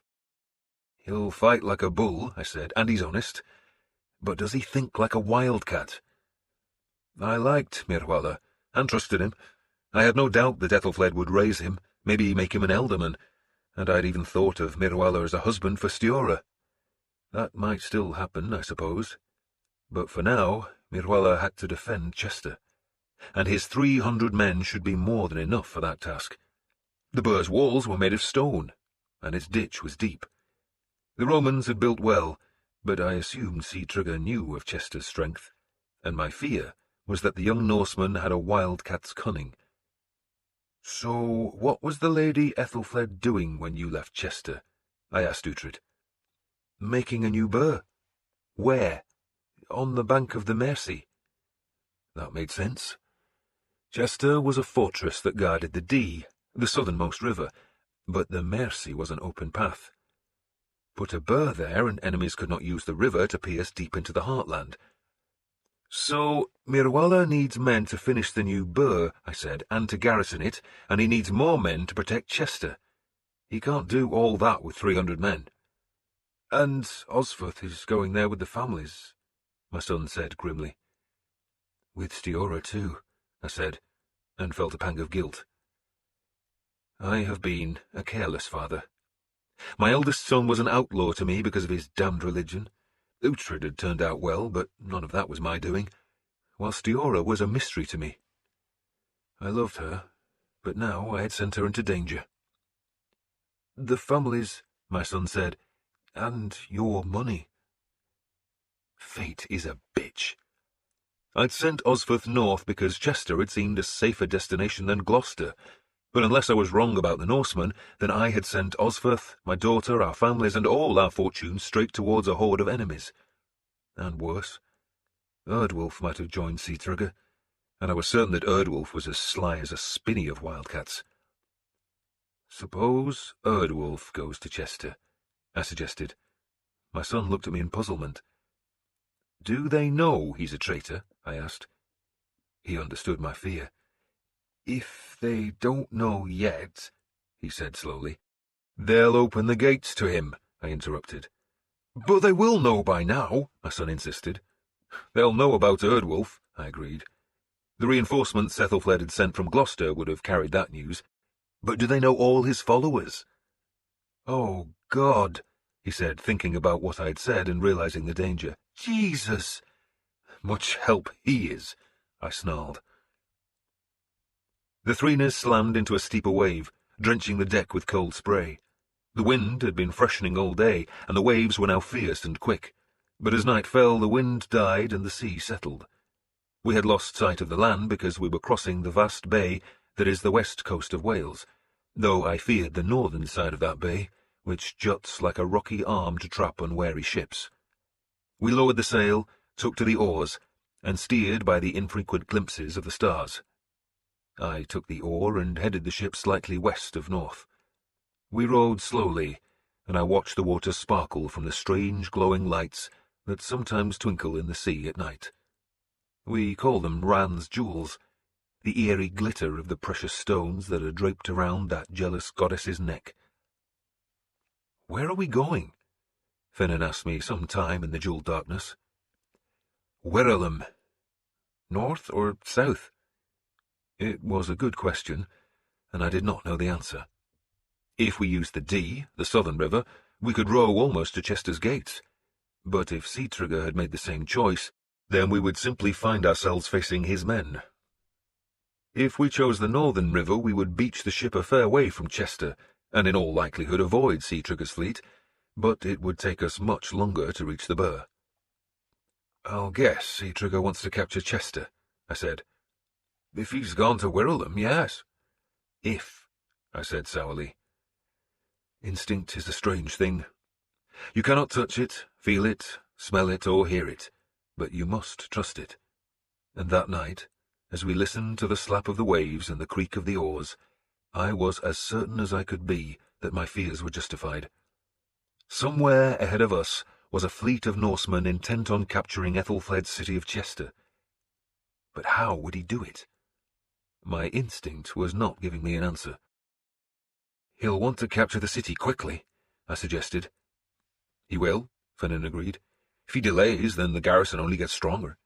So he'll take the faster route. The Dee. So we'll go north," I decided, "to the Mercia, and in the dawn we'll take that damned cross off the prow." The cross on the Threeness's high bow proclaimed us to be a Christian ship, and invited any Dane or Norseman to attack us. A Danish ship would have a proud figure at the bows, a dragon or a serpent or an eagle, but such carvings could always be lifted off the prow timber. The carved and painted beasts were never displayed in home waters, for those waters were friendly and did not need the threat of the beast to tame the unfriendly spirits, but the threat was always needed off enemy coasts. But the cross on the Threeness's bow was fixed. The upright was simply the prow timber extended a few feet above the deck, which meant my men would have to use axes to cut the thing down. But once it was gone, we would no longer be inviting attack. I was sure there were no Christian ships ahead of us, only enemies. The axes did their work in the grey light of a limpid dawn. Some of the Christians flinched when the big cross finally splashed overboard, bumped hard against the hull, and was left behind. A flutter of wind rippled the sea, and our sail was hoisted again. The oars shipped, and we let the small wind carry us northwards. Far off to the east I saw a scatter of dark sails, and guessed they were Welsh fishing craft. A cloud of gulls whirled about the ships, which, seeing us, hurried back towards the land, and that land showed an hour or so after dawn. And so we sailed. But to what? I did not know. I touched the hammer hanging about my neck and prayed to Thor that my instincts were wrong, that we would reach the Mercia and find nothing but peace. But my instincts were not wrong. We sailed towards trouble. Next night we sheltered against the northern Welsh coast, anchored in a cove while the wind howled above us. Rain pelted down. Lightning struck ashore, each flash showing gaunt hills in sleeting rain. The storm came fast and passed quickly. Long before dawn it had gone, a sudden anger of the gods. What it meant I did not know and could only fear. Yet by dawn the wind was calm again. The clouds had scattered, and the rising sun was flickering from the settling waves as we hauled the stone and thrust oars into tholes. I took one of the oars. There was no pain, though after an hour my body ached from the exertion. We chanted the song of Beowulf, an ancient song telling how that hero swam for a whole day to reach the bottom of a great lake, there to fight Grendel's dam, the monstrous hag. "Werth the wunden mal," we bellowed as the oar blades bit. "Ratum gebunden," as we hauled on the looms. "Ire orete, that hit on Jorthen lag," as we dragged the hull through the glittering sea. "Stith und stilleg," as we recovered the oars and swung them back. The words told how Beowulf, realizing his sword could not bite through the monster's thick hide, had hurled the blade away, had hurled away his blade, which had smoke-like curling patterns traced through its steel, just as serpent breath did, and instead he had wrestled with the hag, forcing her to the floor. He took our blows and returned them, and finally snatched one of our own swords, a brutal blade from the days when giants strode the earth, a sword so heavy that only a hero could wield it. And Beowulf chopped the blade into the monster's neck, and the shrieks of her dying echoed to the roof of the sky. It is a good tale, taught to me by Erdwolf the smith when I was a child, though he chanted the old version, not the new one that my men bellowed as the threeness clove the morning sea.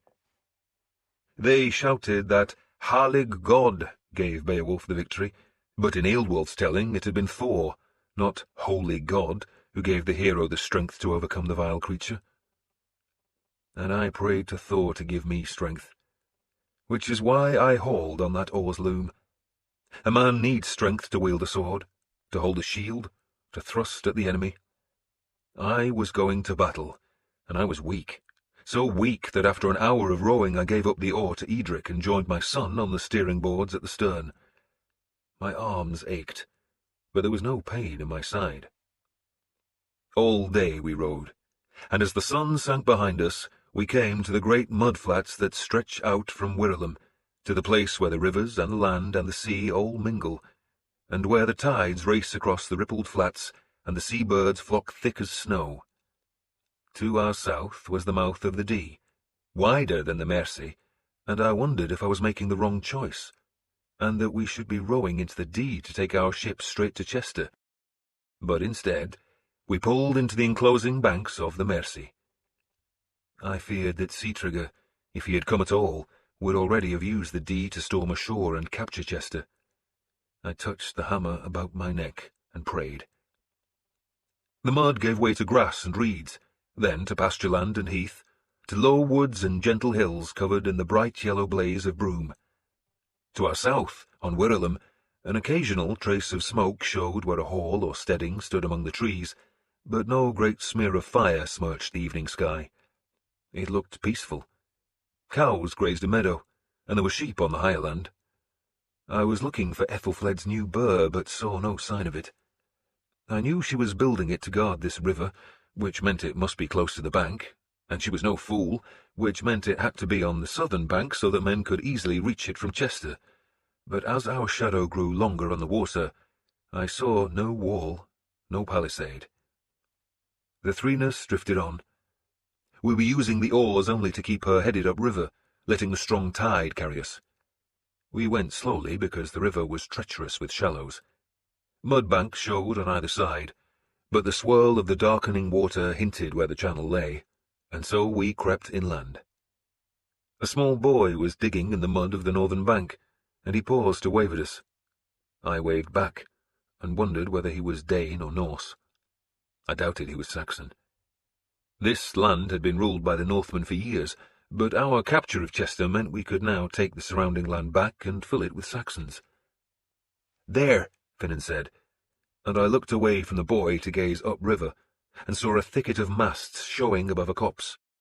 At first I took the masts to be trees, then saw how straight and bare they stood, stark lines against the darkening sky, and the tide was carrying us, and I dared not turn for fear of grounding the threeness on some unseen shallow. It would have been prudent to turn because those masts showed that Sigtryggr had come here, to the Mercia, and that all his ships were beached on Wirelem, not at Chester, and that an army of Norsemen waited for us. But the tide was like fate. It carried us. And just inland of the masts was smoke, not a great smear of destruction, but the mist of cooking fires, sifting the twilight above the low trees, and I guessed we had found Ethelfled's new burh. And so, for the first but not for the last time in my life, I came to Brunenburgh. We rounded a gentle curve and saw the Norsemen's ships. They were mostly beached, but a few were still afloat, moored close to the muddy shore. I began counting. 26, Finan said. Some of the beached ships had been dismasted, evidence that Uhtred planned a long stay. It was almost low water. The river looked wide enough, but that was deceptive because there were shallows all around us. "What do we do?" my son asked. "I'll tell you when I know," I grunted, then leaned on the steering oar so that we went closer to Uhtred's fleet. The sun had almost gone, and twilight was melding the shadows that stretched dark across the land. "There's enough of the bastards," Finan said quietly. He was gazing ashore. I kept glancing ashore, but mostly I watched the river, intent on keeping the threeness from grounding. My men were gazing southwards, forgetting their oars, and I shouted at them to row, and when the boat was gently moving again, I gave my son the steering oar and stared at Ethelfled's new burh. So far, her builders had made an earthen wall on a rise of land close to the river. That wall was little more than a mound, perhaps the height of a man and over 200 paces long. A hall had been built alongside two smaller buildings, perhaps stables, but there was no palisade yet. That wooden wall would need hundreds of stout trunks, oak or elm, and there were no large trees close to the new earthen wall to provide such massive trunks. "She'll have to bring the timbers here," I said. "If she ever finishes it," Finan remarked. I assumed the burh was square in shape, but from the deck of the threeness it was impossible to tell. The hall was not large, and its new timbers showed bright in the fading light. I guessed it was there to shelter Ethelfled's builders, and once the burh was finished, a larger hall would be made. Then I saw the cross on the hall's gable and almost laughed aloud. "That's a church," I said, "not a hall." "She wants God on her side," Finan said. "She should have built a palisade first," I growled. The moored and beached ships hid most of the river's bank, but I thought I could see the raw sides of a newly dug channel, presumably made to carry the Mercia's water to a ditch surrounding the new work, which was now in the hands of the Norse. "Jesus," Finan breathed. "There are hundreds of the bastards." Men were coming from the church to gaze at us, and, as he had said, there were hundreds of them. Other men had been sitting around campfires. There were women and children there too, all now walking to the river's edge to watch us. "Keep rowing," I called to my men, taking the steering oar from my son. Uhtred had captured the half-built burh, that was obvious, but the presence of so many men suggested he had not yet assaulted Chester. There had not been time for that, but I did not doubt he would make the attack as soon as he could. The riskiest course would have been to take his ships and men up the Dee and attack Chester immediately, because once inside those Roman walls, he would have been immovable. That is what I would have done, but he had been more prudent. He had taken the lesser fortress, and his men would be busy making a palisade from whatever timber they could, and from thorn bushes. They would deepen the ditch, and once the burh was finished, once he was enclosed in earth and timber and thorns, he would be almost as secure inside Brunenburgh as he would have been inside Chester. A man scrambled over the beached ships that were huddled together as if for protection, then leapt onto one of the moored boats, always making his way towards us. "Who are you?" he shouted. "Keep rowing." It was getting darker by the minute, and I feared going aground, but I dared not stop. "Who are you?" the man called again. "Sigulf Haraldsson," I shouted the invented name. "What are you doing here?" "Who is asking?" I called in Danish, speaking slowly. "Uhtred Olafsson." "Tell him we live here." I wondered if the man shouting at us was Uhtred himself, but it seemed unlikely. He was most likely one of Uhtred's men sent to challenge us. "You're Danish?" he shouted, but I ignored that question. "My lord invites you ashore." "Tell your lord we want to be home before dark." "What do you know of the Saxons in the city?" "Nothing. We ignore them, they ignore us." We had passed the ship from which the man shouted, and he nimbly leapt onto another to stay near us. "Come ashore!" he shouted. "Tomorrow!" "Where do you live?" he called. "Up river," I called back. "An hour's journey." I snarled at my men to row harder, and Thor was with us, because the threeness stayed in the channel, though more than once the oars bumped on mud, and the hull twice scraped softly over a bank before finding deeper water. The man shouted more questions through the dusk, but we were gone.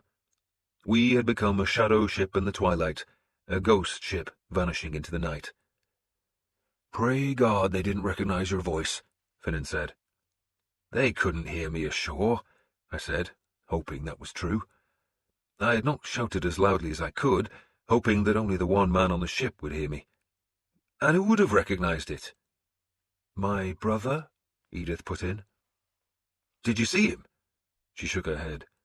I turned to look astern, but the new Burr was now nothing but a shadow within a shadow flickering with firelight, while the masts of Sigtrygg's ships were dark streaks against the western sky. The tide had ebbed, and it was slack water as the threeness ghosted upriver. I did not know how far Brunenburgh was from Chester, but reckoned it must be some miles, maybe 10, 20.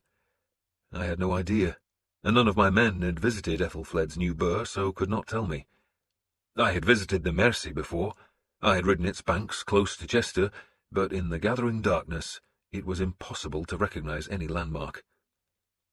I watched behind us, seeing the smudge of Brunenburgh's smoke get farther and farther away, watching until the western horizon was edged with the flame red of the dying sun, and the sky above was blackness pricked with stars. I did not fear any pursuit. It was too dark for a ship to follow us, and men on foot or on horseback would be stumbling through unfamiliar country. "What do we do?" Finan asked. "Go to Chester," I said, "and keep Ethelfled's throne safe." There was a glimmer of moonlight, often hidden by clouds, but just enough to betray the river. We rowed silently until, at last, the hull slid onto mud, and the threeners shuddered and was still. The southern bank was only some 20 paces away, and the first of my men dropped overboard and waded ashore. "Weapons and mail," I ordered. "What about the ship?" Finan asked. "We leave her," I said. Sigtrygg's men would doubtless find her. The threeners would float off on the rising tide, and eventually drift back downstream, but I did not have time to burn her, and if I moored her, then she would betray where we had gone ashore.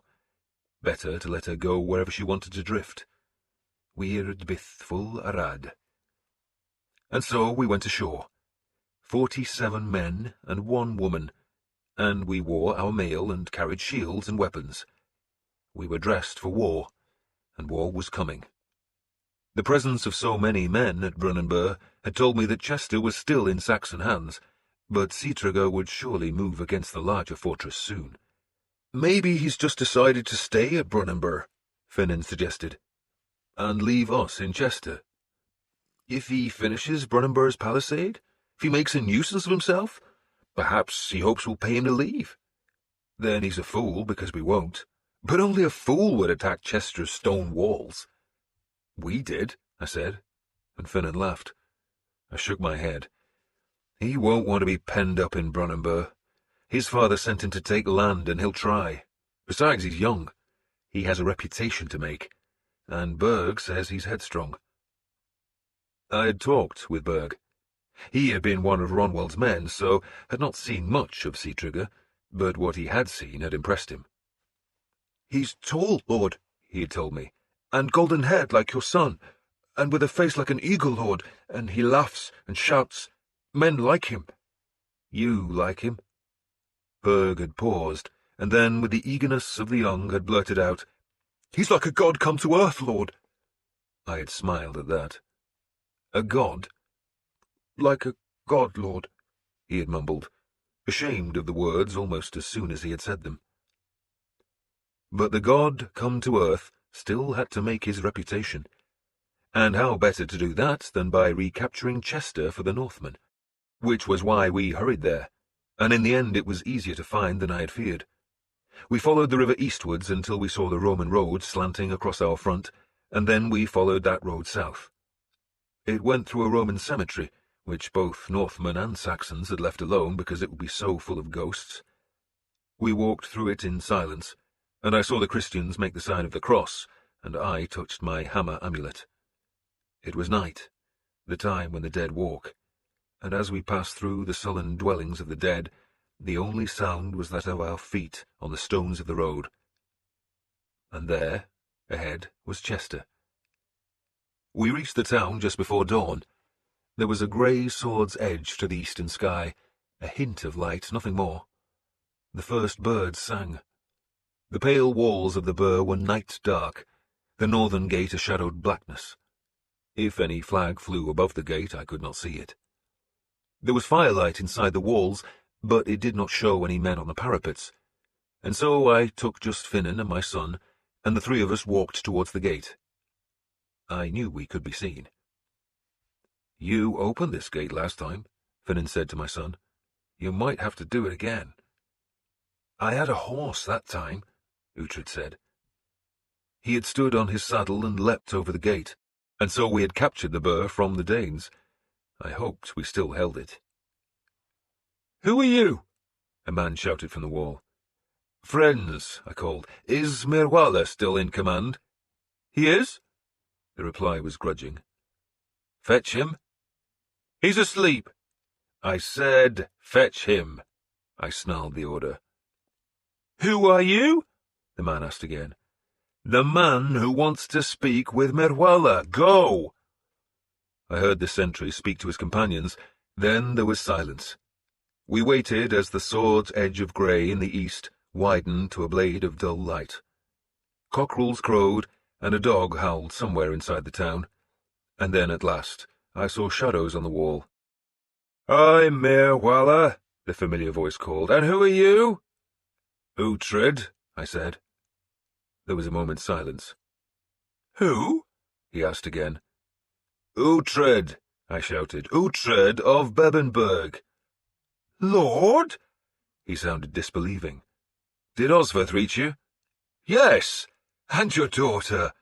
"Ethelfled?" "Lord Uhtred?" He still sounded incredulous. "Open the damned gate, Merwala," I demanded. "I want breakfast." The gate was pushed open, and we passed through. There were torches in the arch, and I saw the relief on Merwala's face as he recognized me. A dozen men waited behind him, all with spears or drawn swords. "Lord!" Merwala strode towards me. "You're healed, Lord!" "I'm healed," I said. It was good to see Merwala. He was a staunch warrior, an honest man and a friend. He was guileless, with a round, open face that beamed with pleasure at our arrival. He had been one of Ethelred's men, though he had always protected Ethelfled, and had suffered for that loyalty. "Is Ethelfled here?" I asked. He shook his head. "She said she'd bring more men when she could, but we've heard nothing for a week now." I glanced at his escort, who were grinning as they sheathed their swords. "So, how many men do you have?" 292 fit to fight." "Does that include the 50 men Ethelfled sent?" "It does, Lord." "So Prince Ethelstan's here?" "He's here, Lord, yes." I turned and watched as the heavy gates were pulled shut, and as the massive locking bar was dropped into its brackets. "And you know there are 500 Norsemen at Brunenburgh?" "I was told 600, he said grimly. "You were told?" 5 Saxons came yesterday. 5 Mercians. They watched the Norsemen come ashore and fled here." "5 Mercians?" I asked, but did not give him time to answer. "Tell me, did you have men at Brunenburgh?" He shook his head. "The Lady Ethelfled said to abandon it till she returned. She reckoned we couldn't defend both Chester and the new burh. Once she's here, we'll start the work there again." 5 Mercians? I asked again. "Did they say who they were?" "Oh, I know them," Merwala said confidently. "They were Lord Ethelred's men." "So now they serve the Lady Ethelfled?" I asked, and Merwala nodded. "So why did she send them?" "She wanted them to look at Brunenburgh." "Look at?" "There are Danes on Wirralum," he explained. "There aren't many, and they claim to be Christians." He shrugged as if to suggest that claim was dubious. "They graze sheep, mostly, and we don't trouble them if they don't trouble us. But I suppose she thought they might have done some damage." "So the 5 came here on Ethelfled's orders," I said, "and they rode straight past your south gate and didn't ask to see you. They came to Brunenburgh." I waited for an answer, but Mirwala said nothing. "5 men come here to make sure some sheep farmers haven't damaged an earthen wall." Still he said nothing. "You must have sent your own men to look at the new burgh." "I did, yes." "Yet Ethelfled didn't trust you? She had to send 5 men to do a job she must have known you were doing already." Poor Mirwala frowned, worried by the questions. "I know the men, Lord," he said, though he sounded uncertain. "You know them well?" "We all served Lord Ethelred." "No, I don't know them well." "And these 5, I suggested, served Erdwolf." "We all served him. He was Lord Ethelred's household commander." "But these 5 were close to him," I stated flatly, and Mirwala gave a reluctant nod. "And Erdwolf," I said, "is probably with Sea-Trigger." "Sea-Trigger, Lord?" "The man who has just brought 500 or 600 Norsemen to Brunenburgh." "Erdwolf is with—" he began, then turned and stared down Chester's main street, as if expecting to see Norsemen suddenly invading the town. "Erdwolf is probably with Sea-Trigger," I repeated, "and Erdwolf is a traitor and an outlaw, and he's probably coming here right now, but he's not coming alone." "Dear God," Mirwala said, and made the sign of the cross. "Say thank you to your God," I said, because the killing was about to start, and we had arrived in time. Chapter 11. Sea-Trigger came at noon. We knew he was coming. We knew where he would attack. We were outnumbered, but we had the high stone walls of Chester, and they were worth 1,000 men. Sea-Trigger knew that too, and like all the Northmen, he had no patience for a siege.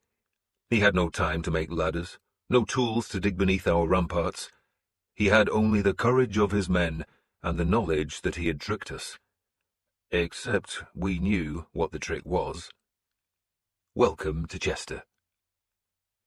The sun had risen, but it was dark in the great hall, the gaunt Roman building at Chester's centre. A fire smouldered in the central hearth, the smoke curling under the roof before finding the hole hacked through the tiles. Men slept at the hall's edges, their snores loud in the vast space. There were tables and benches, and some men slept on the tables. 2 maidservants were placing oatcakes on the stones of the hearth, while a third was bringing timber to revive the fire. There were huge stacks of timber outside the hall. It was not firewood, but trunks of oak and elm that had been rudely trimmed. I had stopped to look at them. "That's the palisade for Brunenburgh?" I asked Mirwala. He nodded. "There's no large timber left on Wirralum," he explained, "so we had to cut it here." "You'll take it by cart?" "Probably by ship," he said. The timbers were vast, each as thick as a big man's waist, and each about twice the height of a man. A trench would be dug along the summit of Brunenburgh's earthen mound, and the trunks would be sunk upside down, so that the tops of the trunks would be in the earth. Timber lasted longer that way. Smaller timbers would be used to make the fighting platforms and the steps. Mirwala looked gloomily at the huge piles. "She wants it all finished by Advent. You'll be busy." Men were stirring as we entered the hall. The sky was lightening, the cocks crowing. It was time to meet the day. Osferth arrived a few minutes later, yawning and scratching, and stopped to stare at me. "Lord!" "You came here safely?" "I did, Lord." "And my daughter?" "All safe, Lord." He looked me up and down. "You're not flinching." "The pain has gone."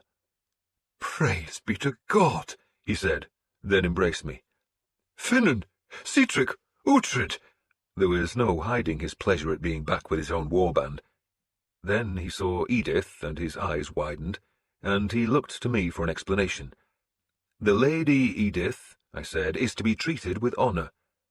Of course, Lord. He bridled at the suggestion he would treat any woman discourteously. Then Finan winked at him, and he looked back to her, then to me. Of course, Lord, he said again, but stiffly this time. And Ethelstan? I asked. Oh, he's here, Lord. The fire blazed anew, and I took my men to a shadowed corner of the hall and hid there, while Merwala summoned the 5 Saxons who had arrived the previous day. They came, smiling. The hall was crowded by then, as other men woke and came to find food and ale. Most arrived without weapons or shields, though the 5 men all had swords at their waists. Sit, Merwala told them, gesturing at a table. There's ale, and the food won't be long. They're my brother's men, Edith whispered to me. You just killed them by saying that, I whispered back. She hesitated. I know. Their names? She told me, and I watched them. They were nervous, though all but one of the 5 were trying to hide it. The youngest, scarcely more than a boy, looked terrified. The others were speaking too loudly and teasing each other, and one slapped the rump of the girl who brought them ale, but despite the pretended carelessness, I could see their eyes were watchful. The oldest, a man called Hanel Ferrelson, looked all around the hall and stared into the dark corner where we were half hidden by shadows and tables.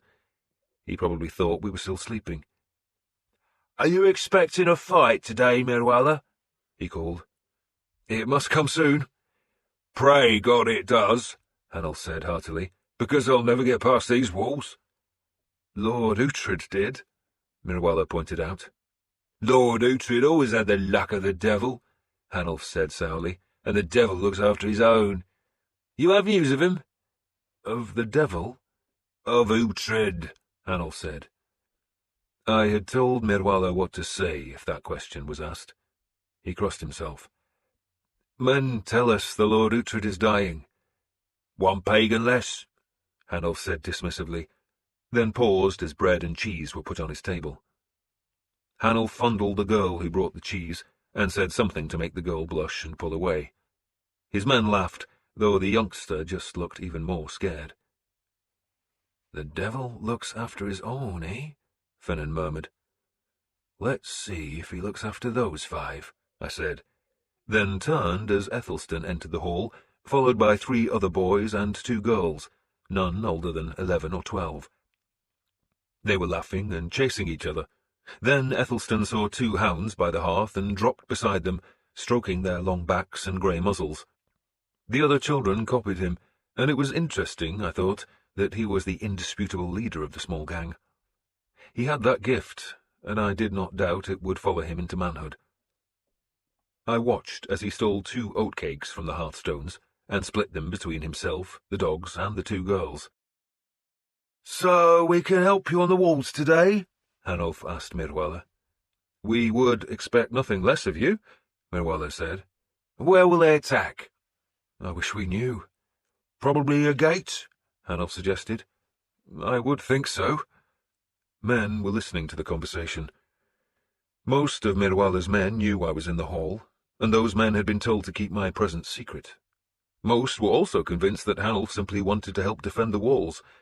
So far as they knew, he and his companions were simply 5 Mercians who had fortuitously arrived to help defend the burh. What about the land gate? Hanulf asked. The land gate?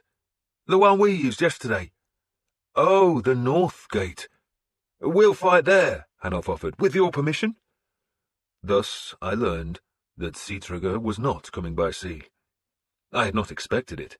He would have been forced to row his fleet out of the Mercia, turn south and row up the Dee, and it would have taken him all day, bringing him at last to the south gate. Instead, he was coming overland, and the closest gate to Brunenburgh would be the north gate, the same one by which we had just entered. Can I fight at the north gate? Ethelstan asked Merwala. You, Lord Prince, Merwala said sternly, will stay a long way from any fighting. Let the boy come with us, Hanulf suggested cheerfully. You will stay in the church, Merwala ordered Ethelstan, and pray for our success. The hall was becoming lighter as the sun climbed. It's time, I told Finan. Take the bastards. I had drawn serpent breath, but I still did not fully trust my strength, and so I let Finan and my son lead a dozen men towards the table. I followed with Edith. Hanulf sensed our approach. He could hardly not sense it, because every man in the hall was suddenly still, and their voices hushed. He twisted on the bench, saw the approaching swords, and saw Edith too. He gaped at her, astonished, then tried to stand, but the bench half trapped him as he wrenched the sword from his scabbard. "Do you really want to fight us?" I asked. A score of Mirwala's men had also drawn swords. Most of those men were still not sure what was happening, but they took their lead from Finan, and that meant Hanulf was surrounded. Ethelstan had stood and was staring at me in surprise. Hanulf kicked over the bench and looked to the door. There was no escape there. I thought for a heartbeat that he intended to attack us, to die in a sudden welter of one-sided battle, but instead he let the sword drop. It clattered on the floor. He said nothing. "All of you, drop your swords," I ordered. "And you," I pointed to Ethelstan, "come here." And then it was just the business of questioning them, and their answers came easily. Did they hope to live if they told the truth? They confessed they were Erdwolf's men, that they had fled Gloucester with him and sailed westwards in Godspell until they encountered Sigtrygg's fleet. Now they had come to Chester to open the north gate to Sigtrygg's men. "And that will be today?" I asked. "Yes, lord." "What signal does he give you?" "Signal, lord?" "To tell you to open the gate."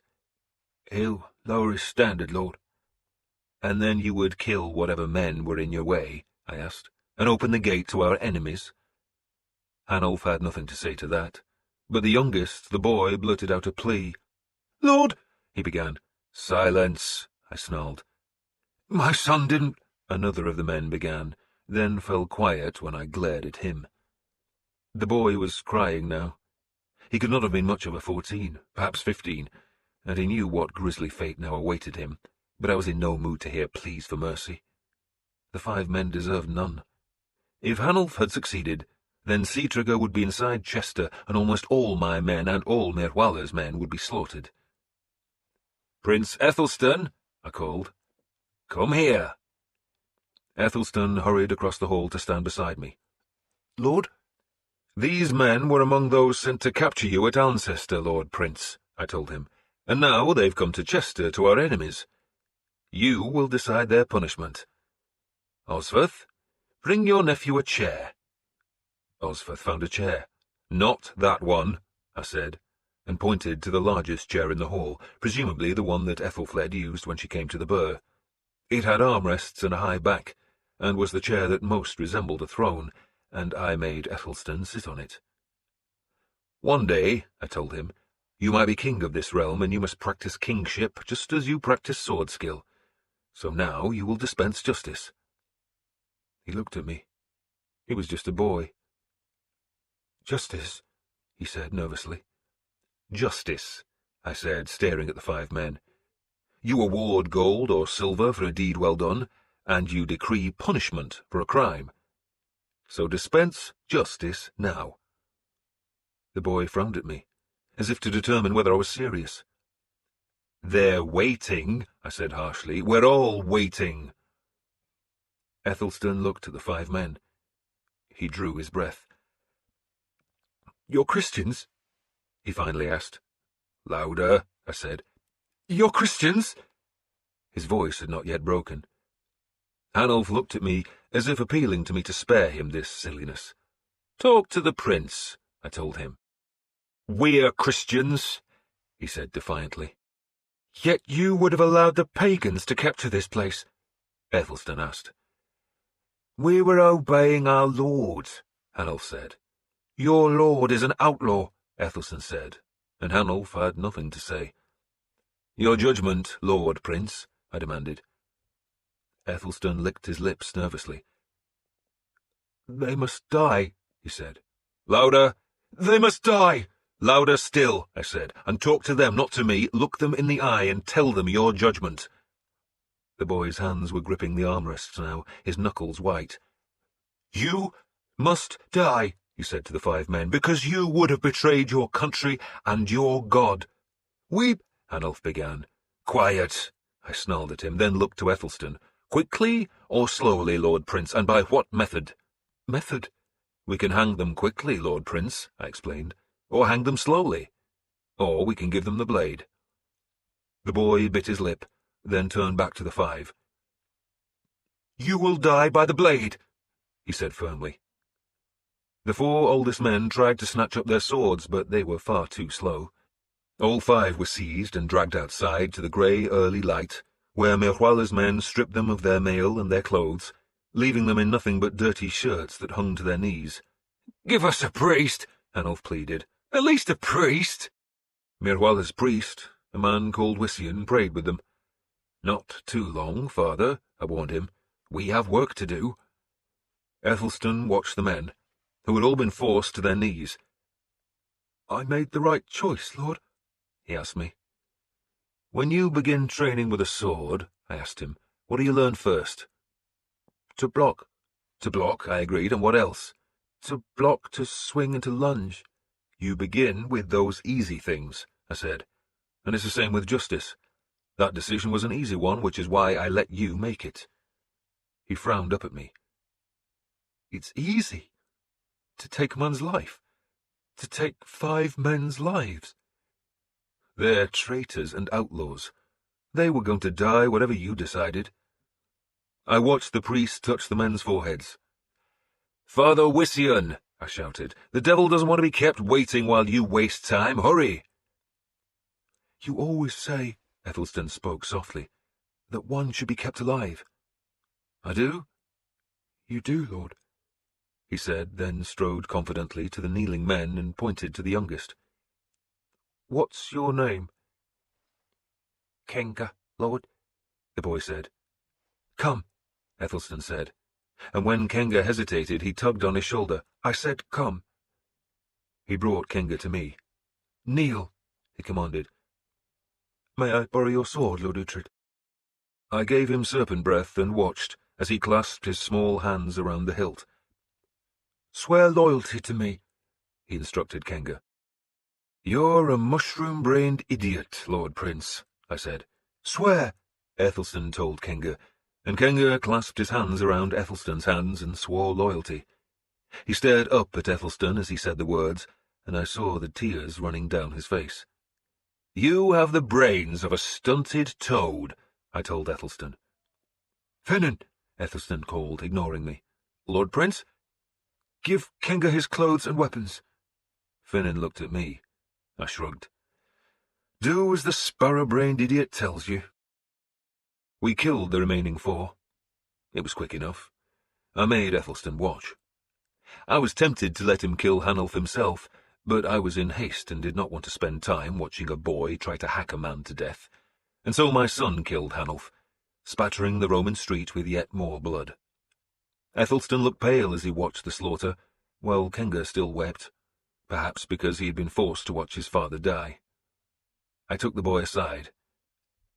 Listen, I said, if you break that oath to the prince, I will break you. I will let weasels gnaw your balls. I'll cut your prick off slice by slice. I'll blind you, I'll tear your tongue out, I'll peel a skin from your back, and I'll break your ankles and your wrists.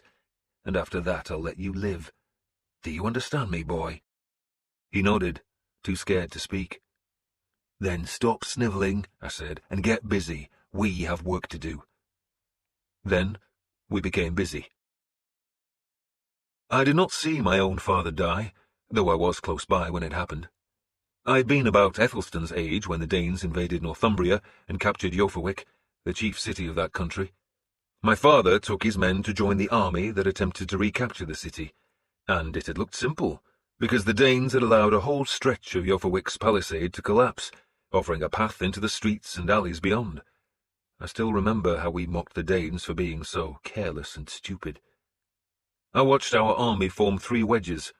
Father Bjorka, who had been told to look after me and keep me from trouble, said the wedge was really called a porcinum capit, or a swine head, and for some strange reason I have never forgotten those Latin words. Bjorka had been excited, certain he was about to witness a Christian victory over pagan invaders. I shared his excitement, and I remember seeing the banners raised and hearing the cheers as our Northumbrian army swarmed over the low earthen mound, clambered across the wreckage of the palisade, and charged into the city, where they died. The Danes had been neither careless nor stupid.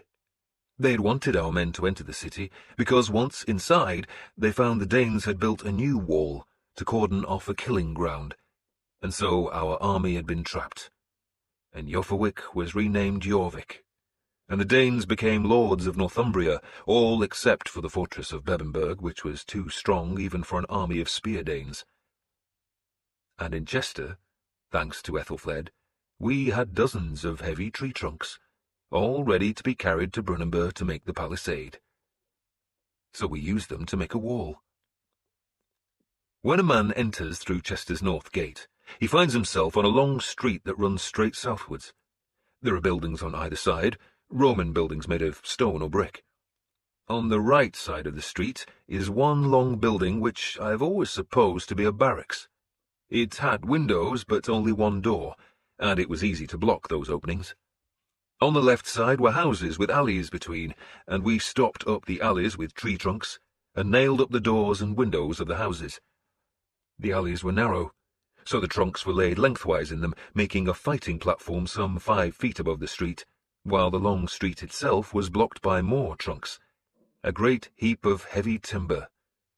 Sigtryg's men could enter the city, but would find themselves in a street that led nowhere, a street blocked by vast timbers, a street made into a trap fashioned from wood and stone, and made deadly by fire and by steel. Fire. The weakest part of the trap was the long building on the western side of the street.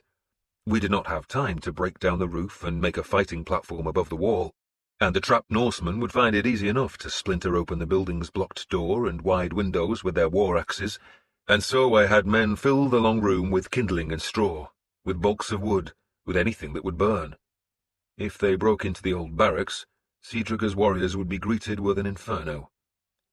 And on the fighting platform above the gate we heaped more tree trunks. I ordered 2 Roman houses pulled down, and men carried their blocks of masonry to the barricades and to the gate.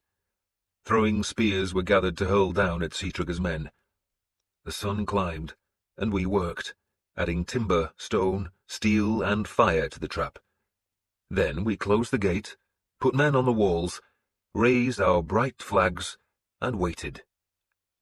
Welcome to Chester. Ethelfled knew you weren't coming straight here, my daughter told me. She knew you were provisioning a ship. But she didn't stop me. Stiorra smiled. Shall I tell you what she said? You'd better. Your father, she told me, is at his best when he is disobedient. I grunted. Stiorra and I were standing on the fighting platform above the north gate, from where I gazed towards the distant woods, out of which I expected Sigtrygr to appear. The sun had been shining all morning, but now clouds came from the north and west. Far to the north, somewhere over the wild lands of Cumberland, the rain was already falling in shadowy veils, but Chester was dry. More stones? Gerbrut asked. There must have been 200 blocks of masonry stacked on the high platform, none of them smaller than a man's head. More stones, I said. I waited till he had gone. What use would I have been here, I asked Stiorra, if I couldn't fight? I think the Lady Ethelfled knew that. She's a clever bitch. Father, she protested. So are you, I said. And she thinks it's high time I was married, Stiorra said. I growled slightly. My daughter's marriage was not Ethelfled's concern, though she was right in thinking that it was well beyond time that Stiorra found a husband. Does she have a victim in mind? I asked. A West Saxon, she says. A West Saxon? What, just any West Saxon? She tells me that Ealdorman Ethelhelm has 3 sons. I laughed at that. You don't bring him enough advantages. No land, no great fortune. He might marry you to his steward, but not to one of his sons. Lady Ethelfled says that any son of a West Saxon ealdorman would make a good match, Stiorra said. She would. Why? I shrugged. Ethelfled wants to bind me to her brother's kingdom, I explained. She worries that if she dies, I'll go back to join the pagans, so she thinks your marriage to a West Saxon would help.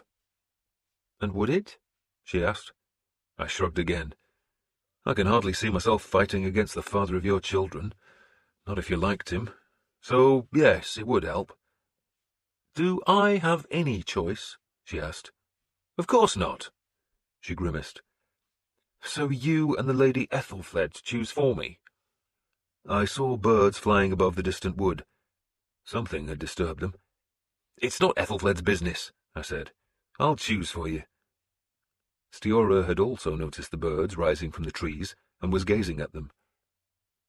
Did Mother have a choice? No choice at all. She saw me and was stricken. I had spoken lightly, but it was true, or at least it had been true for me. I saw her, I went on, and I was stricken too. But you'll marry me for advantage? For land or money?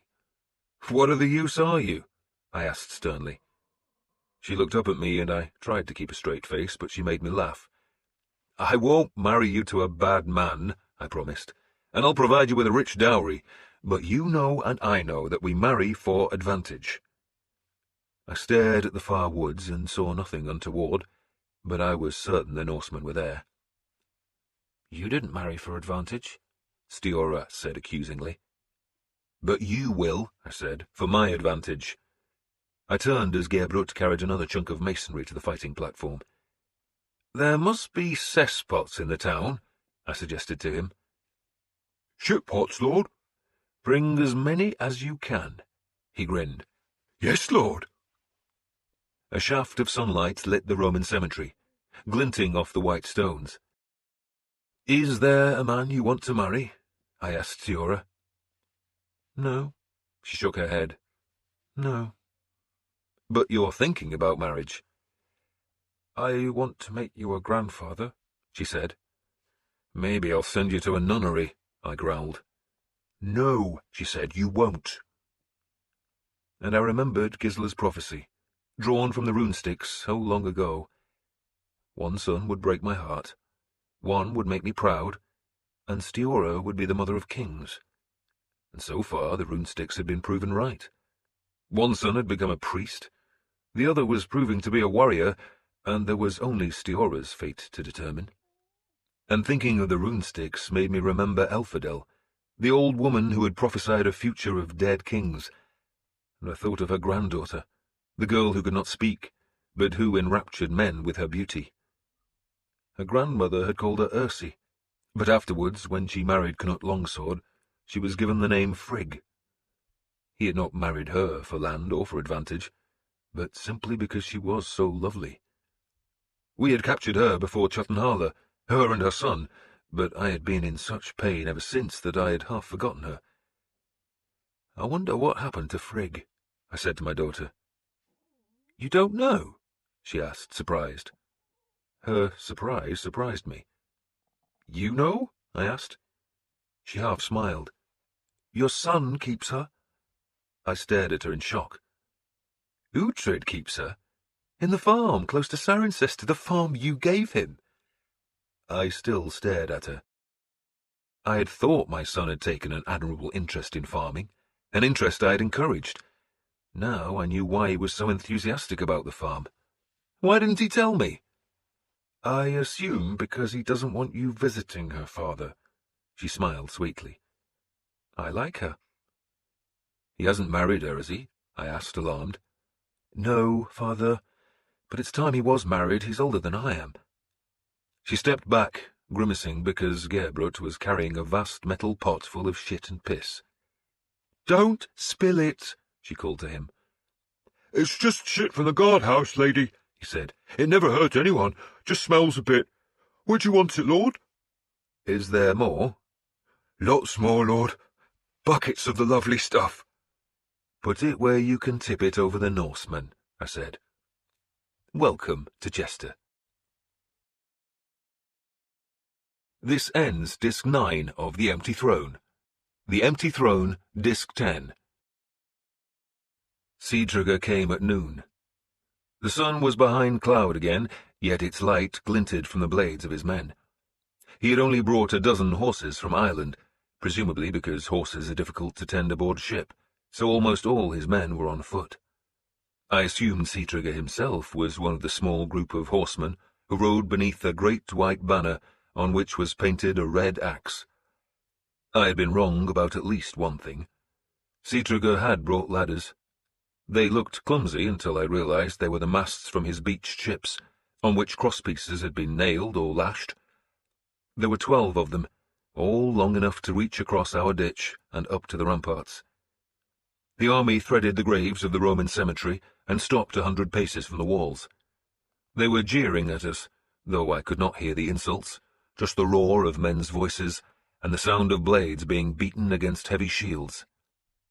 The horsemen came up the road, their own shields discarded. One man carried a leafy bough, a sign that they wished to talk. I looked for Erdwolf, but could not see him. The horsemen stopped, all except a single rider, who spurred his big stallion closer to the gate.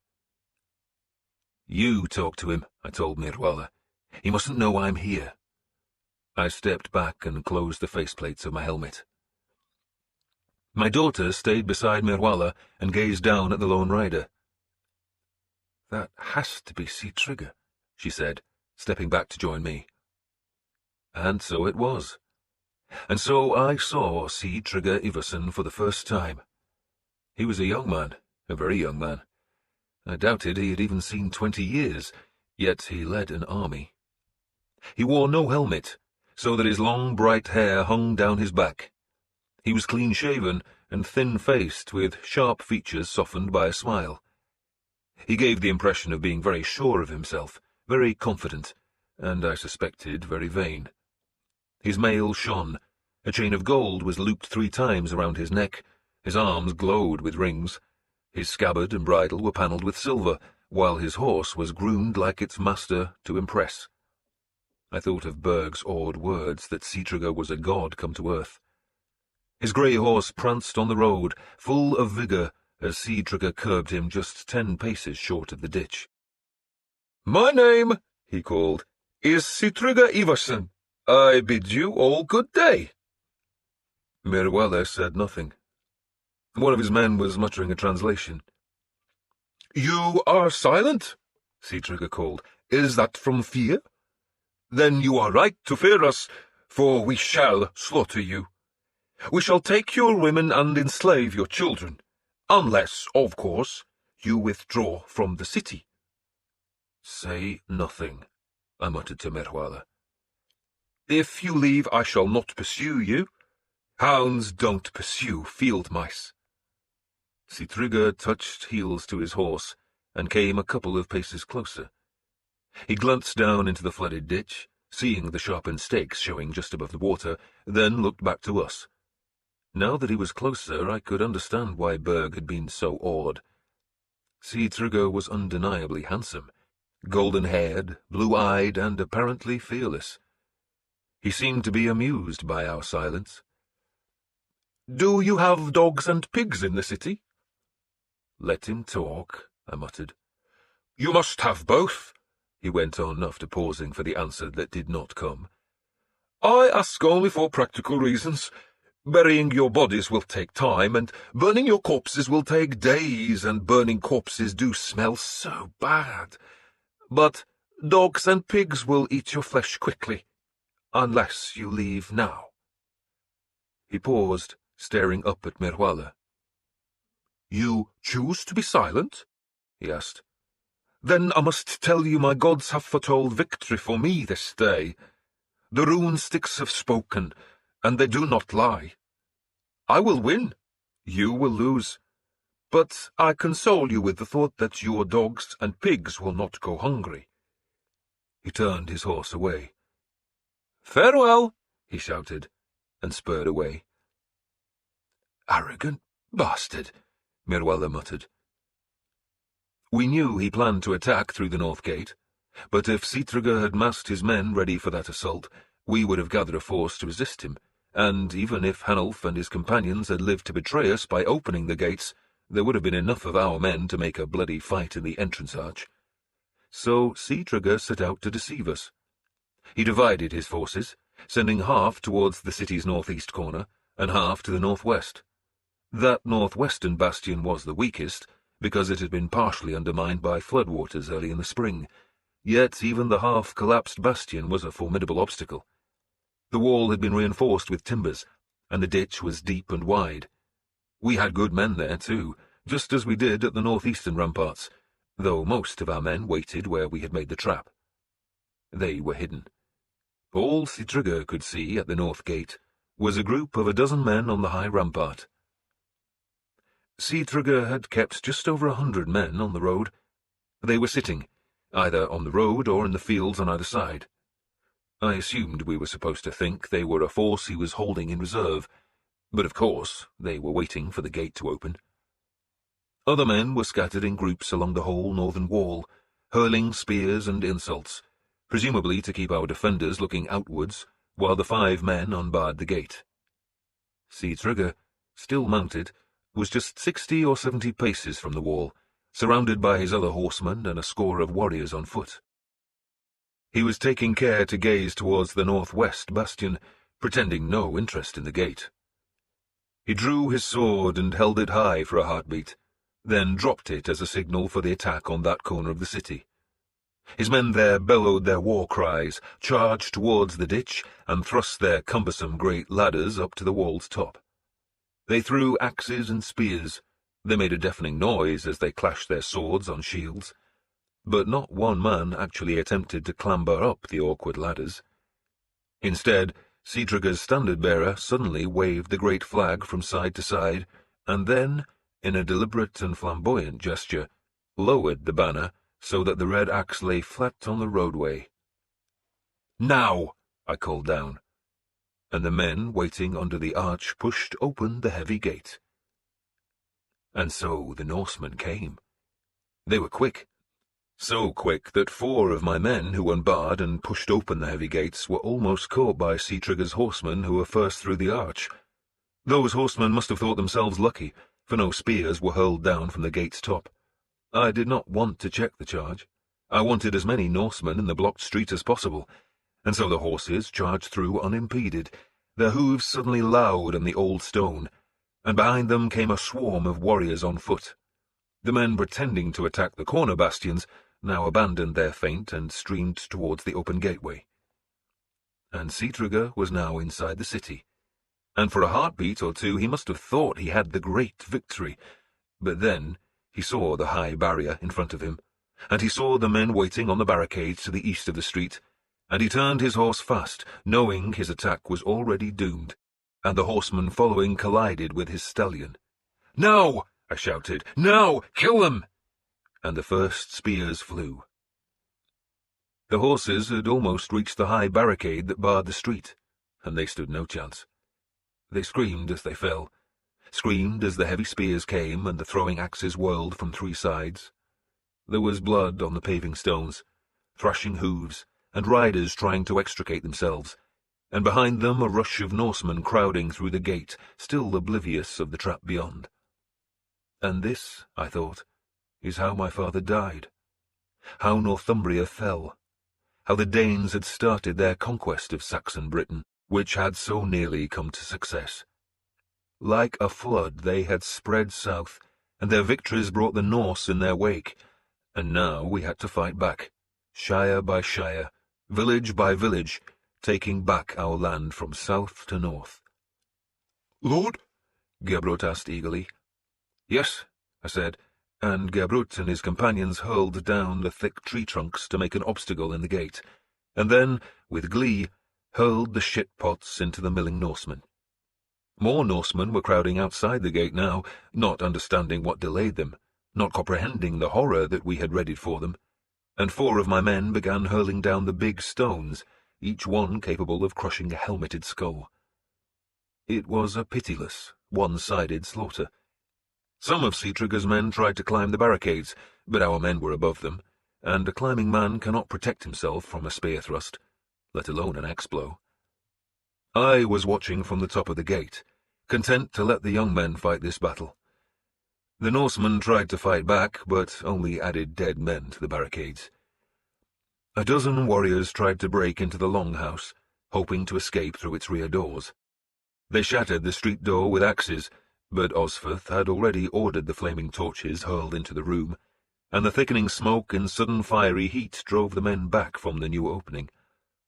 Some of Sigtrygg's men wanted to flee through the open gate, but others were still trying to enter, and Gebrut and his 4 companions were hurling down the big stones. Men shouted to clear the gate, others tried to escape the masonry blocks, and then Finan struck from the big barricade that blocked the street. He had refused to let me fight. "You're not strong enough yet, Lord," he had insisted. "He's right," my son had added.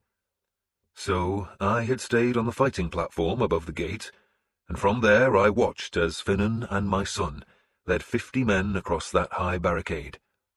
They jumped down into the street, into a space cleared by spears and stones, a space littered with the bodies of men and horses, a space where they made a shield wall, and the Norsemen, infuriated, wounded, frightened, and confused, turned on them like maniacs. But the furious Norsemen did not form their own shield wall. They just saw an enemy and attacked, and Finan's overlapping shields and levelled spears met them. "Forward!" Finan shouted. "Slow and calm! Forward!" There was a clash of shield on shield, but the Norsemen, still in panic, were assailed by more missiles coming from the edge of the street, and as soon as Finan's men had advanced a few paces, so more men came from the barricade to support them. From the gate's top, all I could see was that line of overlapping shields with helmets above, and the long spears reaching forward, and the whole line advancing slowly, very slowly. It had to be slow. There were too many dead or dying men in their path, and dying horses were still kicking where they lay on the street. To keep the shield wall tight, Finan's men had to step over those obstacles. They were chanting as they came. "Kill, kill, kill, kill, kill."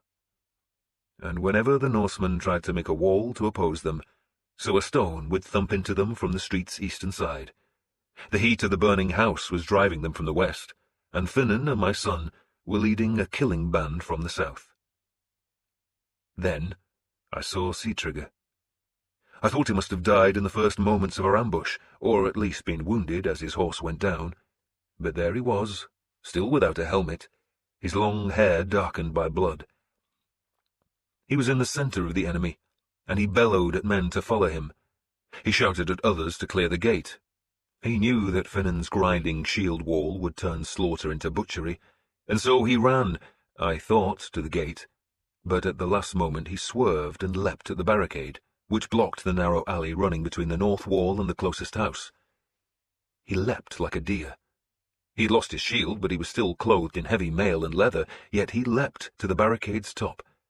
The swerve had been so sudden, so unexpected, and the leap so fast, that the 3 men guarding that barricade were taken by surprise, and Sigtryg's sword took one in the throat, and his speed carried him past that man to crash into another. That man went down, and now Norsemen were following Sigtrygr.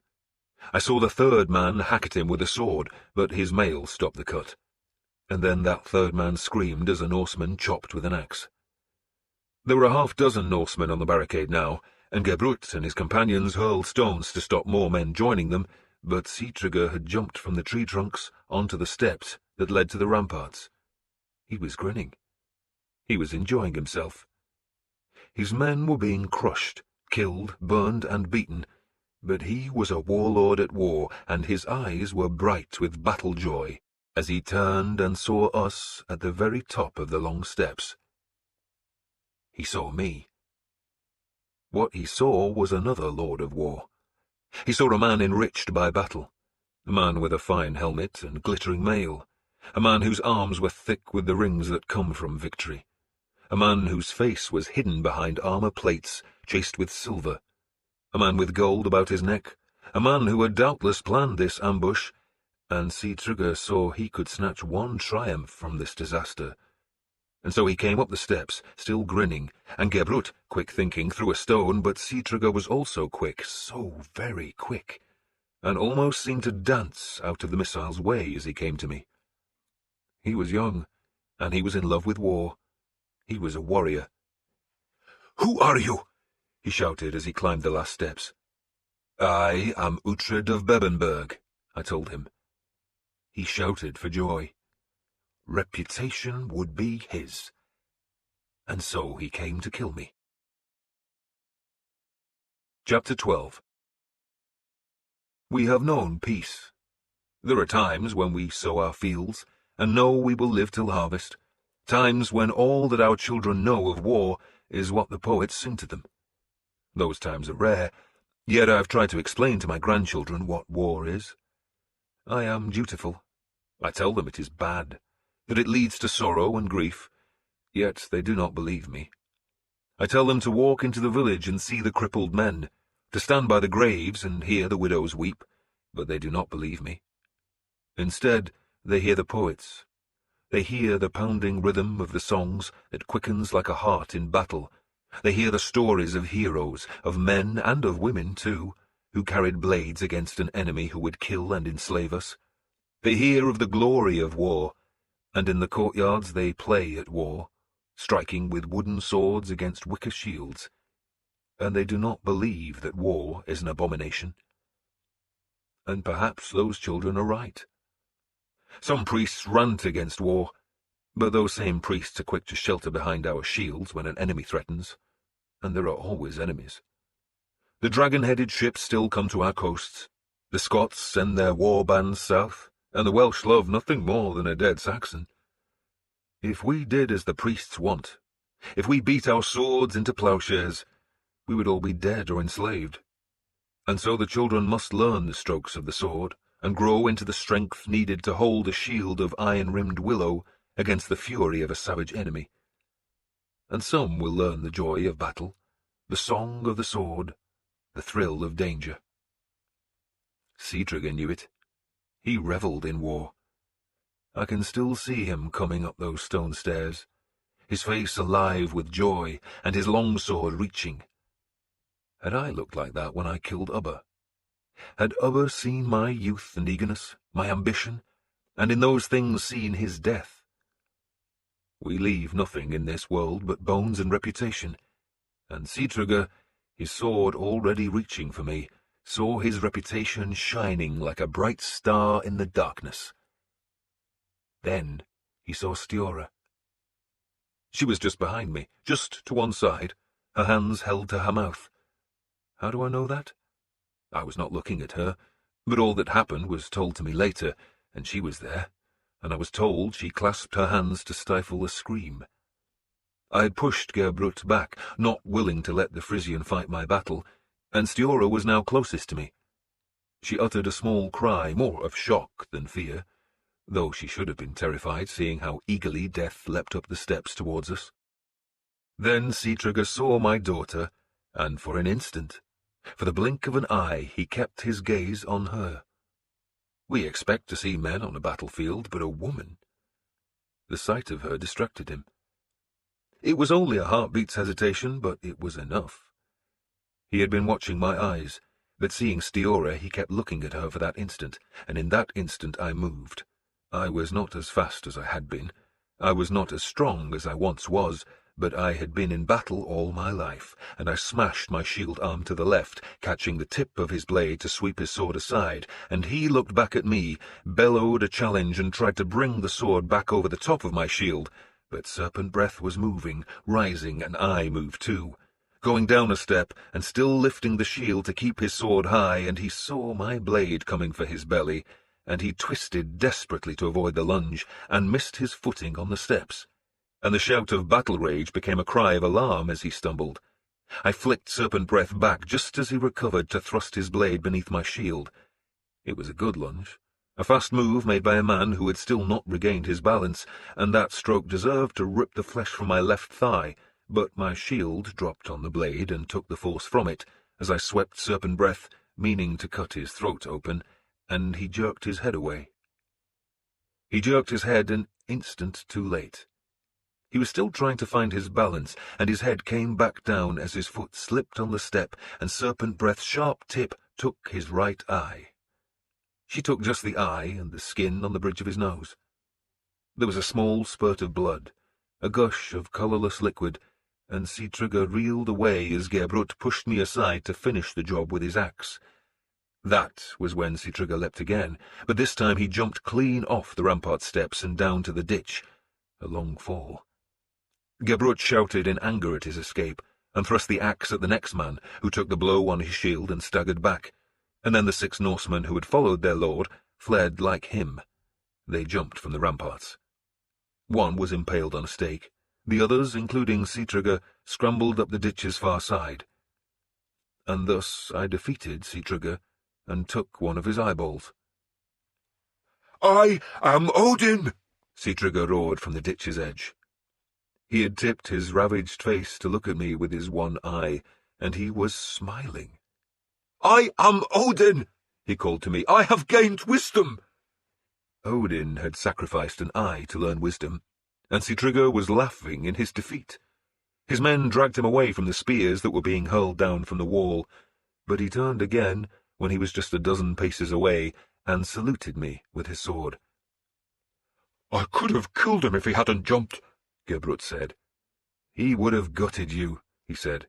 "He would have gutted both of us." He was a god come to earth, a god of war. But the god had lost, and now he went back out of range of our spears. Finan had reached the gate. The surviving Norse ran, going back to where they had started their charge, and where they formed a shield wall about their wounded lord. The feint attack on the northwestern bastion had long been abandoned, and all the Norse were now on the road, some 500 men. They still outnumbered us. "Merwalla," I ordered, "time to release your horsemen." I leaned over the inner rampart. "Finan, did you see Erdwolf?" "No, lord." "Then we're not done." It was time to take the battle outside the walls. Merwalla led 200 horsemen into the fields to the east of the Norsemen. The riders stayed a good distance away. They were a threat. If Sigtrygr tried to retreat to Brunenburgh, he would be harried all the way, and he knew it. Yet what choice did he have? He could throw men at the walls, but he knew he would never capture Chester by assault. His only chance had been treachery, and the chance was gone, leaving 50 or 60 of his men dead in the street. A dozen of Finan's men were moving among the corpses, slitting the throats of the dying and stripping mail from the dead. "A good day for plunder," one of them called cheerfully. Another pranced down the blood-soaked stones wearing a helmet crowned with a great eagle's wing. "Was he mad?" Stiora asked me. "Mad? Sigtrygr to come up those steps?" "He was battle-mad," I said, "and you saved my life." "I did?" "He looked at you, and it distracted him just long enough." I knew I would wake in the night and shiver at the memory of his sword reaching for me. Shiver with the certainty that I could never have parried the speed of his attack. Shiver with the sliver of fate that had saved me from death. But he had seen Stiora, and he had hesitated. "Now he wants to talk," she said. I turned and saw that a Norseman was waving a leaf-heavy branch. "Lord?" Finan called from the gateway. "I've seen it." "Let him come?" "Let him come," I said, then plucked Stiora's sleeve. "You come too." "Me?" "You. Where's Ethelstan?" "With Finan." "Was the little bastard in the shield wall?" I asked, shocked. "He was in the rear rank," Stiora said. "You didn't see him?" "I'll kill him." She chuckled, then followed me down to the barricade. We jumped into the street and stepped over the fallen masonry and the blood-laced bodies. "Ethelstan!" "Lord?" "Weren't you supposed to be in the church?" I demanded. "Did I give you permission to join Finan's shield wall?" "I left the church to piss, Lord," he said earnestly, "and I never meant to join Finan's men. I was just going to watch them from the top of the logs, but I tripped." "You tripped?" He nodded vigorously. "I tripped, Lord," he said, "and fell into the street." I saw that Kenga, the boy he had rescued, was protectively close to him, as were 2 of Finan's men. "You didn't trip," I said, then clipped him around the ear, which, because he was wearing a helmet, hurt me a lot more than it did him. "You're coming with me," I said. "And you too," I added to Stiora. The 3 of us walked under the arch. stepped around the bodies with their heads crushed by rocks, avoided the puddles of shit. Then Finnan's ranks parted for us. "You two are coming with us," I said to Finan and my son. "The rest of you stay here." We walked 30 or 40 paces up the road. I stopped and cut my hands. "You can bring 2 men." Sigtrygr brought just 1 man, a great beast of a warrior with broad shoulders and a broad black beard into which was woven the jawbones of wolves or dogs. "He's called Svart," Sigtrygr said cheerfully, "and he eats Saxons for breakfast." Sigtrygr had a strip of linen tied about his missing eye. He touched the bandage. "You ruined my good looks, Lord Uhtred." "Don't talk to me," I said. "I only talk with men. I brought you a woman and a child so you can speak to your equals." He laughed. It seemed no insult touched him. "Then I shall talk to my equals," he said, and bowed to Stiora. "Your name, my lady?" She looked at me, wondering if I really wanted her to conduct the negotiations. "I'm not saying anything." I spoke to her in Danish, and spoke slowly so Sigtrygr would understand. "You deal with the boy." Svart growled at the word boy, but Sigtrygr put a hand on the big man's gold-bound arm. "Down, Svart. They're playing word riddles." He smiled at Stiora. "I am the Jarl Sigtrygr Ivarsson, and you are?" "Stiora Uhtredsdottir," she said. "And I took you to be a goddess," he answered. "And this is the Prince Ethelstan," Stiora went on. She spoke in Danish, her voice distant and controlled. "A prince? I'm honored to meet you, Lord Prince." He bowed to the boy, who did not understand what was being said. Sigtrygr smiled. "The Lord Uhtred said I must talk to my equals, and he sends me a goddess and a prince. He honors me." "You wanted to talk," Stiora said coldly. "So talk." "Well, lady, I confess matters have not gone as I wished. My father sent me to make a kingdom in Britain, and instead I meet your father. He's a cunning man, is he not?" Stiora said nothing, just gazed at him. She stood tall, proud and straight-backed, looking so like her mother. "Erdwolf the Saxon told us your father was dying," Sigtrygr confessed. "He said your father was weak as a worm. He said Lord Uhtred is long past his best, that he would never be at Chester." "My father still has 2 eyes," Stiora said. "But not as beautiful as yours, my lady." "Did you come to waste our time?" Stiora asked. "Or did you wish to surrender?" "To you, my lady, I would surrender all I have. But my men, you can count." "I can count." "We outnumber you." "What he wants," I spoke to Finan in English, "is to withdraw to his ships without interference." "And what do you want?" Finan asked, knowing that our conversation was really for Stiora's benefit. "He can't afford another fight," I said. "He'll lose too many men, but so will we." Sigtrygr did not understand what we said, but he was listening closely as if some sense might emerge from the foreign language. "So we just let them go?" Finan asked.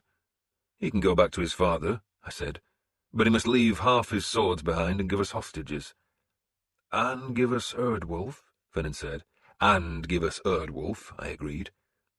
Sigtrygr heard the name. "You want Erdwolf?" he asked. "He's yours. I give him to you. He and the rest of his Saxons." "What you want," Stiora said, "is a promise that we won't stop you returning to your ships." Sigtrygr pretended to be surprised. "I never thought of that, my lady, but yes.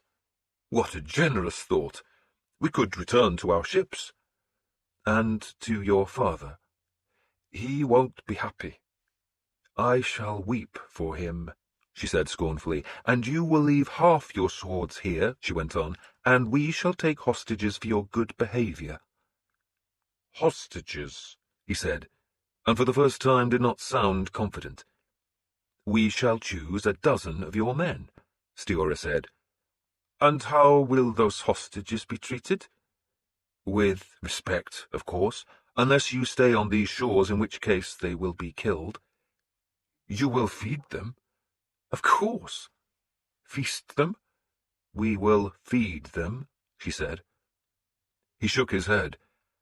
I cannot agree to 12, my lady. 12 is too many. I will offer you 1 hostage. You are ridiculous, Stura snapped.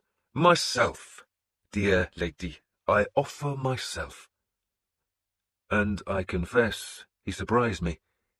He also astonished Stura, who did not know what to say, but instead looked to me for an answer.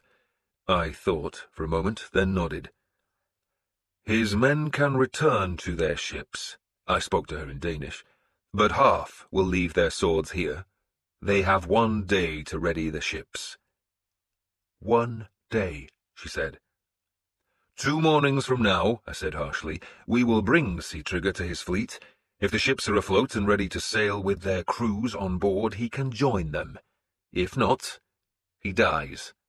And Erdwolf and his followers must be given to us. I agree, Æthelred said. May I keep my sword? No. He unbuckled the sword belt and gave it to Svart, then, still smiling, walked to join us.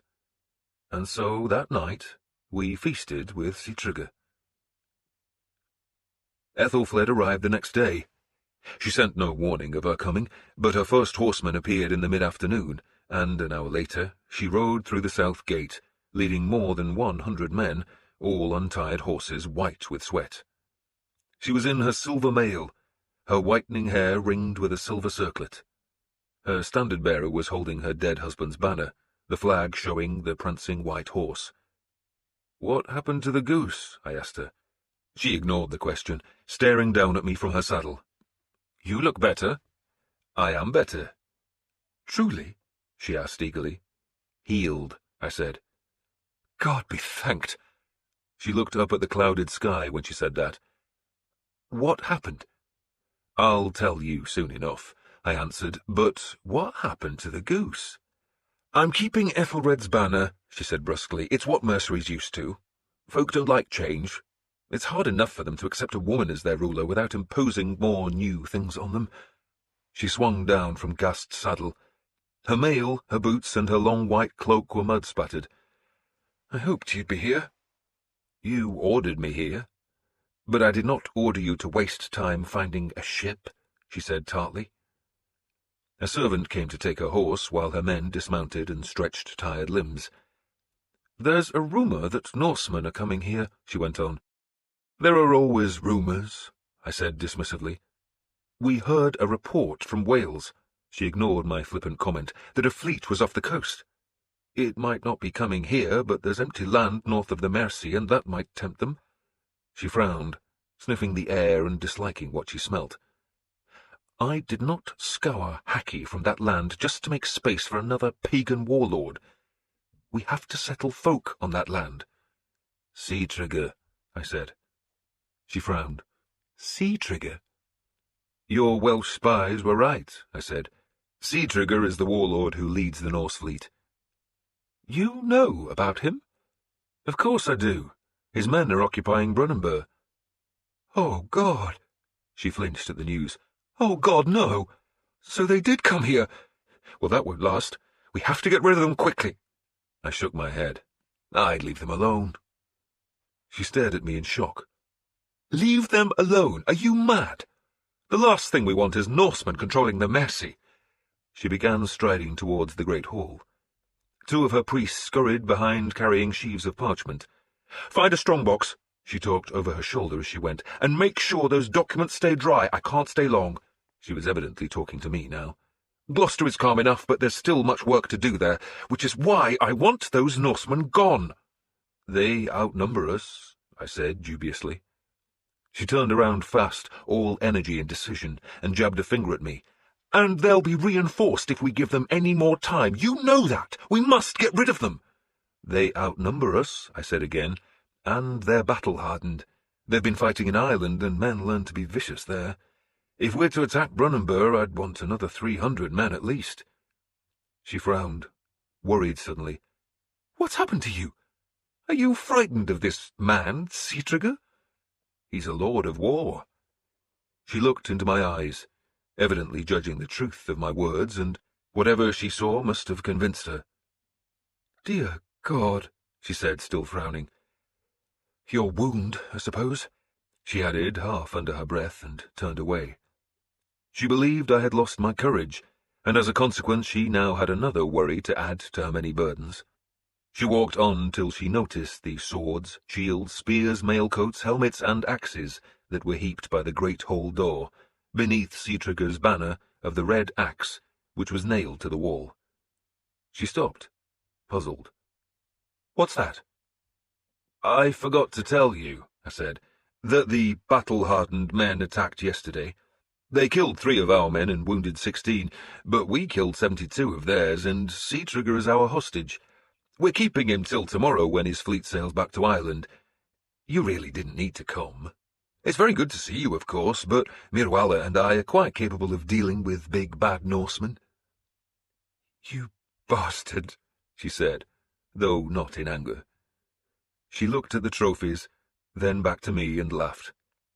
"And God be thanked," she added, touching the silver cross that hung at her breast.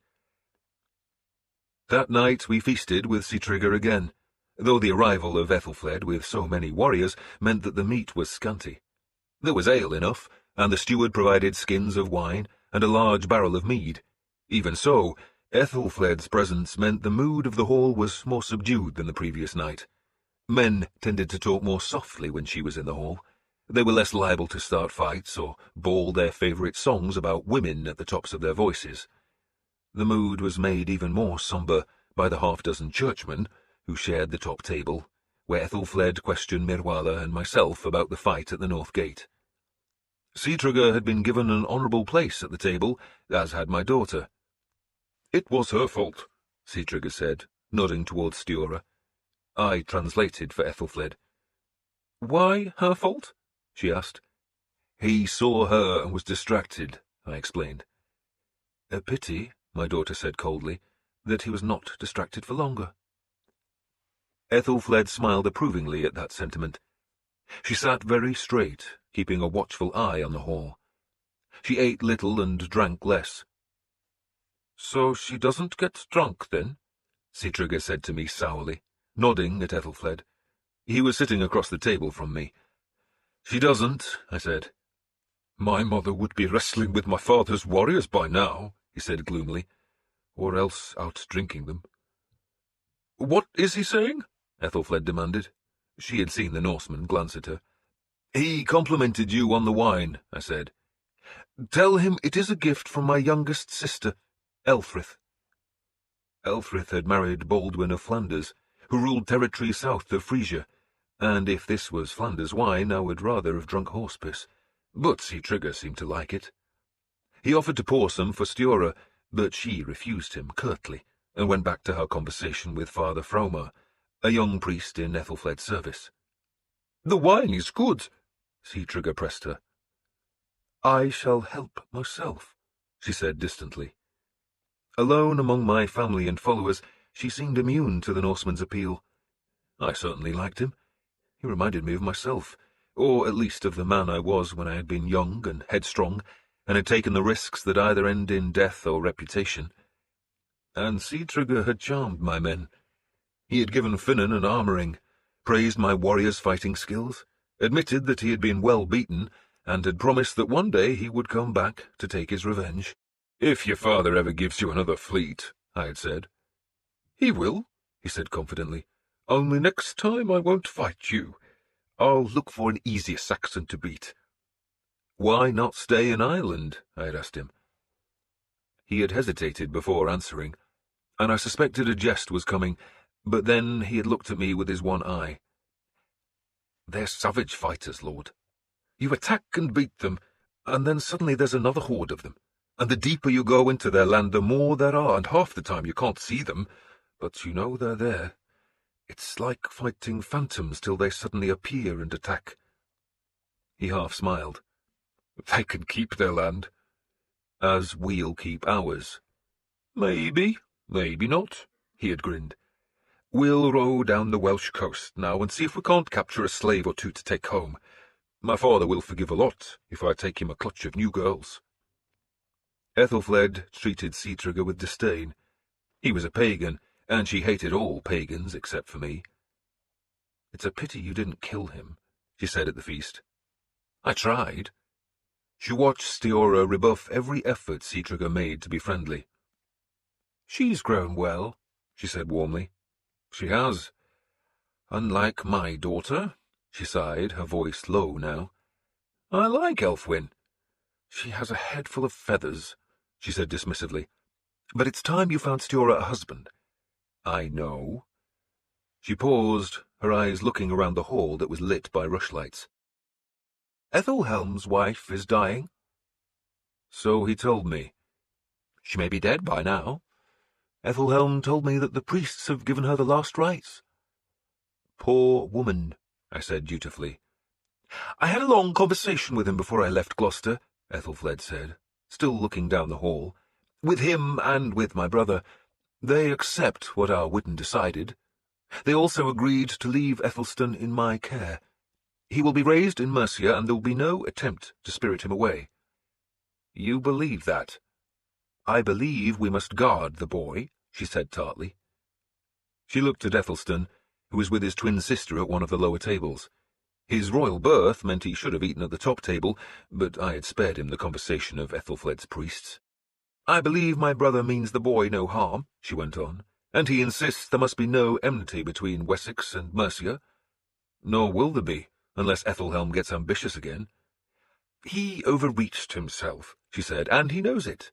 He apologized to me, and very graciously. But yes, he is ambitious. So perhaps a new wife might distract him. The woman I have in mind will certainly keep him busy." It took me a moment to understand what she was saying. "You?" I asked, astonished. "You're thinking of marrying Ethelhelm?" "No," she said, "not me." "Then who?" She hesitated for a heartbeat, then looked at me challengingly. "Stiorra." "Stiorra?" I spoke too loudly, and my daughter turned to look at me. I shook my head, and she went back to her discussion with Father Froma. "Stiorra," I said, but softer this time. "She's young enough to be his granddaughter." "It isn't unknown for men to marry younger women," Ethelfled said waspishly. She glanced at Edith, who was sitting on a lower table with Finan and my son. Ethelfled had not been pleased to find Erdwolf's sister in Chester, but I had defended Edith's presence fiercely, saying I owed her my recovery. "What else?" Ethelfled had asked sharply, a question I had ignored, just as Ethelfled had since ignored Edith. "And Ethelhelm is in good health," she continued now, "and he's wealthy. He's a good man." "Who tried to kill you?" "That was Erdwolf," she responded, "who misunderstood Ethelhelm's wishes." "He would have killed you," I said. "He would have killed Ethelstan and killed anyone else who stands in his grandson's way." She sighed. "My brother needs Ethelhelm," she said. "He's too powerful to be ignored, and he's too useful. And if Wessex needs Ethelhelm, so does Mercia." "You're saying Wessex is ruled by Ethelhelm?" She shrugged, unwilling to admit it. "I'm saying that Ethelhelm is a good man, ambitious, yes, but effective. We need his support." "And you think sacrificing Stiorra to his bed will get it?" She winced at my tone. "I think your daughter should be married," she said, "and Lord Ethelhelm admires her." "You mean he wants to hump her?" I growled. I looked at my daughter, whose head was bowed as she listened to Froma. She looked grave and beautiful. "So she's to be a peace cow between Mercia and Wessex?" I asked. A peace cow was a woman married between enemies to seal a treaty. "Think on it," Ethelfled said urgently. "When she's widowed, she'll inherit more land than you can dream of, more warriors than you could hope to raise, and more money than Edward's whole treasury." She paused, but I said nothing. "And it will be ours," she said in a low voice. "Wessex won't swallow Mercia. We'll swallow Wessex." There is a story in the Christian scripture about someone or other being taken to the hilltop and offered the whole world. I do not remember the tale now, only that the idiot turned it down. and at that feast I felt like the idiot. "Why not marry Elfwin to Ethelhelm?" I asked. "My daughter isn't clever," Ethelfled said. "Stiora is, and it needs a clever woman to manage Ethelhelm." "So what will you do with Elfwin?" "Marry her to someone. Merwalla, perhaps. I don't know. I despair of the child." Stiora. I gazed at her. She was indeed clever and beautiful, and I had to find her a husband, so why not find her the richest husband in Wessex? "I'll think about it," I promised, and I thought of the old prophecy that my daughter would be the mother of kings. And so it proved. Dawn. A small mist on the Mercia was broken by the dark shapes of 26 dragon ships that rowed slowly to hold their place against the flooding tide. Sigtryg's men had kept their word. The ships were ready to sail, and Brunenburgh was ours again. The only Norsemen left ashore were Svart and 6 others who guarded Erdwolf and his 3 remaining followers. I had wanted Erdwolf handed to me on the day of Sigtryg's defeat, but he had fled too quickly, though he had only got as far as one of the Danish halls in Wirelem, where Sigtryg's men had discovered him. Now he waited for our arrival. I brought Finan, my son, and 20 men, and Ethelfled was escorted by a dozen more. I had insisted that Ethelstan ride with me to Brunenburgh, while my daughter had also wanted to see the Norsemen leave, and so she had accompanied us, bringing her maid, Hela. "Why did you bring a maid?" I asked her. "Why not? There's no danger, is there?" "None," I said. I trusted Sigtrygr to keep his promise that there would be no fighting between his men and ours, nor was there.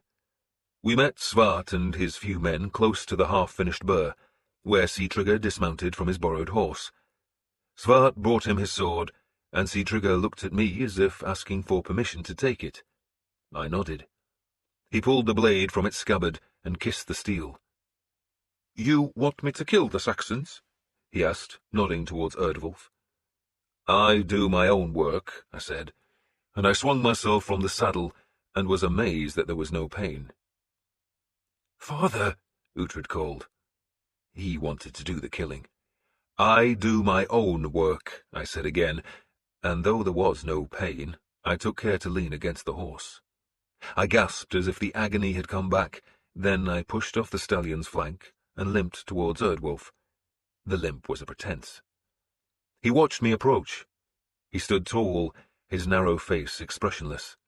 His dark hair, no longer oiled as it used to be, was tied with a ribbon. There was a few days' growth of beard on his long chin. His cloak was dirty and his boots scuffed. He looked like a man who had suffered fate's blows. "You should have killed me," I said, "at Alcester." "If I had," he said, "I would rule in Mercia now." "And now you'll rule a Mercian grave," I answered, then drew serpent breath.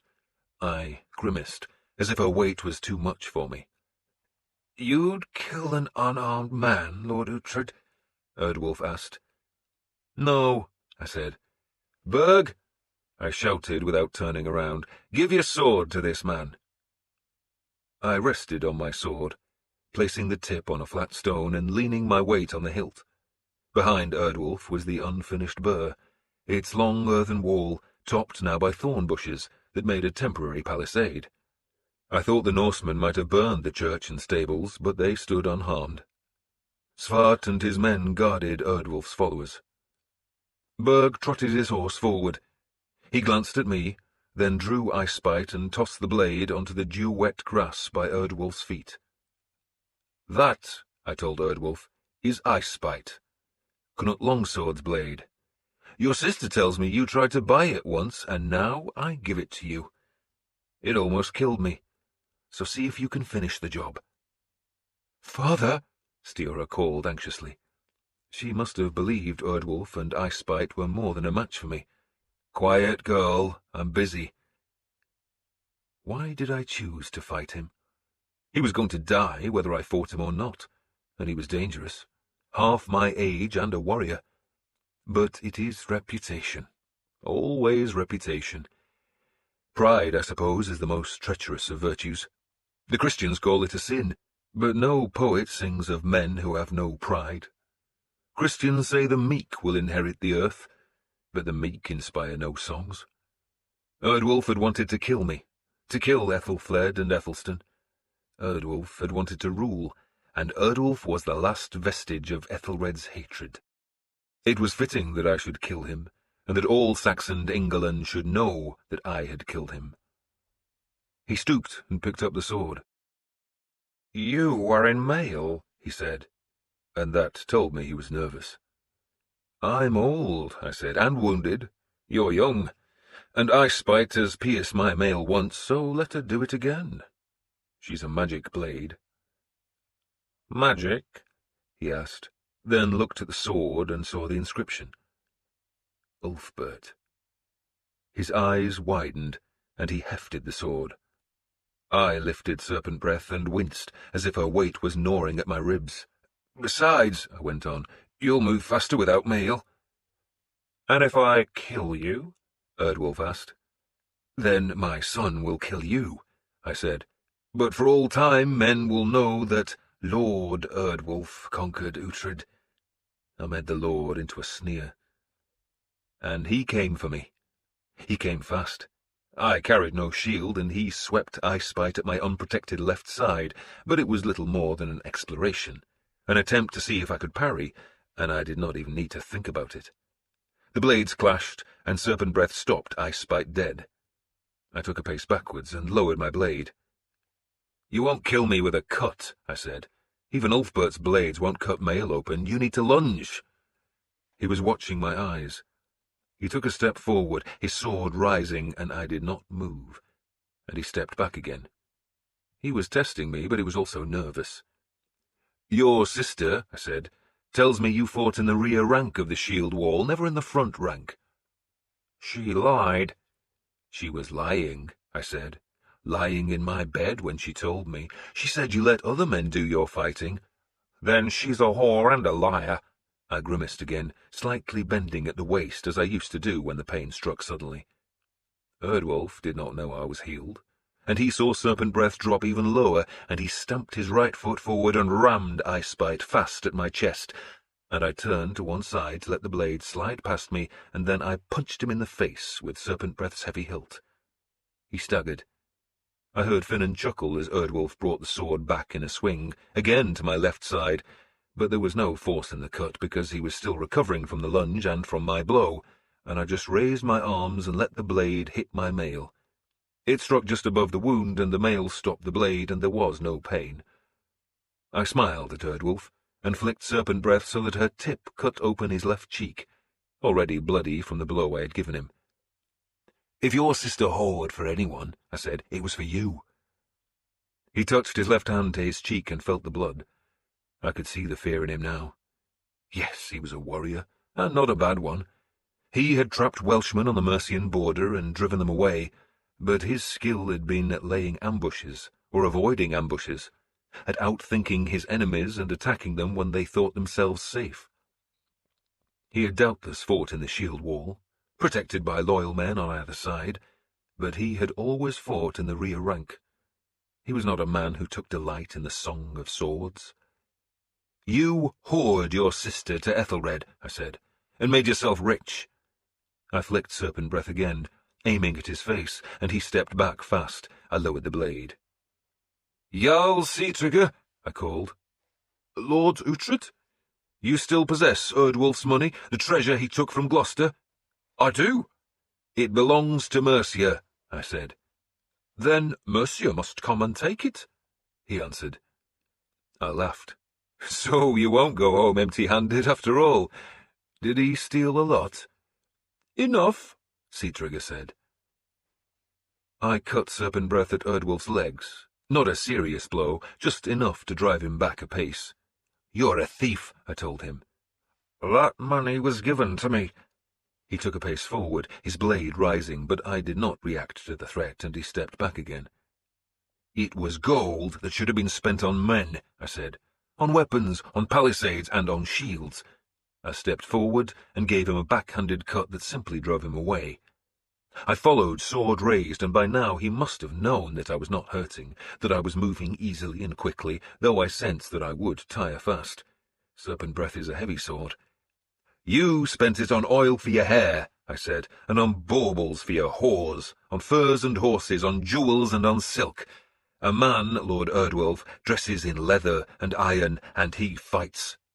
And with that I attacked him, and he parried, but he was so slow. All my life I have practiced with a sword. Almost from the time I could walk I have held a sword and learned its ways. I had been wary of Erdwolf at first, assuming that he would be faster than me and cunning in his swordcraft, but he knew little more than to cut and lunge and desperately block. And so I drove him back, pace by pace, and he watched my blade, and I deliberately slowed my blows so that he could see them clearly and parry them, and I wanted him to see them because I did not want him to look behind. Nor did he. And when he reached the edge of the ditch, I quickened my cuts, slapping him with the flat of Serpent Breath's blade so she did not wound, but just humiliated him, and I parried his feeble counterattacks with thoughtless skill, and then I suddenly lunged, and he went backwards, and his feet slid on the ditch's mud, and he fell. He landed on his back in the ditch's water. It was not deep. I laughed at him then, and stepped carefully down the slippery slope to stand at his feet.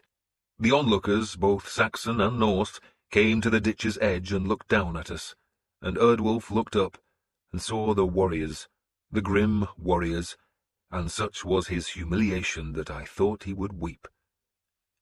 "You are a traitor and an outlaw," I said, and I pointed Serpent Breath at his belly, and he raised Icebite as if to strike at her, but instead I brought my sword arm back, and then I cut.